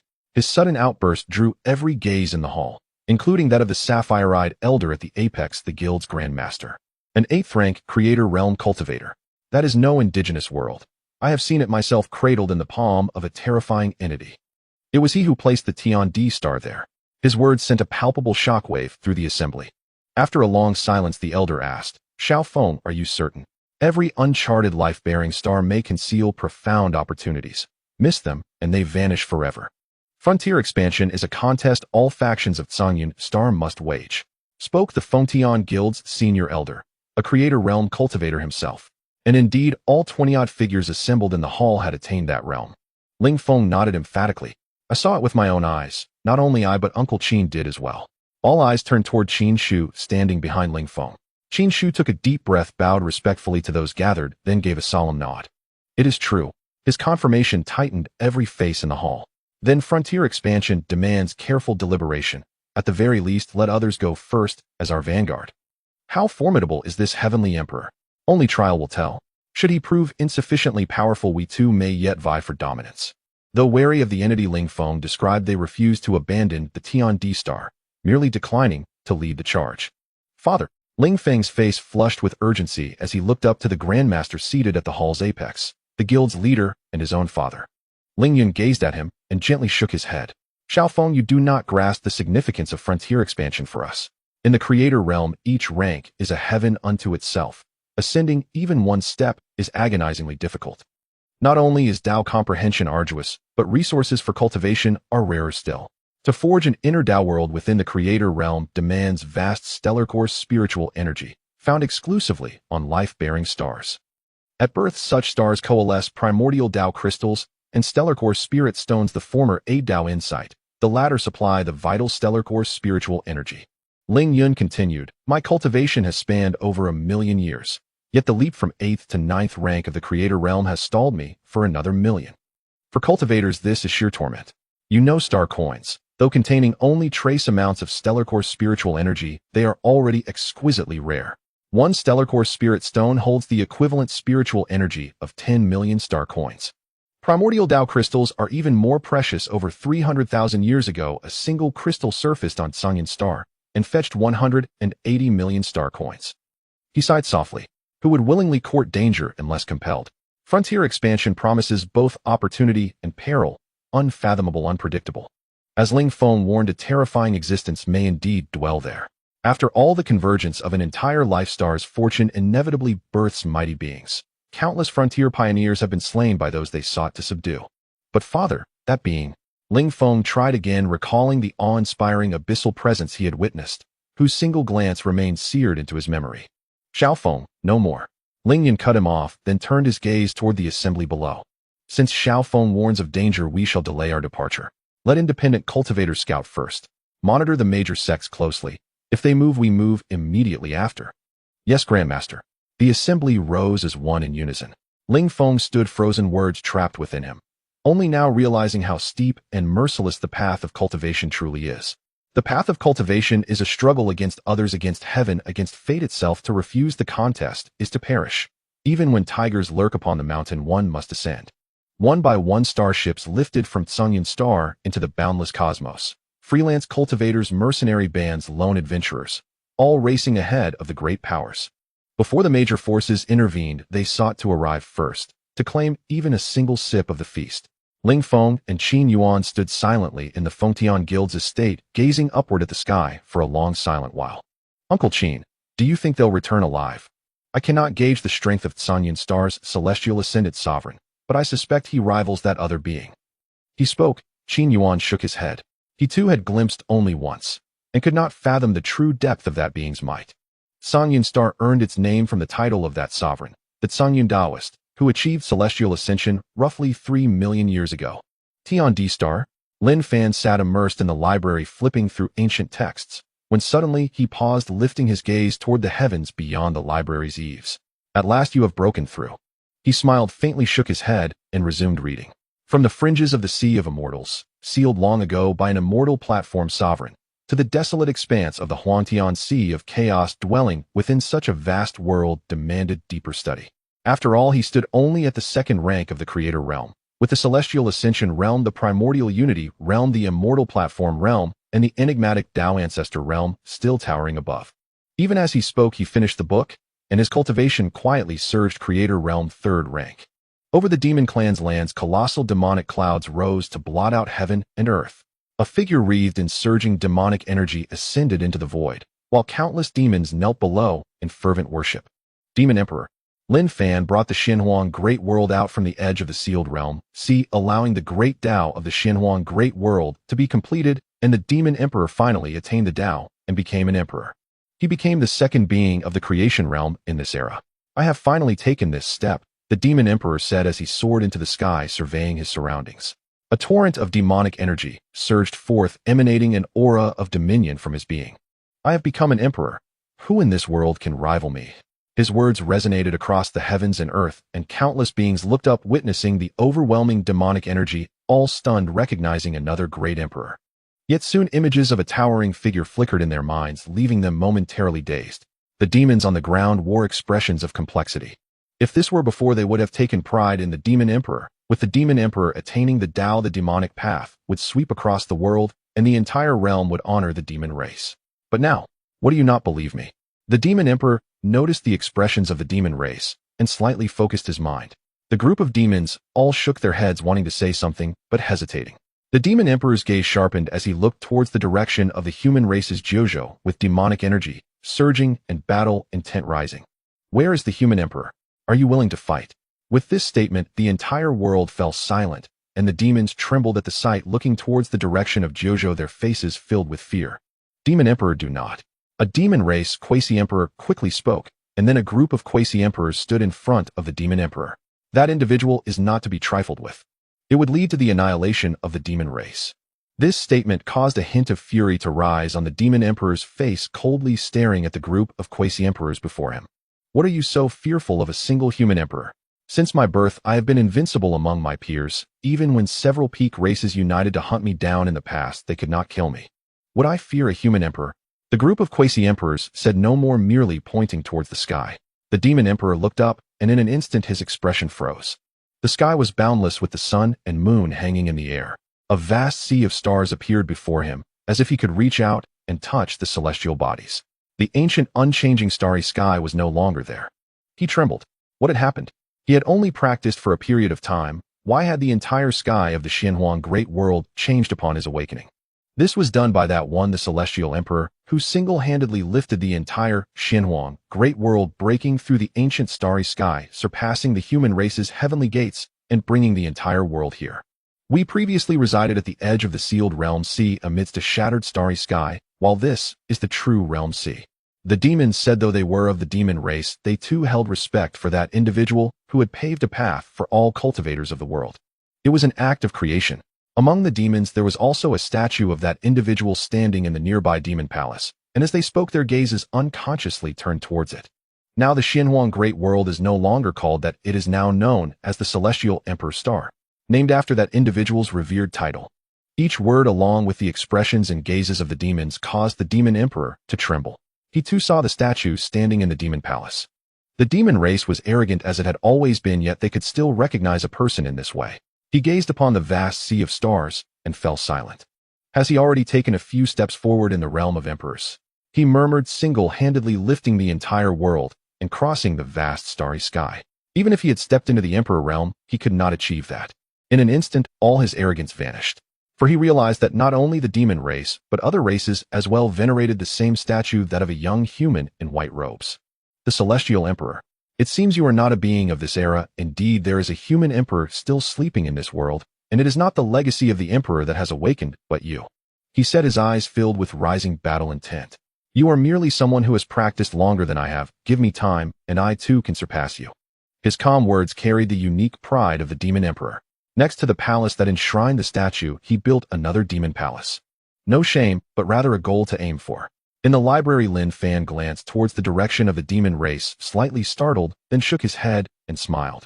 So proud, truly worthy of being the demon emperor. With this single sentence, Lin Fan turned his attention back to the book before him. He did not care much for the demon emperor, though he found it somewhat useful. 3 years passed in the blink of an eye. Outside the Celestial Emperor Star, a starship broke through the starry sky, and then stood still 100 million miles away from the Celestial Emperor Star. About 100 people disembarked from the starship, staring at the vast stars before them, their expressions shaken. A genuine life star has indeed appeared, they exclaimed, unable to hide their excitement. It must be a newly formed life star. I can sense the abundant spiritual energy from the star core above it. It is highly likely that there are star core spirit stones on it. We are rich. As they spoke, they had already begun moving towards the Celestial Emperor Star. Over 100 people with more than 10 quasi-emperors, and the others were all above the Saint Realm. Do not worry about the task. Look for the star core spirit stones first, said one of the quasi-emperors at the 7th level, and everyone else nodded. The reward for a single star task was only 100,000 spirit coins, but a single star core spirit stone was worth 10 million spirit coins. Go. Over 100 people like shooting stars flew towards various locations on the Celestial Emperor Star. The demon emperor looked up, his brow slightly furrowed. Beings from beyond the heavens, eh? He did not immediately take action, but observed what these extraterrestrial beings were doing on the Celestial Emperor Star. Jiuzhou Shengjing. Li Yu and Zhao Kuangyi stood in the star-picking palace looking up at the sky, also seeing figures streaking across the long sky, descending into Jiuzhou. Extraterrestrial races have descended. This day has finally come, Zhao Kuangyi said, watching this scene without much surprise. Tianjizi has already gone. Ooh, I wonder how this extraterrestrial race compares to the cultivators on my Celestial Emperor Star. Tianjizi has been personally taught by the teacher. Li Yu also said, holding the Celestial Emperor's sword with a faint imperial aura radiating from him, exuding a certain majesty. He spoke of the extraterrestrial race with indifference. This can be considered our first confrontation with the extraterrestrial race. We must make a good start, Zhao Kuangyi said with a smile, and Li Yu smiled as well. In a small city, a young man with purple hair and red eyes descended, standing amidst the narrow alleys of a marketplace, closing his eyes, with the entire city's living beings reflecting in his mind. Nothing. After a long while he opened his eyes, frowning. His divine sense swept across the entire city, and he had not even heard a mention of the star core spirit stone. Did I go the wrong way? He waved his hand, and an invisible ripple swept across the surroundings, seemingly ready to bury all the living beings in the city. But at that moment, an old man holding a yin-yang disc suddenly appeared before him. Friend, why kill? The cycle of cause and effect. Are you not afraid of retribution? His calm words made the young man's expression freeze. A native powerhouse of this life star had appeared. Retribution? The reedy youth laughed, looking at the Tianjizi before him with a hint of mockery and disdain, along with a sense of superiority. Just a native daring to speak to him in such a manner. The cycle of cause and effect involves the path of destiny. Do you, a mere native, understand such things? How can you comprehend the vastness of the starry sea when you have never set foot in the cosmos? Your cultivation level may be similar to mine, but the paths we practice are worlds apart. Do you know that the great Tao is divided into 9 grades, each different? In the same realm I could crush you with just one finger. He said this was his pride. His new life star where the great Tao was only just beginning to take shape. How could he know these things?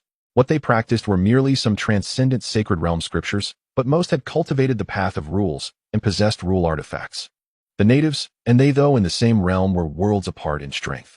Tai and Jeezy listened to his words, slightly taken aback, hesitating for a moment before writing a line in the scroll he held. Though the beings from outside the heavens have unstable foundations, and their great Tao is illusory, they are filled with self-confidence. The words were clear without any concealment, landing right in the eyes of the reedied youth. He was stunned for a moment, then instantly filled with rage. Arrogant. Red flames surged in his pupils, and a sea of fire erupted from which countless firebirds flew towards Tai and Jeezy, blotting out the sky. Tai and Jeezy observed this scene, shaking his head slightly. The beings from outside the heavens seem rather weak, he said as the yin-yang disc in his hand moved slightly, dividing the entire world into the colors of yin and yang, with him standing at the center of this dual realm. With just a finger in the void, the blazing flames were extinguished. The reedied youth let out a pained scream, covering his eyes as he retreated, blood streaming from his opened eyes. He looked at Tai and Jeezy before him, his face filled with horror. How can you be so strong? This was not the first time he had ventured into the wilderness. The laws of the life stars he had encountered before were simple and easily crushed, but this person before him, his Tao seemed to hint at some aspects of the path of destiny. Even if it was only a trace, it was already exceedingly terrifying. The path of destiny, the supreme, first-grade Tao. In the entire wasteland realm, it belonged to the legendary Great Tao. Anyone who could comprehend even a trace of it would be an unparalleled genius. Is this native before me an unparalleled genius? The branches of the path of destiny are mostly second-grade Tao. Even counting the entire Tsungyun star region across eons, it would be hard to find a few. Strong. Hearing his words, Tai and Jeezy was slightly taken aback. Am I considered strong? What about Qin Guqin Ming and those others? Shaking his head, he pointed into the void, and a yin-yang taiji diagram condensed from the heavens then fell towards the entire earth. Boom. Looking again, the reedied youth had already been crushed into mush. The beings from outside the heavens are rather weak. He assessed the situation again, then smiled slightly at the human race in the city, his figure gradually disappearing into the colors of yin and yang. His Tao had once been evaluated by Xianyuan Ming. According to the classification in the 3000 realms, it should belong to the top-level third-grade Tao. It was a branch of the yin-yang Tao, which in turn was a branch of the path of destiny. A similar scene was occurring in many places on the Heavenly Emperor star, where many beings from outside the heavens had originally held a reverent attitude. But the results were entirely different. They found that these so-called beings from outside the heavens seemed too weak. The Star Tribe, a being from outside the heavens at the rule realm, descended, standing atop the heavens, preparing to enter the Heavenly Emperor Palace. A mere native dares to claim to be the Heavenly Emperor. Who gave you the audacity? He said, noticing a few rule realm beings on this land, slightly surprised, but that was all. He cultivated the creation scriptures, and even in Tsungyun star he was considered a genius. A group of natives had never been a concern for him. He intended to step on their so-called Heavenly Emperor statue in front of them. Offending the Heavenly Emperor? How audacious. Suddenly a voice rang out, and a quasi-emperor realm being from the Star Tribe soared into the air, grasping a vast star that transformed into a sword of stars in his palm. The being from outside the heavens turned to look at this scene, his expression shaken. The Star Path. A third-grade Tao with hardly anyone in the entire Tsungyun star comprehending it, yet this native on the life star had actually grasped such a path. And his techniques were, no. As that sword struck, it seemed to stir the stars in the sky. His expression turned horrified as he tried to block it, but his Tao, barely qualifying as 7th grade, felt like paper in front of this star path. As the sword fell, blood stained the heavens. A quasi-emperor realm being from outside the heavens was thus slain. This is impossible. How can you be so strong? This is among the Spirit Clan, an extraordinary sacred realm being from outside the heavens faces an opponent from the Spirit Clan whose cultivation is much lower and yet finds himself in a bitter battle.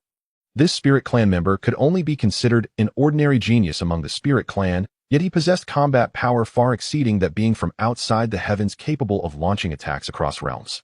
The Demon Clan's land.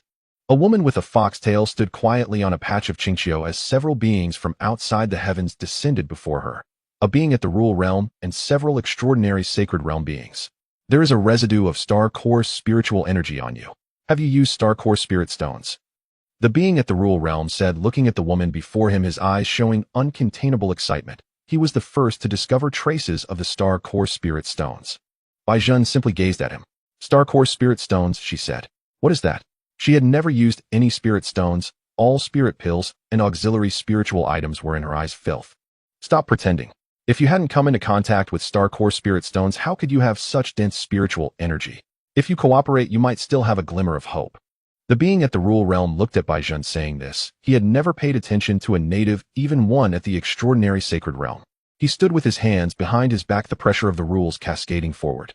The surrounding extraordinary sacred realm beings from outside the heavens trembled all over, almost kneeling down. Yet that native remained standing in front of him, completely unmoved.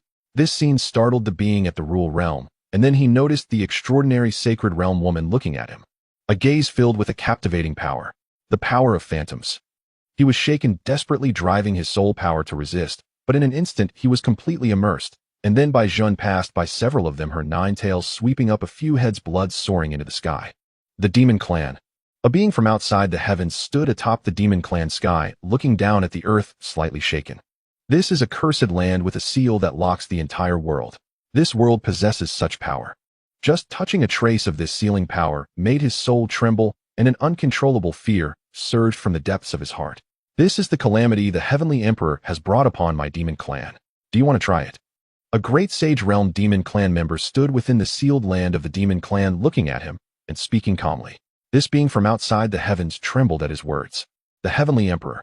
Among the 2-star tasks released by the Tianhuang Guild, one involves investigating the whereabouts and cultivation of the Heavenly Emperor with a reward of 500,000 star coins. Yet they have never regarded this so-called Heavenly Emperor with any seriousness. These newly born life stars often deify their strongest beings as emperors or gods, when in fact some are merely at the extraordinary saint level. But is this Heavenly Emperor too strong? Just a hint of sealing power nearly caused his divine soul to fall into silence. How would he fare if truly faced with that Heavenly Emperor? Stop the nonsense. Since you've come, don't leave. Another great saint from the Demon Clan appeared, and a vast demonic aura transformed into a colossal demonic hand in the void, pulling the celestial being from above into the land of the Demon Clan. Phew! The celestial being was horrified, and then the sealing power descended upon him. In an instant it felt as if he bore the weight of an ancient divine mountain, causing his blood to stop flowing, and he was crushed to the ground. Then came the burning sensation from his soul to his very bones, and he couldn't help but scream in agony. 2 demons coldly observed this scene. So this is a celestial being, they remarked, their tone laced with disdain. They are far weaker than the myriad beings on the Heavenly Emperor star, both in physical strength and soul. Such a foundation can surprisingly reach this level of cultivation. The Heavenly Emperor has sealed us and cast a curse upon the land of the Demon Clan, preventing us from leaving, but he didn't say we couldn't kill celestial beings. Their words echoed in the ears of the celestial being, resembling a death knell, filling the recently recovered celestial being with terror. He struggled to escape this land, but the closer he got to the edge of the demon territory, the more intense the searing sensation in his soul became, and the pressure on his back grew heavier. Help me! He cried out to the heavens, while the 2 demons merely watched, as if waiting for other celestial beings to descend. Indeed, more celestial beings descended, landing at the heart of the Demon Clan in a demonic palace before a figure shrouded in demonic energy. As soon as they landed, they were engulfed by the overwhelming demonic energy, not causing a single ripple. At the edge of the demon territory, the body of the celestial being was crushed by the demonic power, and torrents of blood fell upon the 2 demons, intensifying the ferocity on their faces. When the seal of the Heavenly Emperor descended, over 90% of the Demon Clan perished, but those who survived were the strongest and most ruthless among them. Struggling to survive in this land, a trace of madness weighed heavily in their hearts. They needed an outlet for their frustrations.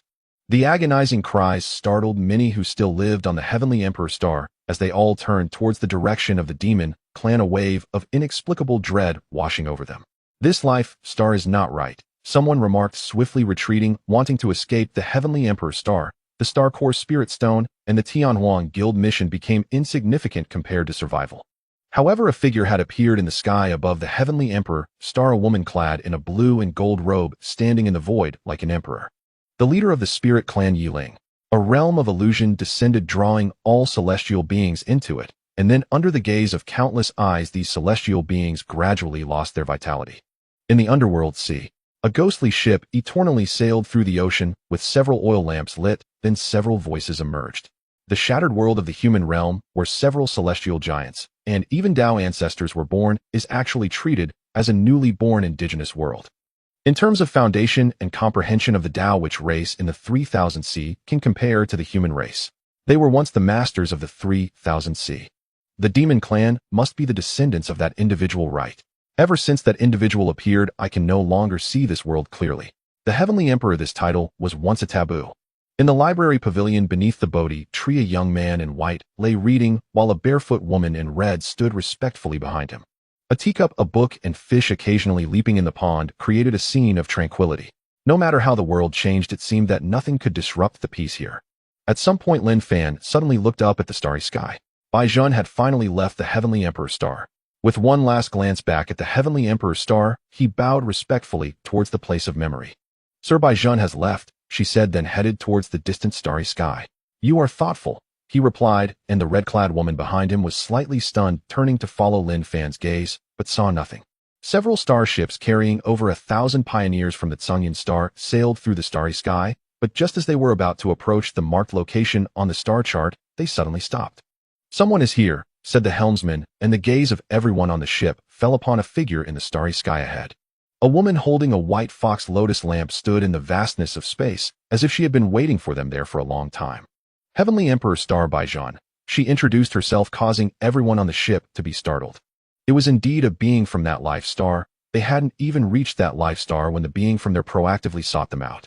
At the peak of the extraordinary saint level, approaching the realm of rules, but does she dare to block us with such cultivation?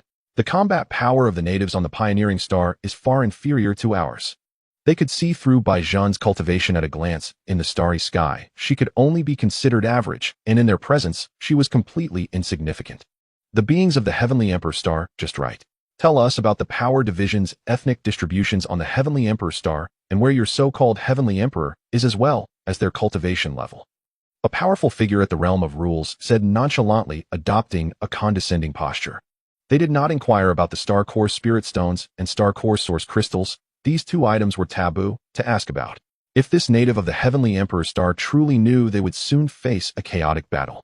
Perhaps not many would survive here just to obtain this native. Bai Zhen listened to their words, and a coldness gradually emerged in her eyes. You are indeed here for the sir, she said, as a phantom of a nine-tailed celestial fox emerged behind her, and her pupils turned crimson. In an instant, everyone felt a tightness in their hearts. The three-eyed divine fox, wait. Someone trembled and exclaimed. The three-eyed divine fox was an ancient myth in the 3000C, said to strip the consciousness of all beings it gazed upon once its third eye opened. In that moment, all that remained in everyone's eyes was the nine-tailed celestial fox and her pair of crimson eyes, and all their figures froze in the void. After a long time, Bai Zhen departed, leaving behind only a few starships and a multitude of lifeless corpses quietly drifting in the starry void. Bai Zhen has stepped into the realm of rules. Not long after, another starship arrived in this expanse of starry void, carrying a crew of pioneers. Upon beholding the scene before them, all frowned deeply. They were all en route to Emperor Star, and all are dead. Their souls have utterly dissipated. No signs of struggle remain, as if annihilated in an instant by a single, overwhelming force. It is profoundly eerie. Could this be the doing of Emperor Star? They gazed toward that boundless stretch of cosmos indicated by their star chart, expressions tightening with quiet gravity. Impossible. It is but a nascent life-bearing star. Even the so-called Celestial Emperor could not slaughter so many in one breath. Perhaps they uncovered something within Emperor Star itself, and turned upon one another in violent strife. Another voice added, refusing to believe a fledgling world possessed such power. Far more plausible that these travelers had fallen to mutual slaughter, driven by some fateful opportunity. Stellar Core Spirit Stones. A venerable elder murmured, and at those words every soul recoiled in shock, then fixed their gaze unblinkingly upon the distant starfield. Go. No longer did they ponder the cause of death. Their minds burned with only one obsession: Stellar Core Spirit Stones, each capable of reversing fate itself. For such stones, even the abyss would be stepped into without hesitation. Yet unlike those who came before, they proceeded with far greater caution, first probing Emperor Star's conditions rather than launching broad-scale searches. Emperor Star harbors 3 forbidden zones: Primordial Mountain, Ancient Forbidden Zone, and Nethersea Abyss. If Stellar Core Spirit Stones exist, these are the most likely locations. A youth attuned to the laws spoke thus, having just extracted memory from a living being of the Tsong clan. Where peril lies, opportunity blooms. These so-called forbidden zones may be deathly taboos to native life forms, but to us they are but ordinary realms. Yet vast portions of these natives' memories remain inaccessible, as though veiled by some unfathomable force. Could something be concealed beneath that veil? Another observed.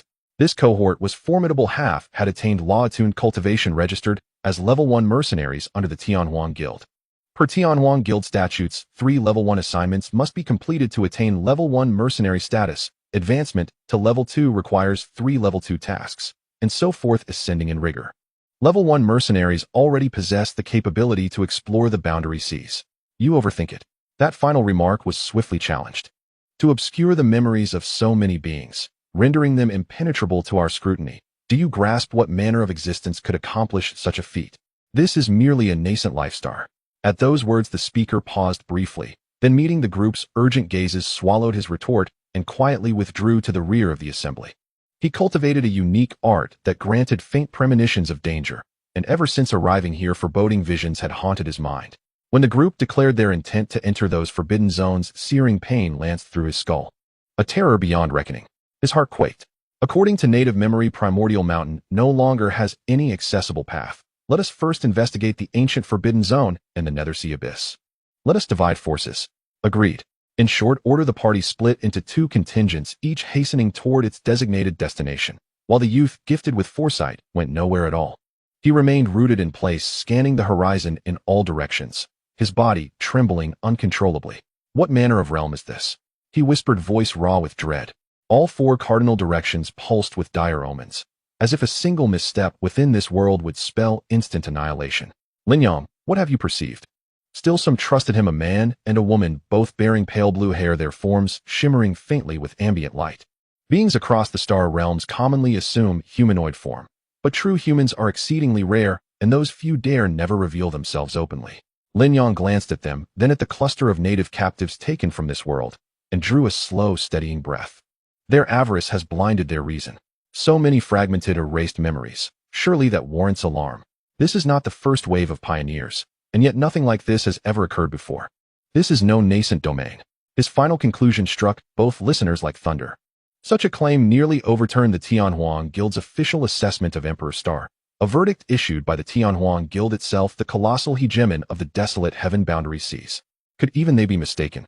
I urge you, flee at once, Lin Yang said. And as he turned to leave, an elder stood silently behind them, having evidently overheard every word. Lin Yang recoiled, sharply stepping back warily. By decree of the human sovereign, young master, you are summoned for audience. Tianjizi smiled. Within this youth he sensed a faint resonance of the Tao of fate, the youth's own cultivation path, likely entwined, however distantly, with that profound cosmic principle. Yet it had clearly deviated far from its source, granting only fragile premonitory glimpses.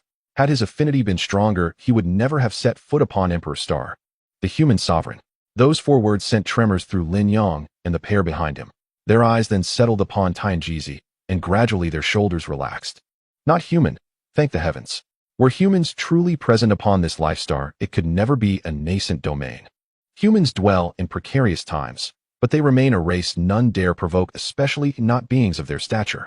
Humanity fears only the utter heaven and primordial unity. Cultivators, law-attuned practitioners like themselves, would be crushed without effort.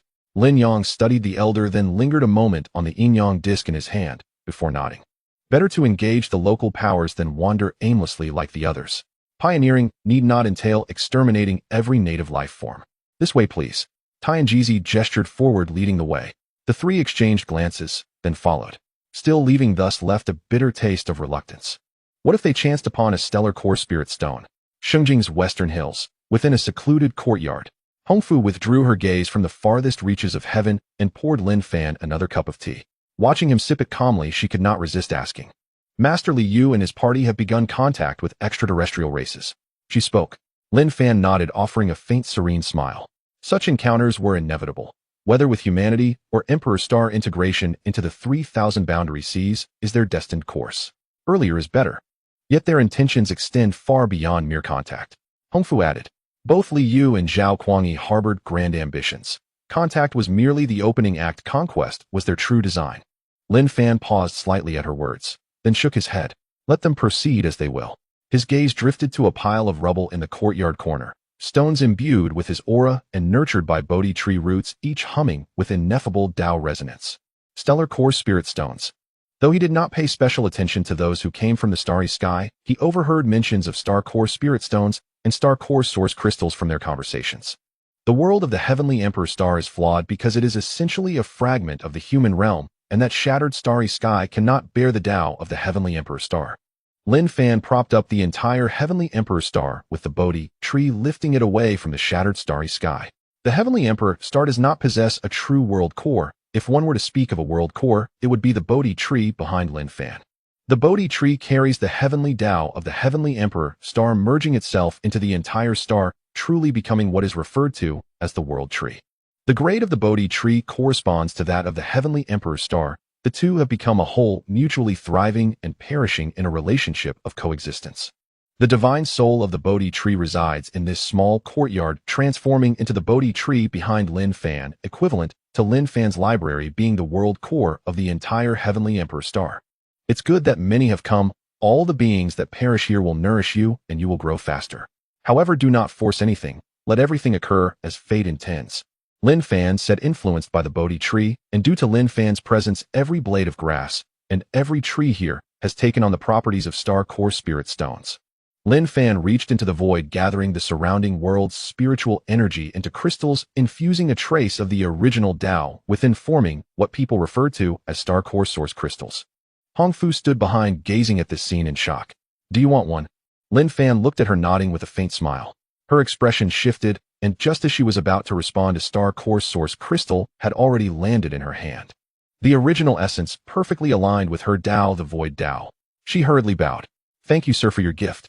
She was excited in her heart. She had also heard some words from extraterrestrial races, knowing that they came here for the star core spirit stones and star core source crystals.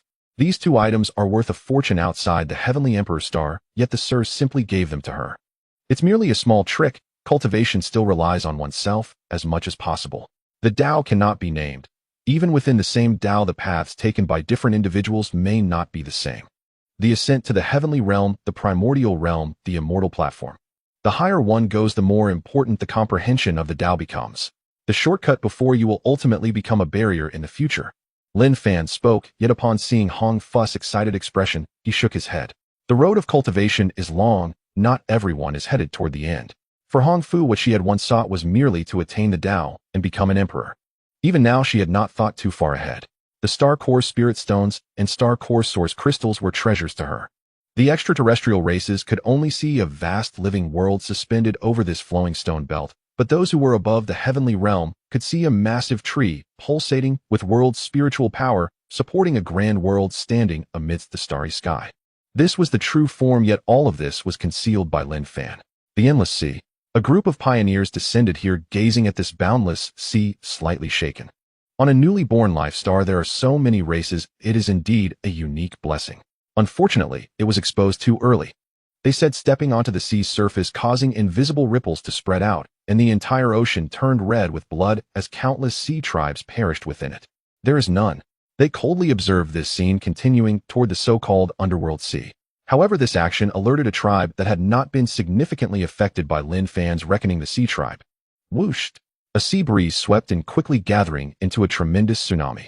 A group of people stared at this scene in slight astonishment, not expecting that any beings would dare to resist them. However, when the beings beneath the tsunami revealed their true forms, the expressions of the group changed. It was a completely black tortoise spanning hundreds of miles, and the towering tsunami was merely caused by this tortoise turning over. In the endless sea, the Heavenly Emperor lies on one side. How can you act so recklessly? The tortoise spoke, also mentioning the Heavenly Emperor, revealing a hint of awe toward the land of the 9 continents on the coast of the endless sea. It was not that the sea tribe was strong, but rather that the Heavenly Emperor had spared them, allowing the sea tribe to retain most of their power. If he were to act, he should first consult the Heavenly Emperor. This statement was tantamount to consulting the Heavenly Emperor. The land of the 9 continents was tranquil, a silent response to the tortoise, indicating that the Heavenly Emperor permitted him to strike down this group of extraterrestrial races. In accordance with the Heavenly Emperor's decree, I will subdue the extraterrestrial races, he proclaimed as his enormous tortoise paw emerged from the water, causing a section of the ocean to sink, followed by terrifying icy pathways descending into this world. A group of extraterrestrial races quivered, many of them turned into ice blocks before the tortoise paw even descended. Then the tortoise paw fell. Boom. The sea surged, raising towering waves. Flee. Over 100 extraterrestrial races frantically fled. They had already discerned the strength of the tortoise, a peak in the realm of rules infinitely close to the realm of creation. Moreover, it was unlike the indigenous rule realms they had encountered before in their expeditions. This tortoise commanded an extraordinarily powerful Tao. The Ice Tao, one of the elemental Taos, could only be considered a 5th-grade Tao, yet the tortoise's Ice Tao was clearly not a simple Ice Tao. With just a trace of Taos aura, it could freeze souls. With one paw, over half of the extraterrestrial races perished, leaving only a few fleeing toward the depths of the ocean, while the tortoise merely watched this scene with indifference, not pursuing. They fled in the direction of the underworld sea. I've never seen anyone so eager to head to the underworld sea. I thought that the extraterrestrial races would be much stronger than my Xianhuang. The beings of the Heavenly Emperor star are surprisingly weak, he said, lifting his tortoise paw slightly and placing it on his chest, performing a bow toward the 9 continents. He was the strongest of the sea tribe Xian, Jian, a peak quasi-emperor. Thank you, Heavenly Emperor, for bestowing the grace of the Tao. I did not expect to see hope for attaining the Tao and becoming an emperor in my lifetime. The sea tribe will forever revere the Heavenly Emperor, he said as Lin Fan used the Bodhi tree to uphold the Tao and carved a Tao seal within the Bodhi tree, granting the beings of the Heavenly Emperor star a chance at enlightenment. Ordinary cultivators cannot perceive this. Only beings like Xian Jian can clearly sense the changes in this world. The grace of bestowing the Tao is no different from a rebirth. Of course, this also indirectly verifies Lin Fan's strength, causing an existence like Xian Jian to express such respect toward Lin Fan. The Underworld Sea. A dozen starry extraterrestrial races fled all the way until they delved deep into this sea region before stopping, their faces filled with apprehension. So strong. Clearly just a realm of rules, yet I felt the pressure of the realm of creation from him. How could such a terrifying being exist in this world? Legend has it that during the human realm era, in that exalted domain, there was a divine beast called Xuanwu. Could he not be that kind of creature? They trembled as they spoke, some even recalling legends from the human realm that circulated in the 3,000 seas, but regardless, after this experience, they no longer dared to linger in this world. Let's go, a life is the most important. That tortoise might appear again at any moment, they said, attempting to fly out of this realm, leaving the Heavenly Emperor star, but just as they took off, they felt a sense of being trapped in mire. They were unable to fly. On the dim sea, an ancient, dilapidated ship slowly sailed over, causing a tremor in the souls of the group. No. A person trembled as he spoke, feeling the path and spiritual energy within him stagnate at that moment, as if a layer of darkness had descended upon the sea of his soul. This is a secret realm. Another person exclaimed in horror, gazing at the dim sea area before turning to the ghostly ship slowly approaching, feeling as if a hand was being placed upon his neck. We were wrong. We were all wrong. This is definitely not a newly born world. With such beings existing and the presence of a secret realm, how can it possibly be a new world? The Tianhuang Guild deceived us, they said, angrily staring at the ghost ship that was so close. They wanted to flee, yet found themselves unable to move, only able to watch in terror as the ghost ship halted before them. Then one by one the oil lamps lit up, resembling a multitude of eyes. The Tianhuang Guild, haha, who would have thought that once a small Tianhuang sect could become the overlord of this realm? A voice emerged, laced with a hint of self-mockery and coldness. A group of people felt their scalps tingle. The Tianhuang Guild. A small Tianhuang sect. They could not connect these two concepts, yet from the words of the beings on the ghost ship, the Tianhuang Guild was merely a small Tianhuang sect. Insanity. What kind of terror lurked aboard this ship? What place was this? Unfortunately, they no longer had the chance to learn the answers. A gray mist enveloped them, and a hand reached out from within, pale and devoid of color. Yet when this hand reached towards them, they could not move at all, only allowing it to grip and snap their necks. A dozen people thus perished upon the ghostly sea. Their chi and blood dissipated, their paths extinguished, and in an instant all that remained was an empty shell. Is this what is called the world tree? The ghost ship halted before a group of corpses, the oil lamps illuminating their faces, their expressions filled with shock. Over a dozen beings from the outer realms, upon dying, lost all their chi and blood, their powers merged with heaven and earth before their very eyes, as if devoured. The world has gained a spirit. The Bodhi is indeed a spirit. They could stop it, but none dared to act. The Heavenly Emperor truly wields terrifying means. A tree nurtured to such an extent, bearing the weight of a realm, not only obtaining the path of the world, but also the path of devouring. Is a Heavenly Emperor truly about to emerge? They murmured as the ghost ship vanished into the gray mist and the oil lamps extinguished one by one. In the library, Lin Fan gazed at the Bodhi tree, where a phantom figure flickered in and out accompanied by the path of the world, with a black hole brewing within him. The Bodhi tree only comprehended the path of the world, but its rate of evolution was far too slow, unable to keep pace with the development of the Heavenly Emperor star. Thus Lin Fan further developed a black hole within himself akin to the star form of the devouring beast. However, this black hole possessed no consciousness of its own, solely sustained by Lin Fan's power. Devour, merge, evolve, and then develop his own path of the world to propel the Heavenly Emperor star's ascent. This was the path Lin Fan laid out for the Bodhi tree. On another side, a group of people entered the ancient Forbidden Zone, and not far in they encountered an ancient evil spirit at the quasi-emperor level. Standing amidst the gray mist, its lifeless eyes revealed themselves as it approached, step by step, the pervasive power of desolation moving with it. A group trembled. "Do not be afraid, it is merely at the rule level," one person said. No sooner had the words left his mouth than the ancient evil spirit pierced his body with a hand, crushing his heart before he could react. Like a gust of wind, the ancient evil spirit seemingly teleported, floating in front of another person, and in that person's terrified gaze crushed his skull. Soul nail. Finally, someone reacted, producing a soul nail and driving it into the ancient evil spirit as a surge of soul-extinguishing force rushed forth. "This is a Dao artifact I bought from the Fengtian Commerce Guild specifically against undead beings. Even a creature at the creation level would not fare well under it." The words were abruptly cut off as the ancient evil spirit, already nailed by the soul nail, turned to face him with multiple soul-destroying weapons embedded in its body. Sizzle. In an instant, blood erupted everywhere as the ancient evil spirit brutally tore his entire body apart, blood splattering, and the area of the ancient Forbidden Zone instantly turned grim. How is this possible? A group looked on in horror at this scene.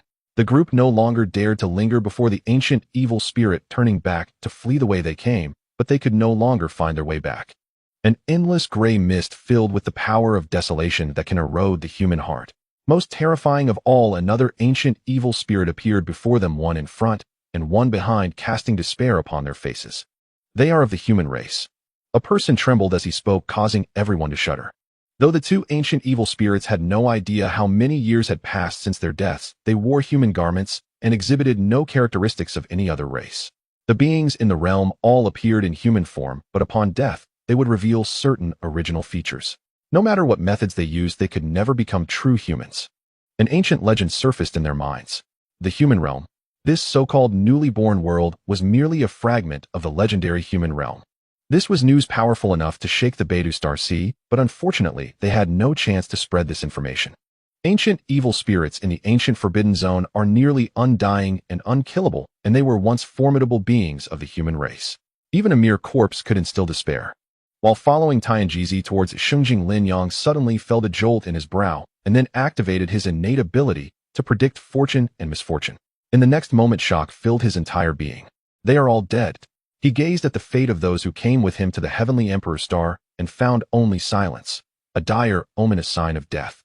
Tianjizi looked at him and smiled slightly. The ancient Forbidden Zone, the ghostly sea, the life Forbidden Zone on the Heavenly Emperor star. Even I dare not venture there. Naturally, those who went are 10 dead, none alive.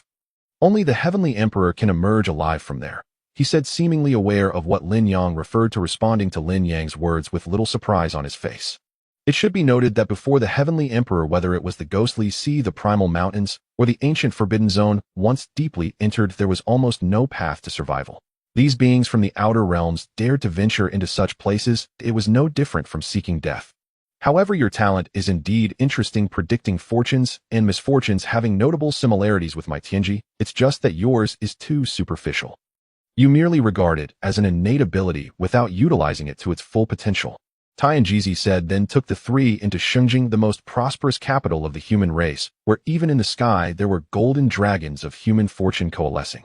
The three stood in a daze on the long street of Shungjing, looking blankly. They are of the human race.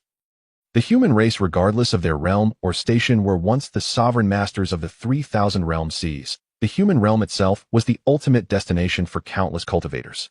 Ascension to the human realm. This had long been the fervent aspiration of innumerable cultivators. This is an ancient human land, a fragment of the human realm. Lin Yang drew a deep breath and spoke. Their gazes fell upon the humans surrounding them, evoking an inexplicable tremor within their hearts. In the Tsangyun Star region, encountering even a handful of humans within 10,000 years was exceedingly rare, and those few were tightly controlled by the region's four great powers. Yet here, so many. Humanity was born as the race most intrinsically aligned with the Tao. Countless sentient beings upon achieving anthropomorphism assumed human form. But even such perfected forms could not rival true humanity. It appears there are humans beyond the Tian-D star, and judging by appearances they are no weaklings. Yet regardless of their status elsewhere, remember this well, on the Tian-D star the Tian-D reigns supreme. And the Tian-D is human. Tian-Jizi said, then led the three forward along a long avenue, entering the Tang Dynasty Imperial Palace. The first thing they beheld was not the Golden Throne Hall, but a colossal imperial statue.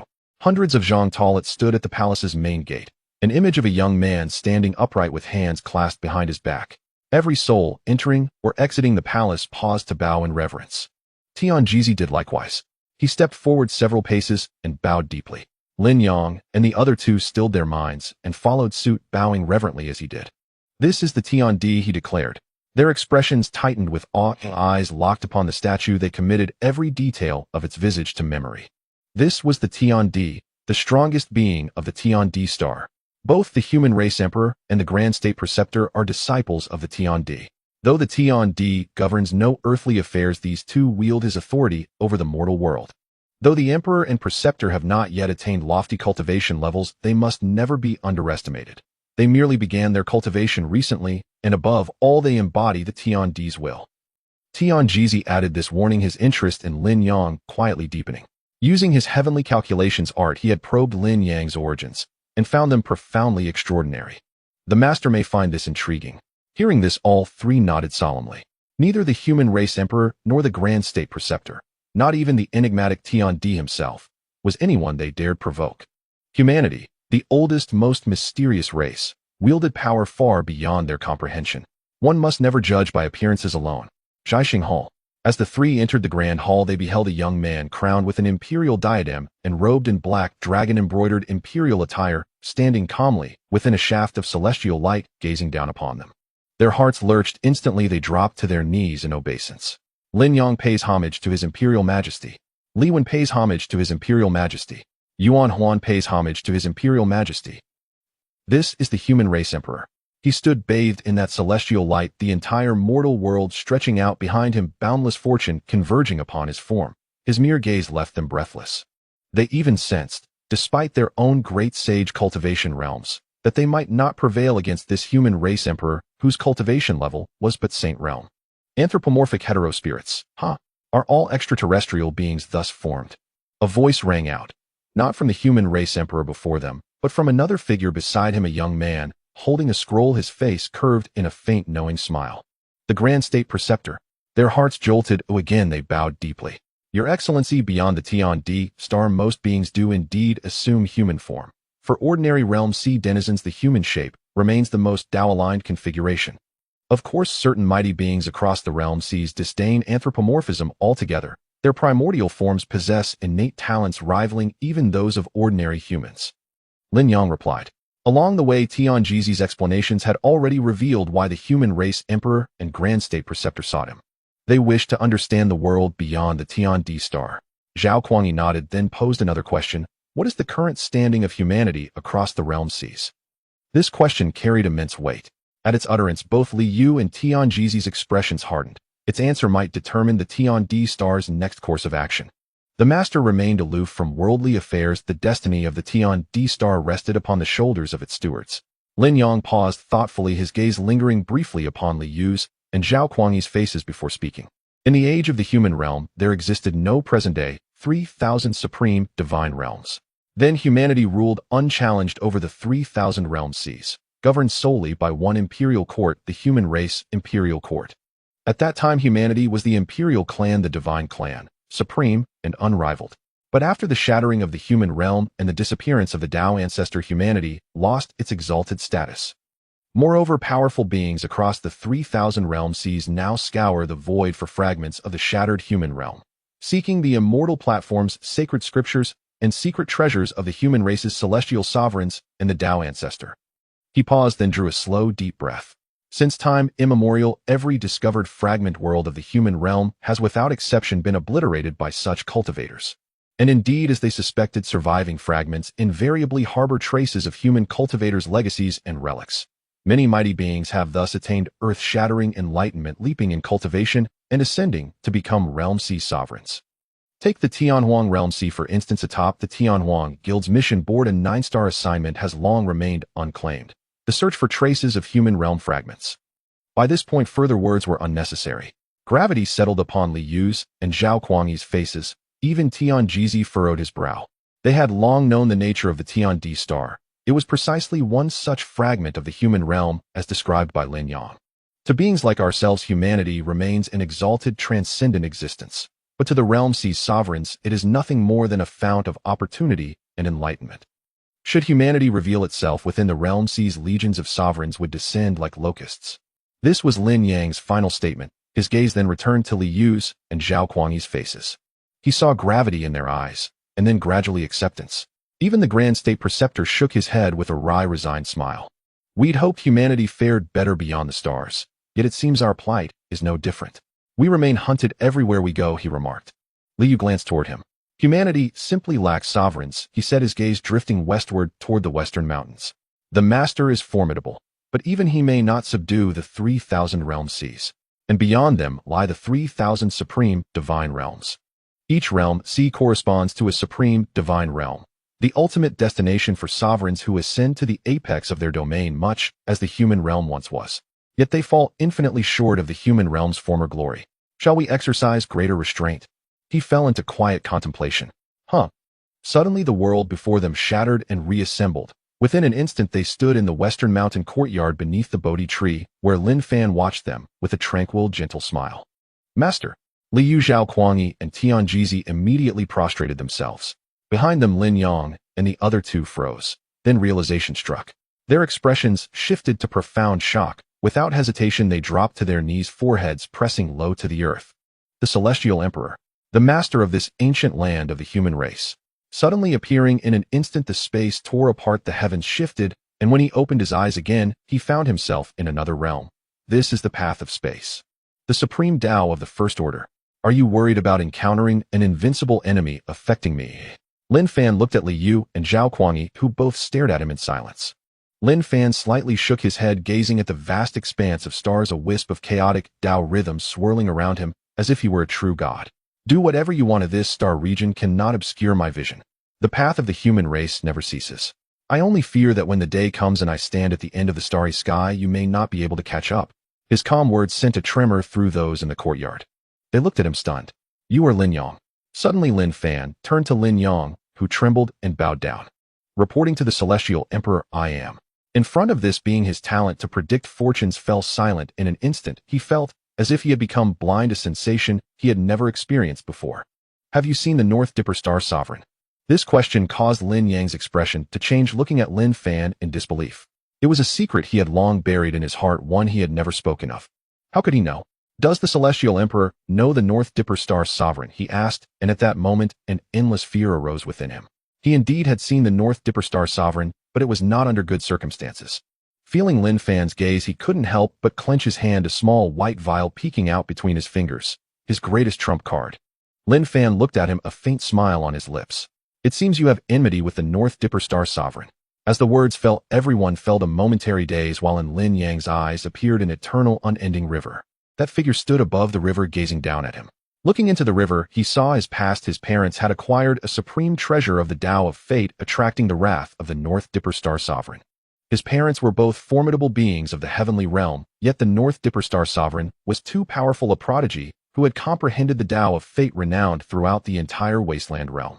It is said that the North Dipper Star Sovereign's true body is an ancient star born with intelligence over the vast river of time, comprehending the Tao of Fate, and was deemed by a primal chaos supreme to be destined to step into the primal chaos realm with even a faint chance of attaining immortality. Even if he fought desperately, he could only barely send the North Dipper Star Sovereign away before dying at his hands, wandering among the stars until now. The river seemed to reflect his entire life, everything clear before his eyes as well as before that figure's eyes. In just a breath, the river vanished, returning to the small courtyard as if what had just happened was merely an illusion. Yet Lin Fan knew it was not. He looked at the person before him, his expression trembling. How could such a terrifying being exist in this world? That was the Tao of Fate. This person not only mastered the path of space, but also the Tao of Fate. How could anyone comprehend two supreme paths of the First Order simultaneously? Is this the fated treasure that the North Dipper Star Sovereign desires? Lin Fan looked at the white vial in his hand and said. Lin Yong was shocked. The vial had silently slipped into his hand. Yes, he replied, his heart devoid of any hope, his face pale. Lin Fan nodded and handed it back to him. He was dumbfounded, looking at Lin Fan in disbelief. This was the treasure that even the North Dipper Star Sovereign desired, and this being actually returned it to him. Indeed, it is a treasure. Someone has captured a portion of the Tao of Fate and sealed it within, but ultimately it is an incomplete path. What belongs to others cannot reach the pinnacle of the great Tao, Lin Fan said. With a single sentence, it seemed as if this treasure was so easily given to him, leaving Lin Yong in a daze. What was happening before his eyes exceeded all his imagination. Do not worry, I have only encountered the North Dipper Star Sovereign once in the web of fate, not personally acquainted. However, I will indeed seek to meet him properly in the future when time allows, Lin Fan said calmly. Though his words were plain, those who understood Lin Fan knew that the North Dipper Star Sovereign was unlikely to let this matter rest. Lin Yong could also sense the faint killing intent in those words, involuntarily taking a deep breath. The North Dipper Star Sovereign was a superpower of the heavenly realm, and the entire Star Sea was named after him, arguably his territory. The North Dipper Star Sea also has 7 major star regions, with the Tsangyan Star region being just one of them. He wanted to kill the North Dipper Star Sovereign. Such words, if spoken, would probably make others think he was insane, yet here he felt it was entirely possible. The North Dipper Star Sovereign was a prodigy. Could he possibly rival this being? He hesitated for just a moment before directly kneeling before Lin Fan. Lin Yong, heir of the Tianyang Star region, is willing to take the Celestial Emperor as my master, he said, directly revealing his background as the heir of another star region equal to the Tsangyan Star region among the 7 major star regions. However, the Tianyang Star region had probably changed hands long ago. His parents were likely the supreme beings of the Tianyang Star region, and now they were both dead. Lin Fan looked at him, gently shook his head. There is no need to worship me. You must serve the human race, and the emperor of the human race is right here. With those words, Lin Yang's expression changed, and he looked at Li Yu kneeling without hesitation. The other two stared at this scene, also kneeling. Lin Yong is willing to serve the human race and fight for the human race. Li Yu nodded at this scene. The Celestial Emperor's star fell into this starry sky, and the human race had only explored the surrounding starry regions, not venturing further. One of the reasons for this was the lack of understanding of this starry sky, but now with a former star region heir, these problems no longer existed. Go integrate into this realm as soon as possible. You cannot simply endure the beating. With someone coming, the Celestial Emperor's star should also have someone go, Lin Fan said. Li Yu, Zhao Kuangyi, and Tian Jai's expressions tightened at his words. They understood Lin Fan's meaning. This was also something they had wanted to do, but they were afraid of not receiving Lin Fan's approval, so they had not acted. Those alien races outside treated their place as a wasteland, and had listed various tasks targeting them invading the Celestial Emperor's star with impunity. So why couldn't they turn the tables?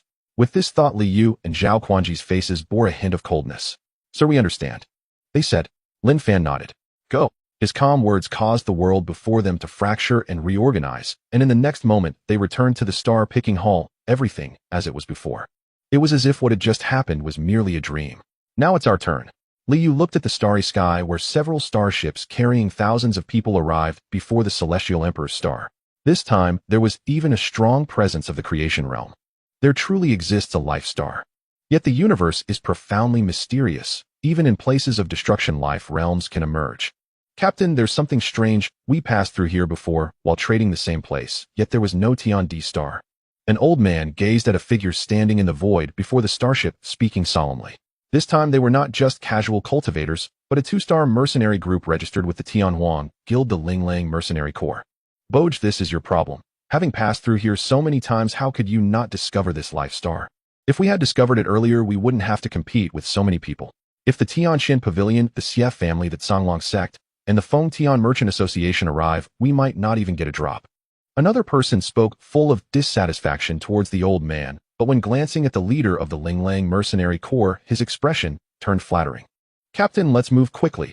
While the 4 major forces of the Tsangyan Star have not yet arrived, we should seize the opportunity to gather resources. We might not fare worse than them. The leader of the Linglang Mercenary Corps nodded slightly at these words, but what he truly wanted to hear was the latter part, while the preceding remarks were mere words that could unsettle the morale. What happened before is not important, what matters is now. He gazed down upon the entire Tian D star, not sensing any beings that posed a threat to him, The strongest on Tian-D star was merely at the rule realm. Let's go. As he spoke, everyone's expression tightened. Just as they were about to act, a figure flew out from Tian-D star. A person clad in a robe of stars shimmering with mysterious starlight stood amidst the darkness of space, as if all the light had been absorbed into him. Peak of the rule realm. A group of people was momentarily stunned. Tian-D, star leader of the Star Clan Ling Hui. The leader of the Star Clan spoke, stating that the Star Clan had now transcended the framework set by the Big Dipper star, Lord, forging its own path among the stars. They discovered that the statue of the Tian-D they worshipped was in fact aligned with a path of stars. Peering through the statue's eyes, they saw an infinite expanse of starry sky. This is the bestowal of the Tian-D. This time they would fight for the Tian-D and for the human race. Star Clan, how I've never heard of you. Are you here to welcome us? A member of the Ling Lang mercenary corps scoffed. The leader of the Star Clan shook his head, his eyes sparkling with starlight, as if myriad stars were brewing within. By the command of the human race, eliminate all who step into the realm of Tian-D star. You will be the first battle of my Star Clan in the starry skies. As his words fell, radiant starlight rose from Tian-D star, and figures cloaked in starlight appeared in the cosmos. Including Ling Hui, there were 6 at the rule realm, while the rest were at the holy realm and great holy realm. In the Ling Lang mercenary corps, there was 1 at the creation realm and dozens at the rule realm, with the rest at the holy realm and great holy realm. This was a battle of completely unequal strength. They are overestimating themselves. A peak rule realm member from the Ling Lang mercenary corps spoke, having encountered indigenous beings resisting before, yet never had he seen such daring natives willing to fight them. In the past, the natives had been forced to fight while fleeing, but this time the natives not only refused to flee, but were also ready to confront them head-on. Ling Hui, there's a great emperor there. Can we really win? A prospective emperor of the Star Clan looked at Ling Hui and spoke not out of fear, but because they had never truly faced such powerful beings. Lin Fan was an exception. He was an existence that they could not even conceive of battling against. That benevolent one did not truly wish to kill them. It doesn't matter. The Tian-D is watching. Even if we have to grit our teeth and fight, we must go on, even if we die, as long as the Tian-D can see our transformation. We may die, but the Star Clan will endure. They declared in that moment. They all found a sense of resolve to die. At least this time, it was for the Tian-D star, for all living beings. In the small courtyard of the library, Lin Fan quietly observed this scene.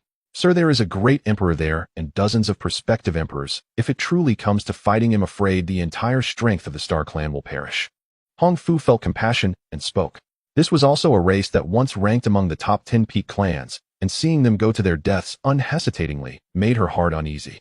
Lin Fan shook his head. They will not die.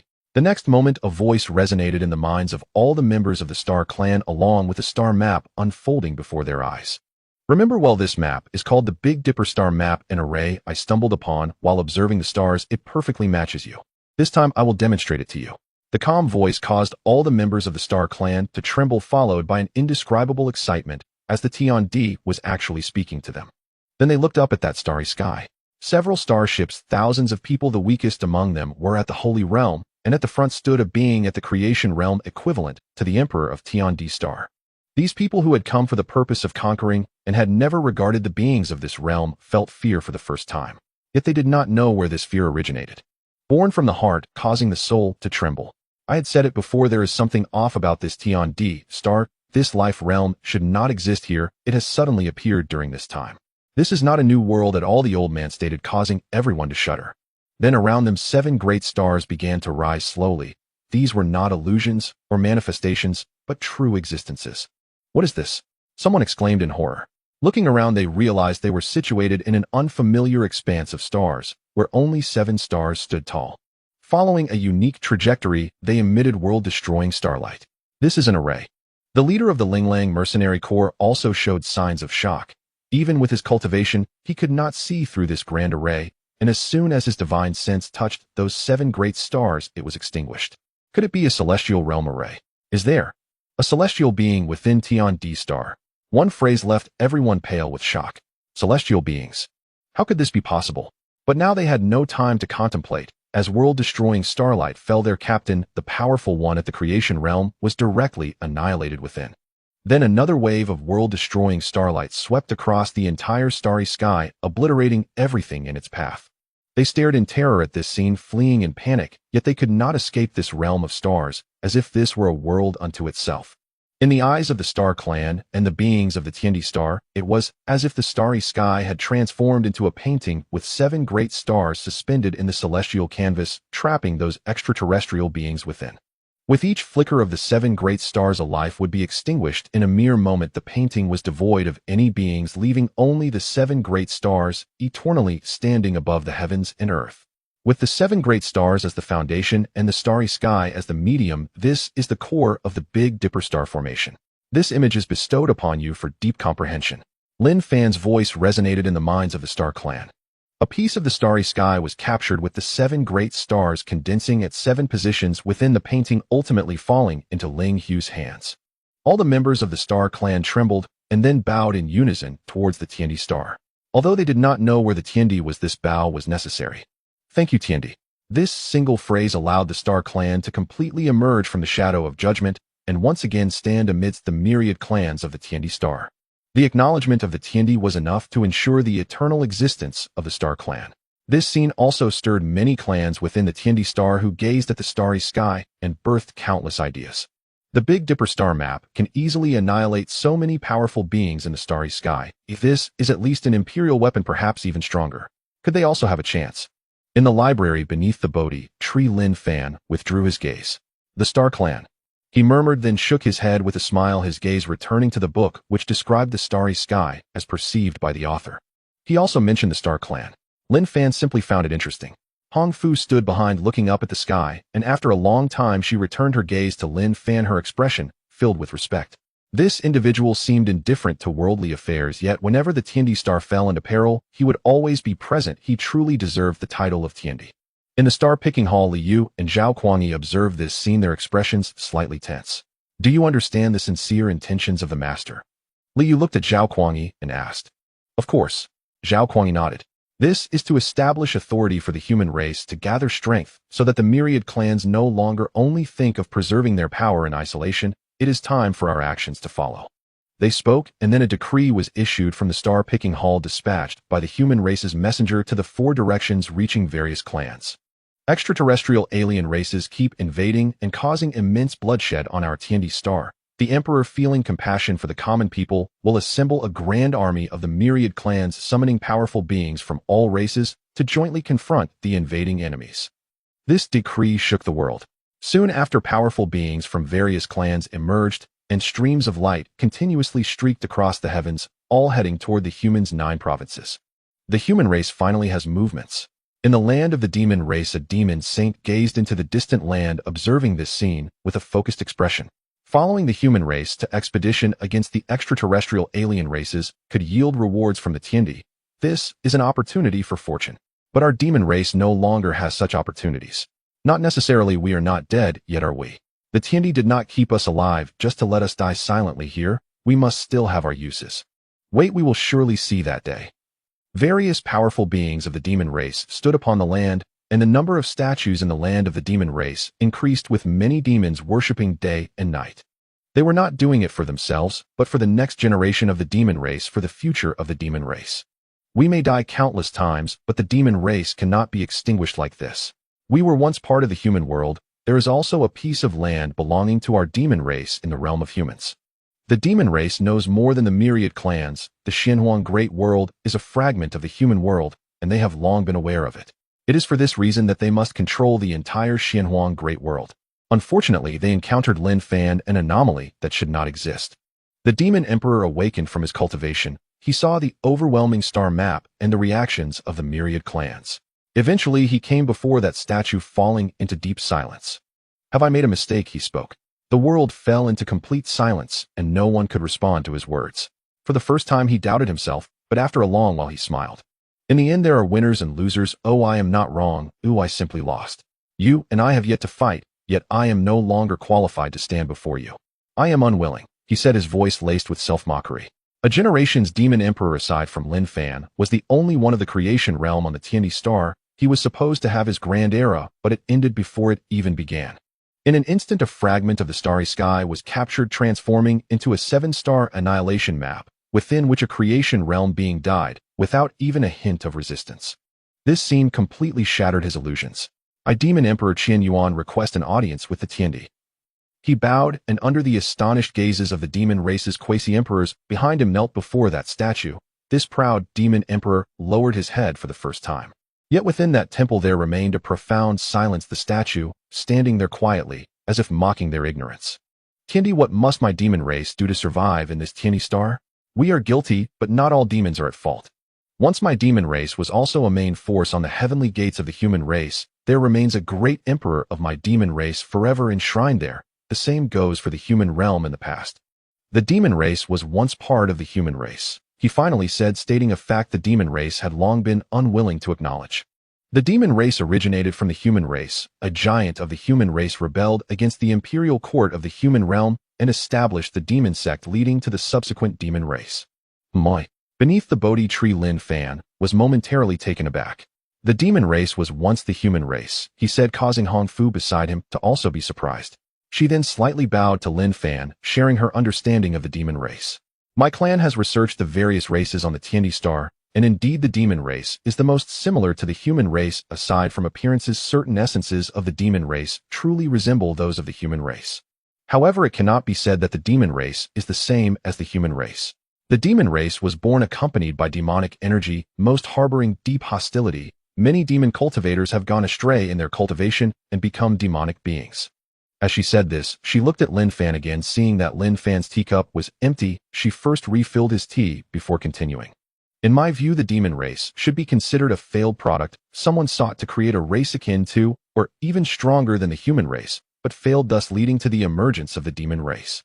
Such a person is beyond my comprehension. Perhaps someone like the master, she said, and Lin Fan smiled faintly upon hearing this. I also cannot achieve that now. Creating a race is not simply a matter of creating some life. The evolution of a race requires immense time and energy. Then it indeed should be worth a look. Lin Fan said with a smile, a strand of divine sense forming crossing through space. A resonant hum pierced the air. Above, the demonic realm ripples shimmered across the void. Demon sovereign and a host of demon quasi-emperors raised their heads. Upon the colossal divine statue, a figure stepped forth into the sky. Clad in simple white robes, he held a book in hand, gazing upon them with serene detachment. Speak, what are you willing to offer? Lin Fan spoke calmly. His words sent a tremor through the entire demonic host.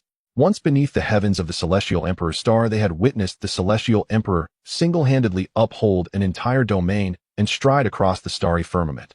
A sight as fleeting and insignificant as mayflies gazing upon heaven itself. Only now did they truly behold the Celestial Emperor. Not a trace of aura emanated from him, yet he stood sovereign over the entire demonic race. His quiet, unblinking gaze compelled every demon to bow their heads instinctively. We shall lead the vanguard in the expedition against the extraterrestrial races beyond the heavens. Every demon above the severed Tao realm within this land shall join the campaign. I myself shall be the first to march. The demon sovereign declared, his eyes fixed upon Lin Fan, as if seeking to fathom the celestial being's inscrutable intent or discern how the Celestial Emperor would judge the demonic race.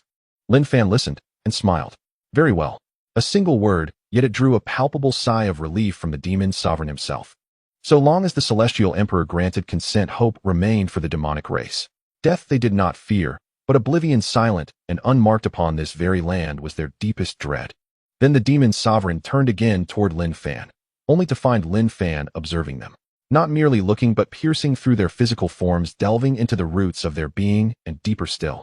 A thunderous surge erupted. The demonic chi around the demon sovereign roiled involuntarily, as though resisting that gaze.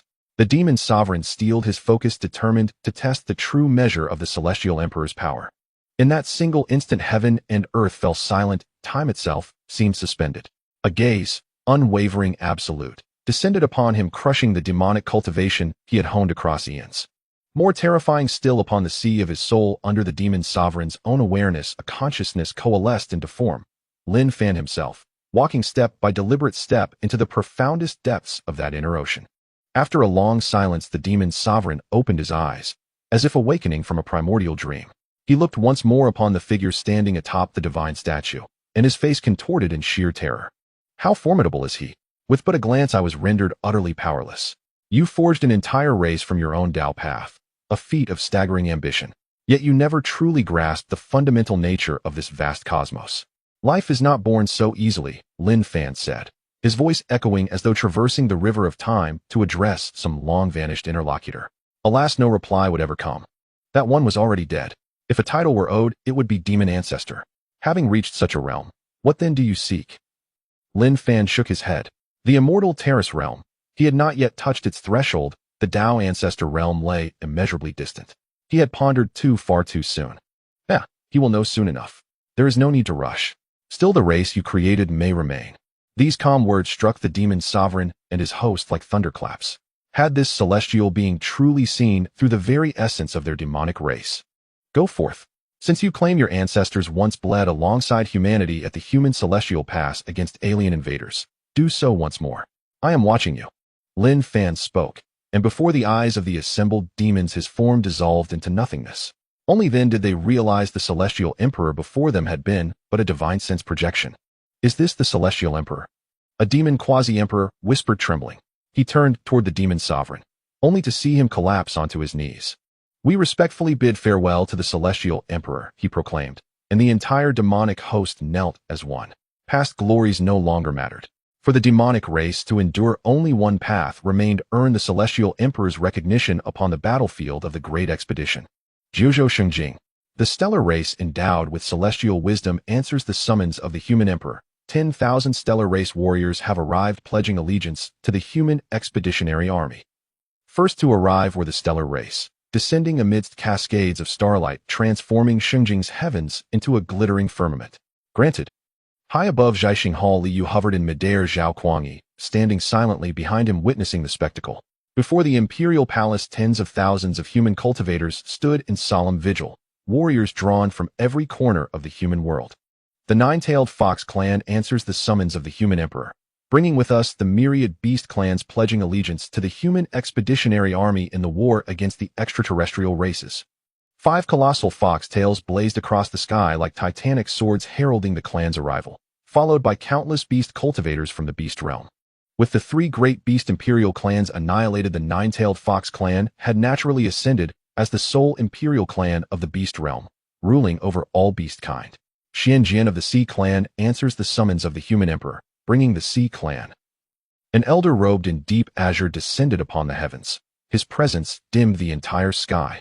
He was the Sea clan's strongest cultivator, a half-step great emperor.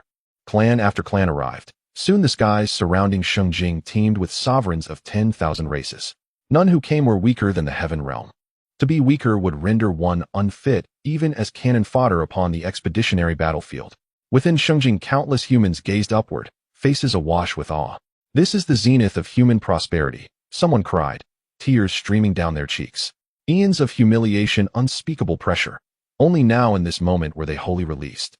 10,000 races paying homage. I never dreamed I'd live to witness such a sight. In a quiet courtyard, Gu Yi watched, his face radiant with joy. Indeed, all because of the master. Gong Sun Liang added. Once commander-in-chief of the Tang dynasty, he now stood in this mortal city laughing helplessly. Yet he felt no resentment. Their obsolescence proved humanity had truly risen. All this is merely the beginning. The master had said, in the future Tang, every person shall soar like a dragon. We stand only at the dawn of that era.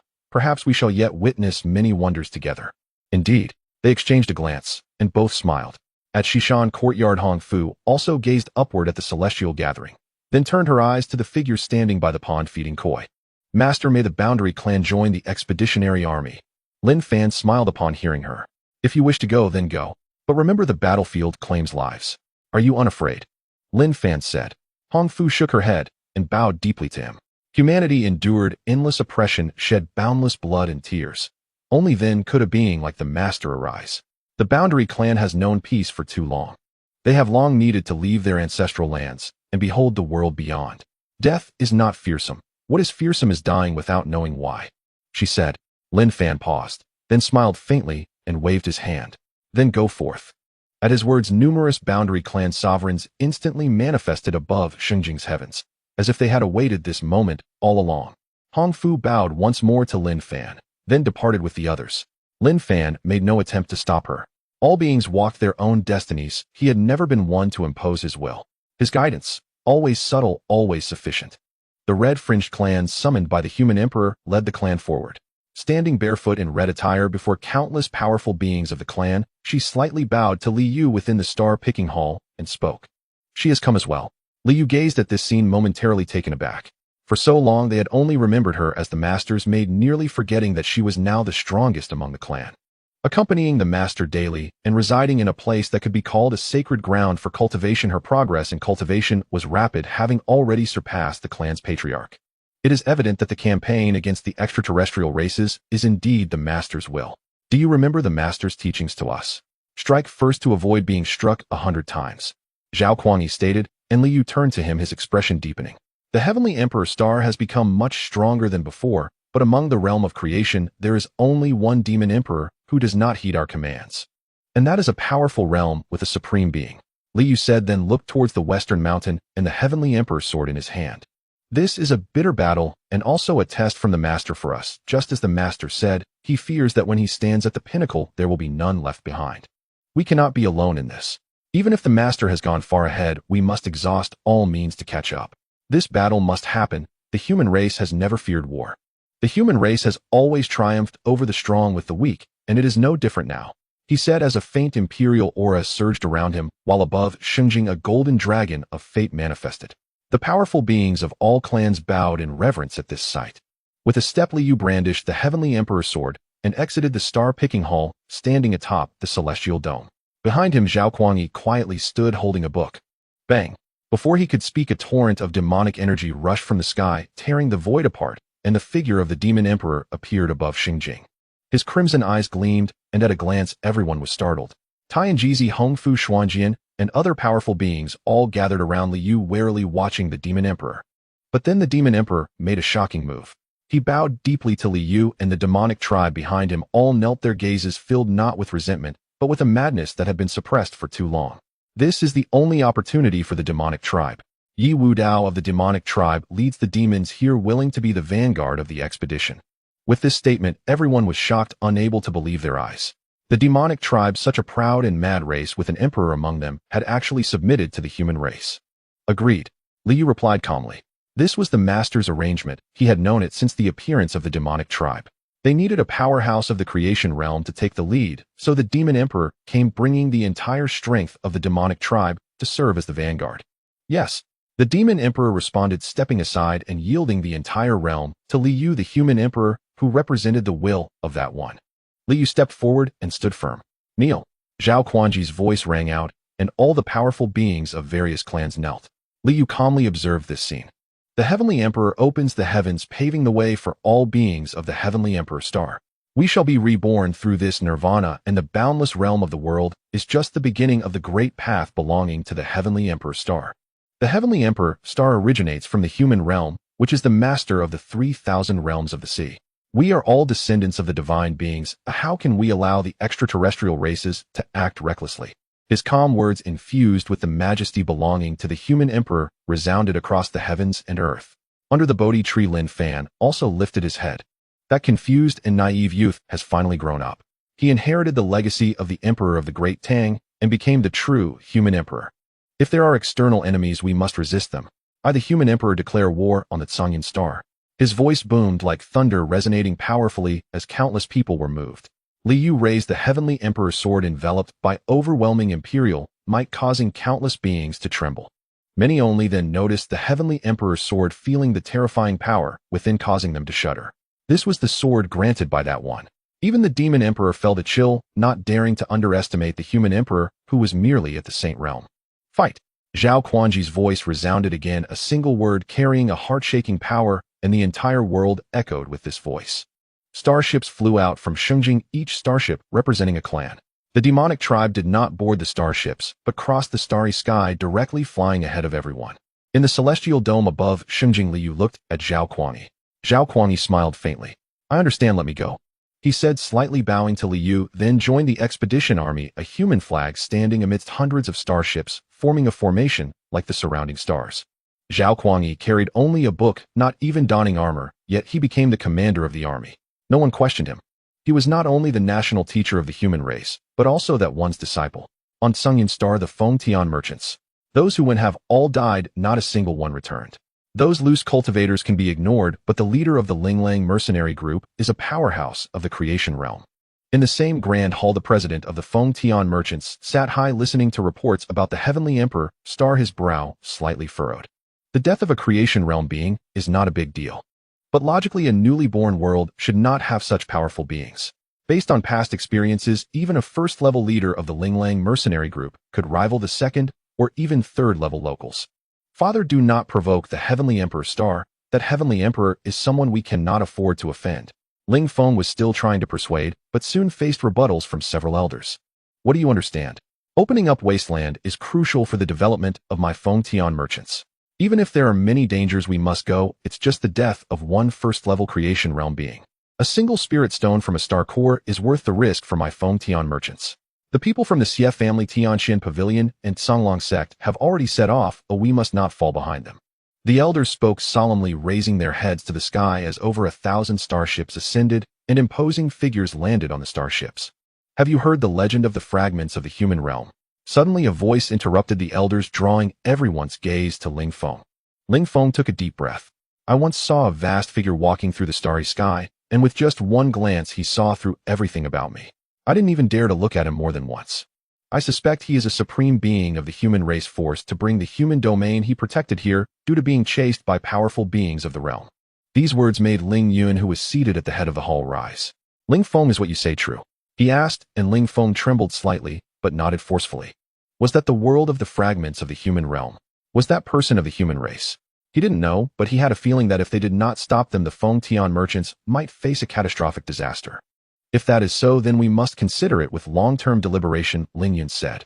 The elders in the great hall turned to him, his enigmatic words, the legend of a human fragment world, hung heavily in the air. Would that make their chairman afraid? The purpose of the Feng Tian Merchant Guild is to trade for the world. Merchants need not undertake unnecessary risks. Even if what Ling Feng says is not entirely true, even the slightest possibility does not justify action by the Feng Tian Merchant Guild. To live is to have a future. He spoke, his gaze sweeping over everyone in the hall. The aura of an eightfold creation realm stirred faintly, and every elder found their words lodged in their throats. If anyone wishes to go, I will not stop them, but do not act in the name of the Feng Tian Merchant Guild. The guild will grant no support. This time the Feng Tian Merchant Guild will not take part in the pioneering of that world. At that final sentence, every face shuddered. They stared at Ling Yun in disbelief. Chairman, this is our chance. If we miss it, it may never come again. If Tianxian Pavilion, the Xie family, and the Songlong sect seize the Starcore Spirit Stones, we will be forever suppressed. Merely trading will never let us glimpse that Asinto Heaven's realm. Only by taking risks is there a sliver of possibility. Chairman, do you not wish to become one of those transcendent powers? They spoke on, but Ling Yun only regarded them coolly. What if it truly is a human fragment world? That single sentence tightened every face. No one could answer him. If it truly is from the human realm. Ling Feng, since you brought the report, accompany me to Tiandi Star. Let us see what origin Tiandi Star truly bears. Ling Yun looked at Ling Feng. Ling Feng started, then nodded.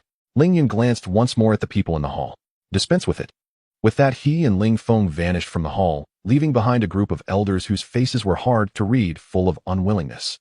A starship departed from the Feng Tian Merchant Guild, cutting through the stellar vault. Only Ling Yun and Ling Feng remained aboard. Ling Yun stood on the deck, Ling Feng behind him.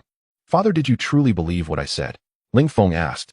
His casual fabrication had only aimed to keep the Feng Tian Merchant Guild from joining the pioneering. He had not expected his father to take his side. Ling Yun shook his head. Xiaofeng, you underestimate your father.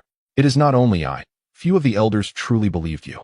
I merely needed a reason, Ling Yun said, staring into the distant starfield as he drew his mind inward. What I said is not without truth. The Feng Tian Merchant Guild has stood in this stretch of starry sky so long by following one principle: never take needless risks. It is simply that time has gone on too long, and they have forgotten. Time is merciless. It erases all beings. Even the pinnacle existences of the Xiantai stage are not spared. Against the long river of years, we are but mayflies. Their allotted spans near their end, myself included. None of us will live much longer. Perhaps in 10,000 years more, the founders of the Feng Tian Merchant Guild among our generation will all have passed away. Ling Yun spoke with apparent calm, yet Ling Feng could feel the gravity beneath his words. Had the Feng Tian Merchant Guild truly come to such a pass? At that moment, he seemed to understand the elders. They are simply too hasty. Ling Yun shook his head. Their starship followed those of Tianxian Pavilion, the Xie family, and the Songlong sect, unremarkable among many such vessels. A suddenly appearing Tianyi star immediately declared by the Tianhuang Guild to be an unpioneered newborn world. Everything moved too quickly. As if the Tianhuang Guild wished for us to probe Tianyi star, he said, then smiled. Those hegemonic powers always act thus. A few casual moves, and they have us bleeding for them, though they know the cost as well as anyone. On the path of cultivation, one defies the heavens. No matter how many hardships, one must ascend to see. I know what those of Tianxian Pavilion, the Xie family, and the Canglong sect know. Do you think they truly mobilized all their forces? His gaze rested on the three great powers' starships. He saw no true masters among them. The strongest were only a few at the creation realm's second or third level. For mere pioneering, such forces were indeed sufficient. Ling Feng listened astonished, peering at the figure before him, as if meeting his father for the first time. Then, father, what is your purpose in coming? The true elites of the three powers did not appear, yet his father had come. Why? Ling Yun smiled at the question. He turned to Ling Feng, his face gentle. In truth, I secretly hope, as you said, that Tianyi star is a fragment of the human realm. If so, perhaps the Fengtian Merchant Guild might gain a true anchor. Perhaps we might even find someone who can teach you, he said. Ling Feng was born with a star divine body attuned to the star Tao, yet not a single person in the entire Fengtian Merchant Guild was versed in that Tao. He had to rely on a lone mentor's guidance, and even so he reached the Great Sage realm in less than a millennium, only one step from the Rule realm. Humankind are favored children of the 3,000 realms. For them to grasp a 5th-grade Tao is arduous, while human prodigies may readily perceive 4th or even 3rd-grade Taos. The star Tao is a 3rd-grade Tao. Father.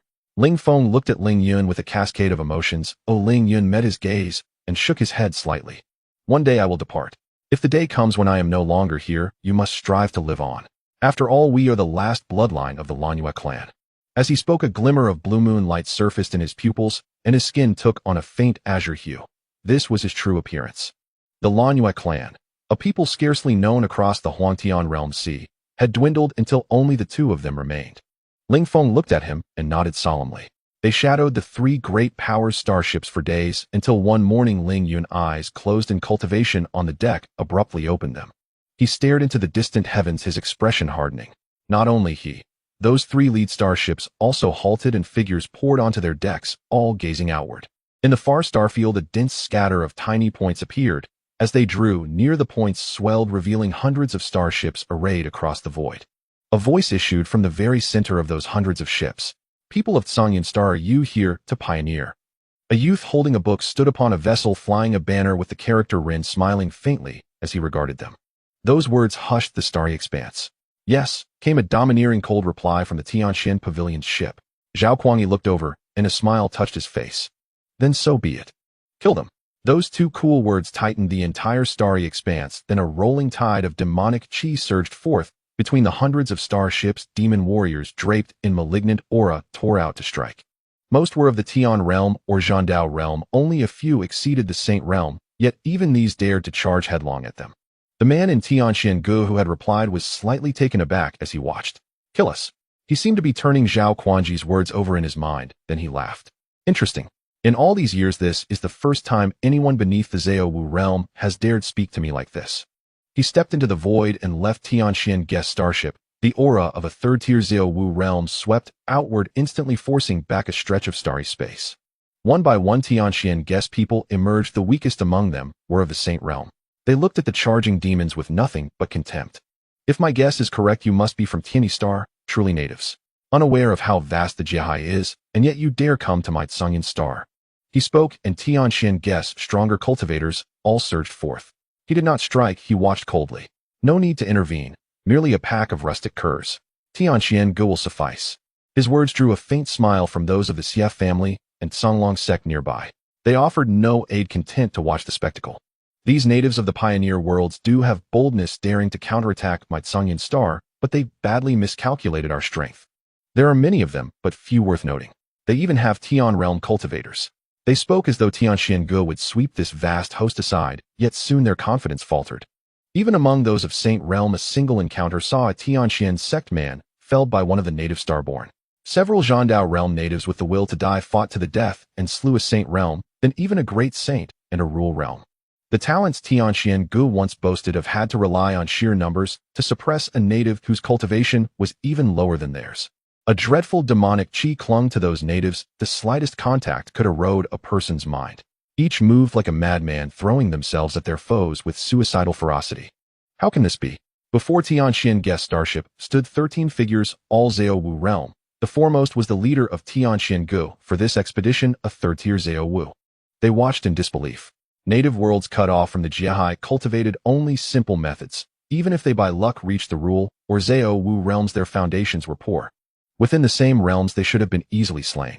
Here, however, the opposite was true. These native beings possessed the power to kill them easily, their combat strength exaggerated by the ferocity that clung to them.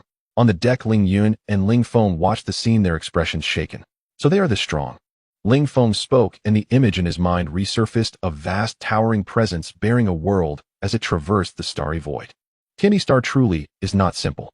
Ling Yun said gravely. He noticed that those who radiated murderous qi all seemed to cultivate the same great Tao.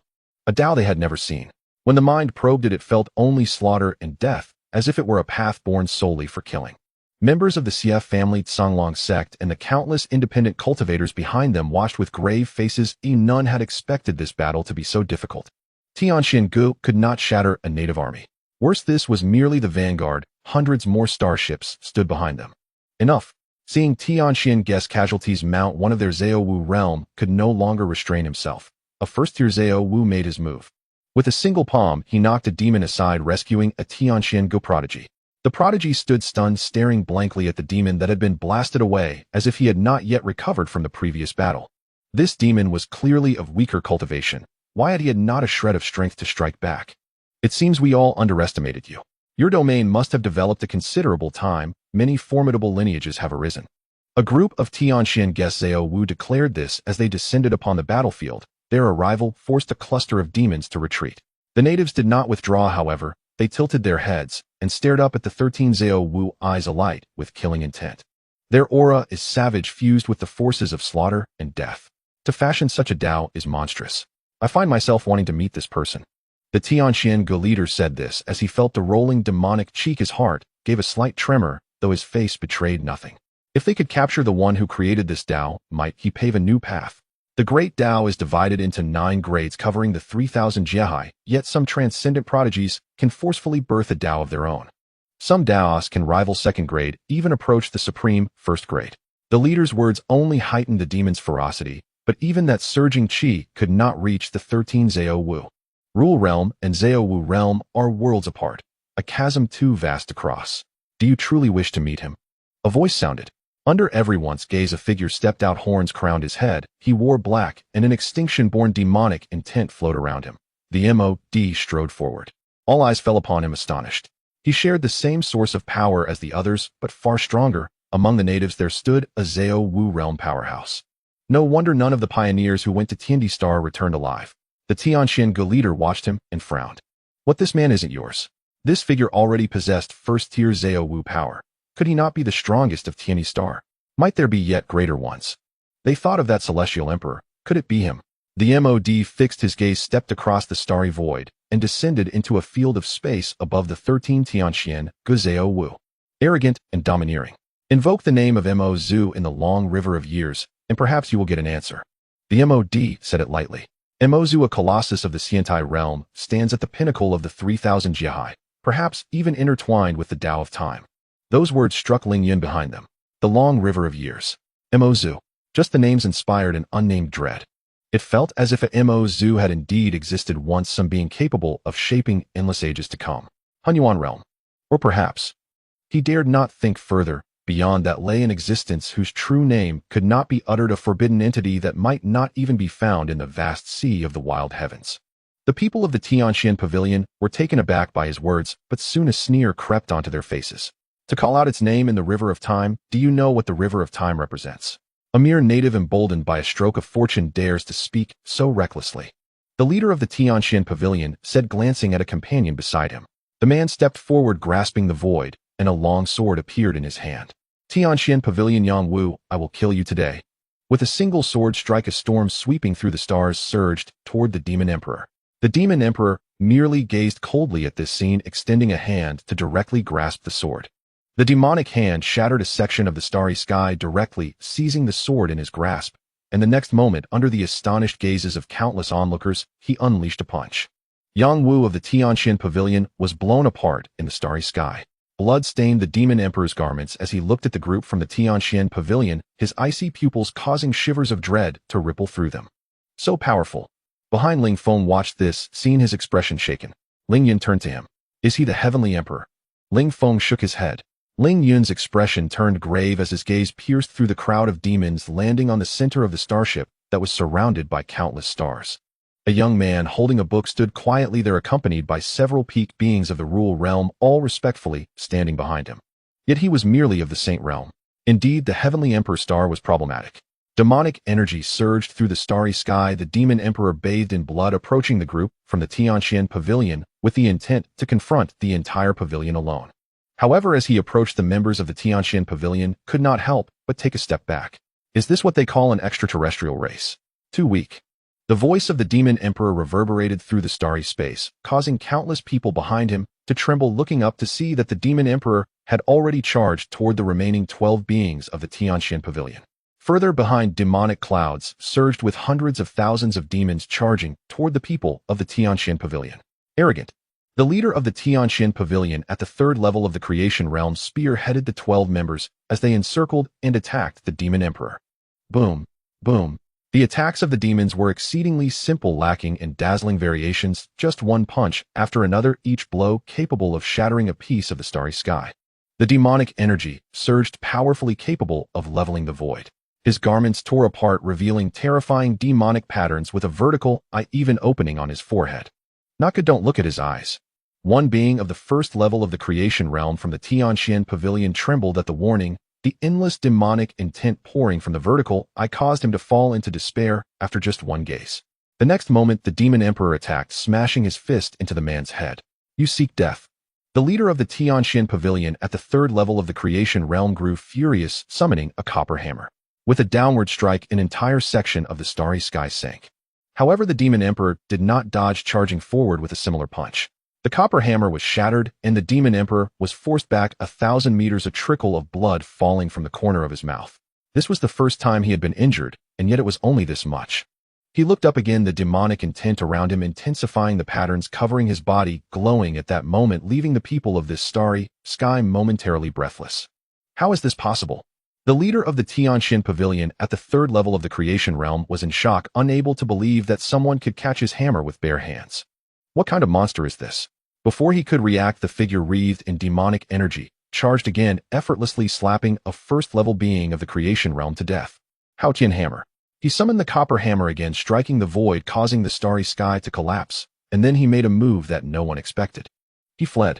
Completely disregarding the copper hammer, he abandoned the other members of the Tianxian Pavilion and turned to escape, a look of terror etched across his face. Behind, Ling Yun observed this, seeing his brow furrowing slightly. The Tianxian Pavilion has been defeated, he said, then glanced at the young man surrounded by stars, directly taking Ling Feng and leaving, heading toward the Heavenly Emperor star from another direction. Having witnessed this battle, he knew that his journey had become even more necessary. Yu Wu, what are you doing? In the distance, the people from the Xia family and the Songlong sect looked at this scene, their expressions slightly shaken. Yu Wu ignored them, fleeing even faster, disappearing into the starry sky in an instant, but soon a figure shrouded in demonic energy pursued him. Their gaze returned to the battlefield. None of the beings of the Tianxian Pavilion remained. The starry sky was tinged red, littered with severed limbs and broken bodies. They are all dead, someone stammered. Then their gaze fell upon the vast starship, observing the beings standing upon it, their hearts trembling. Don't be afraid, the strongest among them has already left. They are merely a group of beings below the creation realm. No matter how many there are, it is useless. Someone from the Songlong sect said from the starship, causing the retreating, scattered cultivators' starships to halt. Then one by one their gazes fell upon that cluster of starships. Before their eyes lay starships filled with lives resembling a well-trained army. Although their momentum was grand, in truth, there was not a single being above the creation realm among them. Zhao Kuangyi looked on at this scene with a faint smile. He turned to those beside him. It is your turn now. Ling Huixian, Jin Hongfu, and others nodded in response. Buzz. A vast starlight descended upon this void, causing Ling Yun and Ling Feng, who had already traveled far, to turn back and look. Then they saw a star map unfolding across the starry space, with 7 large stars shining within it, each shining figure standing upon those 7 stars. Formation. Seeing this scene, Ling Yun's expression was shaken, and Ling Feng beside him widened his eyes, staring intently at the figure at the center of those 7 stars. I can sense the Tao of the stars, he said, while Ling Yun was even more astonished. The Tao of the stars, a third-grade Tao, was something that no one in the entire Tsungyan star could comprehend. Unexpectedly, a being from this so-called wild world had grasped it. Most importantly, this person had not yet entered the creation realm. Boom! A world-destroying starlight fell from one of the large stars. A being of the creation realm could only hold on for an instant before being obliterated, and the one driving that large star was merely a being of the rule realm along with a group below the rule realm. They could not operate the Big Dipper star array in Lin Fan's manner, so they gathered the strength of many to propel a large star to unleash the world-destroying starlight. This scene left even Ling Yun, who was at the 8th level of the creation realm, in a daze. A being of the rule realm killing a being of the creation realm. What shocked him even more was the terrifying aura surging within that formation. Even a single ripple made him feel a shiver. This is a heaven-reaching formation. He was deeply shaken within. These individuals have mastered a formation that reaches the realm of transcendence, and although it has not been fully activated, it can still slay beings of the creation realm with its rules. The Heavenly Emperor star possesses beings of the transcendence realm. Suddenly, a chill swept through the air. On the other side of the Big Dipper formation, a massive creature that dominated a vast expanse of starry sky appeared. With a tortoise's head and a serpent's body, it bore a heavy pitch-black shell that seemed to carry the weight of a night sky. Its limbs resembled towering pillars, and upon its emergence, the temperature of the entire starry sky plummeted. This is, he stammered, for this figure bore an uncanny resemblance to a mythical beast from ancient legends, and even if it weren't, there must be some bloodline connection. But how could this be possible? Boom! With a single palm strike, a section of the starry sky was plunged into darkness, and the thousands of pioneers from Tsungyan star fell into eternal silence beneath this tortoise's palm. A vast ocean erupted from the starry sky, and numerous sea tribes surged forth, charging toward the fleeing pioneers of Tsungyan star. You seek death. The leader of the CF family on the starship struck out another being of the 3rd level of the creation realm. Drawing his bow, he loosed an arrow that pierced the starry sky, penetrating both the shell and body of the ancient creature, spilling blood across the heavens. Roar! A furious roar resonated, seemingly awakening the ancient bloodline hidden within the creature's body, and the gigantic being underwent a transformation before the eyes of countless onlookers. He had attained the path to become an emperor, completing his transformation in an instant. Even back when Lin Fan opened the heavens and inscribed the characters of the Tao on the Bodhi tree, he had already comprehended his path and awakened some ancient memories. He was Xuanwu, one of the 4 divine beasts of the human realm. Xianming Tontian. Xianjian looked toward the leader of the CF family, a long voice emanating from his mouth as Xianming water descended from the void. Xianjian raised his head, a supreme majesty appearing in his gaze. Die. The leader of the CF family summoned a Tao pearl, manifesting a realm shield, but it was shattered in an instant by the Xianming water, followed by an enormous palm descending from above. A being of the 3rd level of the creation realm was directly crushed into mud. Ling Feng watched this scene, unable to suppress a deep breath, unable to fathom how the giant beast could be this powerful upon just entering the creation realm. He looked at Ling Yun only to see Ling Yun's face in a state of shock. A divine beast of the human realm. This was real. However, this was just the beginning. From another direction, an equally terrifying aura surged forth as yet another being attained the path to become an emperor on the battlefield. It was an extraordinarily beautiful woman in red, barefoot, who originally stood amidst the starry sky in the void. Upon stepping into the creation realm, she became completely ethereal. In the next moment, she appeared beside the leader of the Tsonglong sect starship. A sharp blade flashed, the void tore apart, and a head flew into the air, blood raining down. Void Tao. Ling Yun was horrified. The woman had comprehended a second-tier Tao. What kind of monsters were these? Run! In the next moment, he snapped back to reality, pulling Ling Feng along as they fled. They should not linger here, fearing these monsters might see them as enemies. While those monsters had yet to enter the creation realm, he still had confidence in hiding his presence, but once they stepped into the creation realm, his confidence dwindled. An unprecedentedly powerful and ferocious Tao divine beasts of the human realm, 2nd-tier Tao, and a 3rd-tier star Tao that was already transforming into the creation realm. The Heavenly Emperor star was undoubtedly a fragment of the human realm. He had already confirmed this. Ling Feng also wore a shocked expression. He was not foolish, and after witnessing this battle, he understood. He never expected that a casually spoken phrase would turn out to be true. So the person in that banner is indeed from the human realm. That youth is not one of our kind, merely human-shaped, but a true human race. Ling Feng said, and Ling Yun nodded, looking at Ling Feng with a complex expression. Ling Feng, this journey may be an opportunity for you and me, but it could also be our death tribulation. Knowing this, do you still wish to go? Ling Feng simply looked at him seriously and nodded. The starship sailed through the starry sky, no longer pausing on its way to the Heavenly Emperor star. One lives, but once some things must be gambled for. In another expanse of the starry sky, get lost. A voice sounded, followed by the aura of a being at the third level of the creation realm sweeping through the starry sky, sending a starship flying thousands of miles away. The people on the starship were all trembling, looking out into the starry sky, where they saw a mass of demonic clouds rolling and engulfing a powerful being of the creation realm in front. No, I was wrong, spare me. A voice came from within the demonic clouds, but in an instant it vanished, and a group of people trembled, knowing that the powerful being of the creation realm had perished. A creature exuding demonic energy emerged from the swirling demonic mist, glancing at them. In an instant, a scene of a mountain of corpses and a sea of blood appeared before their eyes. That being stood amidst countless bones, and overwhelming fear surged, causing their minds to sink into despair. After a long while, when they regained their senses, the figure had vanished. That dead person was an elder of the Tianxian Pavilion. A voice rang out, and the group turned to see a youth staring intently at the starry sky, where the being of the creation realm had fallen. Upon hearing this, everyone felt a chill. The heavens had changed. An elder of the Tianxian Pavilion had been mercilessly killed in the starry sky.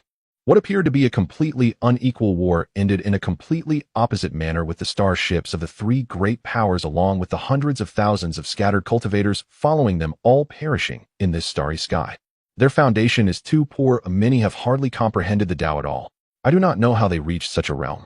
On the human race's warship, Tianjizi observed this scene, shaking his head slightly.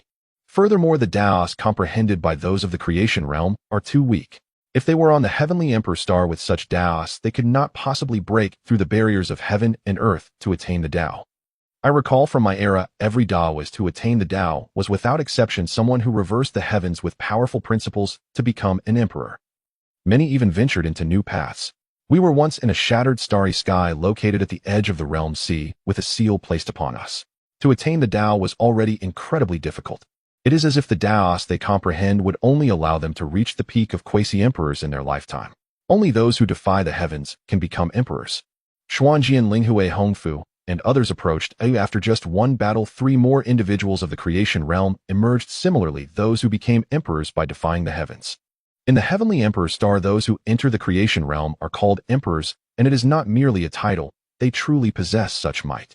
All who bear the title of emperor are defiers of the heavens. Xuanwu Emperor, Ice Emperor, True Phoenix Emperor, and so forth, all of them are like this. Otherwise how could they possibly suppress terrifying beings like the Devouring Beast? The Devouring Beast is one of the most fearsome beings even within the realm sea. The Xuanwu Emperor even fought to the death against a being of the Transcendence realm at the human race's imperial gate, and though not at the peak of the creation realm, he brought a being of the Transcendence realm to perish alongside him.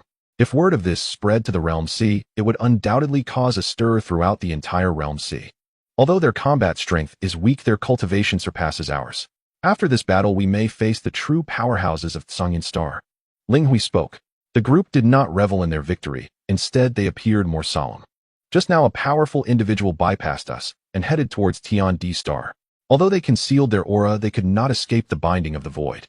Hong Fu said as she gazed towards the direction of Tian D Star, her brows slightly furrowed. They did not directly attack. This is a good sign. Zhao Kuangyi remarked. The crowd turned to look at him. Although Zhao Kuangyi was merely at the saint level, he was the true backbone of the group. Zhao Kuangyi looked towards the distant starry sky and smiled faintly. Those who went to Tian D Star are with our master. They won't stir up much trouble. Tsangyan Star is our primary concern now. Having a powerful being at the Tongtian level is indeed beyond our ability to contend with. However, since the army has already set out, there will be no retreat. He spoke calmly, one hand holding a book behind him. Though he was the weakest among them, he exuded an air of calmness that was unshaken by the prospect of danger. The group silently watched him, waiting for his commands. They all knew that Li Yu was the emperor given to the human race by Lin Fan, while Zhao Kuangyi was the brain he had entrusted to the humans. Lin Fan had personally taught him military strategy and governance for a long time. The Art of War, 3 strategies, 6 tactics, Sima's methods, and so on. These were all books Zhao Kuangyi had read. He had never heard of these texts in the history of the human race's 9 provinces, but each book captivated him, leaving him with a sense of trepidation after reading. Thank you for the gift of the books. He had once bowed under the Bodhi tree, expressing the utmost respect for his master, believing that these books were written specifically for him. The master possesses great talent, but he governs the world through his hands. Since we cannot defeat them, we shall stall. We are not afraid of a prolonged conflict, as we lack only time, while they cannot afford to wait. Zhao Kuangyi said calmly. He had already sent scouts to Songyun Star, understanding the composition of its forces and the presence of that Songyun Taoist. Though we refer to them as extraterrestrial races, they are the lower beings compared to us. Your talents and gifts can easily crush them. Even that Songyun Taoist is no exception. He looked at Hong Fu, Xian, Jianling Hui, and MOD, and the group stiffened in response, yet none questioned his words. Aside from the Emperor, I am not inferior to anyone in the world. MOD said calmly, his tone filled with pride. He had lost, but only to the Emperor. Ling Hui glanced at him and slightly shook her head. Qian Yuan, you remain so arrogant, yet apart from the Emperor, Tiandi Star is home to many others you cannot match. As the National Master said, what they lack is merely time. He did not mention Songyun Star, for in his view Songyun Star was still far inferior to Tiandi Star. Given the same resources and time, they would have already entered the Tongtian and Hunyuan realms. Hong Fu fell silent, but her expression revealed everything. After this battle, he realized that the most difficult challenge was the battle among the myriad races within Tiandi Star. A smile flickered across Xianjian's face. He recalled some memories, knowing more than they did. He understood better than anyone what kind of place Tiandi Star truly was. And he was truly of the Xuanwu bloodline. Zhao Kuangyi watched this scene with a smile. He did not resent their arrogance. On the contrary, he enjoyed the boldness on their faces. Aside from direct confrontations, there is another strategy. We can imitate the human race's Tianguan from the Xian Huang Great World and build war fortresses in this starry sky. Miss Hong Fu, the Void Dao, is a second-grade Dao, second only to the Space Dao. The Realm Clan is adept at establishing teleportation arrays and opening void worlds. Would it be possible to construct war fortresses in the starry sky in a manner similar to realm cities, connecting each fortress together, allowing them to conceal in the stars and migrate through the void when necessary? He looked at Hong Fu and asked. The key point of his plan relied on Hong Fu using the Void Dao to grant the myriad races army an invincible position against Songyun Star. Hong Fu looked at him and shook her head. My realm clan can indeed construct the war fortresses as you described, but this place is not like Tiandi Star. The distances between stars are far too great. I can conceal in the void, but I cannot perform void migration. Only the master might be able to accomplish that. This statement made Zhao Kuangyi furrow his brows slightly, but he soon relaxed. Establishing communication between the war fortresses and hiding them in the starry sky is sufficient, he said, then turned to the others. I hope each war fortress contains a simplified version of the Big Dipper formation. It does not need to be capable of creating life to defeat the Tongtian, it only needs some defensive capabilities. The Star Clan has received the Master's teachings, so it should not be difficult.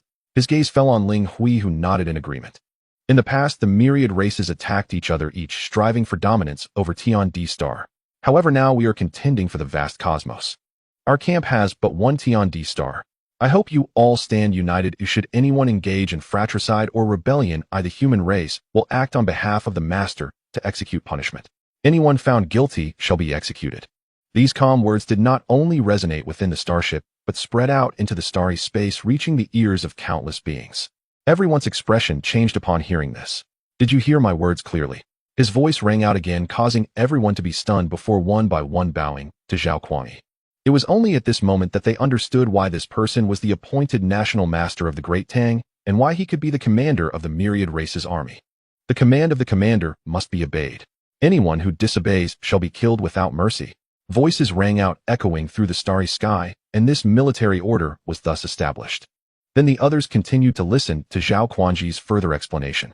Our strategy is simple. If a direct assault fails and frontal warfare is ineffective, we shall engage in guerrilla warfare against Songyun Star, drawing out a prolonged battle. If we can win, we strike. If we cannot, we retreat, minimizing casualties and prioritizing training, turning this starry sky into a training ground for our myriad races army. Remember, your talents and Dao arts far surpass theirs.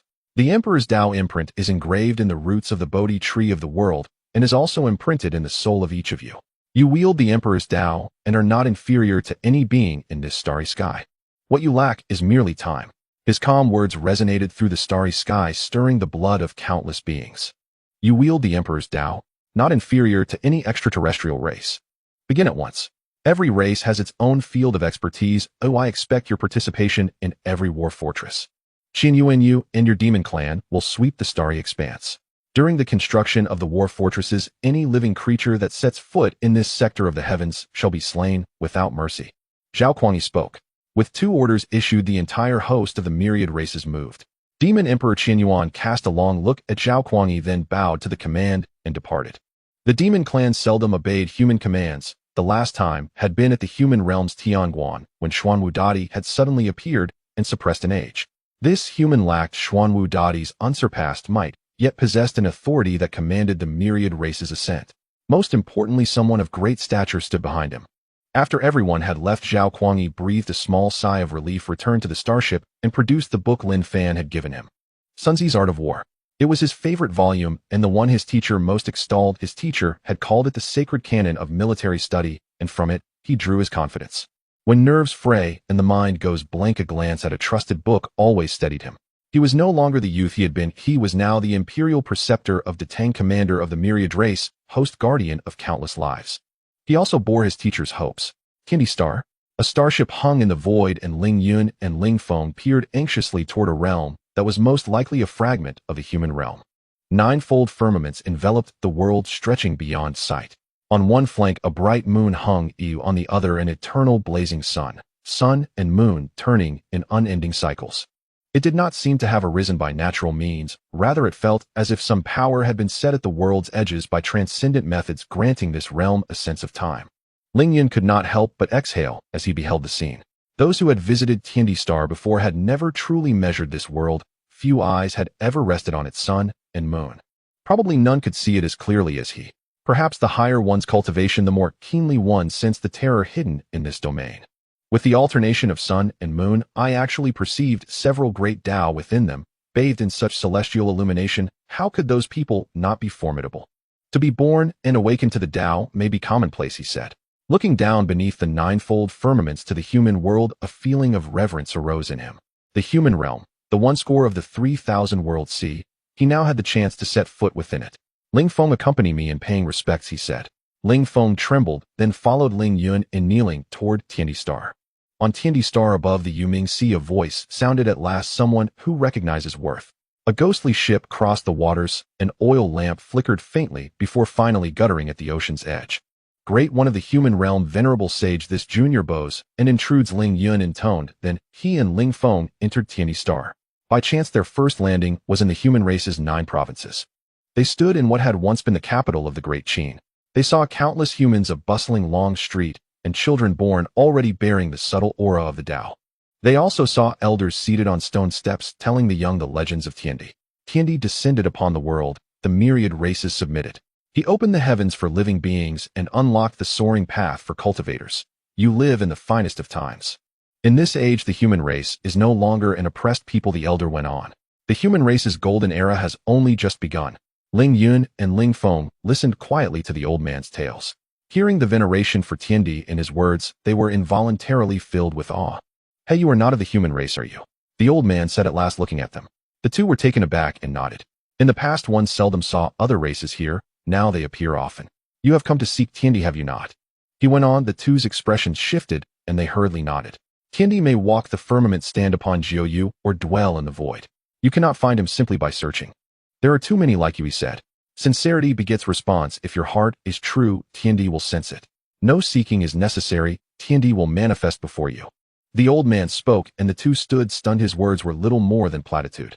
Still they bowed slightly to him, and then took their leave. Father, where shall we go? They said. Tiandi Star has 2 forbidden zones. One the Yuling Sea, the other an ancient forbidden region. Could Tiandi be there? Ling Feng asked. Ling Yun only shook his head. To the Tiandi Hall, he answered, leaving Ling Feng astonished. Having come to this human world, they knew what a Tiandi Hall was. Across Tiandi Star there were many places to venerate Tiandi Halls, each housing an idol of the Celestial Emperor. Did that old man not just say sincerity begets response?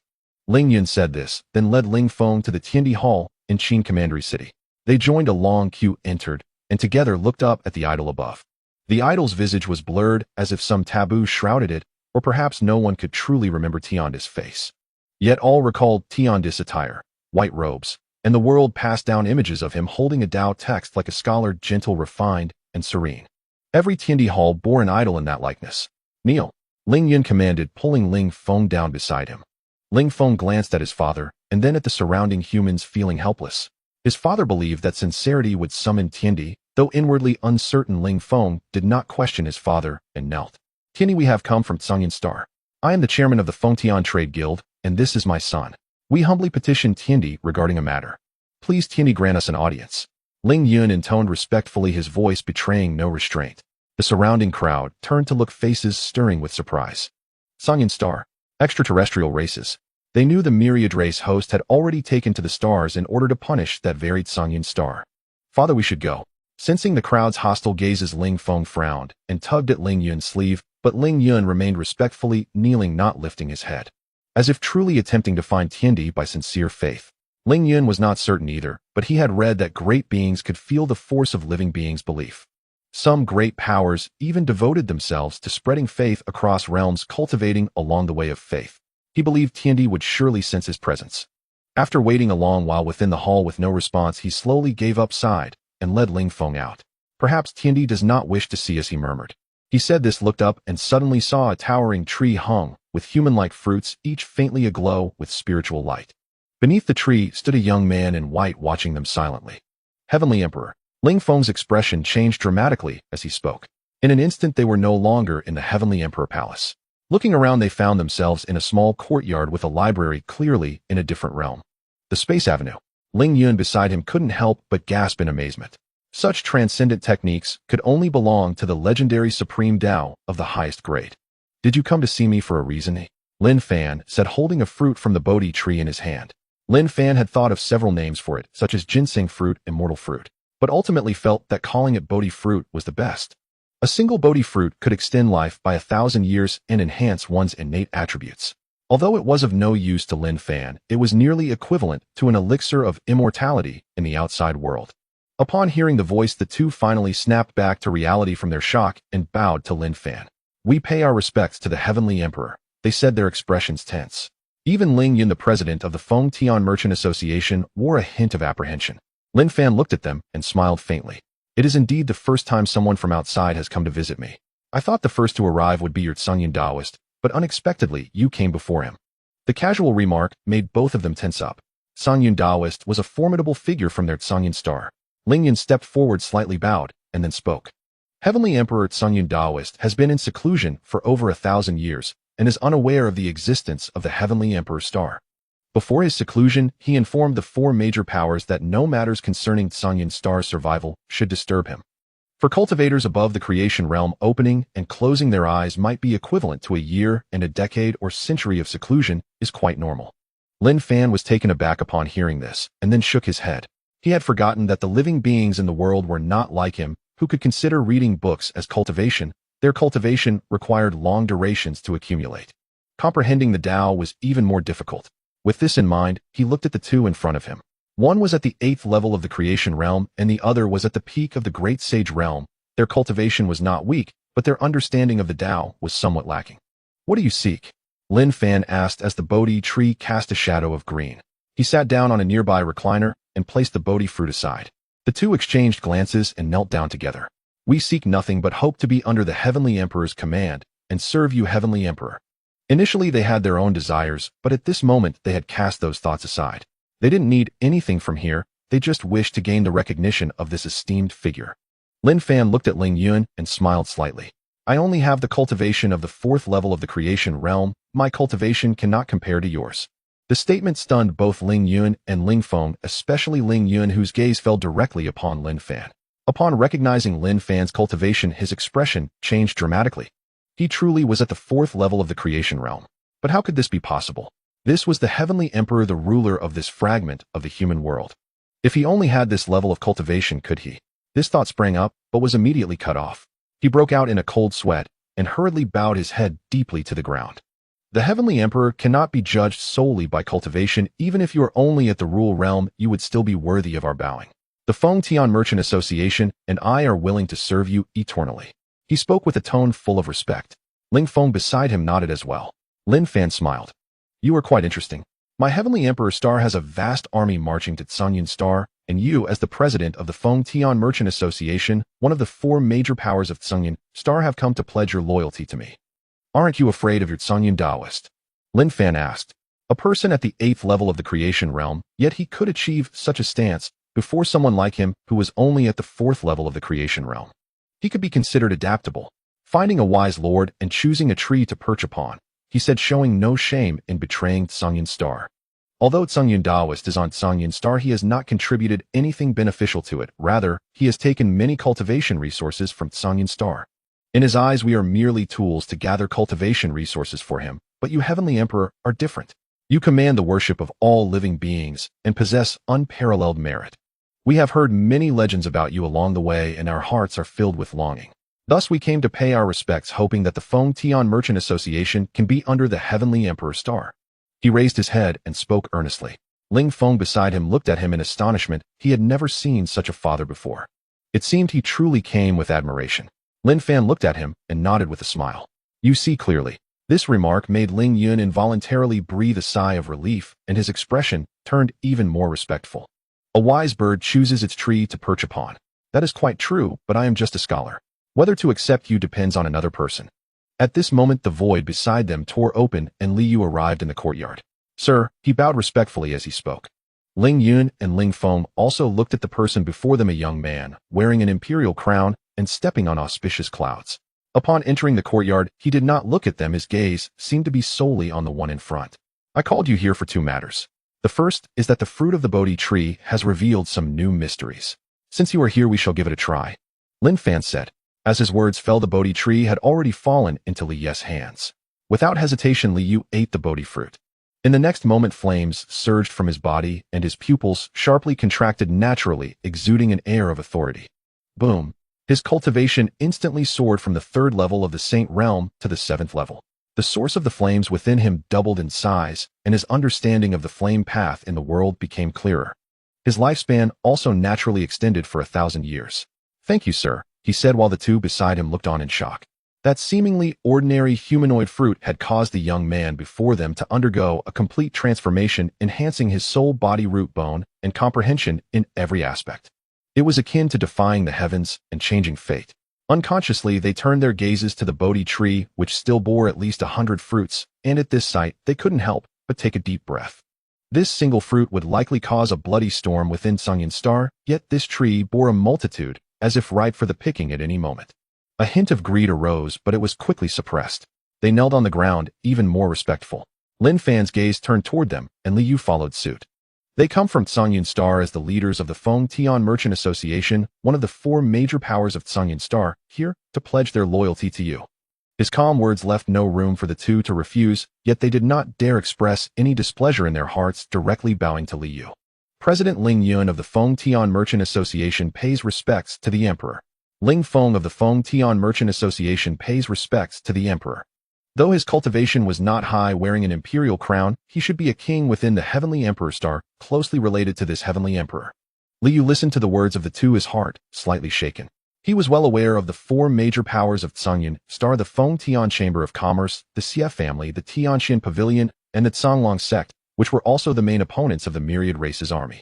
However, he did not expect the president of the Feng Tian Chamber of Commerce to kneel directly before him. He sensed a bit and found that the president of the Feng Tian Chamber of Commerce had an aura as deep as the starry sea, utterly unfathomable. Ling Yin seemed to know that Li Yu was probing him. A humble smile appeared on his face. Your Majesty, I am at the 8th level of the creation realm, and this is my son Ling Feng, he said, causing Li Yu's heart to tremble at his words. The 8th level of the creation realm is equivalent to taking 7 steps forward beyond the Emperor realm, surpassing even the cultivation of the Demon Emperor by a significant margin. Such a powerful being actually submitted like this. Taking a deep breath, he nodded. If you genuinely come to surrender, my Tian star will naturally accept you, he stated, momentarily regaining the majesty of a human emperor. With the Tiandi sword by his side, he exuded an aura that could encompass the 8 desolations. But if you come with ulterior motives, when the myriad races army ascends to Tsungyun Star, I will annihilate your Feng Tian Chamber of Commerce, leaving not one behind. His tone was calm, yet the imperial might surrounding him made Ling Yun tremble slightly. Once he regained his composure, he bowed to Li Yu again. If there is any treachery, both body and soul shall be obliterated. His words carried a note of determination, and Ling Feng beside him echoed the sentiment. Though the person before them only had cultivation at the Saint Realm, they dared not underestimate him. It was not solely because the Emperor was nearby, but because this emperor naturally exuded an imposing presence. Very well, I accept you, Liu replied. Lin Fan, standing nearby, smiled slightly at this scene. Now how to proceed next is for you to discuss among yourselves. He is the emperor of the human race and the master of all living beings on this Tiandi star. Lin Fan said, picking up 2 stones from the ground and handing them to Ling Yun and Ling Feng. There are books in the library, but they may not be suitable for you. However, these 2 stones should be of some use. Take them. Ling Yun and Ling Feng looked at this scene, slightly taken aback. Although they did not understand Lin Fan's meaning, they still respectfully accepted the stones. 2 stones, what use could they have? The next moment, both of them were shocked, staring in disbelief at the stones in their hands. When they lay in the yard, they were merely 2 stones covered in dirt, casually placed aside. But when they fell into their hands, they surged with vast spiritual power. Star Core Spirit Stones. They couldn't help but exclaim. This was something that countless cultivators desperately sought. The last appearance of Star Core Spirit Stones on Sunyan Star was over 10,000 years ago. The 4 major powers fought various open and covert battles for it, ultimately taken away by Sunyan Taoist. This was something even the great beings of the heavens needed. They looked around the yard, noticing that there were many scattered near that large tree and also around the fish pond in the courtyard. Roar. Suddenly a dragon's roar echoed in their minds, and both were horrified. The Dragon Clan. An ancient divine beast that roamed the 3,000 realms, once birthed a Tao ancestor, a terrifying race that was also the supreme ruler during the human era. There was actually a dragon clan in that fish pond. Don't covet it. This is given to us by the master. To receive too is already fortunate. Be careful of leaving here if you develop greedy thoughts. A voice echoed in their minds. The 2 were stunned, quickly bowing to the fish pond. After a moment, they withdrew their gazes from the pond and looked towards the figure that had been under the Bodhi tree. Both took a deep breath and respectfully bowed. The 4th level of the creation realm, go to hell. Which 4th level of the creation realm person would dare to raise dragons in their own courtyard? And which 4th level of the creation realm person would have a tree in their courtyard that could bear monstrous fruits? And there were Star Core Spirit Stones scattered throughout the yard. Those stones that looked noticeably smoother and shinier couldn't possibly be Star Core Spirit Crystals. Sir, please rest well. Liu will not disturb you. Liu ignored the 2 and respectfully bowed to Lin Fan, then spoke. Lin Fan nodded. Then Liu looked at the 2. Let's go. The 2 nodded in a daze, following Liu away. Lin Fan watched their departing figures, smiling faintly, then seemed to sense something and looked towards the starry sky. At the edge of the wild heaven sea, in a broken, dim, starry sky, a starlight pierced through the realm, through the human race's heavenly gate, and then fell into a void. Then a figure emerged. He was towering like a galaxy, his eyes opening and closing as the starry sky shifted between night and day. He gazed at the void before him with a face of indifference. Have they escaped? He spoke, his tone seemingly devoid of emotional fluctuations, yet causing the entire void to tremble, as if fearing his existence. I thought another powerful being practicing the fate of cultivation had appeared, but it turns out to be such a coward. I have descended only as a mere avatar, and this scares you into fleeing with the entire world. His words echoed throughout the broken starry sky. Suddenly a burst of laughter rang out. The river of fate connects this starry sky. You really have come, but only as an avatar. Are you afraid, and dare not face me with your true self? He suddenly turned around, and on the heavenly gate of the human race a young man in white was smiling at him. It's you? With a single step he crossed thousands of miles of starry sky, landing before the human race's heavenly gate, looking down at the diminutive being before him, but then his brow furrowed. Just a spiritual body, he remarked, instantly losing interest. Lin Fan merely watched him quietly, showing no emotional response to his words. You came as an avatar and I remain here with a spiritual body, isn't that just fine? Lin Fan said, his calm words seemingly unaffected by the arrival of the North Dipper Star Lord, as if he had long known he would come. Leaving a spiritual body is waiting for him. Can you compare with me? The North Dipper Star Lord questioned the entire starry sky, trembling, countless fissures appearing. Even as just an avatar, he still possessed such immense power. This is the strongest being of this star, known as a being of primordial chaos. I am formed from the essence of stars, born with the aura of an immortal platform. A peak being of primordial chaos even came to take me as a disciple, while you are merely a fortunate one who happened upon some opportunities. With just a thought I could kill you, he stated, looking at Lin Fan as if he were an ant. Lin Fan smiled. Then why don't you try to kill me with just a thought? The North Dipper Star Lord, upon hearing this, cast a deep gaze at Lin Fan, taking a step forward, causing the starry sky to collapse, a hint of fate power descending upon this realm. What do you think, that just because a spiritual body is here I cannot kill you? I control the path of fate. I can kill from billions of stars away. He pointed towards Lin Fan in the void, and the power of fate instantly descended as he aimed to extinguish Lin Fan with the power of fate. Lin Fan smiled, faintly pointing back at the North Dipper Star Lord. What is fate? All beings in the world are trapped within it, unable to escape throughout their lives. Mastering the path of fate is akin to controlling the lives and deaths of all beings.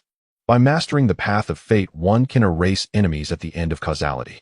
Thus, the path of fate is regarded as one of the 3 supreme paths in the 3,000 realms. The North Dipper Star Lord is transformed from a stellar entity gifted by the boundless seas of the universe, and comprehending the path of fate makes him nearly a born supreme being. Since his birth, he has never known defeat. Even the peak divine sovereign of the primordial realm came from the supreme divine domain to accept him as a disciple, and some say he is the greatest prodigy of the wild heaven realm. He does not believe any being in the wild heaven realm could compare to him. He will not need much longer, in about 100,000 years, to reach the foundation establishment. What he truly seeks is the legendary immortal platform realm. He cultivates in the starry space, sowing countless seeds in the starry sea, with each seed representing a realm, as he comprehends the path of fate through the faith of all beings. But on one day, one of his seeds was crushed by another. A strand of his divine sense sought to unleash killing intent towards that realm along the river of fate, only to see another being also cultivating the path of fate. In the ancient silence of the river of fate, it seemed he was the only one. This was the only being he had encountered in over 100,000 years, one who dared to wield a sword against him. In that battle, he did not win. Yet he did not lose either. That being found his location, and he found that person's location as well. Following the trajectory of fate, he descended into this expanse of starry sky. He thought he had escaped, but unexpectedly, he had left a strand of his spiritual body here, seemingly waiting for him. Without further ado, he struck directly. He wanted to tell this being that in the wild heaven realm, the path of fate regards him as supreme, and all beings attempting to tread this path will become his offerings. Even with only a strand of his spiritual body remaining, he could still kill him from billions of stars away. This is the path of fate, something not even a fortunate being like him can comprehend. Boom. The void resonated with cracking sounds, yet the starry sky did not shatter. It was as if some unknown non-material existence was fracturing. The North Dipper Star Lord slightly retreated, raising his head to look at the figure above the human realm's heavenly gate. That person did not move at all, merely gazing at him quietly. Is this your path of fate? A simple sentence made him feel mocked for the first time. He who was supreme in the path of fate had never had anyone speak to him in such a manner. He moved his hands in the air, forcibly pulling the person before him into a place that once belonged solely to him, a river of fate steeped in ancient silence. Standing on the river of fate, he could see the fate trajectories of countless people. With a slight movement, he could cause innumerable beings to silently vanish. Yet he could not see that person's fate trajectory. To his surprise, that person also stood on the river of fate, still calmly gazing at him, which made him furious. You seek death, he shouted angrily. To him, this was a place that belonged to him alone, yet an uninvited guest had come to forcibly seize what was his. The river of fate surged with waves, and in his hands a starry sea took form, showcasing countless beings kneeling in worship. This was his power of faith. This was his way of comprehending the path of fate. Lin Fan watched this scene, shaking his head slightly. Transformed from a star born to comprehend the Tao, yet after enduring such eons, your understanding of the path of fate still remains at the very beginning stage. To entangle all beings with your fate, what kind of path of fate is that? His calm words ignited further anger in the North Dipper Star Lord. Even the divine sovereign of the primordial realm praised him. This was the first person who dared to question him. The starry sea in his hands descended upon Lin Fan. Driven by the power of all beings, the path of fate unleashed this attack, killing many transcendent realm cultivators. Lin Fan merely watched this scene calmly. He drew a sword from the river of fate and slashed through the void. The starry sea, which gathered the power of countless beliefs, was instantly extinguished, and then he struck down upon the corporeal form of the North Dipper Star Lord gathered in the river of fate. The North Dipper Star Lord stared at him intently, disbelief etched on his face. The next moment, his figure vanished from the river of fate. Before the heavenly gate of the human realm, the body of the North Dipper Star Lord gradually faded, like something rootless naturally disappearing without support. How could this happen? He looked at the figure above the heavenly gate of the human realm and spoke. Lin Fan merely gazed at him calmly. You lost. A single sentence caused his expression to turn grim, but he no longer had the strength to retaliate. That slash severed all connections between his incarnation and his true body. Now only a form remained here. I did not lose, it's merely an incarnation. When my true self descends, you will surely die. You are merely at the 4th stage of creation. He spoke, mentioning Lin Fan's cultivation level. Lin Fan shook his head. Even an incarnation was defeated by a strand of my spiritual body. How can your true self win? Since you have comprehended the path of fate, why not take a look at your own fate? Or do you simply cannot see it? His calm words drove the North Dipper Star Lord into a frenzy. It seemed Lin Fan spoke casually, yet every word struck at his most vulnerable points. Just as Lin Fan had said, he was born to comprehend the path of fate, able to stand on the river of fate and observe the fates of all beings, but that was all. After over 100,000 years of cultivation, his understanding of the path of fate had stagnated at that initial step, forcing him to take a different approach to comprehend the path of fate through the power of faith. He believed that this method could also cultivate the path of fate, but Lin Fan mercilessly shattered his illusion. In just one battle of the path of fate, he suffered a crushing defeat. I will definitely kill you. No matter where you are in the North Dipper Sea, the Wild Heaven Realm, or the 3,000 realms, the 3,000 supreme, divine domains, you cannot escape. This was the last sound he left behind. His figure scattered in the starry sky, and Lin Fan calmly watched this scene, suddenly smiling. Why must you seek death? Beings cultivating the path of fate cannot see through their own fate at all. You don't even need to come find me. Ooh, I might come find you first. Lord of the North Dipper Sea, North Dipper Star Lord. As his words fell, Lin Fan's spiritual body also gradually faded away. No one knew what kind of battle had unfolded here, but the one known as the greatest prodigy of the Wild Heaven Realm, the practitioner of the primordial realm, had faced his first defeat in history. In Shungjing at the library, Lin Fan withdrew his gaze and picked up the tea beside him. North Dipper Star Lord, a practitioner of the primordial realm.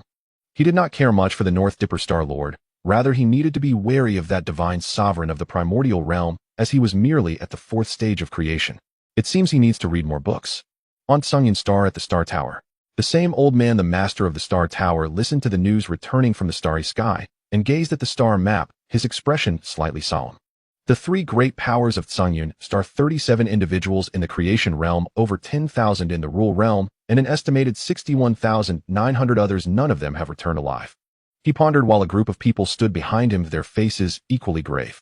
Master, this Heavenly Emperor Star doesn't seem like a new world.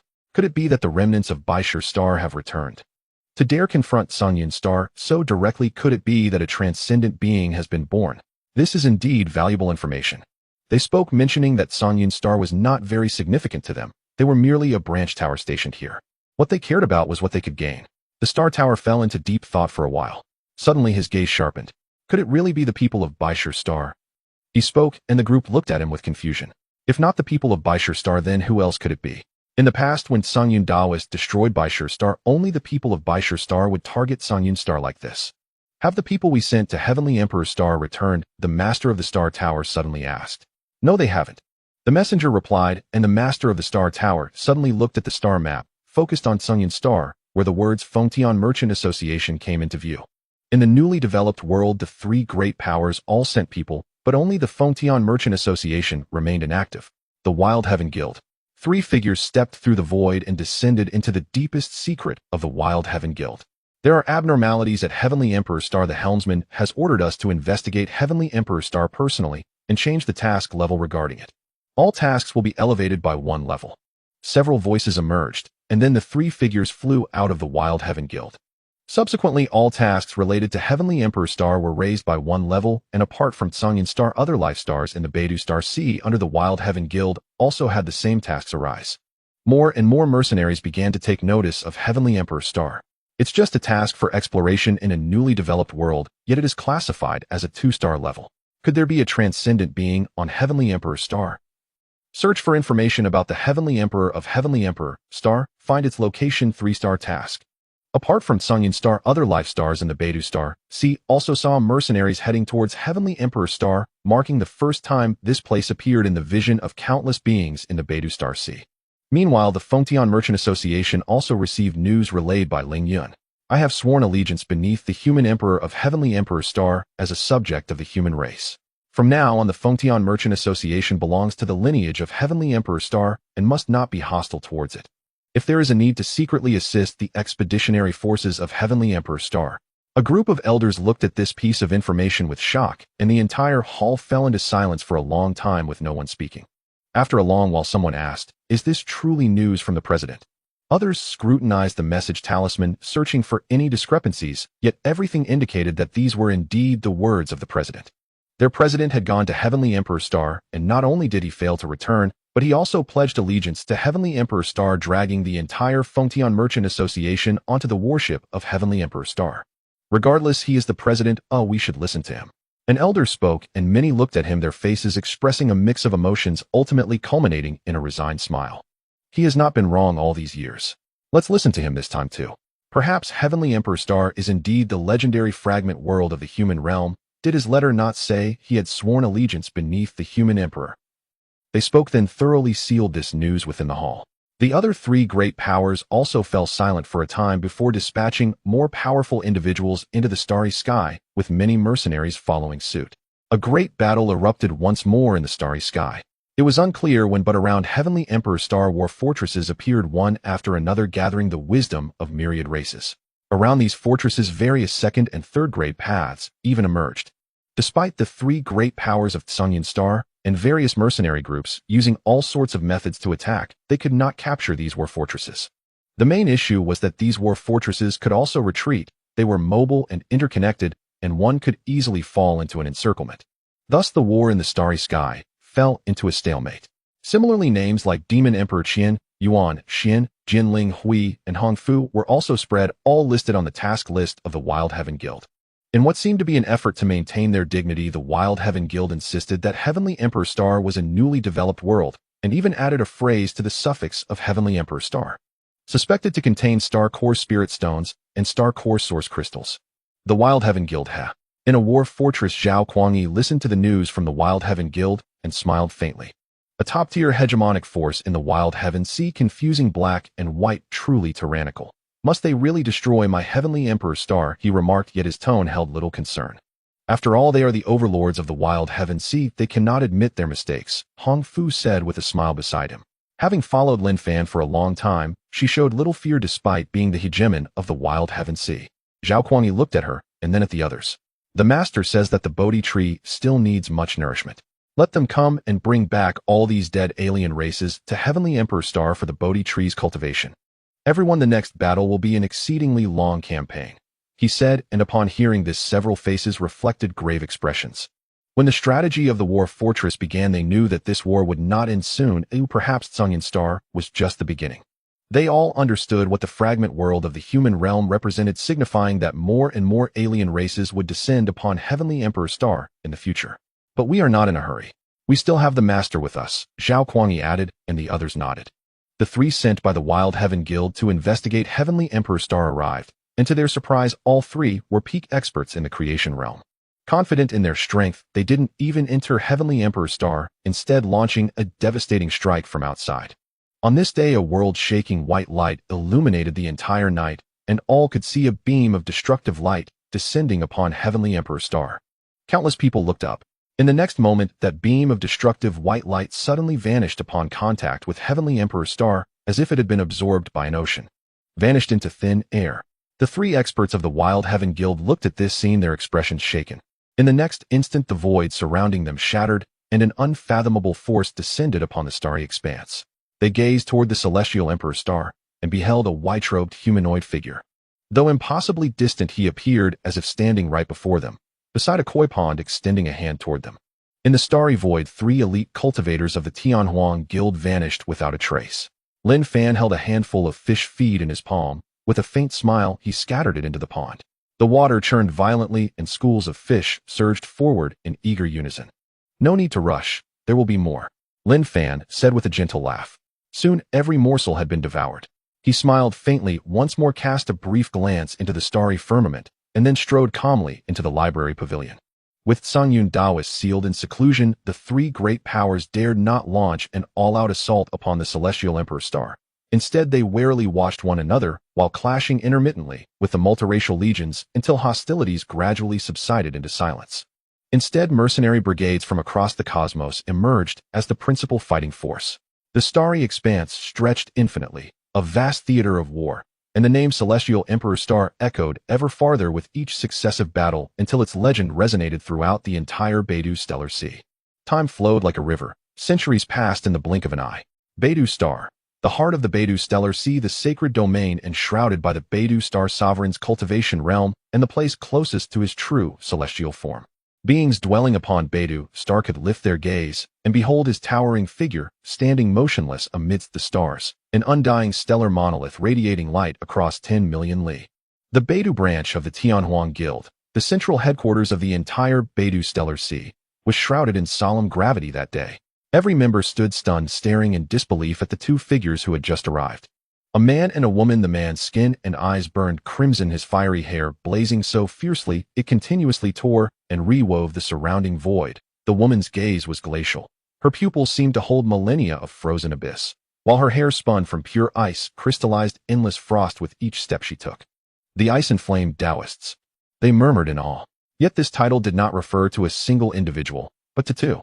They were registered 6-star mercenaries of the Tianhuang Guild, sovereign-level cultivators of the Tongtian realm, famed across another stellar sea, where more than one Tongtian realm expert had fallen beneath their hands. Could it be that the ice-inflamed Taoists had come to Beidou Star for the Beidou Star sovereign? Someone whispered grimly. The Tianhuang Guild had indeed extended an invitation to the Beidou Star sovereign, only to be refused. Their relationship had long been strained, and all knew it well. Having originated from another stellar sea, the Tianhuang Guild could only speculate that the Beidou Star sovereign was their target, for within the Beidou Stellar Sea he alone possessed the stature worthy of the ice-inflamed Taoist's intervention. The Beidou Star Linglu, on a pavilion high above a group, stood gazing toward the Tianhuang Guild's compound, their expressions equally grave. Is it truly for the Beidou Star sovereign? Someone asked. Indeed, the Beidou Star sovereign had rejected the Tianhuang Guild's invitation, because he had become a disciple of a Hunyuan sovereign from the Linglu. This very matter had sparked repeated confrontations between the Linglu and the Tianhuang Guild, a fact no longer secret but widely known across the realms. Would they dare? The Linglu master spoke coldly, his gaze fixed upon the ice-inflamed Taoists within the Tianhuang Guild compound. If the Tianhuang Guild wishes to declare war upon our Linglu, let them do so freely. And do they truly believe a pair of ice-inflamed Taoists could slay the Beidou Star sovereign? He is a peerless genius who has comprehended the Tao of fate, and has received direct guidance from one of our Linglu's grand masters. Even several such Taoists would fall short against him. Monitor the ice-inflamed Taoist's movements closely. Nothing else requires attention. His command sent a ripple of resolve through the assembled Linglu disciples. Shall we inform the Beidou Star sovereign? Someone ventured. The Linglu master glanced at him, calm, unwavering. Let them seek death if they wish. No trivial matter should disturb the sovereign's cultivation. His breakthrough draws near. The Linglu master raised his eyes toward that colossal eternal figure suspended in the starry firmament, his expression reverent. The Beidou Star sovereign stood unrivaled among the Linglu's younger generation. Even whispers had surfaced within the Grand Linglu advocating his appointment as its next Grand Master. These were no idle rumors, but concrete truths. The Beidou Star sovereign was simply too prodigious. His brilliance had drawn scrutiny from the supreme divine realms, and years earlier, he had triggered a seismic upheaval within the Grand Linglu itself. At merely the 7th tier of the Tongtian realm, he had slain a 9th-tier Tongtian realm expert dispatched from the supreme divine realms, utterly overwhelming him. From that moment onward, no voice dared question his supremacy, none dared challenge him again. Linglu resources poured toward him. Recently, signs indicated he was on the cusp of ascending to the 8th tier of the Tongtian realm, having already proven capable of defeating 9th-tier experts at the 7th tier. What then of the 8th tier? None dared imagine it. Could anyone truly achieve what no being in the desolate heaven and sea realm had ever accomplished, slaying a Hunyuan sovereign while still bound to the Tongtian realm? Within the Tianhuang Guild compound, the Beidou branch's Grand Master stood before the ice-inflamed Taoists, first offering a respectful bow, then his expression hardened. Your evaluation mission has been assigned. At those words, the ice-inflamed Taoists stiffened. Just as everyone else had anticipated, their thoughts immediately turned to the Beidou Star sovereign. Was the mission to assassinate him? If the assignment targets the Beidou Star sovereign, then say no more. We know our limits well. He is the Linglu's unparalleled prodigy, a supreme genius who has grasped the Tao of fate. Only a Hunyuan sovereign could claim absolute certainty in confronting him. Then the Tianhuang Guild may remain unjoined.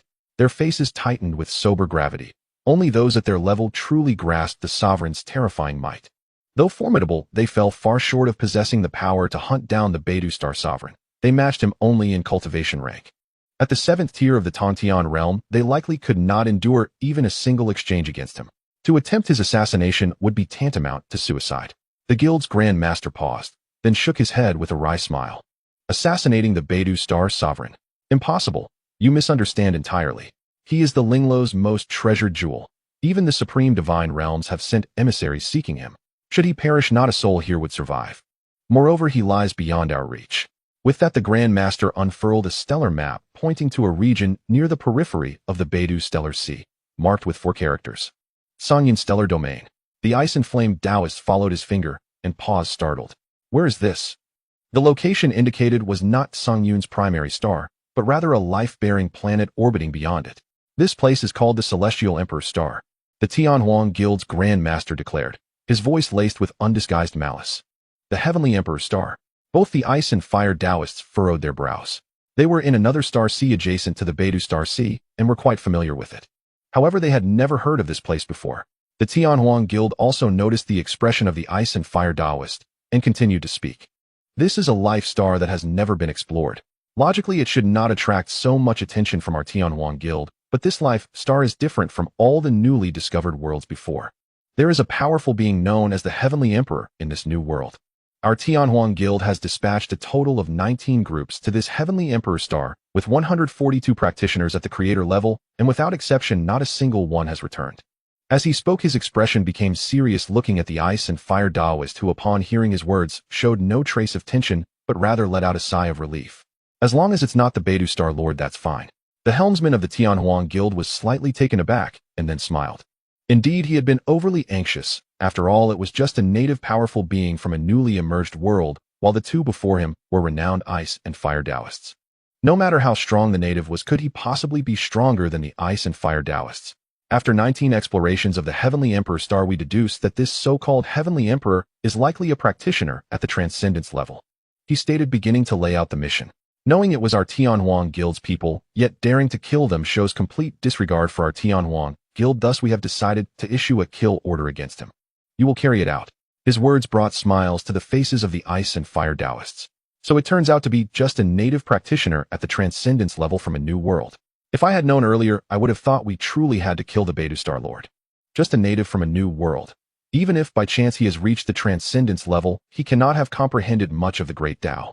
He probably doesn't even have a single method of mixed primordial arts. It will only take 10 days to bring back his head. They said, not lingering any longer at the Tianhuang Guild, and left directly, shooting out of the Beidou Star like 2 beams of red and blue light, attracting the attention of all beings on the Beidou Star. They left not seeking the Beidou Star Lord. Their target is not the Beidou Star Lord, they stated solemnly, but soon their faces were filled with confusion. Are there any other powerful beings in the Beidou Star Sea that are worth the ice and fire Taoists taking action against? The people of the Star Tower looked towards the Tianhuang Guild, equally puzzled. They called upon the ice and fire Taoist, but not for the Beidou Star Lord. Then who was it for? The Heavenly Emperor Star. In the small courtyard, Lin Fan put down the book he had finished reading, listening to the system prompt in his mind, and smiled slightly. After reading for 100 years, he was finally approaching this realm. Name Lin Fan. Age 156. Cultivation Creator Level 9. Talent Unparalleled. Sword Dao Deduction Opportunities 87 times in used. Destruction Origin Comprehension Opportunities 29 times in used. Thunder Origin Comprehension Opportunities 2 times in used. At Creator Level 9, he was about to advance to the Transcendence level. In just 100 years, if one divides a small realm into early, middle, and late stages, it is extremely difficult for many Creator-level practitioners to advance from the early to the middle stage, yet Lin Fan had crossed 5 realms. The books in the library are nearly gone. It seems I need to find time to go out for a walk, Lin Fan said, shaking his head, picking a Bodhi fruit, which was comparable to an immortality elixir, and eating it as a thirst quencher. Bodhi, Lin Fan called out, and the figure of Bodhi manifested, respectfully bowing to Lin Fan. How much longer until you can step into the creator level? Lin Fan asked. Over the past 100 years, there had been plenty of nutrients delivered voluntarily, most of which came from those Tianhuang Guild people. Yet, even so, the Bodhi tree had not crossed into the creator level. It was not that the talent of the Bodhi tree was too low, it comprehended the great Tao of the world and integrated Lin Fan's Tao imprint, evolving the heavenly Tao of the Heavenly Emperor Star, already possessing a defiant nature. It was just that 100 years was too short. For the vast majority of practitioners, it was merely a fleeting moment, and the foundation of the Bodhi tree was too strong, naturally requiring more cultivation resources. If I want to step into the creator level in the next 100 years, I will need about 50 creator level resources, he said, seemingly slightly embarrassed by Lin Fan's words. He had personally witnessed Lin Fan's journey from creator level 4 to the peak of the creator level in 100 years, while he himself could not even cross into a single creator level. Lin Fan nodded. That's not much. The books were few. He needed to go out once to see what books existed in this star space, and he could also help the Bodhi tree find some cultivation resources on the way. Lin Fan valued Bodhi greatly. He regarded this place as his nest, and in any case the foundation had to be well established. The grade of the Heavenly Emperor star changed with the cultivation of Bodhi. It was equivalent to the richness of spiritual energy in the Heavenly Emperor star and the great Tao being related to Bodhi's cultivation. Bodhi's cultivation was extremely important for the entire Heavenly Emperor star. Thank you, sir. The Bodhi tree said, and Lin Fan smiled lightly. If you find it troublesome, then produce more Bodhi fruits.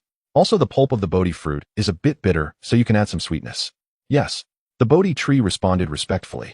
He also valued the fruits he bore greatly. In his view, this was the only way he could help his master. By satisfying his master's appetite, if his master liked to eat, he would strive to bear more fruits, which was why over the past 100 years the number of fruits hanging on his branches had increased from over 100 to over 1,000. Go ahead, cultivate well, Lin Fan said, and the Bodhi bowed deeply and then disappeared from the small courtyard. Then Lin Fan looked towards the fish pond where a group of fish seemed to sense something swimming to the side closer to Lin Fan. He shook his head slightly. There's no fish feed today. He glanced at the starry sky. Oh, it had been several years since the Tianhuang Guild sent someone here. Such a large force, could they just give up like this? Having grown accustomed to a buffet, it was a bit uncomfortable when it suddenly stopped. But it should be soon. Oh, perhaps the next batch of fish feed will be larger and better. Lin Fan said, using the great Tao of fate to observe a glimpse of the future, already seeing that 2 transcendence-level powerhouses would die here. Breakthrough, he said, then slightly closed his eyes, a mystical aura radiating from him, causing the entire small courtyard to fall silent instantly. The wind stopped, the branches of the Bodhi tree no longer swayed, and the water in the fish pond also stilled. All beings' gazes fell upon Lin Fan. The master is about to enter transcendence. The dragon tribe in the fish pond trembled and expressed their excitement and joy. Although Lin Fan was destined to enter the transcendence level, they still felt delighted. They were different from the previous dragon tribe. They had transformed due to Lin Fan. It was as if Lin Fan had nurtured them. The entrance to the creation realm establishes a unique inner world for individual beings referred to as the Tao realm by the creatures of the 3,000 seas. This is the sole characteristic of the creation realm. Transitioning from the creation realm to the celestial realm manifests the Tao realm, which appears in the material world and gives rise to various anomalies. For instance, a celestial realm that cultivates the fire Tao would manifest fire-related phenomena, such as a sea of flames, a blazing sun, and the solar golden crow. The lightning Tao would manifest as a sea of thunder tribulations and thunder spirits. Each anomaly displayed by the Tao realm of the celestial realm is distinct, yet most can reveal the potential and might of that celestial realm through its manifestations. Unlike all other practitioners transitioning from the creation realm to the celestial realm, Lin Fan's breakthrough was tranquil, without any anomalies or disturbances in the surrounding space. However, both the dragon tribe in the pond and the Bodhi tree sensed a tremor emanating from the depths of his soul, as if a supreme existence was being born before them. Lin Yun, still cultivating in Shungjing, suddenly raised his head, a sense of inexplicable anxiety welling up within him. What happened? He said with a tremor, his divine sense scanning the heavens and the earth, yet he found no source, but the tremor was undeniably present. Not only him, but all beings in Shungjing, the 9 regions of humanity, and across the entire Heavenly Emperor star, felt the same sensation. Even the ghost ship in the underworld sea. Oil lamps flickered to life in the stillness of the vast ocean. Is it him? A voice trembled. The transition from creation to celestial, how could it be so terrifying? It's merely a wisp of aura, yet I feel as though I am facing the primordial divine sovereign directly. There are no anomalies, but it is more fearsome than any anomaly. The Tao has reached the celestial. He has truly become a celestial being. They remarked, filled with dread for that individual. When the Heavenly Emperor first discovered him, he was merely referred to as the saint of humanity, yet they knew even then he was far beyond just a saint. However, a mere great saint did not draw much of their attention until they noticed he had already reached the peak of the quasi-emperor stage, daring to manifest a divine sense in the underworld sea. This time they felt apprehensive, but preferring to avoid trouble, they chose not to engage with him. The last time they saw him, he was already carrying the weight of the entire world through the starry sky. A single gaze from him left them breathless. To this day, they do not even dare to speak of him, as if he were a taboo, unspeakable. Once again, from the remnants of the human realm emerges an extraordinary existence. Although he is merely celestial, I sense he is not far from the heavenly soul divine sovereign. What kind of Tao is this that it defies heaven so? They remarked, their faces filled with shock. Could it be one of the 3 supreme Taos? They had encountered prodigies who comprehended the supreme Tao, Although they were monstrous talents, none reached this level possessing the strength to uplift worlds and traverse the starry sky upon entering the creation realm. Now having just entered the celestial realm, he already possesses the might of the primordial.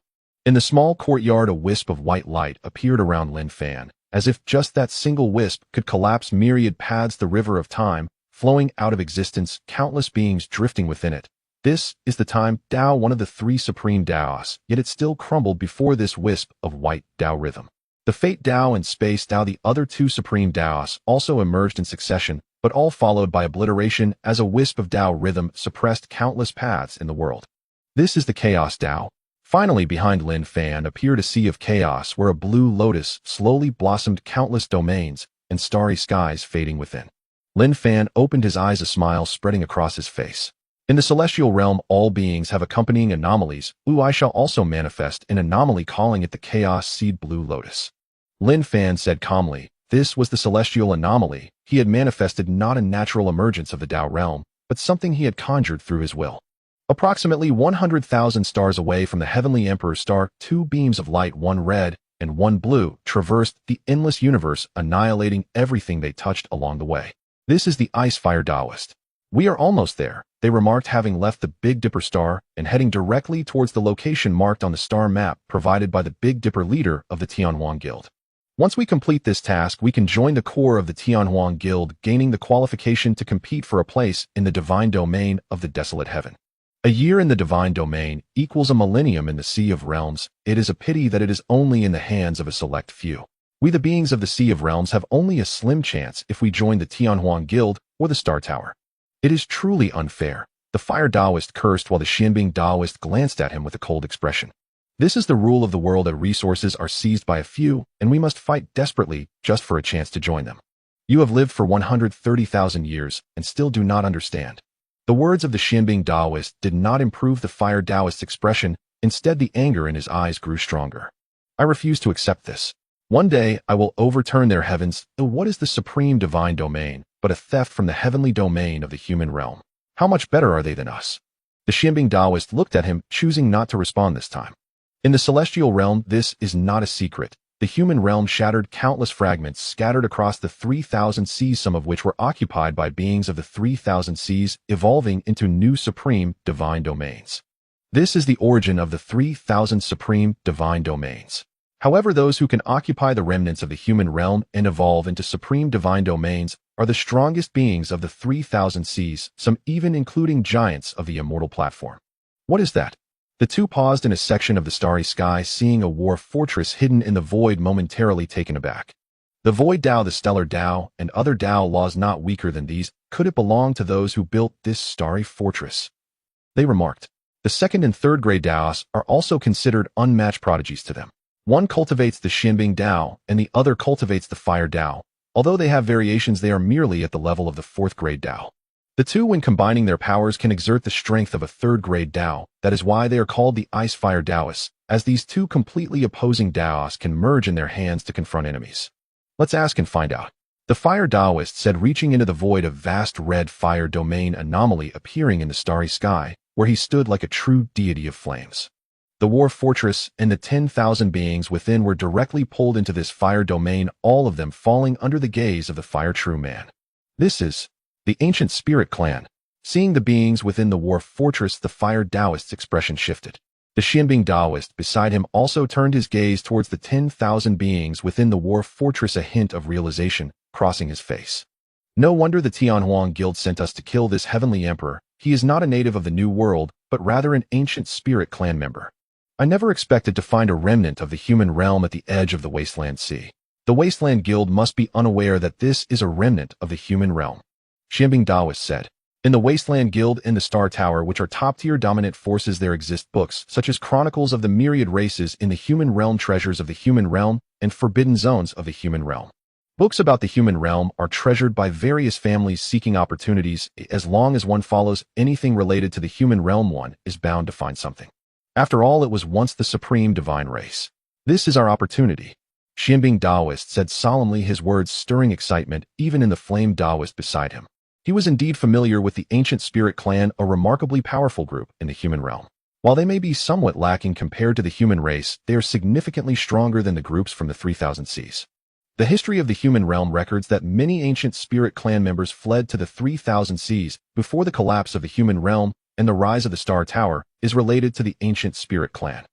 The Heavenly Emperor must die, but it seems there is no need to rush now. Let's first seek opportunities with the ancient spirit clan. They said this, and then looked toward the 100,000 spirit clans within the Star Fortress, taking out a Chinquan bag and directly storing the entire Star Fortress inside. In another part of the starry sky, Yiling, who was in battle with a mercenary group, suddenly froze, stopping in the void. What happened? A beam of starlight descended, revealing Linghui's figure as he looked at Yiling and asked, "I have lost 100,000 clansmen." Her words caused Linghui's expression to also change. Not only the Spirit Clan, but the later realms also lost 100,000 clansmen, followed by the Demon Clan, Song Clan, Elemental Clan. In just a few days, more than a dozen war fortresses had disappeared. Over 1 million people have vanished. The news reached Zhao Kuangyi, who stood on the deck of the starship, gazing at the star map before him, deep in thought for a long time before closing the star map. "A transcendent being has made a move," he said, causing a stir among the people on the starship. A transcendent being? Could it be Songyun Daoist? But Songyun Daoist has been in seclusion for a long time. The Fengtian Merchant Association has been monitoring him, and any hint of his activities could not have gone unnoticed. Zhao Kuangyi shook his head. If it were Songyun Daoist, it would not be possible for him to capture over 1 million of us like this. We might have a bigger problem. I need to consult the master. He said this with a serious expression, then he took out the book Lin Fan had given him, Comprehensive Mirror of Governance, in front of the crowd. He carefully placed the book in an expanse of emptiness and respectfully bowed to it. "Master." He said these 2 words, causing everyone to feel a sudden reverence, especially among those who had never truly seen Lin Fan. They all knew that the master Zhao Kuangyi referred to was the Heavenly Emperor. But could such a simple phrase really summon the Heavenly Emperor? Qian Yuan walked in from outside the starship, and the crowd parted to make way. The Demon Emperor Qian Yuan remained the strongest among the myriad races, and was the only one at the 2nd level of the creation realm. He did not share the doubts of the crowd regarding Zhao Kuangyi. He directly knelt before the book, his expression respectful. "Heavenly Emperor," he called out, causing everyone to be taken aback. It was the first time they had seen the prideful Demon Emperor showing such reverence. The book hovered in the void, the 4 characters Comprehensive Mirror of Governance, outlining an ineffable Tao rhythm, but after a long time without a response, just as Zhao Kuangyi was about to give up, a voice suddenly echoed. "Zhao Kuangyi, what is it?" The 4 characters fell from the book, transforming into a figure in the void clad in white robes, looking at Zhao Kuangyi with a hint of a smile. "Heavenly Emperor." The crowd was stunned and then bowed in unison.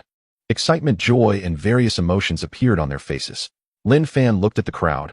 Although he was merely a manifestation of divine thought, he could still see through most of their thoughts. Zhao Kuangyi stepped forward and began to express his speculations. "Master, we have lost 15 war fortresses without explanation, and over 150,000 people have vanished along with them. I suspect that a transcendent being has arrived," he said solemnly. He did not know how strong Lin Fan was, but he had heard of the terrifying strength of transcendent beings capable of easily destroying a life star. Moreover, he deduced that this transcendent being likely came from the Wasteland Guild and the Star Tower. Perhaps they are not so simple opponents for the master. Lin Fan was slightly taken aback upon hearing this, then smiled. "They have finally come." His casual remark caused Zhao Kuangyi to pause, raising his head to look at Lin Fan. Seeing Lin Fan's gaze, he paused for a moment, then felt his entire heart relax. He had indeed underestimated the master. In the small courtyard, Lin Fan looked up at the starry sky, the endless cosmos reflecting in his eyes, when 2 figures appeared within his gaze. He smiled. "You really think highly of me to send 2 7th-level transcendent beings at once?" He remarked, "One from the Star Tower and one from the Wasteland Merchant Association. In the past century, there have been no less than 1,000 deaths on the Heavenly Emperor star. Yet these 2 forces continue to send people, as if competing to see who can first see through him. Putuwa, your opportunity has come." Lin Fan said. The Bodhi tree swayed slightly. It did not know what opportunity Lin Fan was referring to, but as long as Lin Fan said it, it would believe. "On the starship. I see them. They have come to seek me out themselves," Lin Fan said, causing the crowd to tremble. They were not just one person, but specifically heading towards the Heavenly Emperor. Heavenly Emperor. A hint of tension appeared on their faces. After all, they were transcendent beings, powerful existences that controlled a realm of life. There was more than one. Could the Heavenly Emperor really handle this? Lin Fan merely smiled faintly. "All is well," Lin Fan said lightly, then this divine thought manifestation disappeared. The crowd trembled slightly and bowed towards the place where Lin Fan had vanished. Then they turned their gaze to Zhao Kuangyi. Zhao Kuangyi shook his head slightly. We need not worry about enemies above the transcendent realm, for the master is here. What we should consider is whether the Sanyun star will take this opportunity to attack us after we suddenly lost the defensive strength of 15 war fortresses. He said, causing the expressions of the crowd to harden. The Heavenly Emperor has enemies, and so do they. The disappearance of 15 war fortresses is equivalent to tearing a hole in their front line. Enemies can attack at any time. Outside the Heavenly Emperor star, the ice and fire Taoists appeared, their gazes fixed on the Heavenly Emperor star, filled with shock. This is unlike what everyone else saw. They witnessed the true form of the Heavenly Emperor star. A gigantic tree supported the entire vast world, the sun and moon placed on either side, and the immense world avenue spread across the entire starry sky. This was a being with a terrifying foundation. It is merely at the creation realm. And Master Xianbing spoke, yet immediately afterward drew a deep involuntary breath. To merely be at the creation realm, and yet capable of upholding an entire world.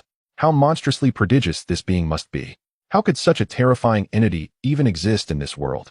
So this must be the ancestral land of the primordial spirit clan. No wonder the Tianhuang Guild dispatched so many cultivators and still failed to fathom this world. With such a being guarding it, who could possibly infiltrate the Tianyi star? It must possess at least a primordial chaos Tao foundation. Were I its equal in cultivation realm, I would even doubt whether the Beidou Star Lord could rival it. They gazed upon the colossal tree upholding the entire world, their expressions awestruck. We shall call you the divine tree, for surely you sensed our arrival long before we reached this place. Since you are already aware of us, why not reveal yourself? They fixed their gaze upon the immense tree. Bodhi tree stood amidst the boundless starry void, upholding the world entire, utterly motionless, as if nothing more than an inert artifact. Master Binghua waited a moment, brows faintly furrowed. You refuse to appear. Master Huyan spoke, and behind him a crimson sun rose, igniting the entire starfield with searing flame, which slowly crept toward the Bodhi tree's roots. What does your prodigiousness matter? You are but a creation realm being. To slay you I need only lift a finger. Submit now, and show yourself without delay. Otherwise I shall rip your roots from the earth, root and all. Ni's voice brimmed with killing intent, coalescing into a scorching tempest that swept across the starfield, causing the Tiandi star itself to tremble faintly. Countless beings looked up and saw beside the familiar sun another, a blazing orb radiating fury and death. What manner of existence is this? What does it intend? Trembling countless beings whispered. Lin Yang, Ling Yun, and others who had arrived from beyond the heavens knew far more than the natives of Tiandi Star, and upon seeing that fiery sun their faces paled with terror. A celestial ascension omen, the descent of a celestial ascension sovereign. This is the flame Tao. Among the Beidou Star Sea no celestial ascension sovereign cultivates this Tao. Only in the Xiantian Star Sea east of the Beidou Star Sea is it known. Binghua Taoist, at that name all present instinctively shuddered. He ranked among the top 5 sovereigns of the Xiantian Star Sea. A being of such stature had descended upon Tiandi Star and struck directly at it. Still you refuse to appear. Master Huyan's voice echoed across Tiandi Star, and then a colossal arrow formed from infinite flame materialized, a million li long, poised to pierce the world through in a single shot.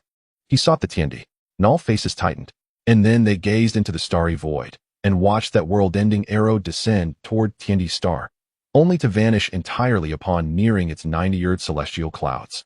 A ripple in space, origin unknown, grazed the void, extinguishing the raging flames across the entire starfield. Master Huyan recoiled in shock, retreating 10,000 li in a single step. Master Xianbing too stiffened, swiftly drawing near Master Huyan. And together they were strongest. And now, not only Master Huyan, but she herself, felt an inexplicable, profound threat. Who is it? And they stared into the starfield where Tiandi Star hung, voices taught. And then a voice resonated across the stars. Did you not come seeking me? Yet you still do not know who I am. A soft, tranquil voice, and before their eyes a modest courtyard appeared. And beneath a Bodhi tree sat a man clad in white robes, gazing calmly upward at them. His gaze was serene, as though regarding 2 strangers of no consequence. A faint knowing smile played upon his lips, as if awaiting what they might attempt next. The Tiandi, and their expressions froze in awe. And so this was the Tiandi. Then their divine senses pierced the starfield, settling upon Lin Fan, and their taut features instantly relaxed. Merely celestial ascension realm, first tier. And Master Huyan's extinguished flames roared back to life.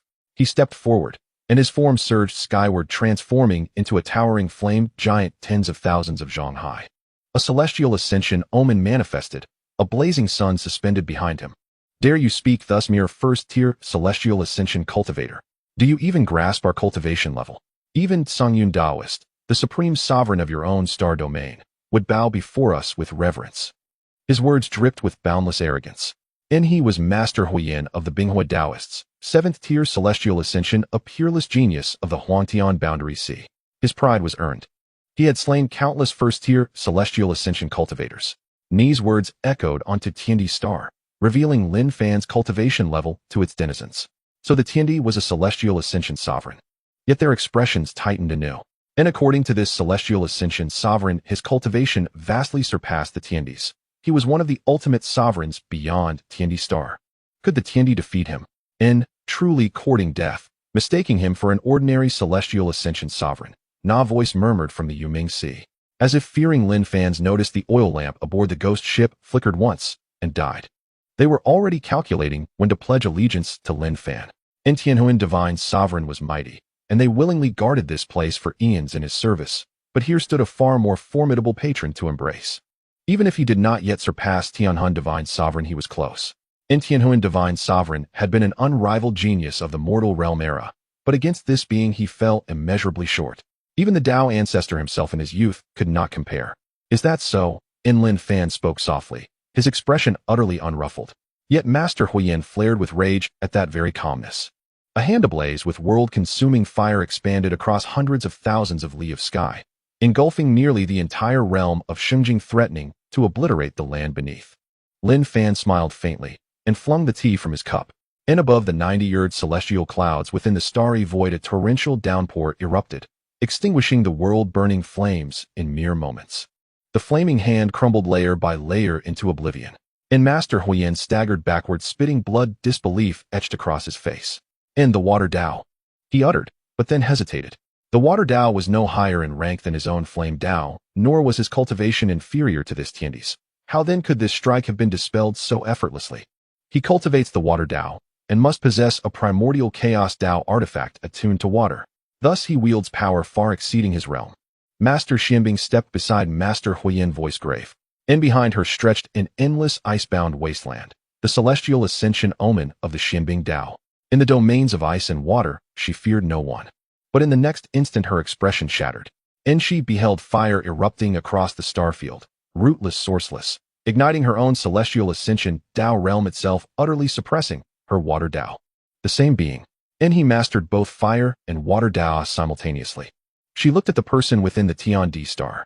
The man in white was surprisingly holding a cup of tea, observing them without making any real move, merely using a thought to manipulate the paths of water and fire, completely suppressing them. How could this be possible?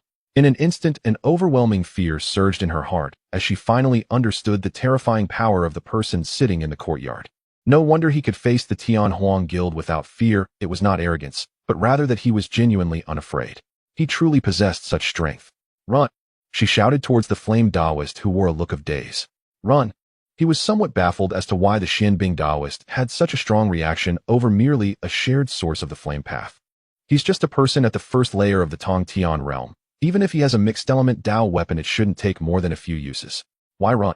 he said, with the sun hanging high and a fierce battle intent. "Fool!" the Xianbing Taoist scolded angrily, disregarding the flame Taoist, turning into a streak of blue light and dashing away, even employing the blood escape technique. The flame Taoist watched her retreating figure, still looking confused. But in the next moment, he noticed that the Xianbing Taoist who had originally fled surprisingly returned, and he was momentarily stunned before breaking into a smile. "I told you, how could you possibly be scared by a person at the first layer of the Tongtian realm?" he said, but the Xianbing Taoist ignored him. She seemed to realize she was back at the Tiandi star, her face displaying despair. "How is this possible?" she stammered. Unwilling to believe the scene before her, she fled toward the distant starry sky, but moments later, she found herself back in this starry realm. After several repetitions of this, the Xianbing Taoist finally gave up. She looked toward the courtyard on Tiandi star, but she could no longer see the man in white, and her expression shook. The void tore apart, and that person appeared before them, his cultivation at the first layer of the Tongtian realm, not a falsehood, yet he exerted a suffocating pressure on her. "Are you all very interested in my tree?"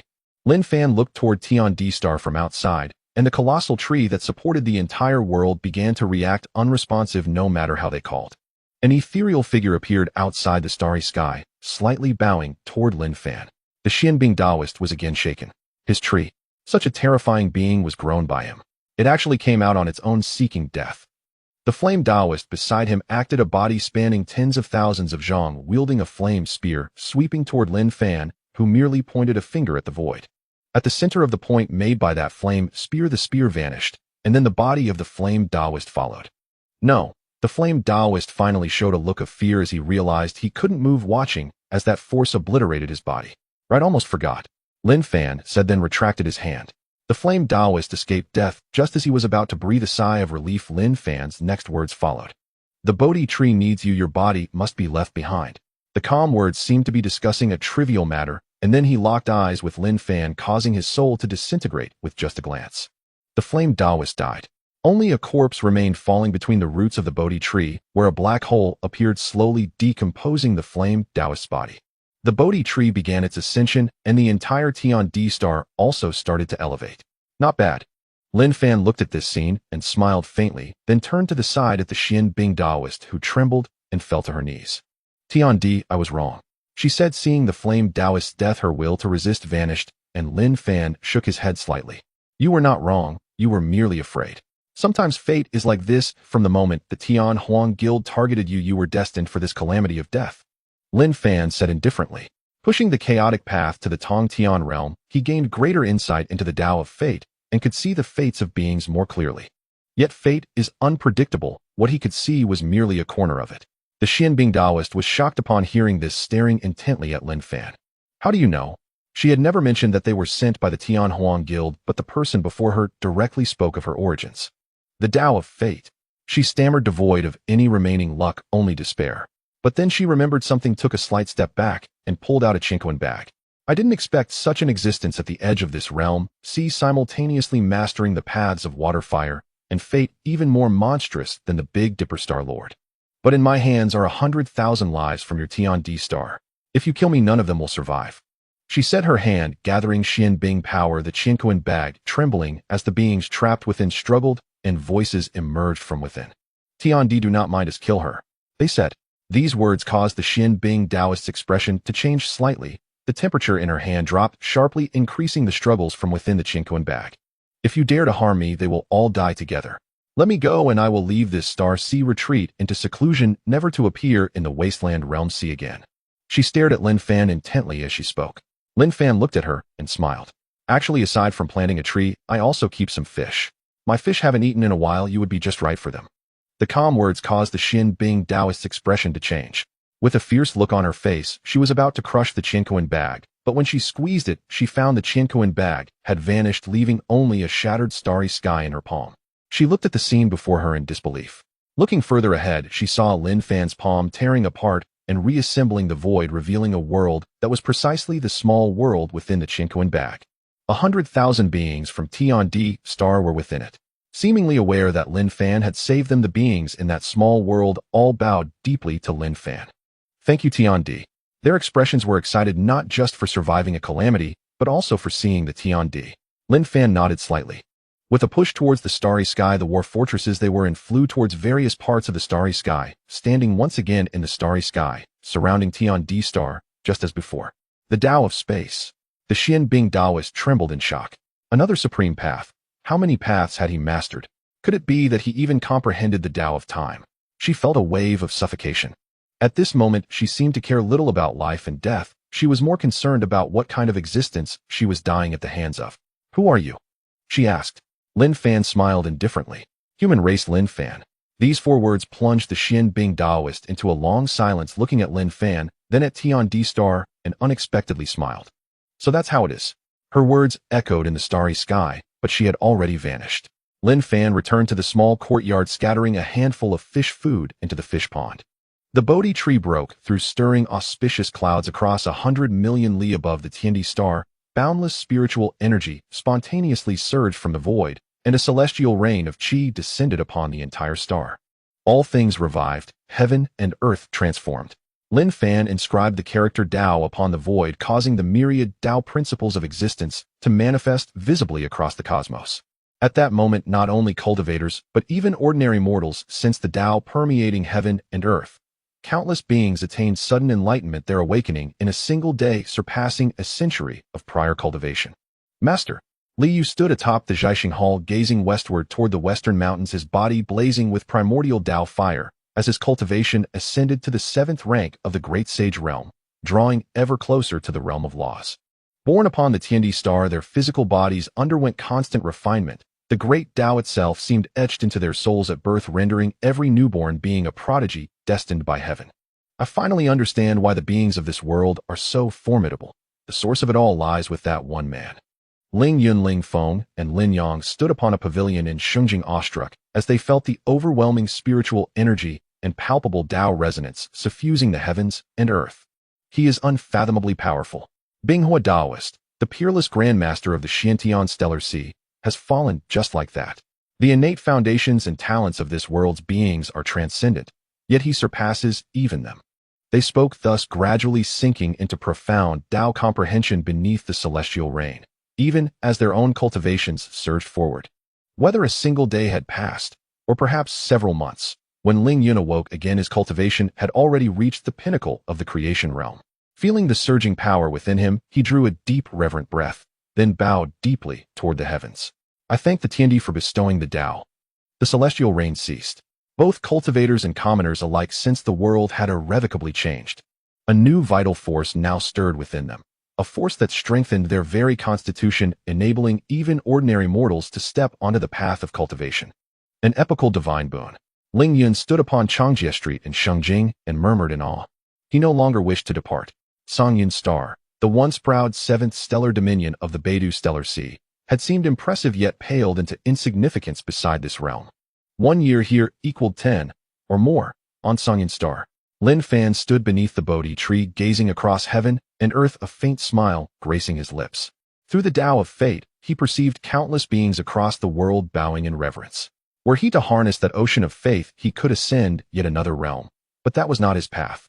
His Tao required no aid, not from any being nor from any force. The Tongtian realm, it is time I ventured beyond. Lin Fan glanced once more toward the starry firmament and smiled faintly. Beidou Star, Tianhuang Guild. Within the deepest courtyard of that domain, a council of Tianhuang Guild elders stared in disbelief at an extinguished soul lamp. Binghua Daoist is dead. A venerable elder, his cultivation at the apex of the creation realm, spoke with trembling voice. He ranked among the top 5 grandmasters of the Tianxian Stellar Sea, and had been closely monitored by the Tianhuang Guild as a rare hybrid origin talent. And yet he had fallen. They had assigned him this mission precisely because they deemed it utterly without peril. Mere frontier expansion of a nascent world. What threat could even a Tongtian realm master pose against Binghua Daoist? He was no ordinary Tongtian master. He stood at the 7th rank. It has scarcely been a month. Binghua Daoist did not even manage to send a distress signal. What manner of foe did they encounter? Was it the Tiandi? The Tiandi star? Did we misjudge it from the outset? They spoke in hushed, heavy tones. The air in the chamber grew thick with dread. The death of a hybrid origin prodigy implicated every one of them. None could evade accountability. Captain, what shall we do? They turned toward the Beidou Star branch captain of the Tianhuang Guild, the very one who had summoned Binghua Daoist. He too was a Tongtian realm master, yet only at the 1st rank. His gaze withdrew from the darkened soul lamp, his expression momentarily distant before he slowly turned to face the assembled Tianhuang Guild elders. Binghua Daoist's death cannot be concealed. All know he accepted this assignment. Report the truth. Await directives from above. At his words, the assembly recoiled. Captain, do you believe any of you could handle this matter? Will you go to the Tiandi star yourselves? If the Tiandi comes seeking retribution, will you stand against him? The Tianhuang Guild captain spoke sternly. Their expressions hardened instantly, gravity settling upon each face. Report immediately. Instantly, the entire Tianhuang Guild mobilized envoys stationed beyond Beidou Star were recalled one by one. The guild entered a state of highest alert. This unprecedented response also alerted Xinglo, the other paramount hegemon of the Tianhuang Stellar Sea, sparking waves of scouts shuttling ceaselessly between the two powers. What is the Tianhuang Guild scheming? Within Xinglo's halls, a gathering murmured, gazing toward the Tianhuang Guild's domain, though answers soon arrived. The Tianhuang Guild dispatched Binghua Daoist on a mission, with Beidou Star serving as the staging ground. And recently Binghua Daoist perished. The news silenced the entire stellar expanse for a long, stunned moment. Shock rippled across every being. Binghua Daoist's death was a cataclysm capable of shaking the stars themselves. Soon the report spread far and wide, not issued by the Tianhuang Guild, but leaked by Xingluo. Countless beings trembled, their gazes converging upon the Beidou stellar sea. Could it have been the Beidou star sovereign? Nearly all shared this assumption, for in their view only the Beidou star sovereign possessed the strength to slay Binghua Daoist. Beyond the Tiandi star inside the human race's war fortress, Zhao Kuangyi received intelligence from the Fengtian Mercantile Guild. So those two were Binghua Daoist. He said unmoved.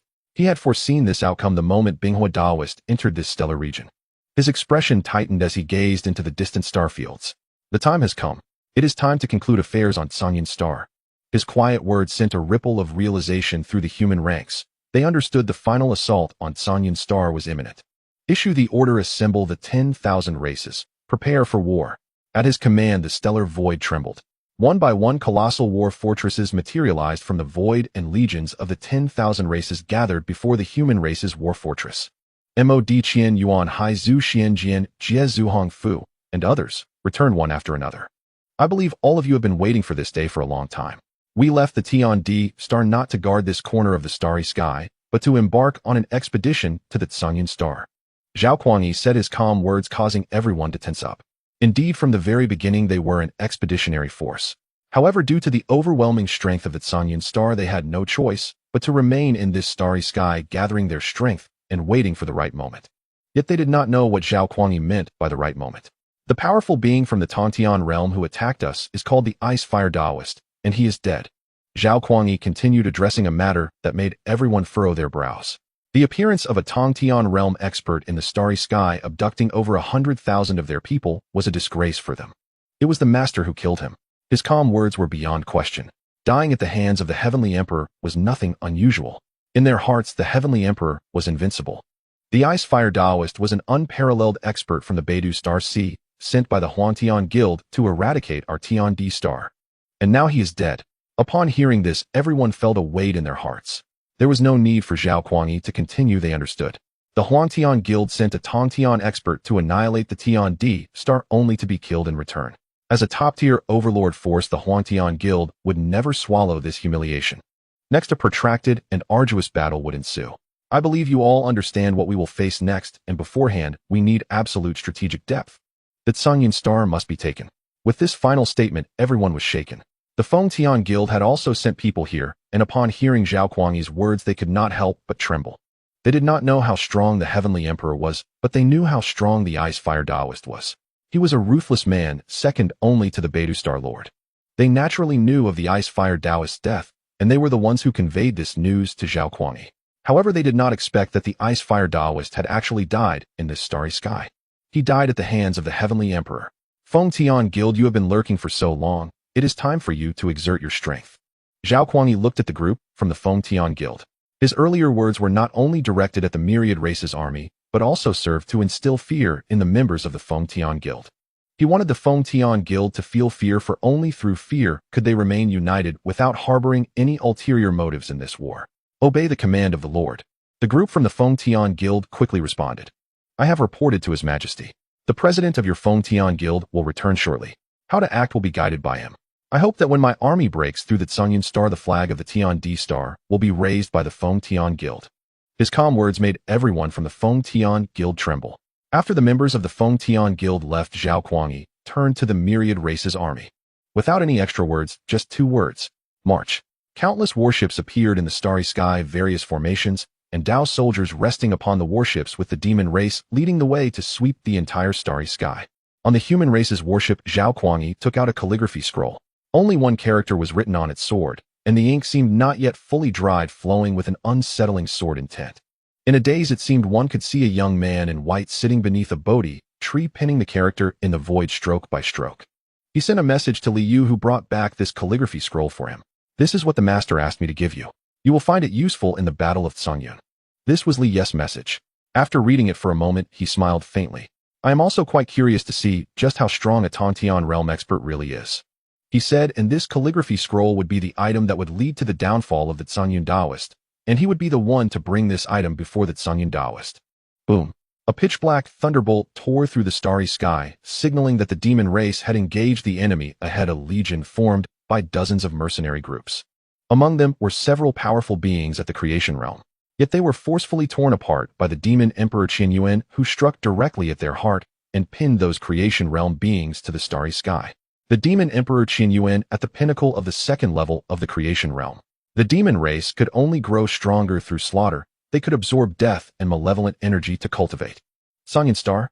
The army of the Tiandi Star is attacking our Songyun Star. A message shook the entire Songyun Star, causing countless inhabitants to look up first in confusion, then with faces full of uncertainty. Is the Tiandi Star also going to attack us? They asked, puzzled. Isn't that a frontier realm? They had always held the initiative, continually attacking the Tiandi Star, which could only defend, having no power to counterattack. Now hearing that the Tiandi Star was coming to attack, everyone was stunned. The members of the Feng Tian Guild watched this scene, shaking their heads. Some people have always stood at the top, yet they do not realize that the tower of the Songyun Star has long been decayed and is teetering on the brink of collapse. The Tiandi Star has long stood invincible. This is the end of the Songyun Star. Of course, they did not let those outside hear these words. For 100 years, the Feng Tian Guild had gradually understood the strength of the Tiandi Star. The more they understood, the more they feared, from initial confusion to now completely recognizing Ling Yun. At this time, Ling Yun also returned to the Feng Tian Guild. Everyone witnessed the scene of Ling Yun's return. The void ripped apart, and his entire body seemed to be pushed through from a spatial layer, the ripples in that space causing all who saw it to feel breathless. Upon returning, Ling Yun did not look at the members of the Feng Tian Guild at first, but respectfully bowed toward the spatial rift behind him. Bow, he said, causing the members of the Feng Tian Guild to tremble and bow down. Only when the spatial rift completely disappeared did Ling Yun turn around, allowing the Feng Tian Guild members to see his current appearance. Feeling that pressure, everyone was filled with joy. President, you have broken through. Ling Yun nodded and then scanned everyone in the hall. In the century of the Tiandi Star, blessed by the Heavenly Emperor, I had an epiphany and finally stepped into the 9th level of the creation realm. His understated words made everyone feel a tremor. Not only I, but you all are considered subordinates of the Tiandi Star. Each of you has the chance to receive the Heavenly Emperor's blessings. The power of the Heavenly Emperor is beyond imagination. A mere blessing is a tremendous opportunity for you. However, the Heavenly Emperor will not bestow opportunities without reason, and this battle will be your chance to prove yourselves. His words stirred everyone's hearts, and seeing Ling Yun's reverence when mentioning the Heavenly Emperor, they had completely come to believe in that Heavenly Emperor. President, how strong is that Heavenly Emperor? Someone still asked. Ling Yun focused and then shook his head. It cannot be said. How formidable the Celestial Emperor truly was. Ling Yun himself did not know. At their first meeting, the Celestial Emperor's cultivation stood only at the 4th realm of creation refinement, yet a single glance from him utterly crushed Ling Yun. When they met again, he had already ascended to the heaven-piercing realm. Even the Ice-Fire Taoist had been effortlessly erased. That one could not be measured by cultivation alone. Across the endless eons of the Huangtian Sea realm, no genius, past or present, could rival him. You need only understand this. Aligning with him is an unprecedented opportunity for our Fengtian Mercantile Guild, the likes of which have never arisen in its entire history. The very structure of the Huangtian Sea realm may shift because of him for 10,000 years to come. A single sentence sent shockwaves through every listener.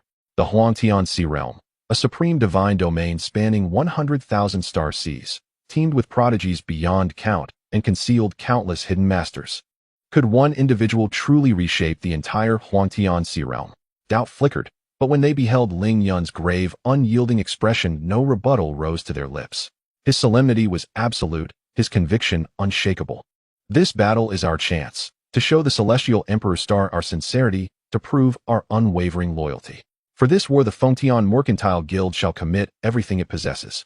Even if every one of us falls upon the battlefield, Ling Yun declared, gazing toward the heavens beyond the guild's borders, his countenance heavy with resolve. The 3 great powers were already mobilizing, while legions of Tianhuang Guild mercenaries surged into the starry void, gradually coalescing into a vast, awe-inspiring army. Meanwhile, over 100 new missions appeared simultaneously on the Tianhuang Guild's bulletin board. 1-star mission: slay 1,000 soldiers of the Celestial Emperor Star. Reward: 100 stellar coins. 1-star mission: eliminate Qiyuan, commander of the Celestial Emperor Star's Elemental Legion. Reward: 0 stellar coins. 3-star mission: slay Qin Yuan, Supreme Marshal of the Celestial Emperor Star's Demon Clan Legion. Reward: 0 stellar coins. In recent decades, fame in the Songyun Star domain had not belonged solely to Qin Yuan, Hongfu, and Xinjian.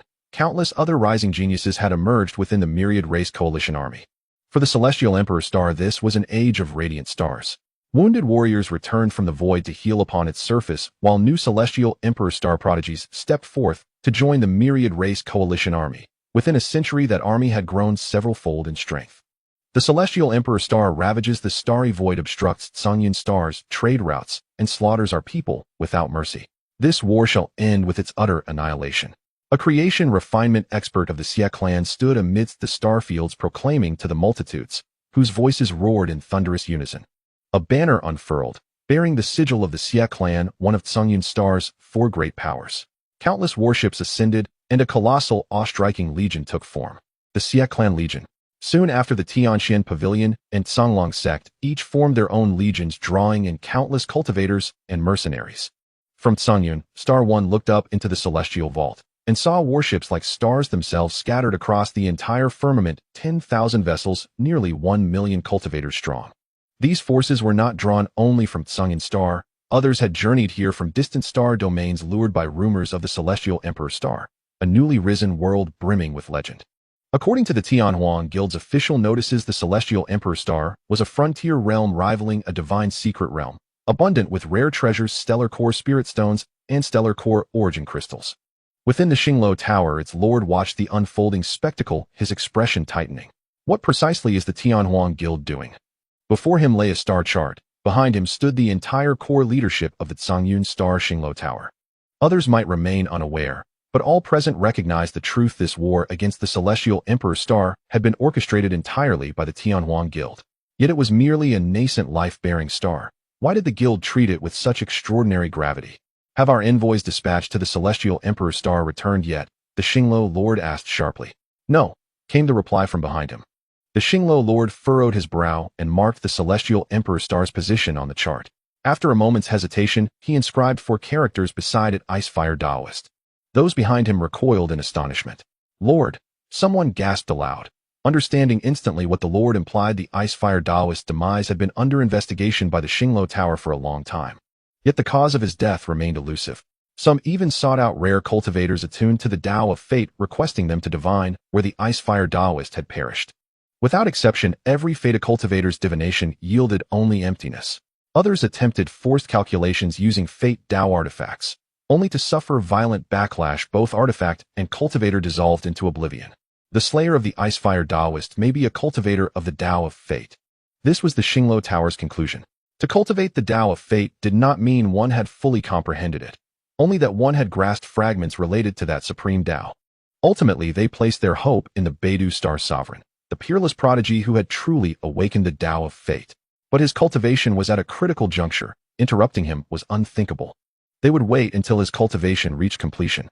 Could the Icefire Taoist killer be linked to the Celestial Emperor star? One Xinglo elder ventured, and a collective shiver ran through the chamber, all eyes turning to the Xinglo Lord. The Xinglo Lord fell silent for a long moment. Transmit this star chart back to headquarters.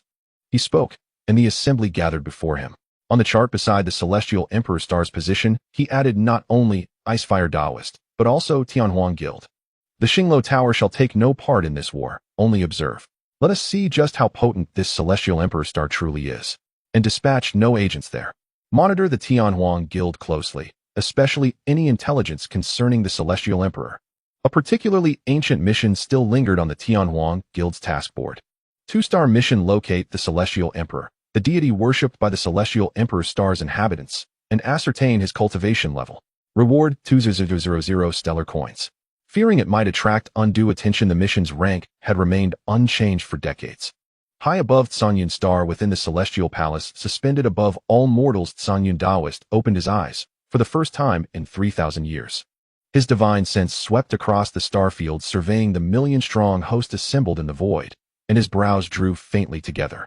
The Celestial Emperor star, a newborn world. Fragments of discourse drifted into his awareness. He frowned slightly, then closed his eyes once more, resuming his seclusion. To him, this was merely another frontier expedition, of no particular consequence. Whatever treasures emerged, be they rare herbs or stellar core spirit stones, they would inevitably pass through his hands upon reaching Tsungyun star. Fengtian Mercantile Guild. The Great War approaches, a matter of Tsungyun star's honor and dignity. As one of Tsungyun star's 4 great powers, alongside the Xia clan Tianxian Pavilion and Songlong sect, you cannot stand aside as a mere spectator. A voice echoed into the Fengtian Mercantile Guild, and countless gazes turned toward it. Ling Yun stepped forth, his ninth realm of creation, refinement, aura surging. Gazing upon the million-strong host in the starfields, he offered a faint, tranquil smile. When faced with an external foe, the four great powers of Cangyan Star share a single breath. We shall march together. With that, he raised his hand, and a tide of Fengtian Mercantile Guild cultivators surged forward, their warships merging seamlessly into the three great legions beyond the stars. The vast starry vault was studded with innumerable lights, yet those stars that bore life were but 1 in 100 million. The birth of each living star was the slow accretion of endless ages. Of course, every newborn living star drew the covetous gaze of countless stellar beings. Only nascent stars contained the two principal resources cultivators sought: Starcore Spirit Stones and Starcore Source Crystals. For an ordinary nascent star being discovered by the denizens of the firmament and designated as a star for exploitation was a calamity. Its native life and spirit artifacts would be bartered like goods, the fate of innumerable newborn stars. Yet that too was a way for a newborn star to integrate into the heavens. To the inhabitants of Cangyan Star, Tiandi Star was an anomaly and a challenge to Kangyans standing within this star sea. In this battle, exterminate every life of Tiandi Star, voices echoed across the sky. Creation realm potentates rose into the void, legions answering by the millions, sweeping grandly toward the firmament. Meanwhile, news of Kangyan's campaign spread to other reaches of the starry sea. They opened Xingla's signature virtual world and broadcast the battle in synchronous recording. It was a deliberate display by Kangyan's people meant to proclaim to the myriad beings of the stars their dominion over this sector of the heavens. Yet within Xingla's virtual realms, such transmitted scenes were common and drew little attention. The Huangtian realm sea was too boundless, and the Cangyan Star domain but a small corner of it. Sangtian Star pioneering battle.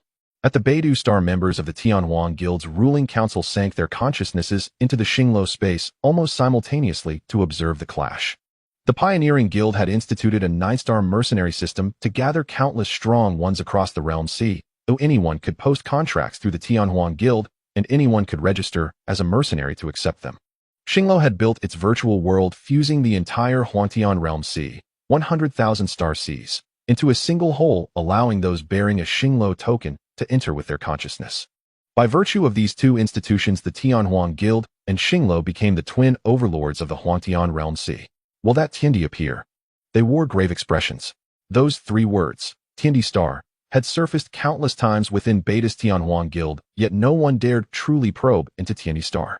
They only hoped the people of Cangyan Star could force that Tiandi's hand.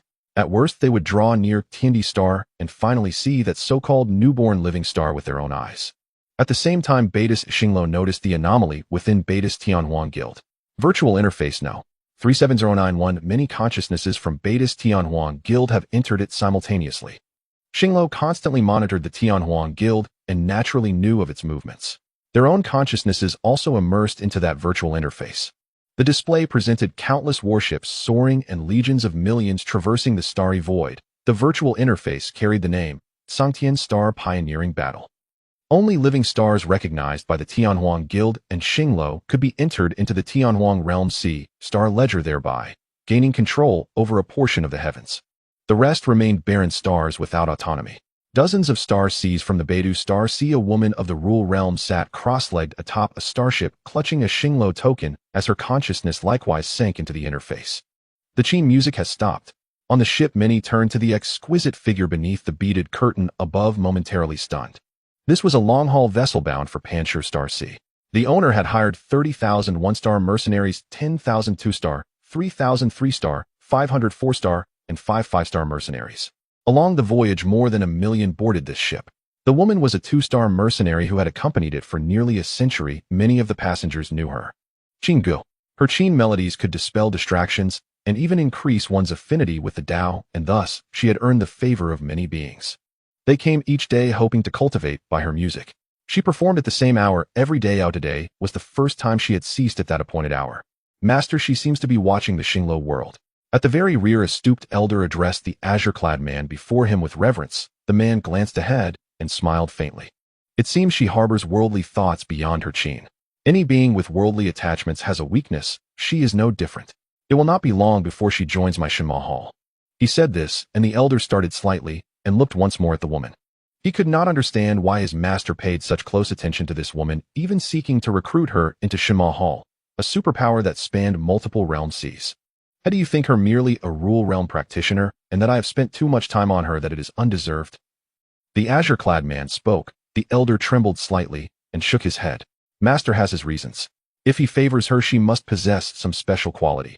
This old servant is simply too dim-sighted to perceive it. The elder spoke bent and full of reverence. Anyone who saw this would be astonished. This elder was one of the five-star mercenaries and the strongest among them. Tongtian realm 4th tier. That such an existence showed such humility before the azure-clad man was astonishing. The azure-clad man only smiled faintly at the remark. The rule realm is indeed not formidable, but do you know how much time she has invested, or what Tao she has truly comprehended? He looked toward the figure beneath the beaded curtain, a trace of gravity in his eyes. In less than 200 years, she has comprehended the life and death Tao. The understated words made the elder widen his eyes. She is not yet 200 years old. How can that be?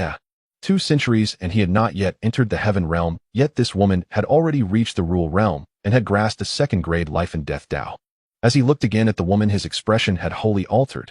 He finally understood why his master had poured so much time into her. Such a talent was scarcely inferior to those prodigies who perceived the supreme Tao. Master, when shall we go invite her? The elder asked again. The azure-clad man smiled faintly at the question. She refused. The single sentence stunned the elder. One could refuse an invitation from Shinma Hall. Could she not know what Shinma Hall represented?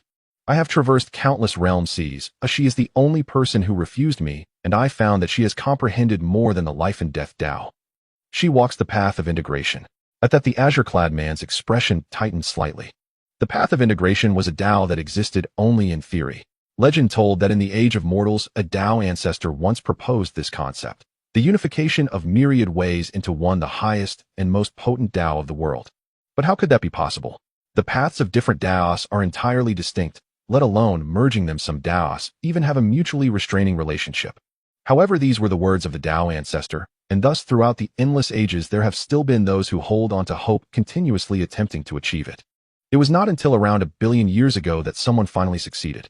The paths of wood and water merged to form a new Tao that had never appeared before, comparable to the third-rank life Tao, and even stronger than the life Tao in certain aspects.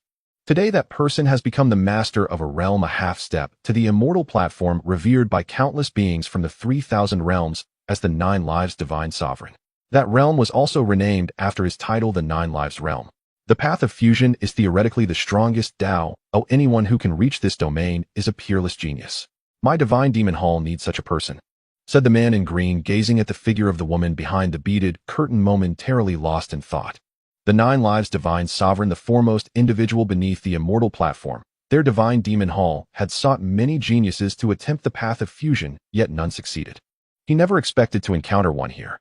Without needing guidance, she had already embarked on the path of fusion, and her potential was even greater than that of the 9 Lives Divine Sovereign. He must join the divine demon hall. He can only join the divine demon hall. Finally, he said, no longer paying attention to the elder standing quietly at the back of the crowd, watching Qin Gu, while the elder respectfully stood behind him, not daring to leave for a moment. In another corner of the starry sky, a young man with a firewood knife at his waist killed a 7th-stage expert of the rule realm with a single slash, causing a tremor across the entire starry sky. A 1st-stage rule realm killing a 7th-stage rule realm. What kind of monster is this? Just when a group of mercenaries thought he would take advantage of the situation to slay other starry sky bandits, he suddenly took out a star tower order. Sonyan Star. He murmured, yet no one understood his meaning. It's a pity it's not at the Heavenly Emperor Star. However, there will be great battles in the future, no need to rush at this moment.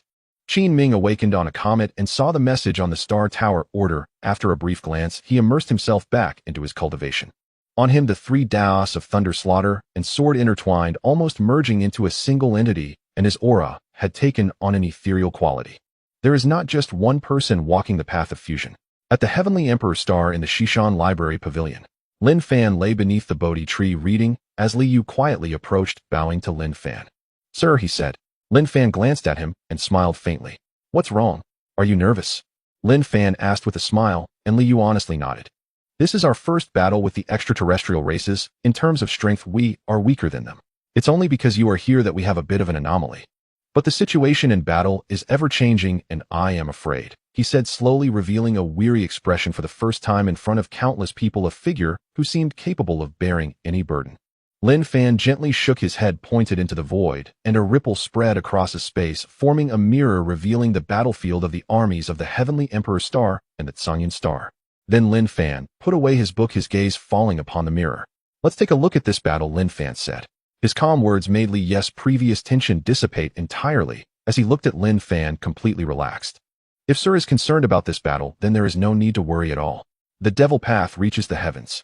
The demon emperor Qianyuan transformed into a vast sea of blood, standing atop an endless mountain of corpses, an overwhelming aura of ferocity sweeping out into the surrounding starry sky. In an instant, one battlefield was cleared. With the cultivation of the second stage of creation, the demonic halberd in his hand cleaved through a fourth stage expert of the Xie family, staining the starry sky with blood, amplifying his ferocity. "Demon clan warriors, follow me to kill." Then he pointed his demonic halberd, and a torrent of 100,000 demon clans surged into the distant starry sky. Buzz! The 7 stars soared, and a map of the Big Dipper unfolded in the starry sky, trapping 1,000,000 beings from Tsungyun Star within it, each star clan member becoming a twinkling star adorning the star chart. The patriarch of the Star Clan landed on a large star, summoning the power of 100,000 Star Clan members to launch a devastating strike, actually forcing the master of the Tianxian Pavilion to retreat. Water floods the Golden Mountain. In another part of the starry sky, Xianjian transformed into its true form, the Black Tortoise, summoning a torrent of water that submerged an area of the starry sky, with countless Sea Clan beings emerging from within. "That's a divine beast of the human realm." A person from Tsungyun Star recognized Xuanjian's true form, their face filled with astonishment. Then they looked towards a warship flying a flag marked with the character human, and a guess instantly leapt into their minds. Human clan. Then they saw beings emerging from the warships surrounding that flag, unlike them, who were merely form, without spirit. They were true human beings. Void Seal. A great seal smashed down onto the people of Tsungyun Star under the control of Hongfu, causing the void to collapse beneath it, instantly burying tens of thousands of beings. One by one, the realm clans practicing void techniques appeared, traversing the battlefield, each appearance capable of reversing the tide of battle. Moreover, there were the demon clans, each revealing their true forms, various powerful demon beasts appearing in the starry sky, many possessing the bloodlines of fierce beasts, their killing speed not any slower than that of the demon clan. The demon clans, even if the 3 great imperial clans were wiped out, cannot be compared to ordinary clans. The myriad clans coming from the Heavenly Emperor Star displayed their innate abilities, blooming in 100 flowers. Every kind of innate ability was unimaginable to the people of Tsungyun Star. What kind of monsters are these? The army of Tsungyun Star, several times larger than the myriad clans, crumbled at their first contact. The gap in combat power at the same realm was too great. Any genius among the myriad clans could reverse the situation, especially those at the creation realm. At the Heavenly Emperor Star in the Shishan Library Pavilion, Lin Fan looked at Liu. "Are you still afraid now?" Lin Fan asked, and Liu shook his head. "With you watching the battle, Liu naturally is not afraid," he said. Lin Fan shook his head and smiled. He naturally knew why Liu had come. Fear perhaps there was some, but it was merely an excuse. He wanted Lin Fan to pay attention to this battle so that he could assist at any moment. However, Lin Fan did not expose him. He had left many things within the myriad clans, and dealing with just Tsungyun Star was not difficult. What he feared was interference from outside Tsungyun Star. "Everyone, don't hold back. Take out all your resources. I believe everyone can see that the Heavenly Emperor Star is not a newborn world." On the battlefield, the head of the Xie family waved his hand, sending a wave of myriad soldiers flying, then looked towards the human flag, standing at the center of the myriad army. Indeed, it is not a newborn world. Rather, it has a significant history. The master of the Zhonglong sect also stepped out from a warship, the aura of the 8th stage of creation, causing the battlefield to pause momentarily. A fragment of the human realm. The voice of the master of the Tianxian Pavilion came from within the Big Dipper formation. With a single sentence, countless beings from Tsungyun Star trembled. The Celestial Emperor Star is a fragment of the human realm. This sentence echoed repeatedly in their minds, and they turned to their opponents on the battlefield, revealing expressions of horror. No wonder these people are so strong. This is not a mere expedition, it is a provocation against a former overlord. The human realm, even in its weakened state, is not something they can provoke. In an instant, morale plummeted. Everyone, do not be afraid. The human realm was shattered in the past, transforming into countless fragments that fell into the sea of 3,000 realms. The larger fragments were gathered by the powerful of the sea of 3,000 realms to form the 3,000 supreme divine domains. The remaining are merely small fragments. Not every being in the human realm fragment world is strong. There are weak ones in the human realm as well. The Celestial Emperor star is one such example, said the head of the CF family, along with the sect master of the Zhanglong sect, the president of the Feng Tian Merchant Association, and the leader of the Tianxian Pavilion, who was trapped by the Big Dipper formation, making a total of 3 beings at the 8th level of creation and 1 at the 9th level. There were hundreds of other practitioners at the creation realm, while the number of creation realm practitioners among the myriad races army did not exceed 2 hands, a disparity of several tens of times. The words of the head of the CF family shocked countless individuals, and they noticed that the strong amongst the myriad races army were few. Although they could hold their own against several, such a gap was insurmountable. The era of the human realm has passed. Now is the era of the Sea of 3,000 realms. There is no need to fear them. The beings of the human realm are not invincible. There are many strong practitioners among us in the Sea of 3,000 realms who have also annihilated numerous branches of the human race. If they can do it, so can we. They were once high and mighty, but today they will beg for mercy beneath our feet. The head of the CF family said, solemnly rekindling the dispersed morale. Countless individuals looked at the soldiers of the myriad races, their eyes filled with intense battle spirit. The beings of the human realm were once exalted existences. Today they are to be the ones to strike against the heavens. Well said. The president of the Feng Tian Merchant Association stepped forward, exuding the aura of a 9th level of creation, followed by numerous members of the Feng Tian Merchant Association arriving from various parts of the starry sky. Unlike the Zhanglong sect, Tianxian Pavilion, and the CF family, who still had some reservations, the Feng Tian Merchant Association had fully committed, emptying their entire base. Once we annihilate them, our Zhangyun star will surely be renowned across the wild heaven sea, said Ling Yun, walking beside the head of the CF family, with countless members of the Feng Tian Merchant Association entering the battlefield. The head of the CF family looked at Ling Yun with a smile on his face. President Ling, you have finally arrived and brought so many elites from the Feng Tian Merchant Association.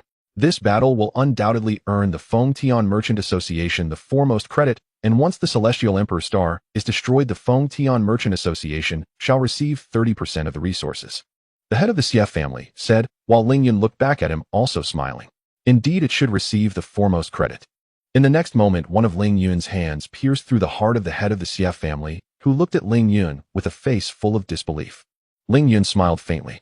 In this battle we will annihilate Zhangyun star, and the Feng Tian Merchant Association shall take the foremost credit, he said, casting a respectful glance at the human warship flying the human banner, while the surrounding people of Zhangyun star looked at this scene with changing expressions. Boom, boom, boom. A series of deafening explosions erupted on the battlefield, and every member of the Feng Tian Merchant Association pulled out the Thunderfire pearls sold by the Feng Tian Merchant Association. Once ignited, large swathes of the starry sky were blown apart, and countless individuals from Zhangyun star perished. Ling Yun, the head of the CF family, roared in anger, and in the horrified gazes of countless people, he was struck down by Ling Yun's palm, who then directly charged toward the sect master of the Zhanglong sect. It's your turn, he said. The sect master of the Zhanglong sect was startled and hurriedly turned to respond. Ling Yun, what are you doing? The leader of the Tianxian Pavilion, trapped in the Big Dipper formation, shouted angrily, furiously crashing against the formation, but was repeatedly rebuffed. Since you know it is the human realm, how dare you show disrespect? A mere Zhangyun star, a realm located at the edge of the Sea of Realms, what gives you the confidence? Ling Yun said coolly. My Feng Tian Merchant Association has long since submitted to the human race, and I have even met the Celestial Emperor. It is already merciful of the Celestial Emperor to have allowed you to exist for so long. Unfortunately, you do not cherish it. The gap of a single cultivation level was hard to bridge. In an instant, the sect master of the Zhanglong sect was severely injured, and the battlefield, with the addition of strong practitioners from the Feng Tian Merchant Association, tilted overwhelmingly. We have lost. A member of Zhangyun star trembled, never having thought they would face defeat.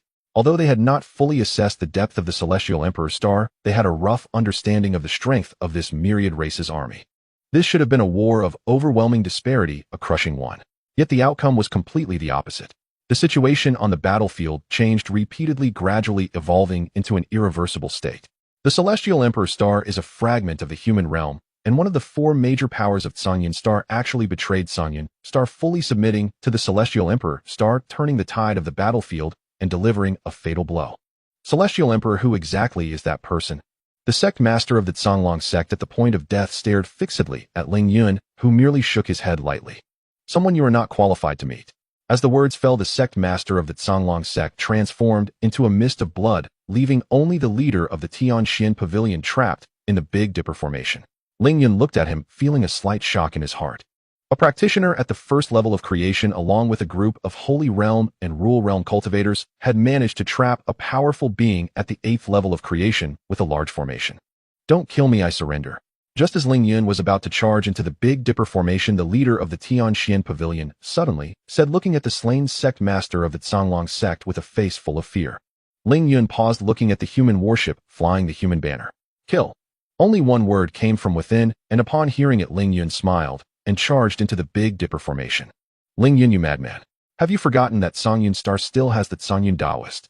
That Songyun Taoist is not an ordinary celestial being, and the celestial emperor you speak of may not even be able to contend with him. When the Songyun Taoist awakens, you will all be held accountable. He said, attempting to use the Songyun Taoist to exert pressure, but Ling Yun merely paused for a moment before grinning widely. Then he better wake up soon. After saying this, he locked onto the leader of the Tianxian Pavilion, and the destructive starlight of the Big Dipper formation fell, leading to the demise of the leader of the Tianxian Pavilion. Kill. Countless soldiers of the myriad races surged toward Songyun Star like a tide, eradicating all beings of Songyun Star along the way, overwhelming them with unstoppable momentum. The army of Songyun Star had long been scared out of their wits, retreating and fleeing without pause. Songyun Mighty One, save us. On Songyun Star, the remaining members of the three major powers gathered at the secluded place of the Songyun Taoist, calling out, but received no response. The myriad races army arrived before Songyun Star and halted. Commander, that Songyun Taoist is still on Songyun Star. It may require the Celestial Emperor to take action. Ling Yun stood outside the human warship, bowing respectfully, and all eyes were directed at the human warship.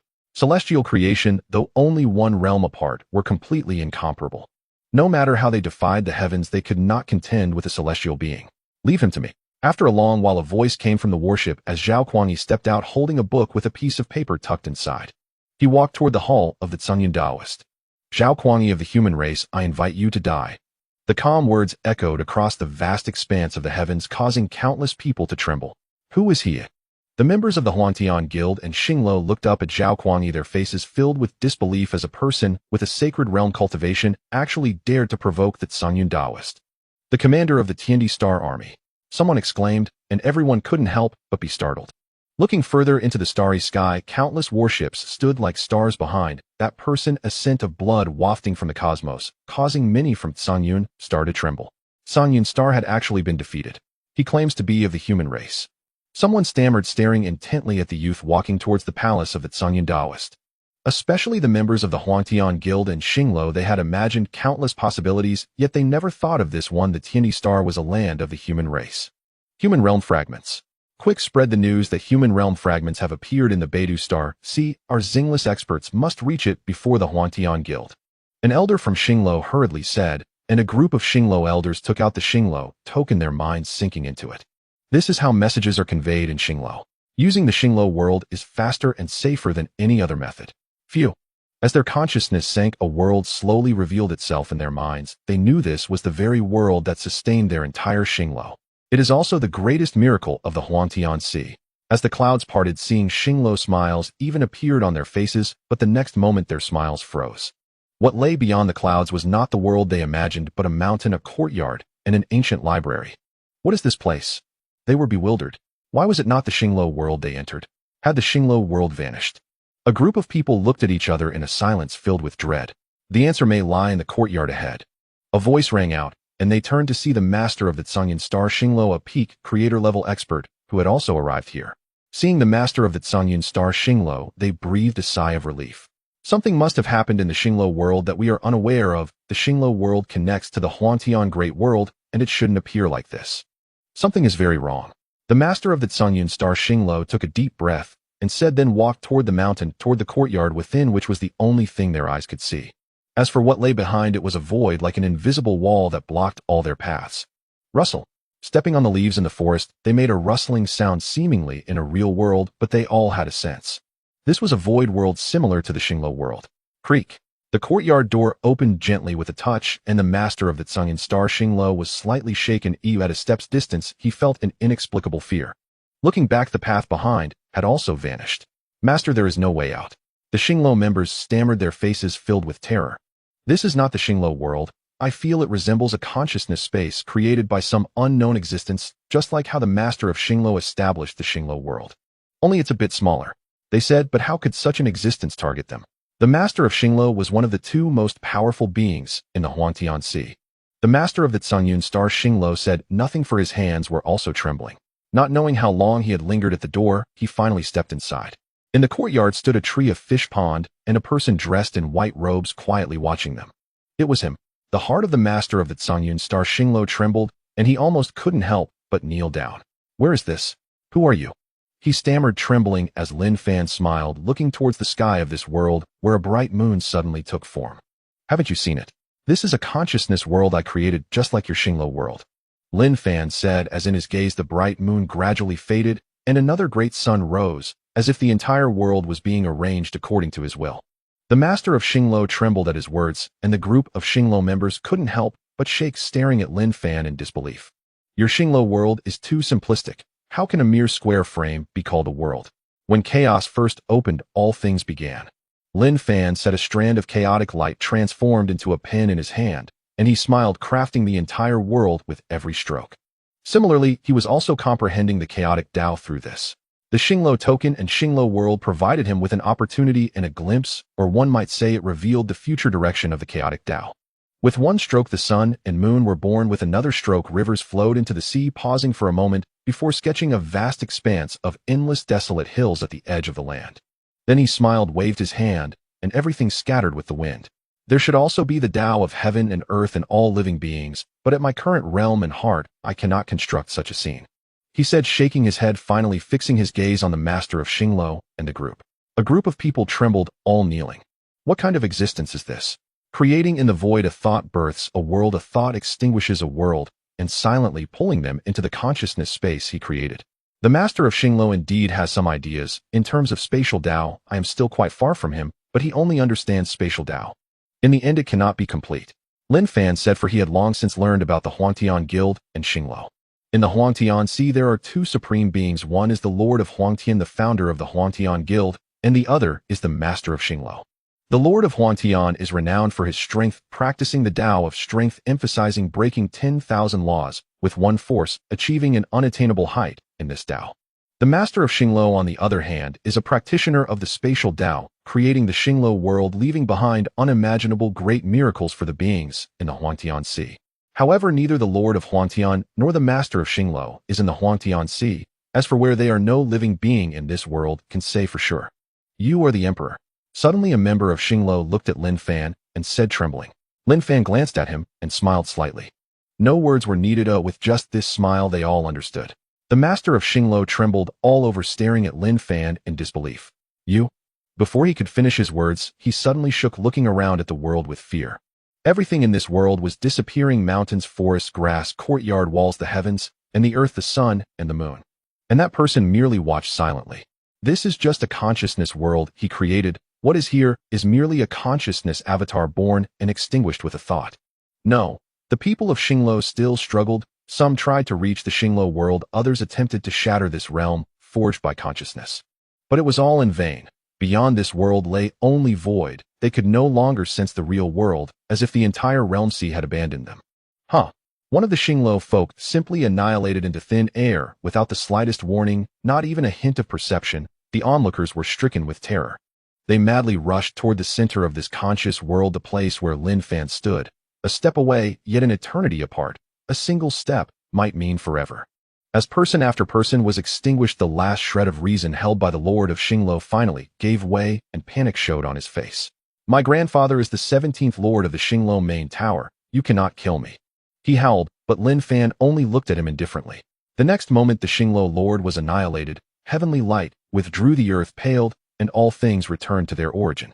Only a single strand of chaotic light remained, the source of this consciousness space. "Still a little lacking, but there is time," Lin Fan murmured, and a thread of chaotic light vanished with his silhouette.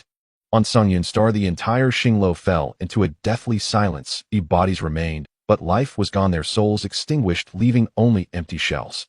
No one paid heed to that place, though every gaze turned skyward, watching the human who had uttered a blasphemous phrase toward the palace where Tsungyun Daoist cultivated in seclusion.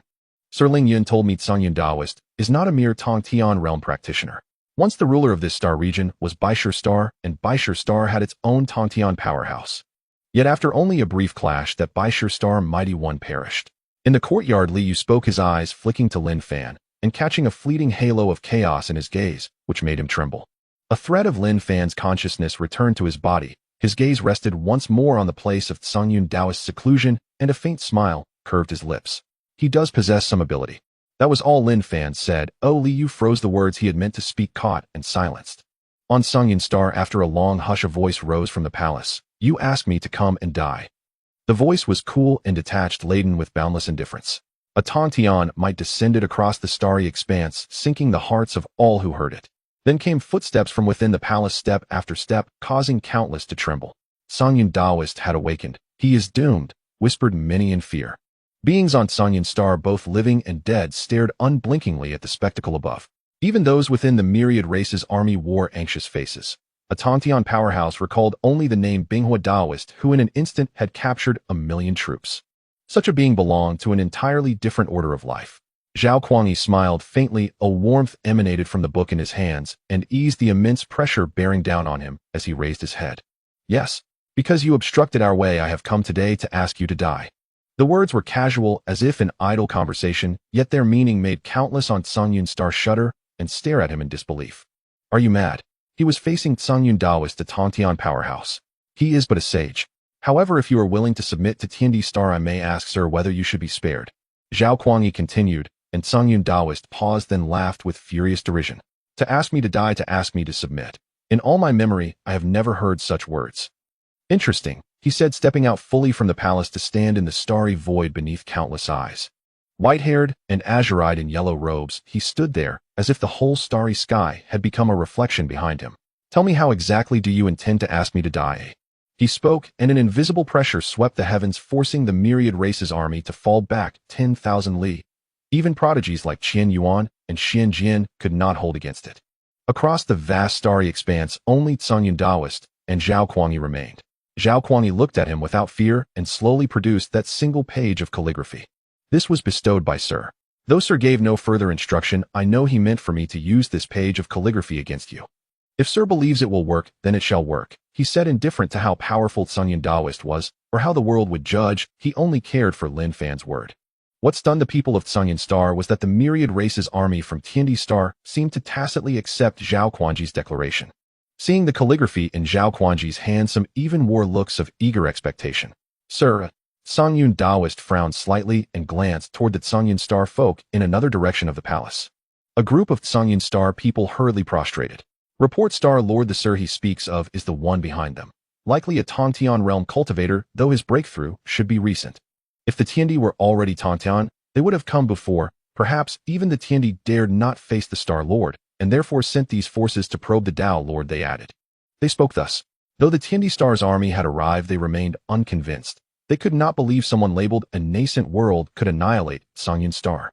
Yet, Tsungyun Daoist truly accepted their words. He looked at Zhao Kuangyi, then at the myriad race's army, and sneered with contempt. Using these people to test me. Is that enough? He said, and a vast portent appeared behind him, a towering river of might flowing from one side of the starry sky to the endless beyond.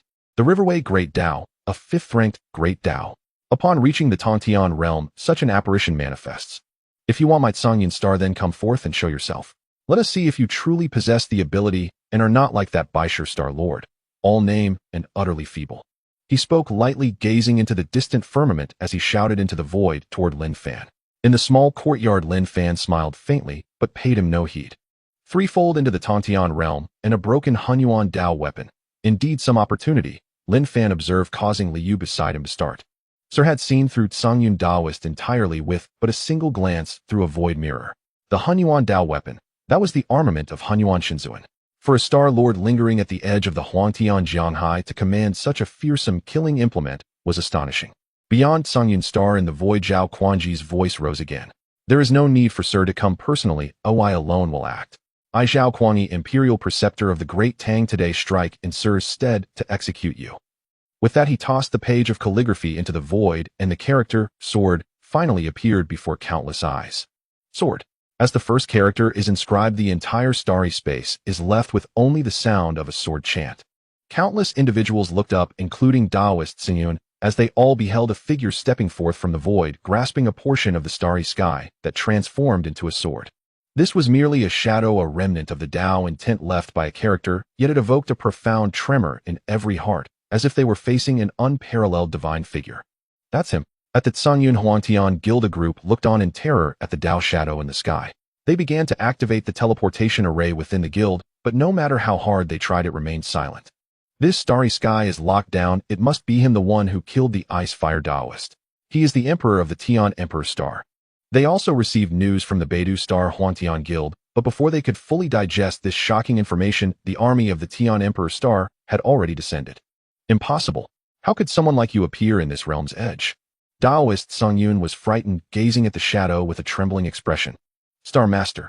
A group of people from Tsungyun Star looked on in disbelief at the scene as the Taoist they had high hopes for was actually frightened by a shadow. Murky World Fan. Taoist Tsungyun summoned a fan entirely formed from gray murky energy, waving it slightly, causing a portion of the starry sky to be corroded. This was the Hunyuan Tao weapon, and it was Taoist Kangyun's last resort. Yet even with this he did not feel at ease and took out dozens of formation maps from the celestial realm along with hundreds and thousands of various Tao weapons, all placed before that overshadowing Tao figure. Slash. A voice seemed to resonate within the sea of souls of all present, and then the Tao shadow slashed down with a sword. Uft. The starry sky was torn apart, revealing layers of starry voids, until a completely empty realm layer appeared, all morphing into a destructive sword shadow. Then under the terrified gaze of Taoist Tsungyun, all the means he employed were obliterated, culminating with the murky fan, the source that had kept him away from the realm's sea for countless years. It was also the embodiment of his countless hopes. Crack. A crisp sound echoed as Taoist Tsungyun looked in disbelief at the murky fan, seeing a crack form on the fan's surface, which gradually spread across it. In his terrified gaze it shattered with a thunderous roar. In the end the sword fell upon him. He felt the shadow slicing through his body, vitality fading, yet at that last moment the sword shadow vanished. It dissipated into thin air as if everything was merely an illusion. I survived. A tremor surged within him. He no longer wished to concern himself with Tsungyun Star, nor with the murky fan he had seized from countless beings. He only wanted to escape. However, when he summoned all his strength, he found his entire body frozen, an indescribable immense force descending upon this starry sky. He looked up as the vast starry sky tore apart, a hand reaching out toward him. It was a hand as pure as white jade, emanating a terrifying power capable of suppressing myriad paths, effortlessly halting this space and time with a mere movement. Space Tao, time Tao. An infinite terror surged within his heart. He finally understood the kind of terrifying existence he was facing, filled with endless regret, yet it was already too late. The 5 fingers descended as if they were a realm, firmly locking him within, then whisking him through the starry sky, arriving in another world in the blink of an eye. Outside Tsungyun Star, everyone from the Tian Emperor Star was shaken by the scene. Bow. Zhao Kuangji's voice resounded as they looked forward, as Zhao Kuangyi had already bowed toward the direction from which the hand had departed, which was precisely the direction of the Tian Emperor Star. The Emperor. The two characters appeared in their minds, and the next moment everyone followed suit in bowing down. It turned out this was the Emperor, able to effortlessly crush someone they deemed invincible across infinite starry skies. The Emperor had always been watching over them. Kneel. Zhao Kuangyi then looked at the masses on Tsungyun Star and said calmly. Qin Yuan, Xuanjian Hongfu, and others also gazed at the beings on Tsungyun Star as an overwhelming bloodthirsty aura descended, causing the temperature of the entire Tsungyun Star to drop. One by one they knelt down, terrified by that scene, and for the first time began to comprehend the legendary Emperor. The Emperor truly lived up to his name. Hunyuan Realm. A group from the Huangtian Guild exclaimed in shock, still attempting to contact the outside world, but all messages sank into the ocean like mud, receiving no response. Across infinite starry skies they directly captured Taoist Tsungyun, and they could only think of the Hunyuan Divine Sovereign. That was a being from the supreme divine realm above the sea of the Huangtian realm, transcending the starry sky, a supreme existence. Unexpectedly one appeared at the edge of this Huangtian sea realm. In a small courtyard, Taoist Kangyun's body fell from the void, crashing into the courtyard. After a long time, he finally awoke from his daze and began to survey his surroundings. As he raised his head, he immediately saw a figure standing beneath a tree. He was first startled, then sighed in relief as he could clearly discern that the person under the tree was merely at the first level of the celestial realm. Where is this? He asked, assuming this place to be the Tao ground of that Hunyuan divine sovereign, and this person before him should be a disciple or servant of that divine sovereign. Lin Fan looked at him. Tian Emperor Star, Lin Fan replied, gently patting the Bodhi tree, which then manifested an avatar that respectfully bowed toward Lin Fan. Thank you, sir. He said, having noticed that the dragon clan in the pond also had beings who had entered the creation realm. Fearful of disappointing the Sir, he accidentally went astray, causing the world's Tao source to dissipate. Fortunately, Lin Fan discovered it and calmed his mind. Lin Fan shook his head slightly. You are too impatient. You are merely a transformed banyan tree. Even if you achieve astonishing transformations and have the foundation of a celestial platform, you may still go astray. They are no different from you. Your path is just a bit more difficult, so there's no need to compare yourself with them constantly. Lin Fan said as the pond-churned dragon roars, echoing. A group of dragons began to comfort the Bodhi tree, causing Lin Fan to shake his head slightly at this scene. His gaze fell upon Taoist Song Yun. With a mere gesture, Taoist Song Yun was uncontrollably drawn toward Lin Fan's palm, shrinking in size, as he drew closer, ultimately transforming into a pill in Lin Fan's hand. Yet Taoist Song Yun retained consciousness, unable to believe the scene before him. Wasn't this just a person at the first level of the celestial realm? You are the root of the world, they are the auspices of the world. Both of you have significance in existence, and there is no need for conflict. The future is not solely for you. Lin Fan said, dividing the pill in two, giving one half to the Bodhi tree and letting the other half fall into the pond.